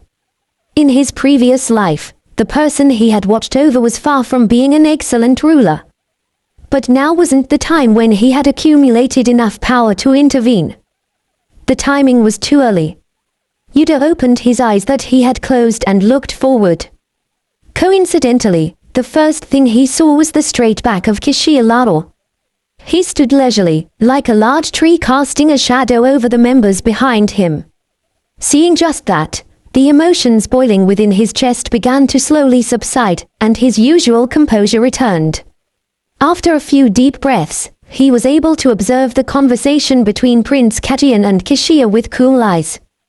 What a surprise! To meet your highness the crown prince here, it seems like it's going to be a lucky day for me. As Kishia responded with a leisurely smile, a grin also spread across the prince's lips. If you judged by his face alone, he seemed genuinely pleased. Duke Pilata must be busy. I heard you have been even busier these days, but I'm glad to see you looking healthy today. You've been concerned about my health. I'm honored. But who are the strangers following you, Duke? I don't recognize these faces. The prince's gaze skimmed over the cavalry members. During that brief moment when his gaze landed on Yuder's face, Yuder clenched his fist tightly then gradually released it. They are members of the cavalry I created a while ago. They are talents who will become the power of our empire. Oh. I've heard the story. Hearing the Duke say that, I suddenly have high expectations. I hope one day to see their skills firsthand. Ha ha. You'll certainly be surprised. While pleasant conversation was exchanged, the cavalry members glanced at each other. After a few more words about the cavalry, the crown prince finally got to the point. Actually, I felt a strange energy from afar, which led me here, and only after meeting you, Duke, did I understand its source. What exactly is inside that box that gives off such an impression that I should not approach it any further? His tone was smooth, but his intent was clear. Yuder glanced at the small box that Kishia was holding. Judging by his intuition, after observing Kajian Lao for nearly 10 years, the prince wasn't asking because he didn't know. He already knew what was inside. He simply wanted confirmation. Coming to see for himself, even though he already knows, indicates he wanted to verify something. It might be nothing, but if not, it could be related to whoever was behind the targeting of Kishia and the Red Stone. All the way to this place, Yuder had been pondering the identity of the intruder's mastermind. There were countless possibilities. Kings of other nations greedily eyeing the Red Stone, the Sun God's Church, which, although proclaiming this newfound power as a divine gift, might not be thrilled about the current situation, the Pearl Tower mags who couldn't resist their desire to study the stone, and many more were possible culprits. And among them was Kajian Lao, who in Yuder's previous life had directly ordered the assassination of Kishia Lao, knowing that the prince, who was about to become a power within the empire, had no reason to covet the stone in such a way. This possibility was low, but it was still a potential scenario that could not be completely dismissed. Unaware of Yuder's scrutiny, the prince merely smiled.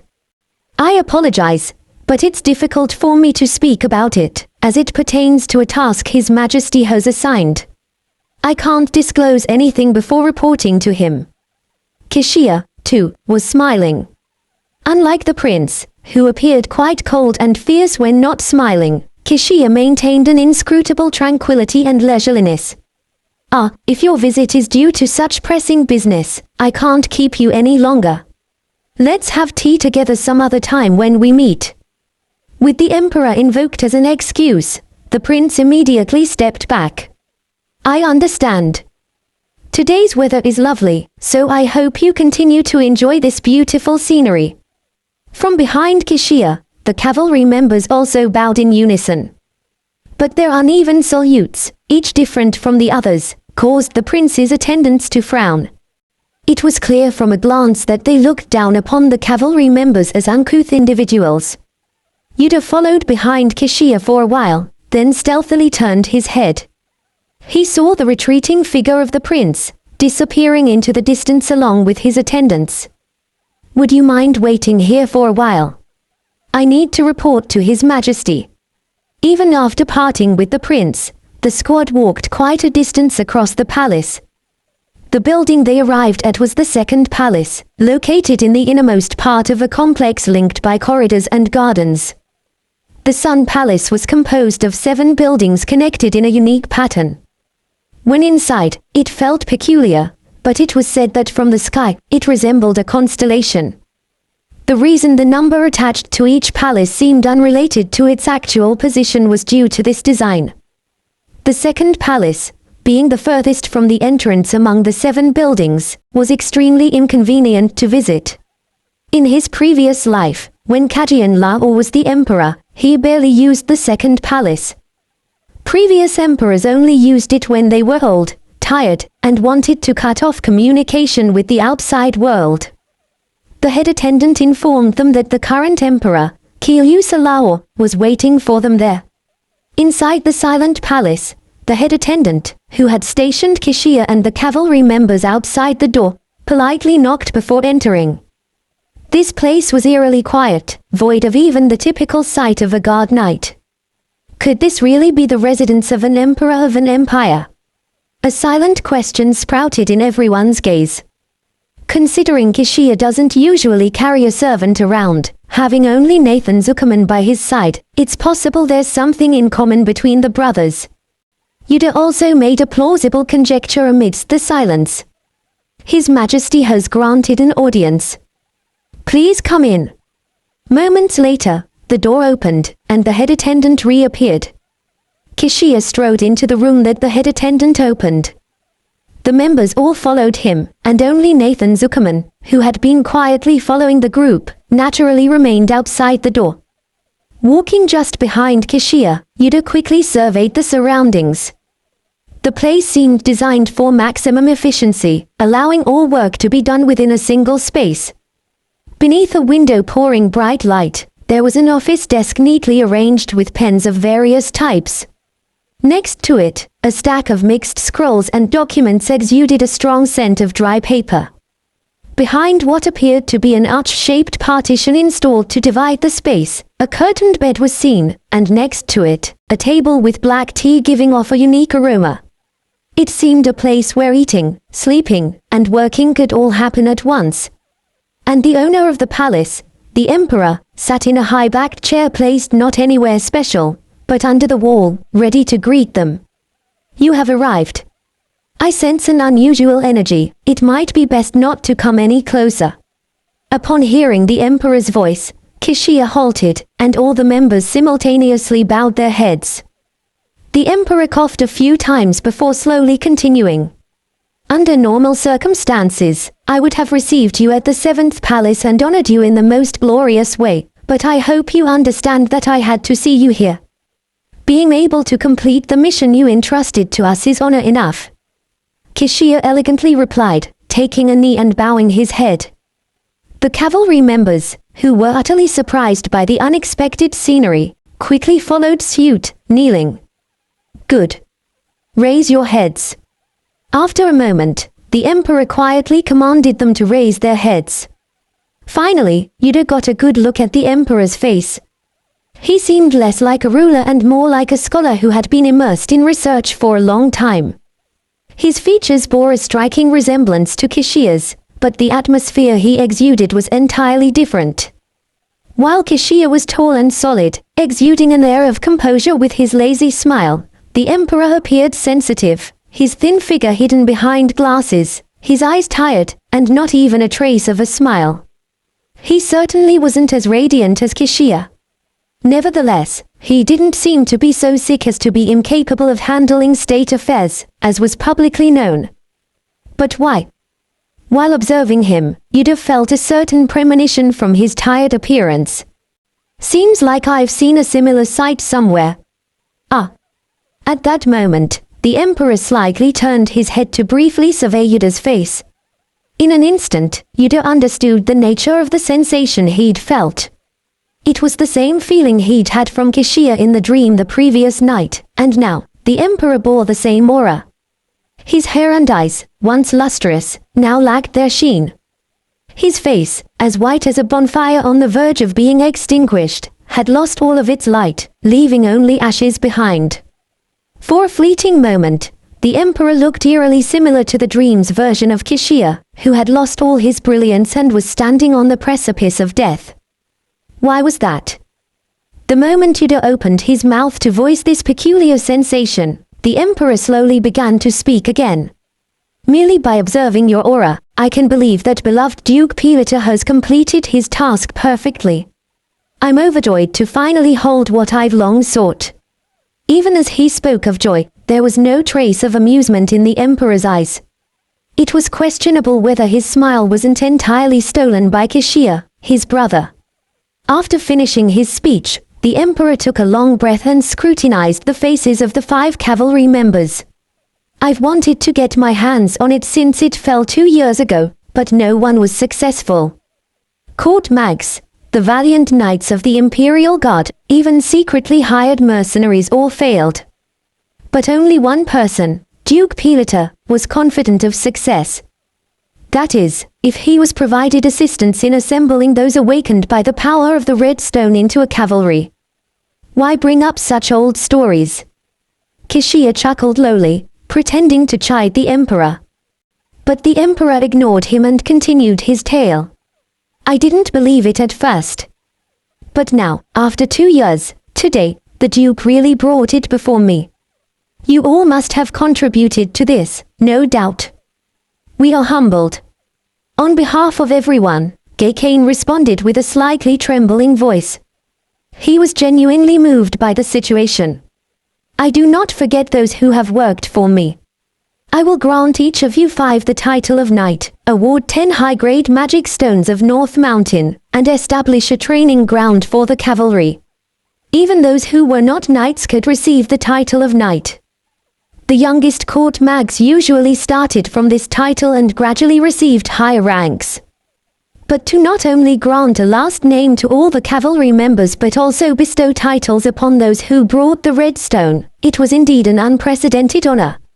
Even Kanna, who had been so tense since arriving at the Imperial Palace that she hadn't been able to lift her head, couldn't hide her surprise at the moment. We are humbled. Your Majesty, the reward you have given my subordinates is extremely generous. But you have forgotten the most important thing.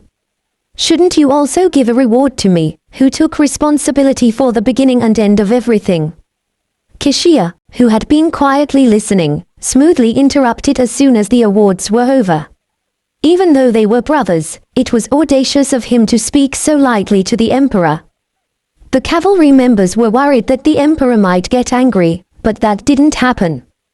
The emperor, pushing his glasses, made of silver and lapis lazuli threads, up the bridge of his nose, only slightly furrowed his brow as he looked at the smiling Duke. Duke Pilita, you have already received much help from me over the past 2 years. Isn't that enough? It is not enough. Did you not hear the report of over 10 unidentified awakened beasts storming into my residence? The report that the Red Stone had exploded. I risked my life to bring this here. So, give me more. GCash swallowed hard at the audacious tone. The elder siblings subtly sent looks of admiration. Kanna, tense, bowed her head, and Yuder quietly observed Kishia's bewitching smile. The emperor, who had been glaring at Kishia, sighed and pinched the bridge of his nose. Fatigue had further accumulated on his face. Very well. Tell me what you want so badly that you're begging so shamelessly. I want time. Time. The emperor questioned back, puzzled. Yes. I want to examine this further. Yuder's heart beat rapidly for a moment.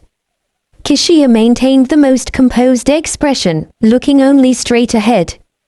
The emperor opened his mouth, indicating his incomprehension. Haven't you already observed it more closely than anyone else during the recovery mission? Your task was to retrieve it, not to investigate it. Such a task should be given to the mags. It's too risky to entrust it to someone who has never done such work. Oh, Your Majesty. I thought you had read all of my report from last night, but it seems you haven't finished it yet. Do you really think those who can't even approach this box properly can investigate it well? Truly. Kishia chuckled softly, provocatively retorting. It's the same as when you entrusted me with the recovery mission. Ultimately, the only ones who can truly perceive the power it holds are those awakened by its power. The cavalry has many with unique abilities. Certainly they'll yield far more meaningful results than the avaricious mags. I guarantee it. His flowing, unyielding argument had taken the breath away from the listeners. It felt as if anyone who didn't believe his confident proposition would be the fool. And if something dangerous happens during the investigation, what then? If that happens, which it won't, I will take full responsibility. Even if you have to give up your position as the commander. At the Emperor's slow question, the breath of the cavalry members hitched. Even the abundant sunlight pouring in through the large windows seemed to freeze in that moment. Yuder also furrowed his brow, not having expected the Emperor to go so far. He had assumed that as his only sibling, he would receive some leniency, but that wasn't the case. The Emperor was a much tougher opponent than he'd thought. But Kishia alone burst into laughter as if the Emperor had just made a humorous jest. Are you that worried about me? I hardly know what to do with such concern at my age. Concern. It sounded more like a threat to everyone. The same thought flickered and passed through everyone's minds in that moment. Duke of Pilata, this is no joke.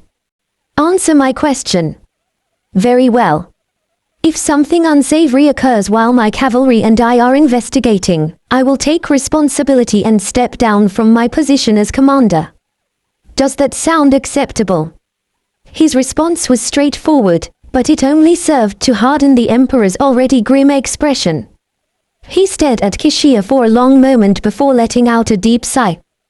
That sigh bore down heavily on the shoulders of the cavalry members, like a weighty burden. You have 10 days. That's not enough time. If you're granting a favor, please extend it a bit more. The Emperor's brows furrowed as if looking at a disobedient child. Yuder thought that Kishia's audacity had finally tested the Emperor's patience, but he remained silent before speaking again. 1 month. Not a day more. Only then did Kishia turn to look at his men. It was a casual gesture, as if he wanted to gauge their reaction. His gaze met Yuder's, and his expression subtly changed. Is this acceptable? His eyes seemed to ask. Yuder gave a tiny nod. Kishia promptly straightened up and bowed. Your Majesty, I appreciate your understanding. After smoothly ending the conversation, Kishia rose from his place. The cavalry members quickly followed suit, straightening their bent backs and legs. You may now leave. I have a few matters to discuss privately with His Majesty. Kishia's words were not surprising as they had been briefed before they arrived.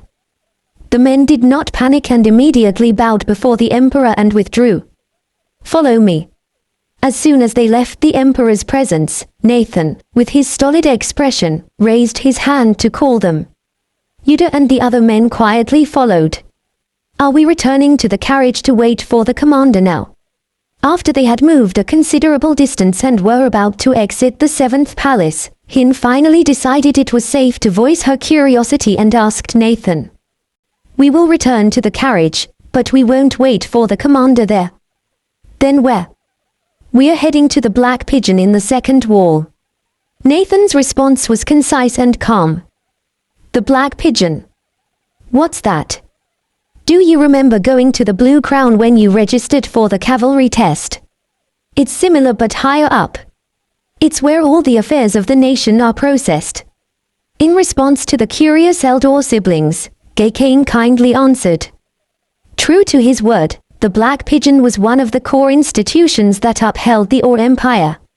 It handled administration and diplomacy, as well as all other minor affairs that needed to be dealt with in the palace. Yuder surmised that Nathan was heading there because it was probably related to the palace's internal affairs, which dealt with the running of the imperial household. The emperor's order will require administrative work, so the sooner, the better. I see. Why is it named that way? I'm not sure about that. GCash scratched his head and flashed an embarrassed smile. Just as Nathan, who probably knew the answer, was about to reply with an indifferent face, someone unexpectedly chimed in. It's because they're constantly sending and receiving messages, working without rest. The name is an old joke that the pigeons worked so much, they didn't even have time to clean themselves, so they became black with dirt. Canna. GCash and the elder siblings turned in surprise. Canna, who had been following silently with her head bowed until now, had spoken for the first time. How did you know that? A long time ago, I heard it somewhere. Canna's response was soft and vague. GCash and the elder siblings seemed to accept her answer, but Nathan closed his mouth with a peculiar expression. Yuder, too, narrowed his eyes. She heard it somewhere. Even if he had responded, his answer would probably have been just as evasive. However, the reason Yuder knew the answer was because he had worked and lingered in the palace in his previous life, gaining all sorts of information. A commoner, growing up normally without a family name, wouldn't have known it even by chance. Rumors associated with the name of the Blue Crown official could be picked up by the commoners living nearby. But the Black Pigeon official was different. Even GCash, who had grown up in a reputable family, was unaware of such minor and meaningless information. What was Canna doing knowing it? What was he supposed to think? Only then did Yuder realize that he knew absolutely nothing about Canna's family circumstances or personal information. Thanks to his memories from his previous life, he knew at least a little about the information of the other cavalry members, but Canna was a person he met for the first time in this life. Unlike GCash, she did not freely discuss her own information. He had thought her a sociable person who got along easily with any colleague, but it was surprising to realize that she had this secretive side. If even Yuder was surprised, how had the others felt? The most likely possibilities are, she was related to someone working in the palace, or she hid her identity. It must be one of the two. The latter was less likely. Before the last name bestowment ceremony, Kaiser would have thoroughly checked the identity of each cavalry member to be bestowed upon. Kaiser Labor, who seemed to be a carefree person who only knew how to laugh on the outside, was actually more meticulous and careful in his work than anyone else. It was his nature to investigate again before the bestowment ceremony, even if it was a matter that had already been investigated when accepting them into the cavalry. So if he had investigated Canna and concluded she was a commoner, there was no need to doubt that. Therefore, Yuder decided to put more weight on the possibility of the former.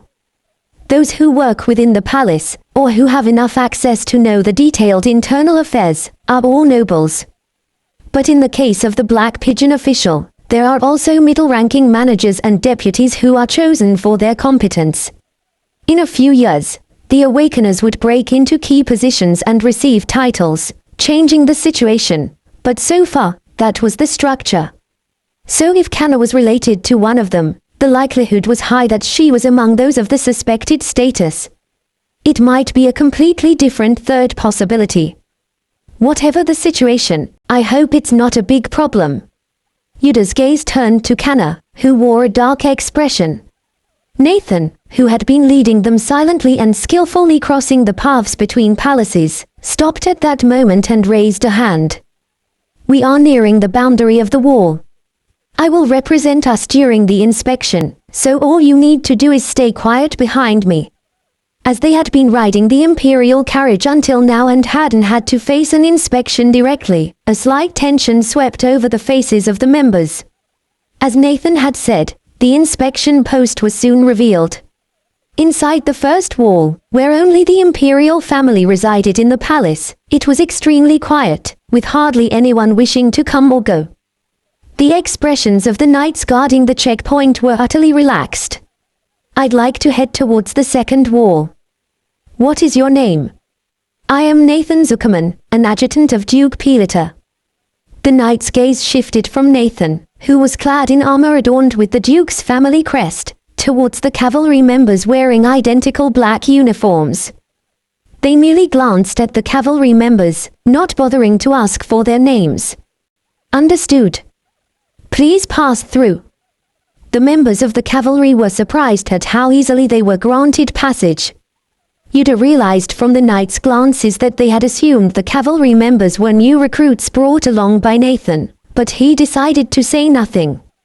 After all, Nathan had probably anticipated this and had offered to undergo the checkpoint procedures first. Being mistaken was actually beneficial for them as it expedited the checkpoint process. Nathan courteously bowed his head in a gesture of acknowledgement before striding past the checkpoint without hesitation. As soon as they passed through the checkpoint, the path widened dramatically, and the number of people passing by exploded. Huge buildings of various architectural styles were revealed. The Empire's court, built immediately after the founding of the Empire, was clean and majestic with a single floor, while the new building of the Palace Magic Core boasted a dizzying height of over 10 floors. They were side by side, forming a harmonious blend that was typical of the Second Wall District, an area where all the institutions representing the Empire gather. Yuder murmured the nickname of the area within the Second Wall as he looked around. It's been a while. With time, the cavalry headquarters will appear among them. He turned his head towards the location where the cavalry headquarters had been in his memory. Now, it was just an inconspicuous small auxiliary palace. In his previous life, that palace had been expanded and increased in floors to become the cavalry headquarters. The headquarters managed the operations of the cavalry branches scattered throughout the Empire and took on missions requiring coordination with other institutions. Yuder's official office had also been located there. Have we already crossed the wall? I didn't see anything. How did that happen?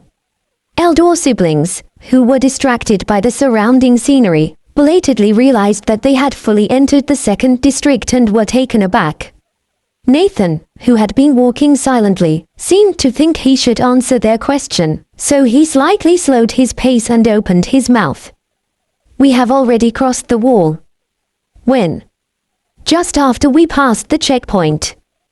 The first wall is said to be in the form of a road paved with special magical stones, forming a circle and covering the entire area. They built a garden over it to deliberately conceal it, so it's natural that you wouldn't have noticed its existence. Ah. Only then did the Eldor siblings' expressions change, as if they had just remembered that the garden around the Sun Palace had been unusually long. Gakane, who had been quietly listening, also seemed excited by this new information, his cheeks flushing slightly. If passing through is this simple, anyone could infiltrate the first wall. Isn't His Majesty too exposed to danger? No, that's not the case. The first wall is more secure against outside intrusion than any other. How so? Well, Nathan was about to answer when he closed his mouth, his gaze drawn to the massive gate visible in the near distance. We've arrived at the Black Pigeon.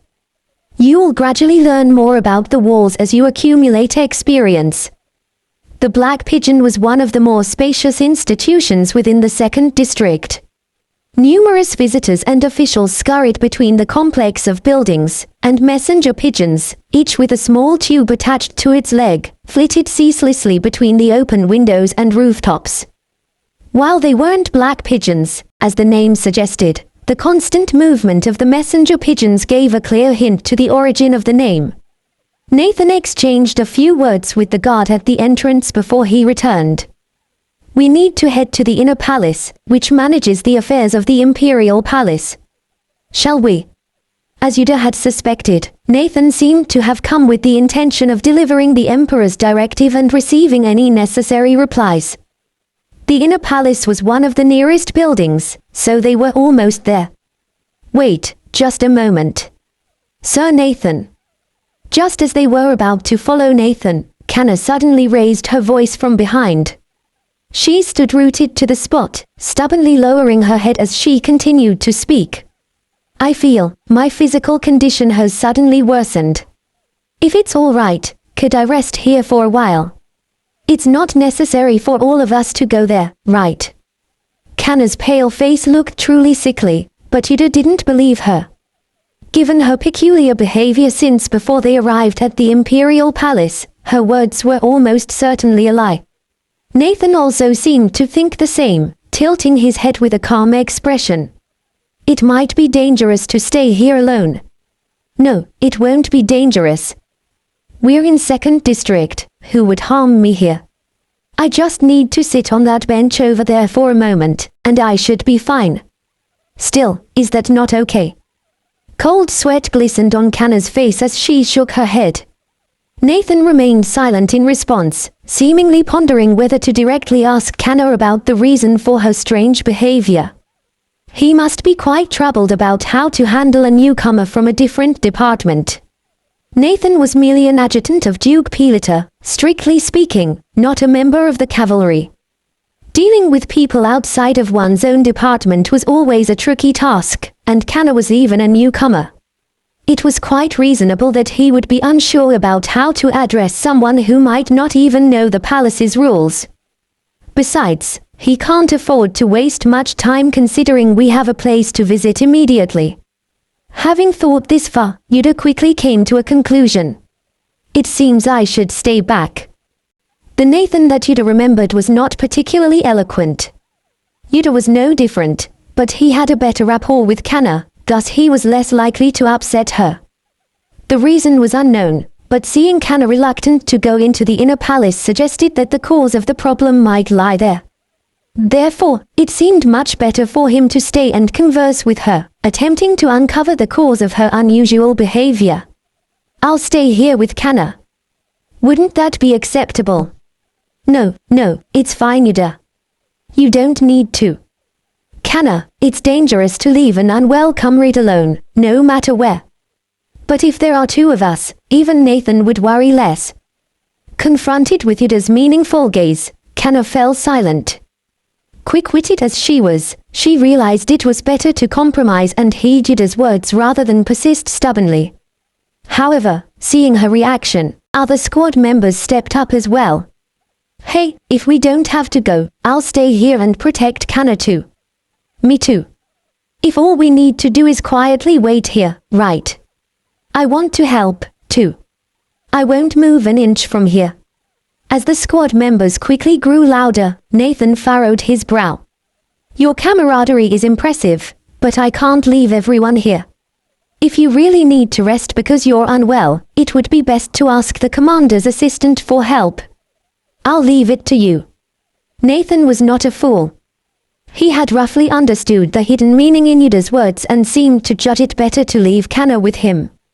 If all the cavalry stayed, a tense Kana might not open up, but with only one person, her guard could be considerably lowered, especially if it was a familiar comrade.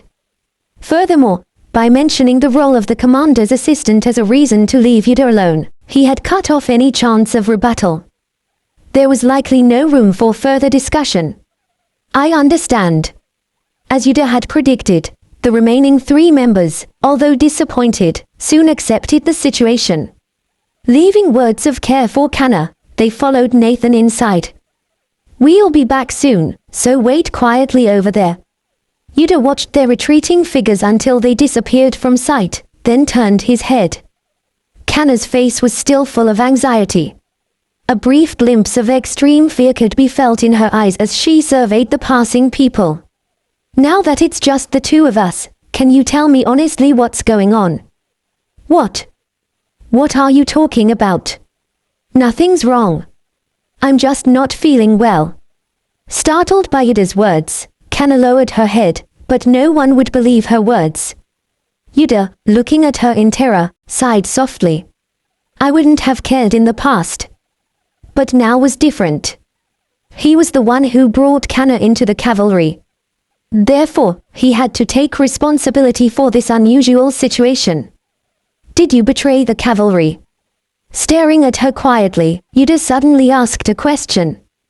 Kanna's eyes widened and her mouth dropped open. What? Or did you kill an innocent person? No. Then there should be no problem for you, Kanna. The reason I remain here is to help you. Don't tell me you think nobody noticed your peculiar behavior. The sooner you reveal it, the more time we'll have to devise a plan. No matter what you say, I'm certain I won't be surprised, so I wish you'd speak up. Kanna could only look at Yuder's composed face, lost for words. From the moment Yuder hinted he'd stay with her, she'd anticipated he would say something, but she hadn't expected to hear such words. Yuder's voice was always calm and cool, yet it held a peculiar power, as if imbued with strange magic. Upon hearing about going to the Imperial Palace, even the thoughts that had been tormenting her seemed ready to fly away momentarily. But if there really had been no problem, such an event wouldn't have occurred.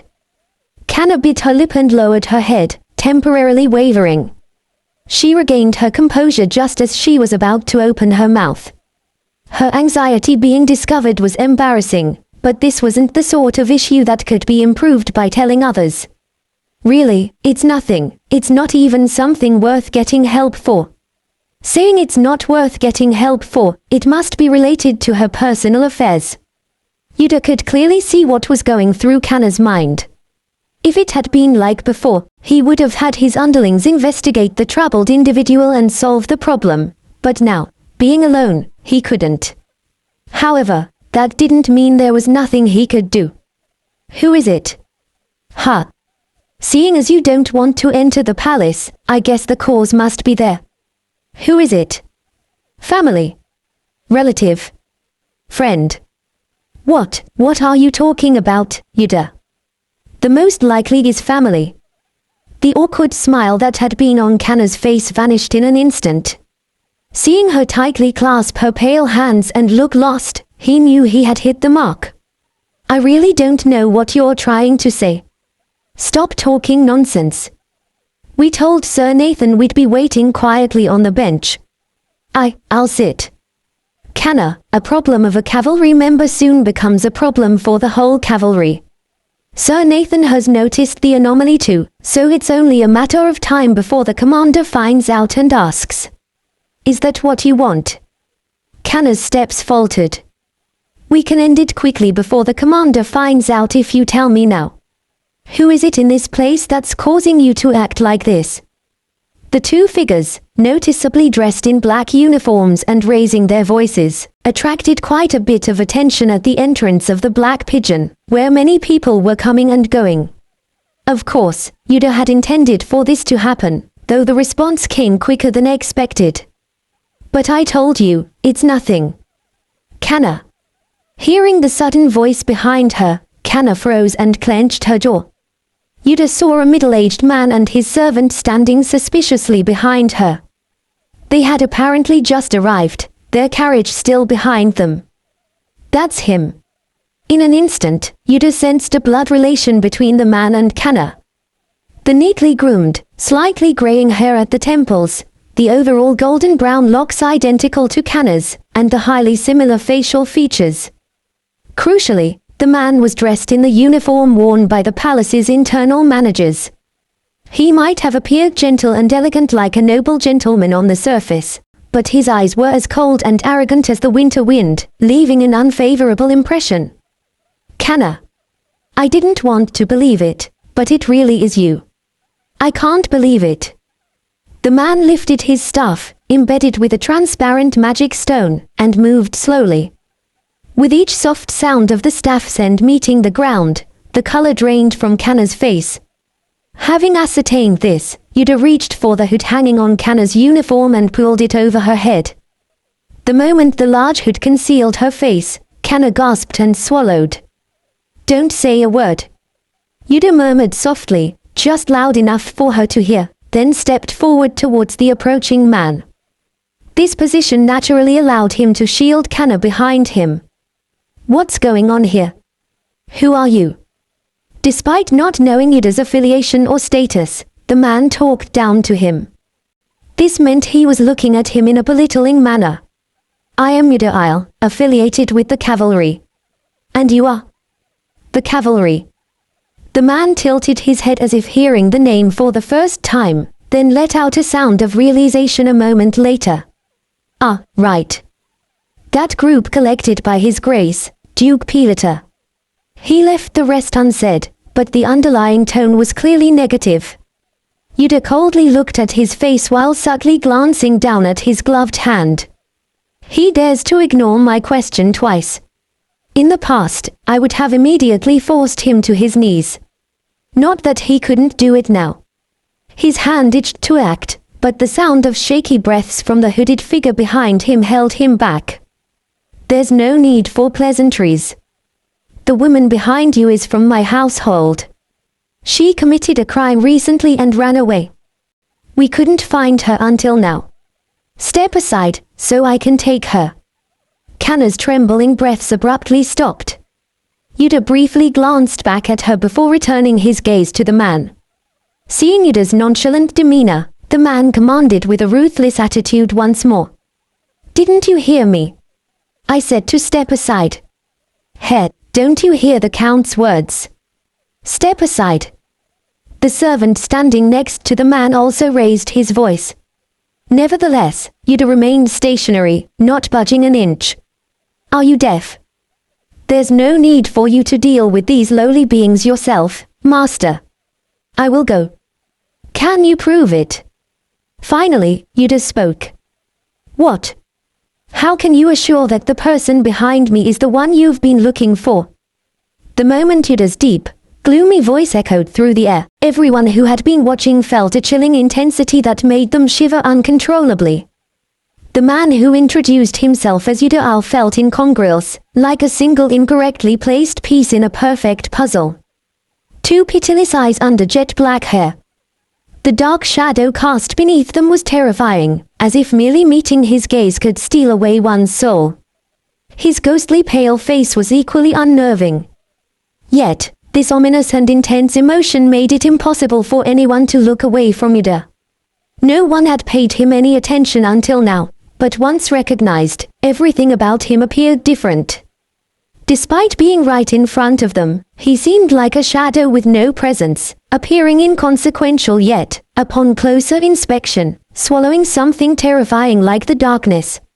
Someone unconsciously swallowed their saliva.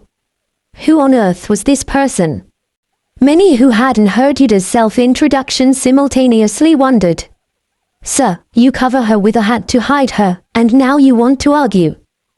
The servant who had been confidently trying to drag Kanna from behind Yuder stuttered, barely managing a response. He didn't even realize he had unconsciously used honorific language. You came out of nowhere and tried to take her without even confirming whether she's the person you're looking for. I didn't know that a nobleman of the palace, like yourself, could just take anyone within the imperial palace without even revealing their name. Yuder didn't show the slightest sign of fear or confusion. His chilly words caused a murmur to spread among the crowd. A nobleman from the palace. A nobleman was trying to take someone. Who is it? Realizing that the attention of the crowd was focused on his master, the servant's face turned pale. Master. Contempt and anger dwelled in the eyes of the Count, who resembled Kanna. If there had been no witnesses, he would have simply ignored the situation and done as he pleased. Unfortunately, this was in front of the Black Pigeon, one of the busiest places in District 2. Once the attention had been drawn, he had to act considering his status and dignity. It seems there's a misunderstanding. My servant must have misspoken, but he didn't mean it. I am Hank Gallen, a second-class official of the palace. He was still condescending, but his tone had changed to a somewhat polite one, seemingly mindful of the onlookers. Yuder searched his memory for the name Gallen. Gallen. Right. He was a count, that much is certain. To perform all sorts of secret missions close to the emperor, one had to be well aware of the political landscape both inside and outside the empire. Remembering all the influential families in the empire was part of the necessary preparations for this. Yuder ransacked his memory before speaking. So, you are Count Galen. I apologize for the sudden request, but that woman you saw earlier is undoubtedly a member of my household that I lost. If you allow me to confirm her face, it will quickly become clear whether my claim is correct. The only information about Count Galen that remained in Yuder's memory was that his family had lived quietly in the capital for a long time. Even if they had never been at the center of politics, they had neither taken the initiative to cause trouble. They seemed to have conducted themselves wisely. Moreover, the palace was a place where only nobles with at least 5 generations of confirmed lineage could enter, as they directly handled imperial affairs. The power they could wield was limited, but it was good for elevating their honor. He didn't refer to her as a blood relative, but specifically as a member of his household. This means their relationship isn't something that can be openly discussed. Considering Kanna's reaction, it was clear that she had been acting strange since arriving here, perhaps fearing she would encounter this person. Yuder made up his mind and shook his head with a brazen expression. I'm afraid that won't be possible. Excuse me. My companion comes from humble origins, and has just recently received a last name and recognition from His Majesty. Why are you so sure that she belongs to your family, Count?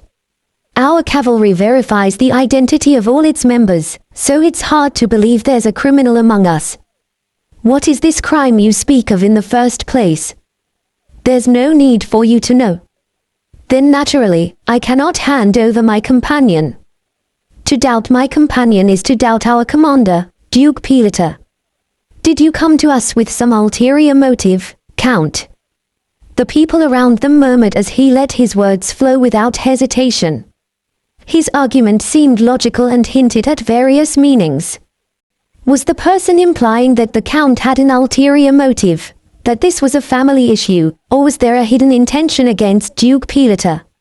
Or was this just some lustful scheme targeted at a woman who had caught his eye? Tension crept into the hand of the Count, clutching his cane, as curious eyes watched. How dare you question my master's intentions? You stand back. Count Galen waved his servant away. But his seemingly gentle facade had long since hardened with anger. I tried to be respectful, but the way you speak is utterly vulgar. Does your audacity stem from the foolish belief that you're backed by someone of great power? Then why not answer my question? How could my companion behind me possibly be a criminal who has slipped through your fingers? I've already told you. If you remove the hat and reveal the face, all will be clear. Answer me first.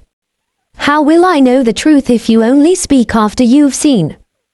The firm response from Yuder, hinting that he couldn't trust the Count, drove Count Galen to the brink of fury. If it were up to him, he would have immediately summoned the palace knights to accomplish his goal. However, he had no choice but to hesitate as more and more eyes turned towards them. What did you say? A Count of the palace is eyeing a woman. Targeting someone who works here. How bold, under the watchful eye of the Sun Palace. No, they're from the cavalry.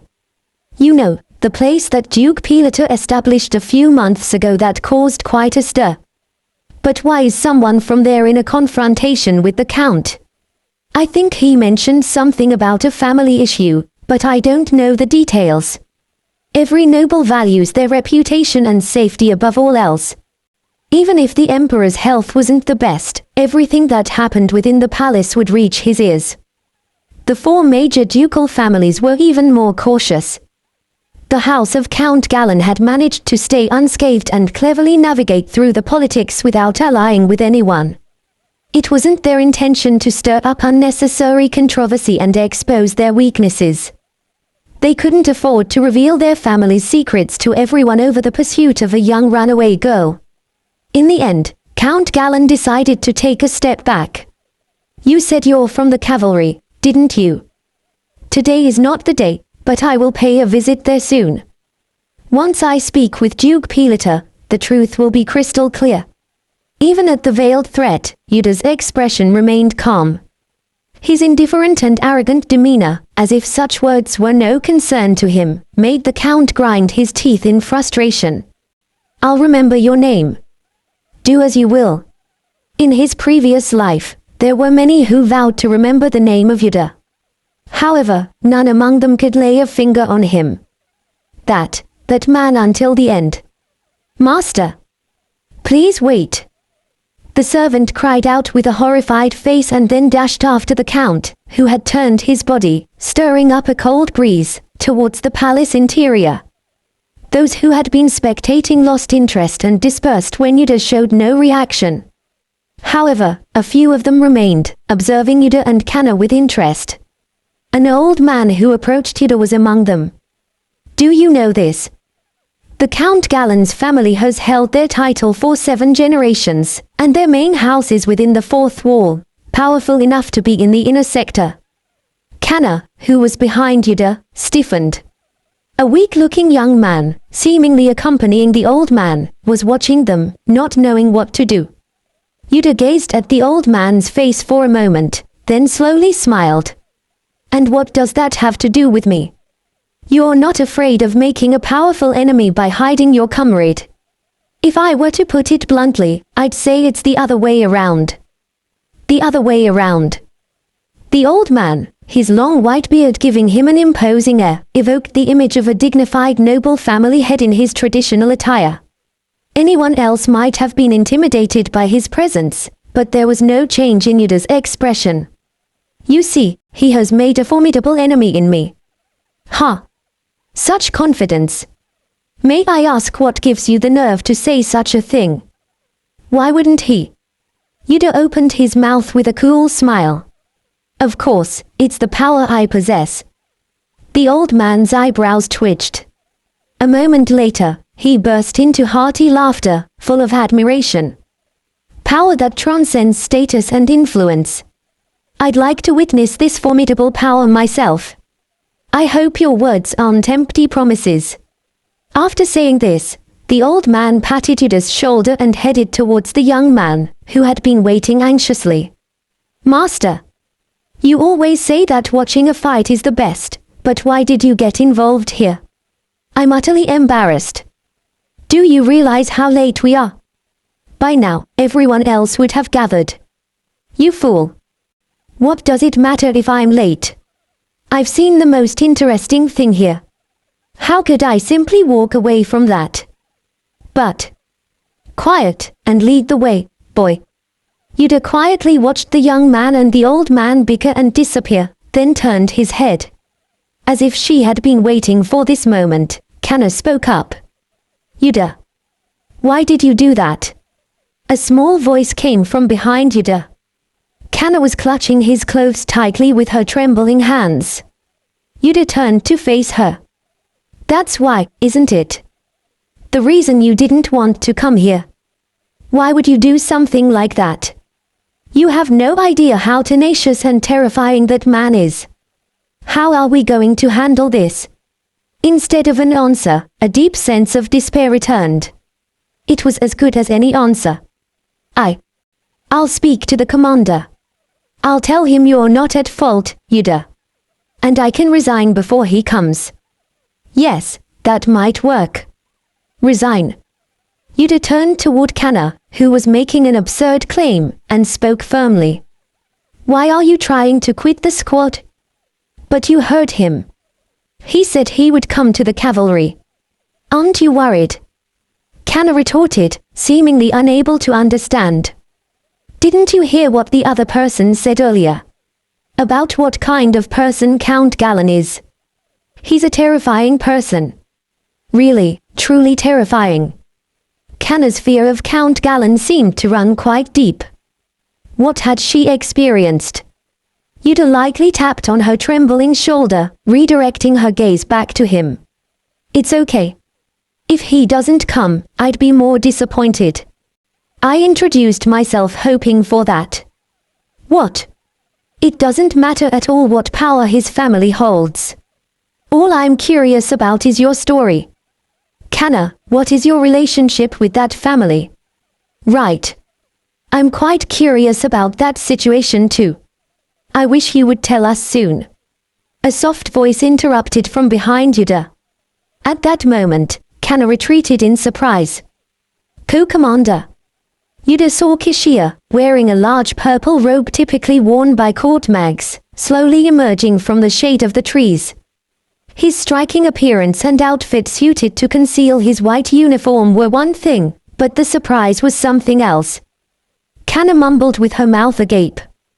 When did you? No, rather, why are you dressed like that? Ha ha. Don't worry about it. Have you finished your conversation with His Majesty? Where did you leave the box and the carriage? Kishia shrugged with a smirk at Yuder's sharp question, who, far from being surprised by his appearance, was rather unflustered. You're never surprised, which makes things quite boring.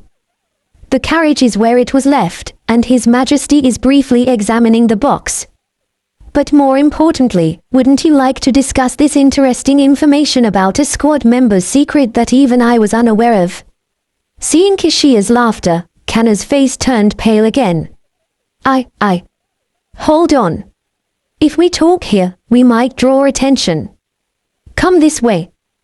There's a perfect place to talk inside there. Kishia leisurely led them and entered the Black Pigeon office through the main entrance. Given the large number of people coming and going, no one recognized or stopped them. Kishia, who was walking amidst the crowd, suddenly slipped into a very narrow space between two buildings. From the outside, it seemed too narrow for anyone to pass, but as they followed him, a path wide enough for a person to walk appeared as if by magic. The narrow gap they'd seen was an illusion created by the overlapping building and shadows. Upon exiting, surprisingly, a very small open space appeared.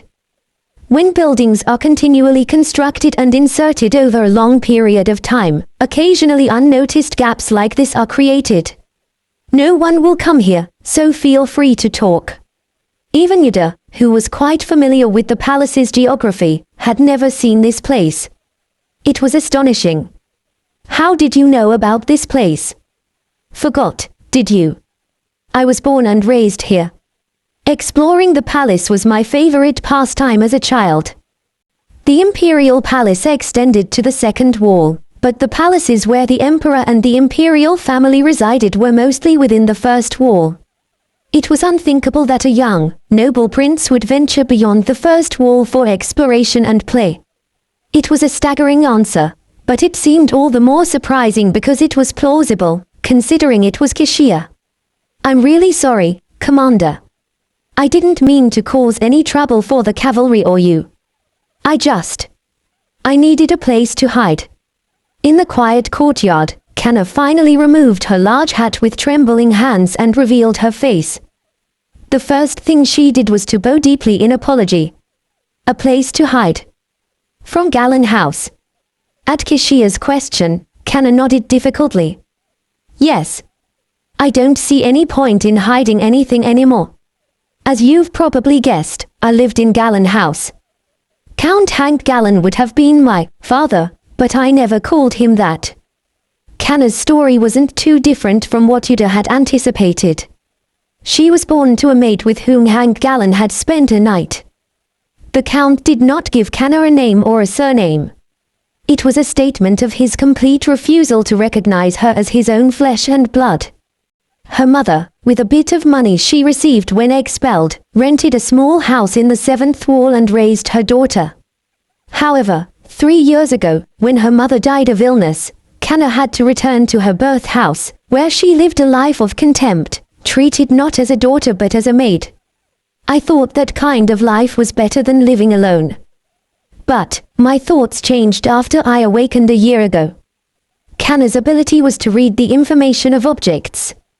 One day, while cleaning, she accidentally discovered the dark intentions of Count Hank through the objects she touched.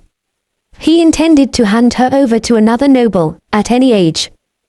That noble was known for his vicious and despicable personality, and even though Hank knew that Kana would likely die if she was given to him, he didn't care. The political gain he would receive by doing so was his priority. The moment she read that terrifying intent, she shivered.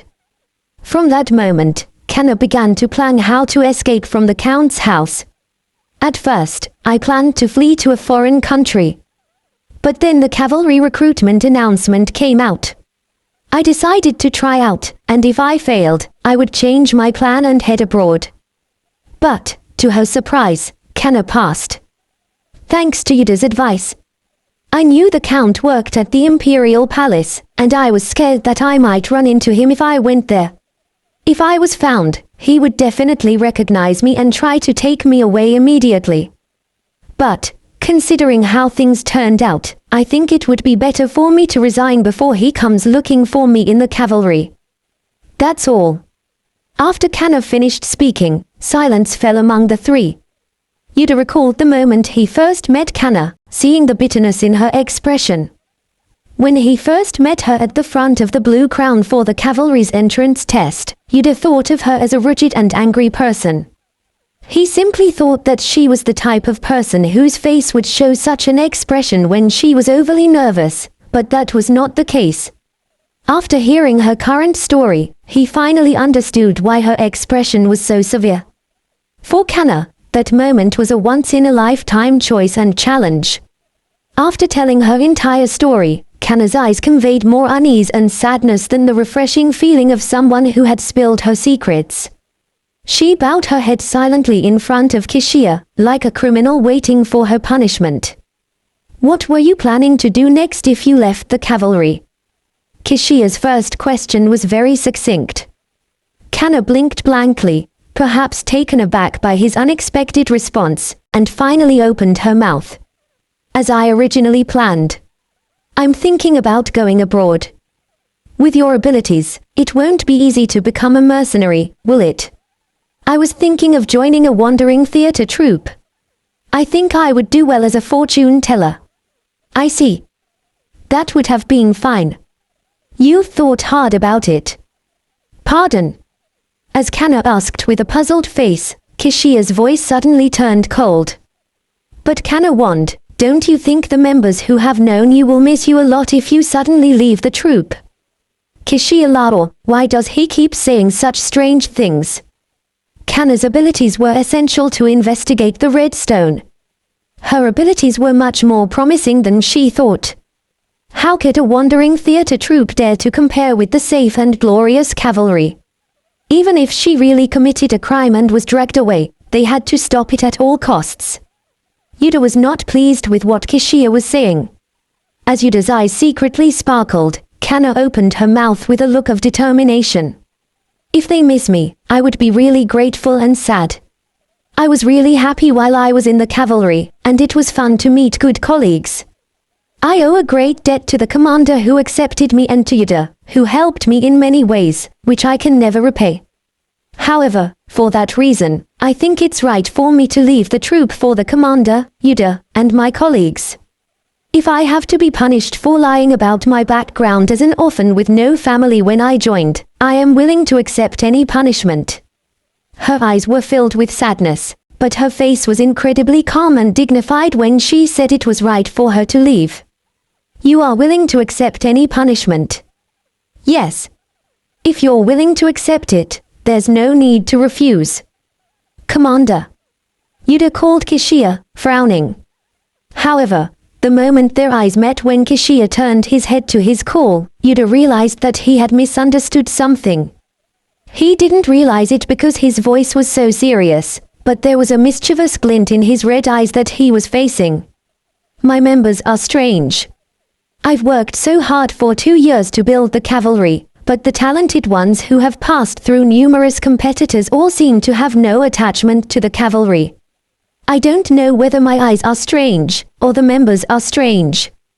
Kana, who had been hanging her head, slowly rolled her eyes upward, seeming perplexed by the odd remark. Kishia looked down at her with languid eyes, a leisurely smile on his face, and opened his mouth. So, Kana warned. Your punishment is to become the deputy commander of Jung Division. Pardon. To be frank, one who has not received the last name can't be considered a family, so you didn't tell a lie. Regardless of what Count Gallen says, you can't leave the cavalry. But you asked for the punishment yourself. You tried to leave the supposedly blissful Cavill so easily, so you have no choice but to work hard and pay for your sins. But Commander, what does that mean? Kana was about to retort with a startled expression, but Kishia cut her off with a decisive wave of his hand. That's the end of it. No more words are necessary. Go back. Yuder finally let out a sigh of relief. As he followed Kishia, who turned without hesitation, Kana shouted in confusion from behind. Commander, how did you understand my words just now? Me, a deputy, absolutely not. Yuder, say something. It's better than being an assistant. What are you saying? Kana shouted, but Yuder did not answer. He didn't want to admit that he had spoken of leaving the division like Kana, refused Kishia's offer, but ended up becoming the commander's assistant. Well, that aside, appointing a deputy in Jung Division wasn't something I recall from my previous life. In Kishia's time as the commander, he didn't appoint a deputy in the Jung Division, which had a critically low number of members. Later, when Yuder took over the position and the Jung Division grew, a deputy position was added. However, he didn't expect it to happen again now. The reason Kishia made Kana the deputy of a division with only 10 members was probably not because the role was genuinely needed. It was more likely an act of consideration to lessen her burden and make her stay in the cavalry more comfortable. But this again changed the future Yuder knew. It was a positive result. Yuder, yes. What were you planning to do with that power of yours when Count Galen came to the cavalry? While contemplating, Kishia suddenly started talking. Yuder kept silent for a moment, then briefly glanced around to check where Kana was. She was slowly following from quite a distance. It seemed safe enough to respond. I was planning to give him a bit of a hand. How much is a bit in your terms? Enough for rumors to circulate that anyone who messes with a member of the cavalry won't be able to leave in one piece. Hearing Yuder's response, Kishia tilted his head with a peculiar smile. Who do you think will clean up after that? Didn't you say you would take good care of your assistant, sir? He boldly retorted, implying that surely he couldn't handle even that much. Laziness, like a well-fed beast, shimmered above Kishia's red eyes. That's right. I did say that. The cavalry needed a strong presence and reputation now more than ever. Even with all kinds of praise from the emperor, it would still only be known to those in the know. To make the existence of the cavalry widely known across the continent, it was necessary to create a few noisy episodes. In his previous life, the event that had marked the beginning of that saga was when Kishia announced he was the owner of the divine sword. However, in this life, that incident had not occurred. But what if an incident involving a malicious nobleman being soundly beaten and chased away by the cavalry members trying to protect a comrade occurred? Even if it couldn't match the saga of the divine sword, the world would be profoundly shocked by the fact that commoners could dare to do such a thing to a nobleman and face no repercussions whatsoever. And they would never forget the name of the cavalry. It seemed that Kishia, too, had already done that level of calculation, hence his amusement. What would the nobleman's pretentious face look like after experiencing a disgrace that would forever stain his history? Yuder felt a rare sense of satisfaction and silently curled up the corners of his mouth. Then, I take it you approve. Don't keep all the fun to yourself. Invite this onlooker too. Is there anything more entertaining than watching a fight? A fight to watch. Upon hearing those words, Yuder remembered the old man and the young man he had met earlier. He had recognized who the old man was, a man who loved to watch fights, the moment he saw him. Tais Yolman, one of the elders of the Pearl Tower, an archmage. I didn't expect him to be visiting the Imperial Palace at this time. Unlike other mags who had been honored with the title of archmage, Tais wasn't proficient in attribute magic. He had gained his fame solely due to his diverse research results aimed at piercing the essence of the world through magic. He had proven that air and magic were different, and he had researched the differences between materials created by magic and real nature. Even though he couldn't use attack magic, it was well known that nobody was better than him when it came to breaking down magic. Why would Tai's Yolman, of all people, have come to the Imperial Palace? Moreover, why was he dressed like an ordinary noble old man instead of wearing the robe exclusive to mags of the Pearl Tower? Well, considering his timing and his expertise, the conclusion is obvious. Simply put, he may have just wanted to visit quietly without revealing his identity and meet the court mags of the Or Empire. However, an archmage who specializes in magic research appearing in the Imperial Palace as soon as the red stone was retrieved was a clear sign of his objective, wasn't it? Tai's Yolman probably rushed here from the Pearl Tower the moment he heard the news of the successful retrieval of the red stone. He must have been unable to bear his desire to immediately take the stone and study it. His will could be considered the will of the entire Pearl Tower. Kishia must have secretly reported the retrieval to the Emperor alone, but for some reason, it feels like the news has already spread across the entire continent. In his previous life, when he investigated the red stone, he could not find out who had refined the stone in the Pearl Tower. The information within the Pearl Tower was top secret. Moreover, by the time Yuder had started his investigation, several years had already passed since the collapse and ruin of the tower. Even whether Tai's Yolman was dead or alive by then was unknown. Tai's Yolman. I'll have to remember that. I'm glad that your taste aligns with mine. It makes me feel that the effort to bring you on as my assistant was worthwhile. Pardon. Yuder was preoccupied with thoughts about Tai's Yolman, and had missed Kishia's comment. He turned his head a little too late to ask again, only to find that Kishia was also looking in his direction with a slight tilt of his head. Their faces had stopped at a very close distance. In that instant, Yuder's gaze was seized by Kishia's face. Kishia, too, blinked, staring back at Yuder. After a short pause, it was Kishia who first broke away from the gaze and flashed a smile. We almost bumped into each other.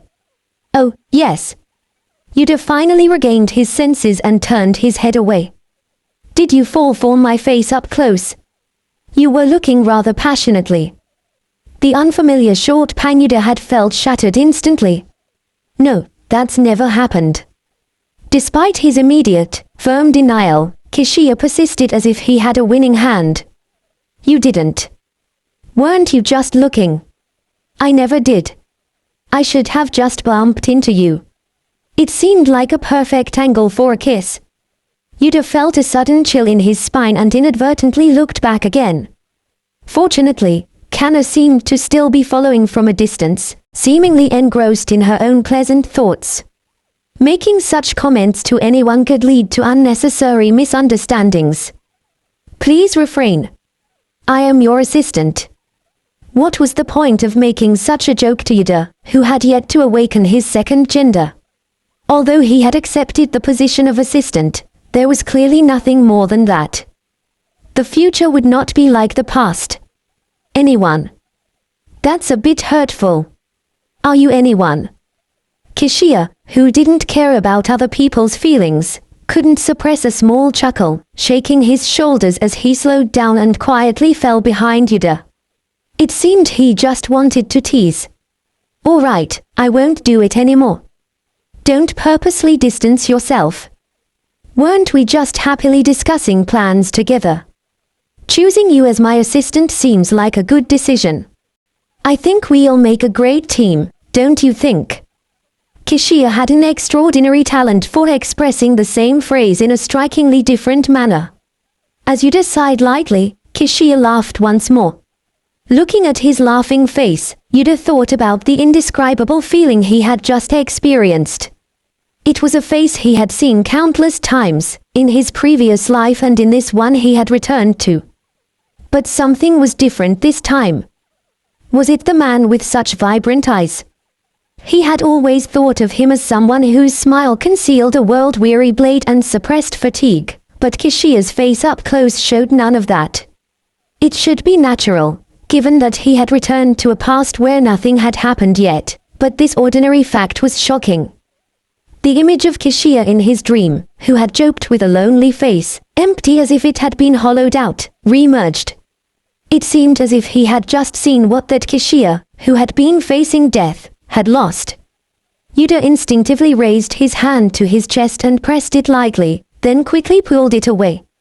He still did not know how to express the feeling he had just experienced. That day, Kanna shared her past with her comrades in the carriage, briefly but confidently. The members, who had been deeply worried about her, all felt a strong resentment towards Count Galen. They comforted Kanna and pledged to keep everything she had shared a secret. Kishia returned holding the red stone in the box, just as he had when he first arrived at the Imperial Palace. The next day, he appointed deputy commanders and an assistant in front of all the members. Shin's deputy commander, Eva Beck. Sol's deputy commander, Stubber Rendley. Jung's deputy commander, Kanna Wand. And the cavalry assistant, Yuder Isle. These 4 people will divide the duties of the commander and help each other. Among the 3 deputy commanders, the only one who didn't have a close relationship with Yuder was Stubber of Sol. However, Yuder already knew what kind of person he was through the memories of his previous life. Stubber was the oldest among the current members. He was a simple bakery owner and the head of a household, who was over 40. He had exceptional ability to handle water and was well liked. In his previous life, Yuder had been the deputy commander of Sol, hence Stubber was a regular member without any special duties. However, the members of Sol respected Stubber more than Yuder. Yuder thought that Stubber Rendley would make a good deputy commander, and he once again admired Kishia's insight. Kishia seemed to know how the dynamics among the members flowed, and who stood out in what area, although it seemed like he didn't. With the exception of Eva from Shin, all the deputy commanders were different from the previous ones. It was a good start. And quite swiftly, that afternoon, a carriage bearing the emblem of Count Galen arrived in front of the cavalry's barracks within the grounds of the Imperial Knights' quarters. As he watched the arrogant nobleman and the soldiers he brought with him enter, Yuder grinned ominously along with Gakane and the Eldor siblings. The nobleman who had tried to sell off the unawakened Kanna from the cavalry without even conducting a proper ceremony ended up in a terrible state just an hour later, which caused a huge shock within the capital. The disgraced noble family, who had become a laughing stock, belatedly protested to Duke Pilator and the Emperor, but nobody listened to his complaint. Are they supposed to believe and punish based on just one person's words about an event they didn't witness themselves? According to the complainer, dozens of robust soldiers couldn't handle just 4 cavalry members. It was the complainer who had first declared he would attack and kill. Wasn't this a case of self-defense? If the opponent was a sword master, could they have acted the same? The written reprimand that the emperor issued to the protesting noblemen served as an evaluation of the cavalry members' skills that had been shrouded in mystery, and it was incessantly discussed among the people. The nobles, who hadn't even known the name of the cavalry until then, felt an unpleasant fear creeping up their spines for the first time. The news spread rapidly beyond the capital to the empire, and eventually to the entire continent. Everything was going exactly as Kishia Labor and Yuder had anticipated. Your Majesty, the Empress has come to visit. The Emperor sat at his desk, rubbing his weary eyes, the paper he'd been grappling with for some time finally set aside. Through his spectacles, his fatigue-laden eyes concealed, he didn't feel like the emperor of the immense or empire that had spanned a millennium. Let her in. The door promptly opened and a woman with pale blonde hair entered under the guide of the chief attendant. After surveying the room, littered with empty teacups, papers, and books, she sighed heavily as if to signal her readiness to hear more, then approached the emperor. Whilst I understand you can't leave this place, didn't I tell you to at least clean up more often? You're nagging the moment you arrive. Despite his words, the emperor's expression was incredibly gentle. A faint smile, one he wouldn't even show his brother Duke Pilator, rose to his face. Seeing this, the Empress moved behind him. The sight of the Emperor's thin frame, visible through his shirt, hurt her inside. I worry for you. You look even more ill than before. My face is the same as always. No, it's not. You really do look unwell. Have you been drinking the herbal medicine I sent? The Emperor, feeling the Empress's slender fingers on his shoulder, smiled quietly. Even the times of excruciating pain that always ate away at his body, and the unbearable humiliation, felt like nothing in that moment. Of course. Why wouldn't I drink what you sent? I even had some just before. Only after she had confirmed when and how he had taken the medicine did the Empress let her worry subside a little. So, you really did take it all. When have I ever lied to you? Never. You've never lied. But his grip tightened around the Empress's shoulder. The Emperor slowly raised his hand and held hers. The Empress's hand was soft and warm, but the Emperor's was rough like old bark and cold as a corpse. Sorry, did I startle you? However, before the Emperor's hand fully withdrew, the Empress's hand came down and held his tightly. I wasn't startled. The Emperor was a little surprised, then he laughed. The two held hands for a long time, receiving the sunset that poured through the window. After a while, as the Emperor's hand warmed from the heat transferred from the Empress's hand, the conversation resumed. By the way, did the Duke Pilator's visit go well? How was he? I'm still unsure. The Emperor responded in a soft voice. But he seemed more enthusiastic than I thought. I was a bit surprised when he volunteered to do the task we had planned to delegate to the mags. I wonder what got into him. Isn't that a good thing? Duke Pilator is undoubtedly worried about you as well. Well, he would be worried. The ordeal I'm going through will inevitably be his burden someday. There you go again, speaking so harshly on purpose. The Empress applied a slight pressure to the hand she had placed on the Emperor's shoulder. Despite being brothers, closer and more caring for each other than anyone else, the Emperor never openly displayed it. Considering the enemies scattered around them, it might have been inevitable, but the Empress felt a faint sadness whenever she saw the pessimistic attitude the Emperor displayed. Did you not say there is a mysterious power in the red stone? I am certain that Duke Pilator will find a way to make it serve your cause. The court mags and the priests of the sun god are all working day and night for you, your majesty. And I too.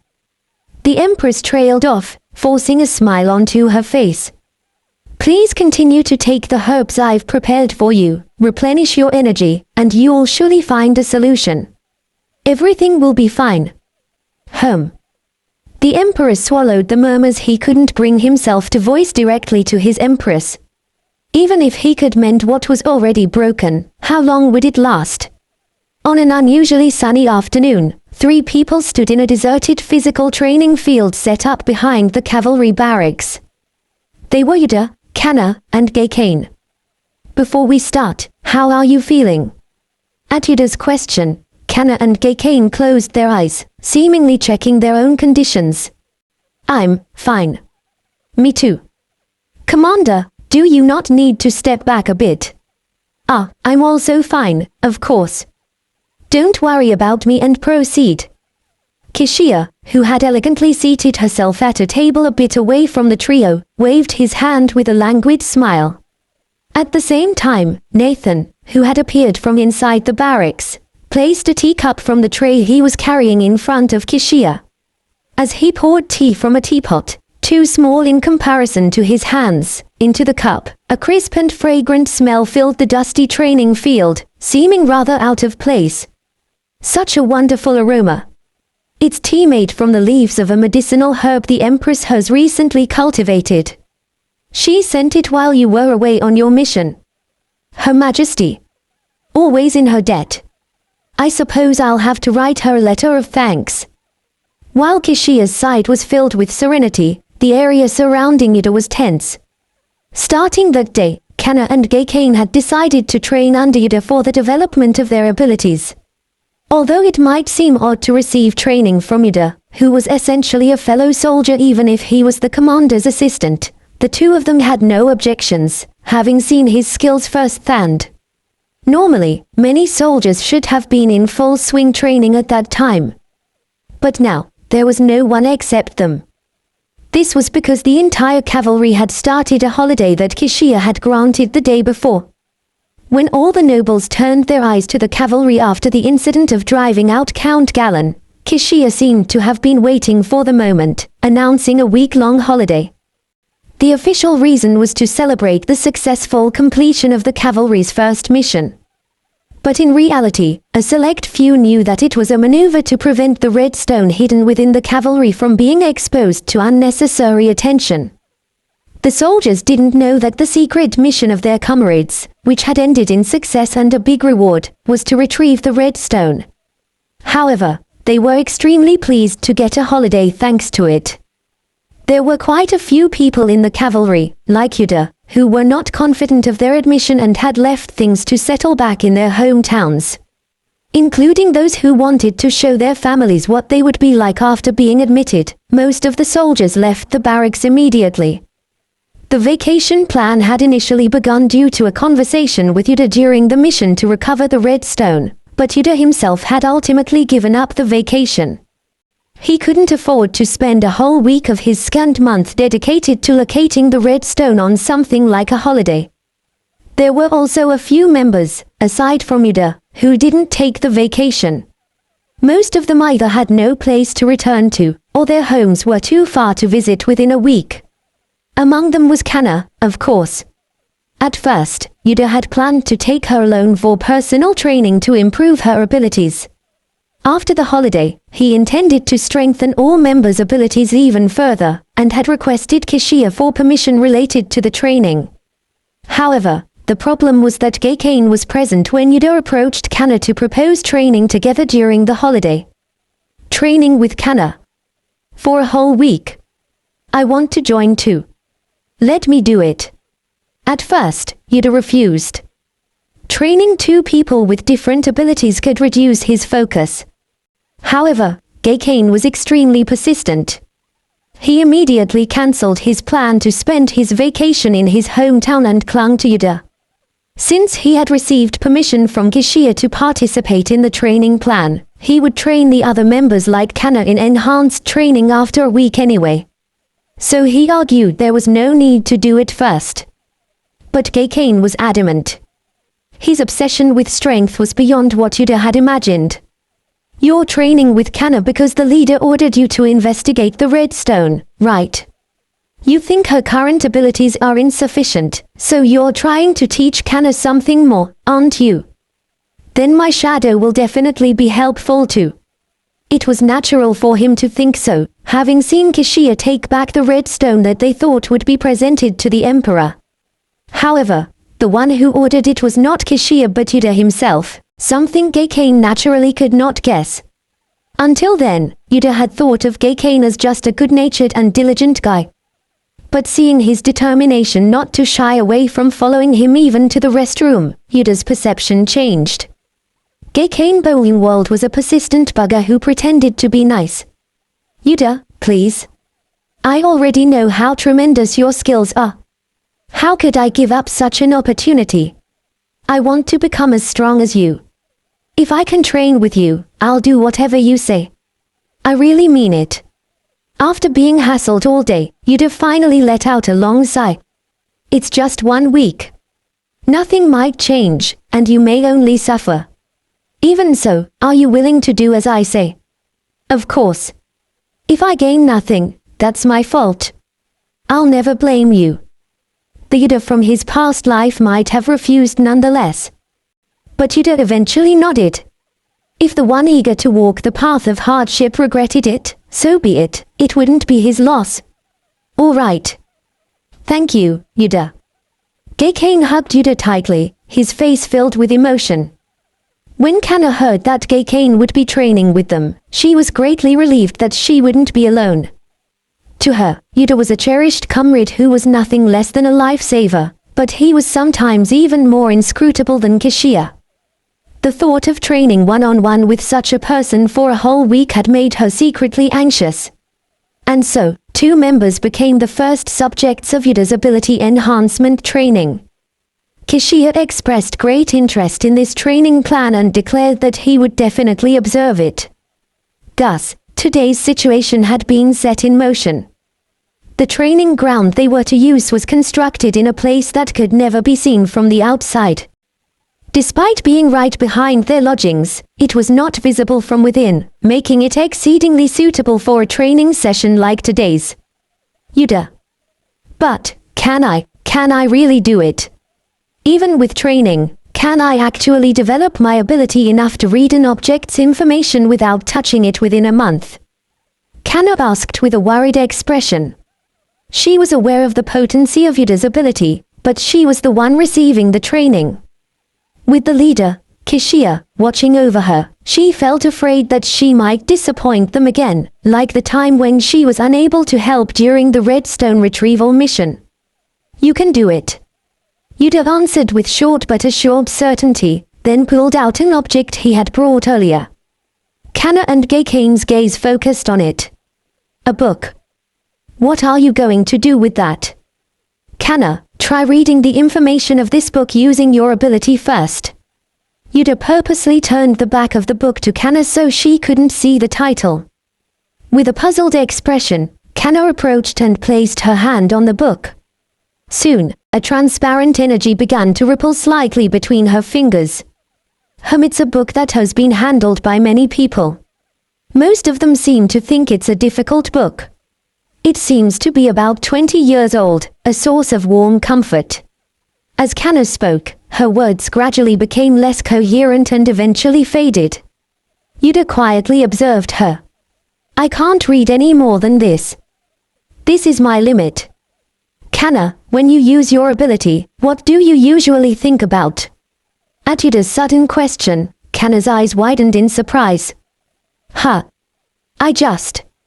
I don't think about anything.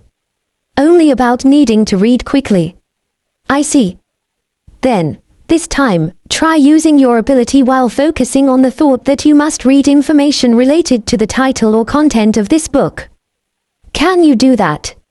I've never tried before, but I'll give it a shot. Kana took a deep breath and closed her eyes. Once again, she placed her hand on the book, and a short time later, a ripple, larger than before, began to emerge. GCash, who was right next to her, seemed to notice this ripple as well, as he held his breath and looked surprised. In the beginning, there was a land without light. One day, God took pity on those wandering in the darkness and cast down light. The first light was small and hard, clustered like a pebble. Remember the first sentence well, as it's the most important. The first of 14 chapters, in total 99 chapters. This is. Slowly muttering, Kana opened her eyes and looked down at the book with a stunned expression. This is the scripture of the sun god, isn't it? Yes, that's right. Yuder flipped the book over. It was indeed an old copy of the scripture of the sun god. Despite being quite worn from many hands over a long time, the cover still looked clean, as if it had been carefully preserved. Yuder had borrowed it from one of the cavalry members returning home the day before. He remembered that the man, a devout follower of the sun god from a pious family, always carried multiple holy books. Believing Yuder to be a fellow devotee, the man had willingly lent him a copy. While not everyone deeply believed in the deity, most people on the continent had grown up closely observing and interacting with the temples of the sun god from a young age. Therefore, even the commoners who could barely read were generally aware of the contents of the holy book. It was common knowledge. This was precisely why Yuder had chosen the holy book as his first training tool. Well, do you understand something now? Kana, if you want, you can limit the scope of the information you read. At Yuder's words, Kana's expression reflected a sudden realization. Oh. I see. I didn't know. I've never thought about it before. Of course, she hadn't. Until now, she was satisfied as long as she could read anything, and that had been enough. However, To develop abilities like hers, it wasn't sufficient to just read anything well. If one attempted to absorb excessive information without restraint, they would soon hit their limit. Her habit of abruptly stopping after reading a few words without order was likely due to using her ability aimlessly. So, you must start by setting a goal and start from a narrow scope. First, practice reading the small things in detail, then gradually move on to more detailed and broader aspects. Eventually, you should be able to select and read the more critical information. It was akin to practicing speed reading. Initially, you would read each line thoroughly, and later, you would skim while still identifying the essential sentences. Of course, this wasn't a skill that could be mastered overnight. It would require consistent practice daily. It was something that would gradually prove its worth over time. Practicing with books would be best. At first, just touch the book and read only the information related to the content, then check how accurate you were. Once you're comfortable with that, move on to the author, when the book was written, and its previous owners. It might be easier to read if you start from the most recent person and go backwards. Kanna nodded frantically, trying her best to remember Yuder's words. Do I do this every day? Yes. And there's something else you need to do. Yuder pulled out a thin cloth from his pocket, wrapped half of the holy book, and placed it on the ground. Try to read the information of the book you just read in this state. But I'll only be able to read the information of the cloth. Place half of your hand on the book and half on the cloth. Which one do you think you'll be able to read? Well, Kanna's expression changed peculiarly. I'm not sure. Try it. If the information of two objects tries to come in at once, try to read only the book's information. It's a practice of selecting information. Since it's the information of a book you've read once, you should be able to read it more easily. I'll try. As Yuder suggested, Kanna placed half of her hand on the cloth and the other half on the book, then closed her eyes again. The formless energy bursting from her hand was even larger and clearer during the second attempt, pulsating intensely. Kanna's forehead was drenched in sweat, a clear sign of her struggle. Her energy had fluctuated, growing and shrinking several times. Keep concentrating. Keep at it. Don't give up. My head hurts. I didn't know choosing to read would be this tough. It was to be expected. Growth, after all, often demanded pushing oneself to the limit just to advance a single step. However, the moment of using one's ability to its limit was often a moment of life-threatening danger. Therefore, many awakeners only managed to grow within the brink of death. This faulty method of growth was something Yuder realized only quite late. If you steer in the right direction and continuously stimulate your limit without endangering your life, you can still grow without facing such a crisis. The important thing was to keep trying to exceed the limit of one's abilities, not to actually put oneself in danger. After watching Kanna struggle so diligently, Yuder turned his head. GCash, who had been observing the two with his mouth slightly ajar, quickly straightened up in surprise. GCash, you're next. Are you ready? Of course. Just tell me what to do. It was admirable to see a student brimming with so much enthusiasm. Even recalling his past life, Yuder could not remember a junior who sought to learn with such passion. Viewing GCash with the heart of a former cavalry commander, Yuder nodded in approval. First, bring out your shadow. Before he could even finish speaking, GCash's shadow abruptly rose to its feet. The black silhouette had the exact height and build as its master. How far have you tested the limits of your shadow? Limit? I'm not sure. It just moves as I think. GCash muttered as he looked at his shadow clone with unfamiliarity. He believed that by strengthening his own abilities, he could better control his shadow, thus he rarely used his powers and focused more on physical training and swordsmanship. That, of course, was a good method of training. But in Yuder's opinion, a pioneer who had repeatedly clashed and eventually reached the end in his field, such a method alone clearly had limitations. Blindly training the body without knowing how far the shadow clone can exert its power is like a horse running with its eyes covered. It can run, but reaching the destination is difficult. It's a reckless approach. From what Yuder had observed so far, his clone was capable of effortlessly lifting several long spears at once. This indicated that it could exert physical force, and that its strength was far superior to that of humans. And when it touched the red stone, the arm that exploded out was returned to shadow by GCash, and when it was summoned again, it returned to its original form. If a shadow clone could recover from damage in such a way, shouldn't one naturally want to find out how far its limits went? Have you ever struggled while handling your shadow clone? No, I don't think I ever did. GCash shook his head as he recalled his memories. Good. Then let's test today how far you need to go before it becomes hard. Yuder casually drew the training sword he had at his waist. The training sword was blunt without any sharp parts, but that was sufficient. With a light gathering of force, red flames erupted from the sword in an instant.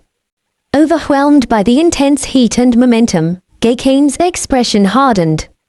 From now on, I will attack your shadow clone. Do not move your main body, stand still, and use your clone to evade and block the attacks. What? Let's start. Without giving GCash any time to think, Yuder lunged at the shadow clone. As he swung his flame-wielding sword, the clone staggered back to avoid the blow. But it was too late, one of its arms had already been severed. Unlike humans, the shadow did not scream or show any signs of pain. The severed arm vanished as if it had never been there. Defend properly. If you can't move, revert to shadow form and resummon. We're starting from the beginning. Got it. But I don't understand how I'm supposed to block a sword with a shadow. How is it possible for a shadow to carry multiple people? You've already been doing it all unconsciously, you just haven't realized it. Concentrate. Move your clone solely through will. Don't open your mouth to command it, and don't move your own body. Even as he issued these instructions, Yuder continued to swing his sword relentlessly. The shadow clone, slower than a human, could not properly evade even the casually swung sword. As GCash's shadow clone continued to take damage and disintegrate, just before a final blow was about to strike its head, GCash closed his eyes tightly and swallowed hard. At that moment, a miracle happened. The shadow clone raised its remaining arm in a flash, wrapping around its head to block the attack. It felt as if Yuder's sword had struck an invisible wall made of wind. A strange sensation traveled up his arm, and moments later, the blade was deflected. What? Yuder nodded at GCash's shocked expression, which said, I can't believe I just did that. Good. Let's continue. Wait. Give me a moment to think about how I just did that. Just a moment. There was no moment to be had. Yuder continued to batter GCash's shadow mercilessly, ignoring Kanna's increasing frustration from the noise disrupting her concentration. Watching from the sidelines, Kishia sipped his tea with a look of pure enjoyment. Look, Nathan. Isn't it amazing? It's as if a sword master is training a novice. I was curious about his teaching skills when he confidently asked for training authority, but the dreams of the squad members returning from vacation will be shattered. Ha ha ha. It seems so. From a sword master's perspective, Yuder's swordsmanship was not particularly impressive. However, the powerful fire and water constantly emanating from his weapon, as well as his exceptional battle senses and judgment, could not be ignored. How much practice must he have had to be so adept at this strange combat style, being neither a mage nor a swordsman? Even if he had awakened quickly, it was only 2 years ago. Was it really possible to build such skills in that time frame? Ever since first meeting him, Nathan Zuckerman had been continually investigating Yuder's background. But just as his lord had predicted, there was nothing to find. His past was impeccable clean. The only certainty was that, as an awakener, he was a prodigy to a degree that would make anyone envious. If he can fight so well simply by spewing fire and water from his sword, he would become a complete monster if he mastered any more techniques. Do you see it that way? Upon hearing Nathan's muttering, Kishia softly retorted. Do you think differently, sir? In my eyes, I see a powerful beast trying to make itself small. Kishia, after taking a sip of his tea, followed Yuder's movements without missing a beat, his red eyes unblinking. Liars can recognize other liars. For some reason, that captivating beast is intentionally hiding his strength. You're saying he's hiding his strength? Nathan was the type who would believe his lord even if he claimed the sun rose in the west, but this time, he couldn't help but question him. It was plain to see that Yuder possessed exceptional skills, and he was an audacious man who had no intention of hiding his superior qualities. The idea that this man, who seemed least likely to hide anything in the world, was concealing even greater power within, was difficult to believe. He's hiding it. A lot of it. So he's indeed suspicious. But your investigation turned up nothing. Nathan. It's time to trust your instincts over your suspicions. I've decided that he is essential to the cavalry unit I plan to create. I don't know why, but that charming beast isn't sparing his body for me and the cavalry unit. Isn't he boldly demonstrating his ability and teaching two people in an environment where he might be doubted? And doing both at the same time. Nathan nearly blurted out, what exactly is charming about him, but managed to swallow the words. A charming beast. Was he referring to the formidable man before their eyes? Even he would doubt his ears if he heard such a nickname. However, as Kishia watched Yuder, his red eyes truly seemed filled with joy. He was always cheerful, but Nathan, having observed Kishia for a long time, knew how to distinguish between his genuine and fake smiles.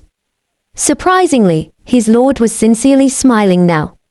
If it wasn't for him, I might have been seriously injured while retrieving the red stone this time. Or, using an unexpected amount of power might have put a crack in the balance I was barely maintaining. That's too speculative. Yes. But you also know that there's no guarantee that such things wouldn't have happened, right? Nathan remained silent, knowing that Kishia's words were correct. His lord was always teetering on the edge. But in the past few years, it had become even more precarious, the line he was walking on seeming as thin as a thread. Kishia, who seemed to have received all the blessings of heaven, became even more dangerous as these blessings accumulated.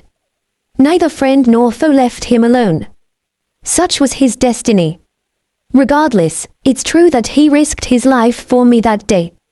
If he was a spy sent by the dukes, he certainly wouldn't have left me in that situation. I wonder where such a character came from. It's really interesting. Too much attention can be dangerous. Nathan had only managed to utter a single word, but Kishia merely responded with a soft smile, not a verbal reply.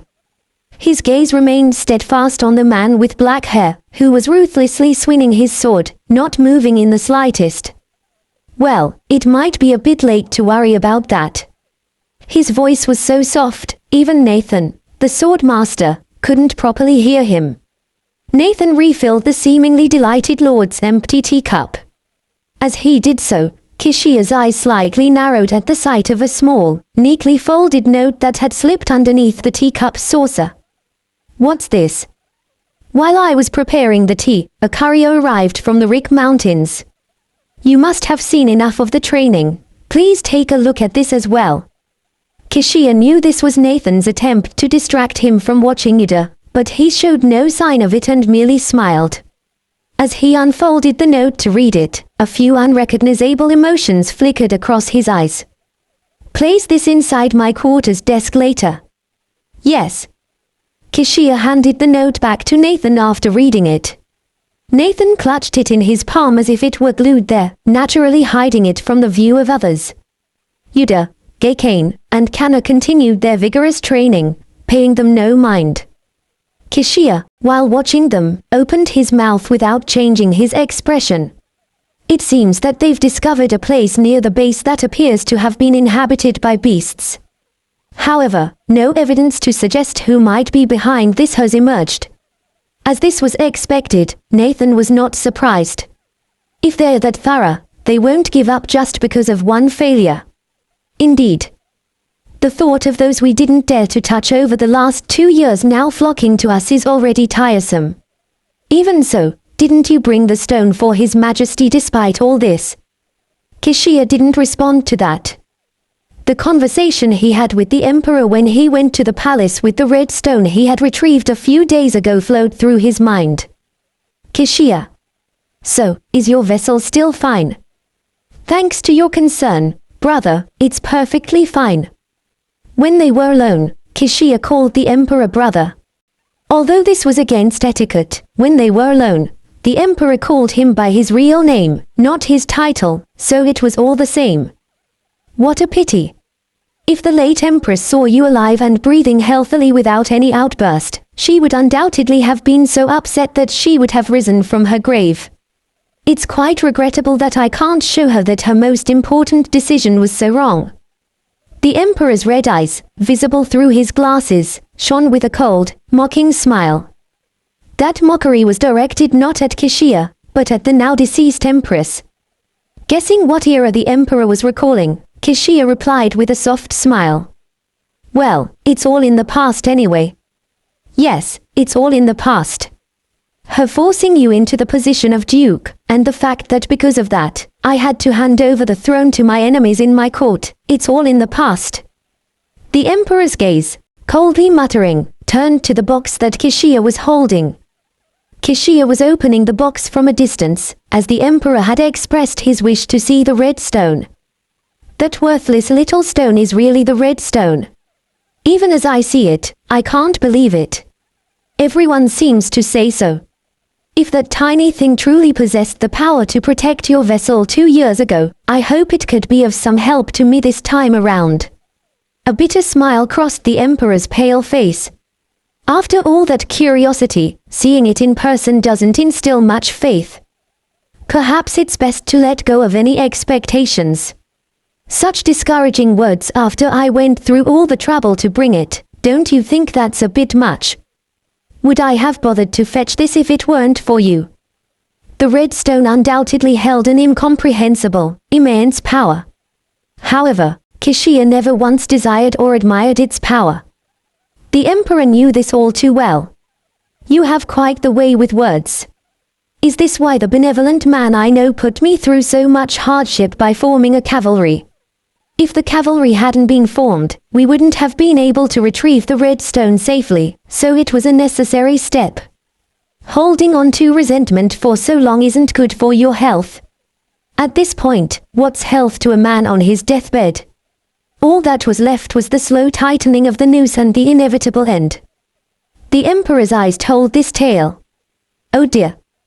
Where did the tyrant who hired me every day to fetch the stone go? Did you really issue such an order just to torment your only brother? How disappointing. When did you stop believing in miracles? Enough. Stop talking. The Emperor waved his hand with a tired face. After telling Kishia to close the box, he beckoned him closer. Kishia placed the box at his feet and knelt in front of the Emperor. The Emperor stared at the face of his brother, a face both similar and dissimilar to his own. Bitterness, worry, relief, and countless other emotions surged in his eyes before receding, like sand washed away by the tide. Kishia. Yes. I didn't order the quick retrieval simply because of a vain desire to expand my power. I believe you still have a chance, unlike me. If, after you and the mags have finished investigating and it turns out that the power of the stone truly helps the vessel, I will order you to use it first, even if it's just a moment sooner. Your wife would have been saddened to hear that. The Emperor's gaze softened momentarily at Kishia's calm response to his astounding declaration. A profound longing was replaced by renewed determination. I'm not joking. Listen well. But if the opposite happens? The emperor coughed a few times and muttered with a grave look. If it turns out that the stone's power is of no help to us, I'll leave the next steps to you. Whether you take it or destroy it, it's entirely up to you. However, it must never fall into the hands of the dukes or the crown prince,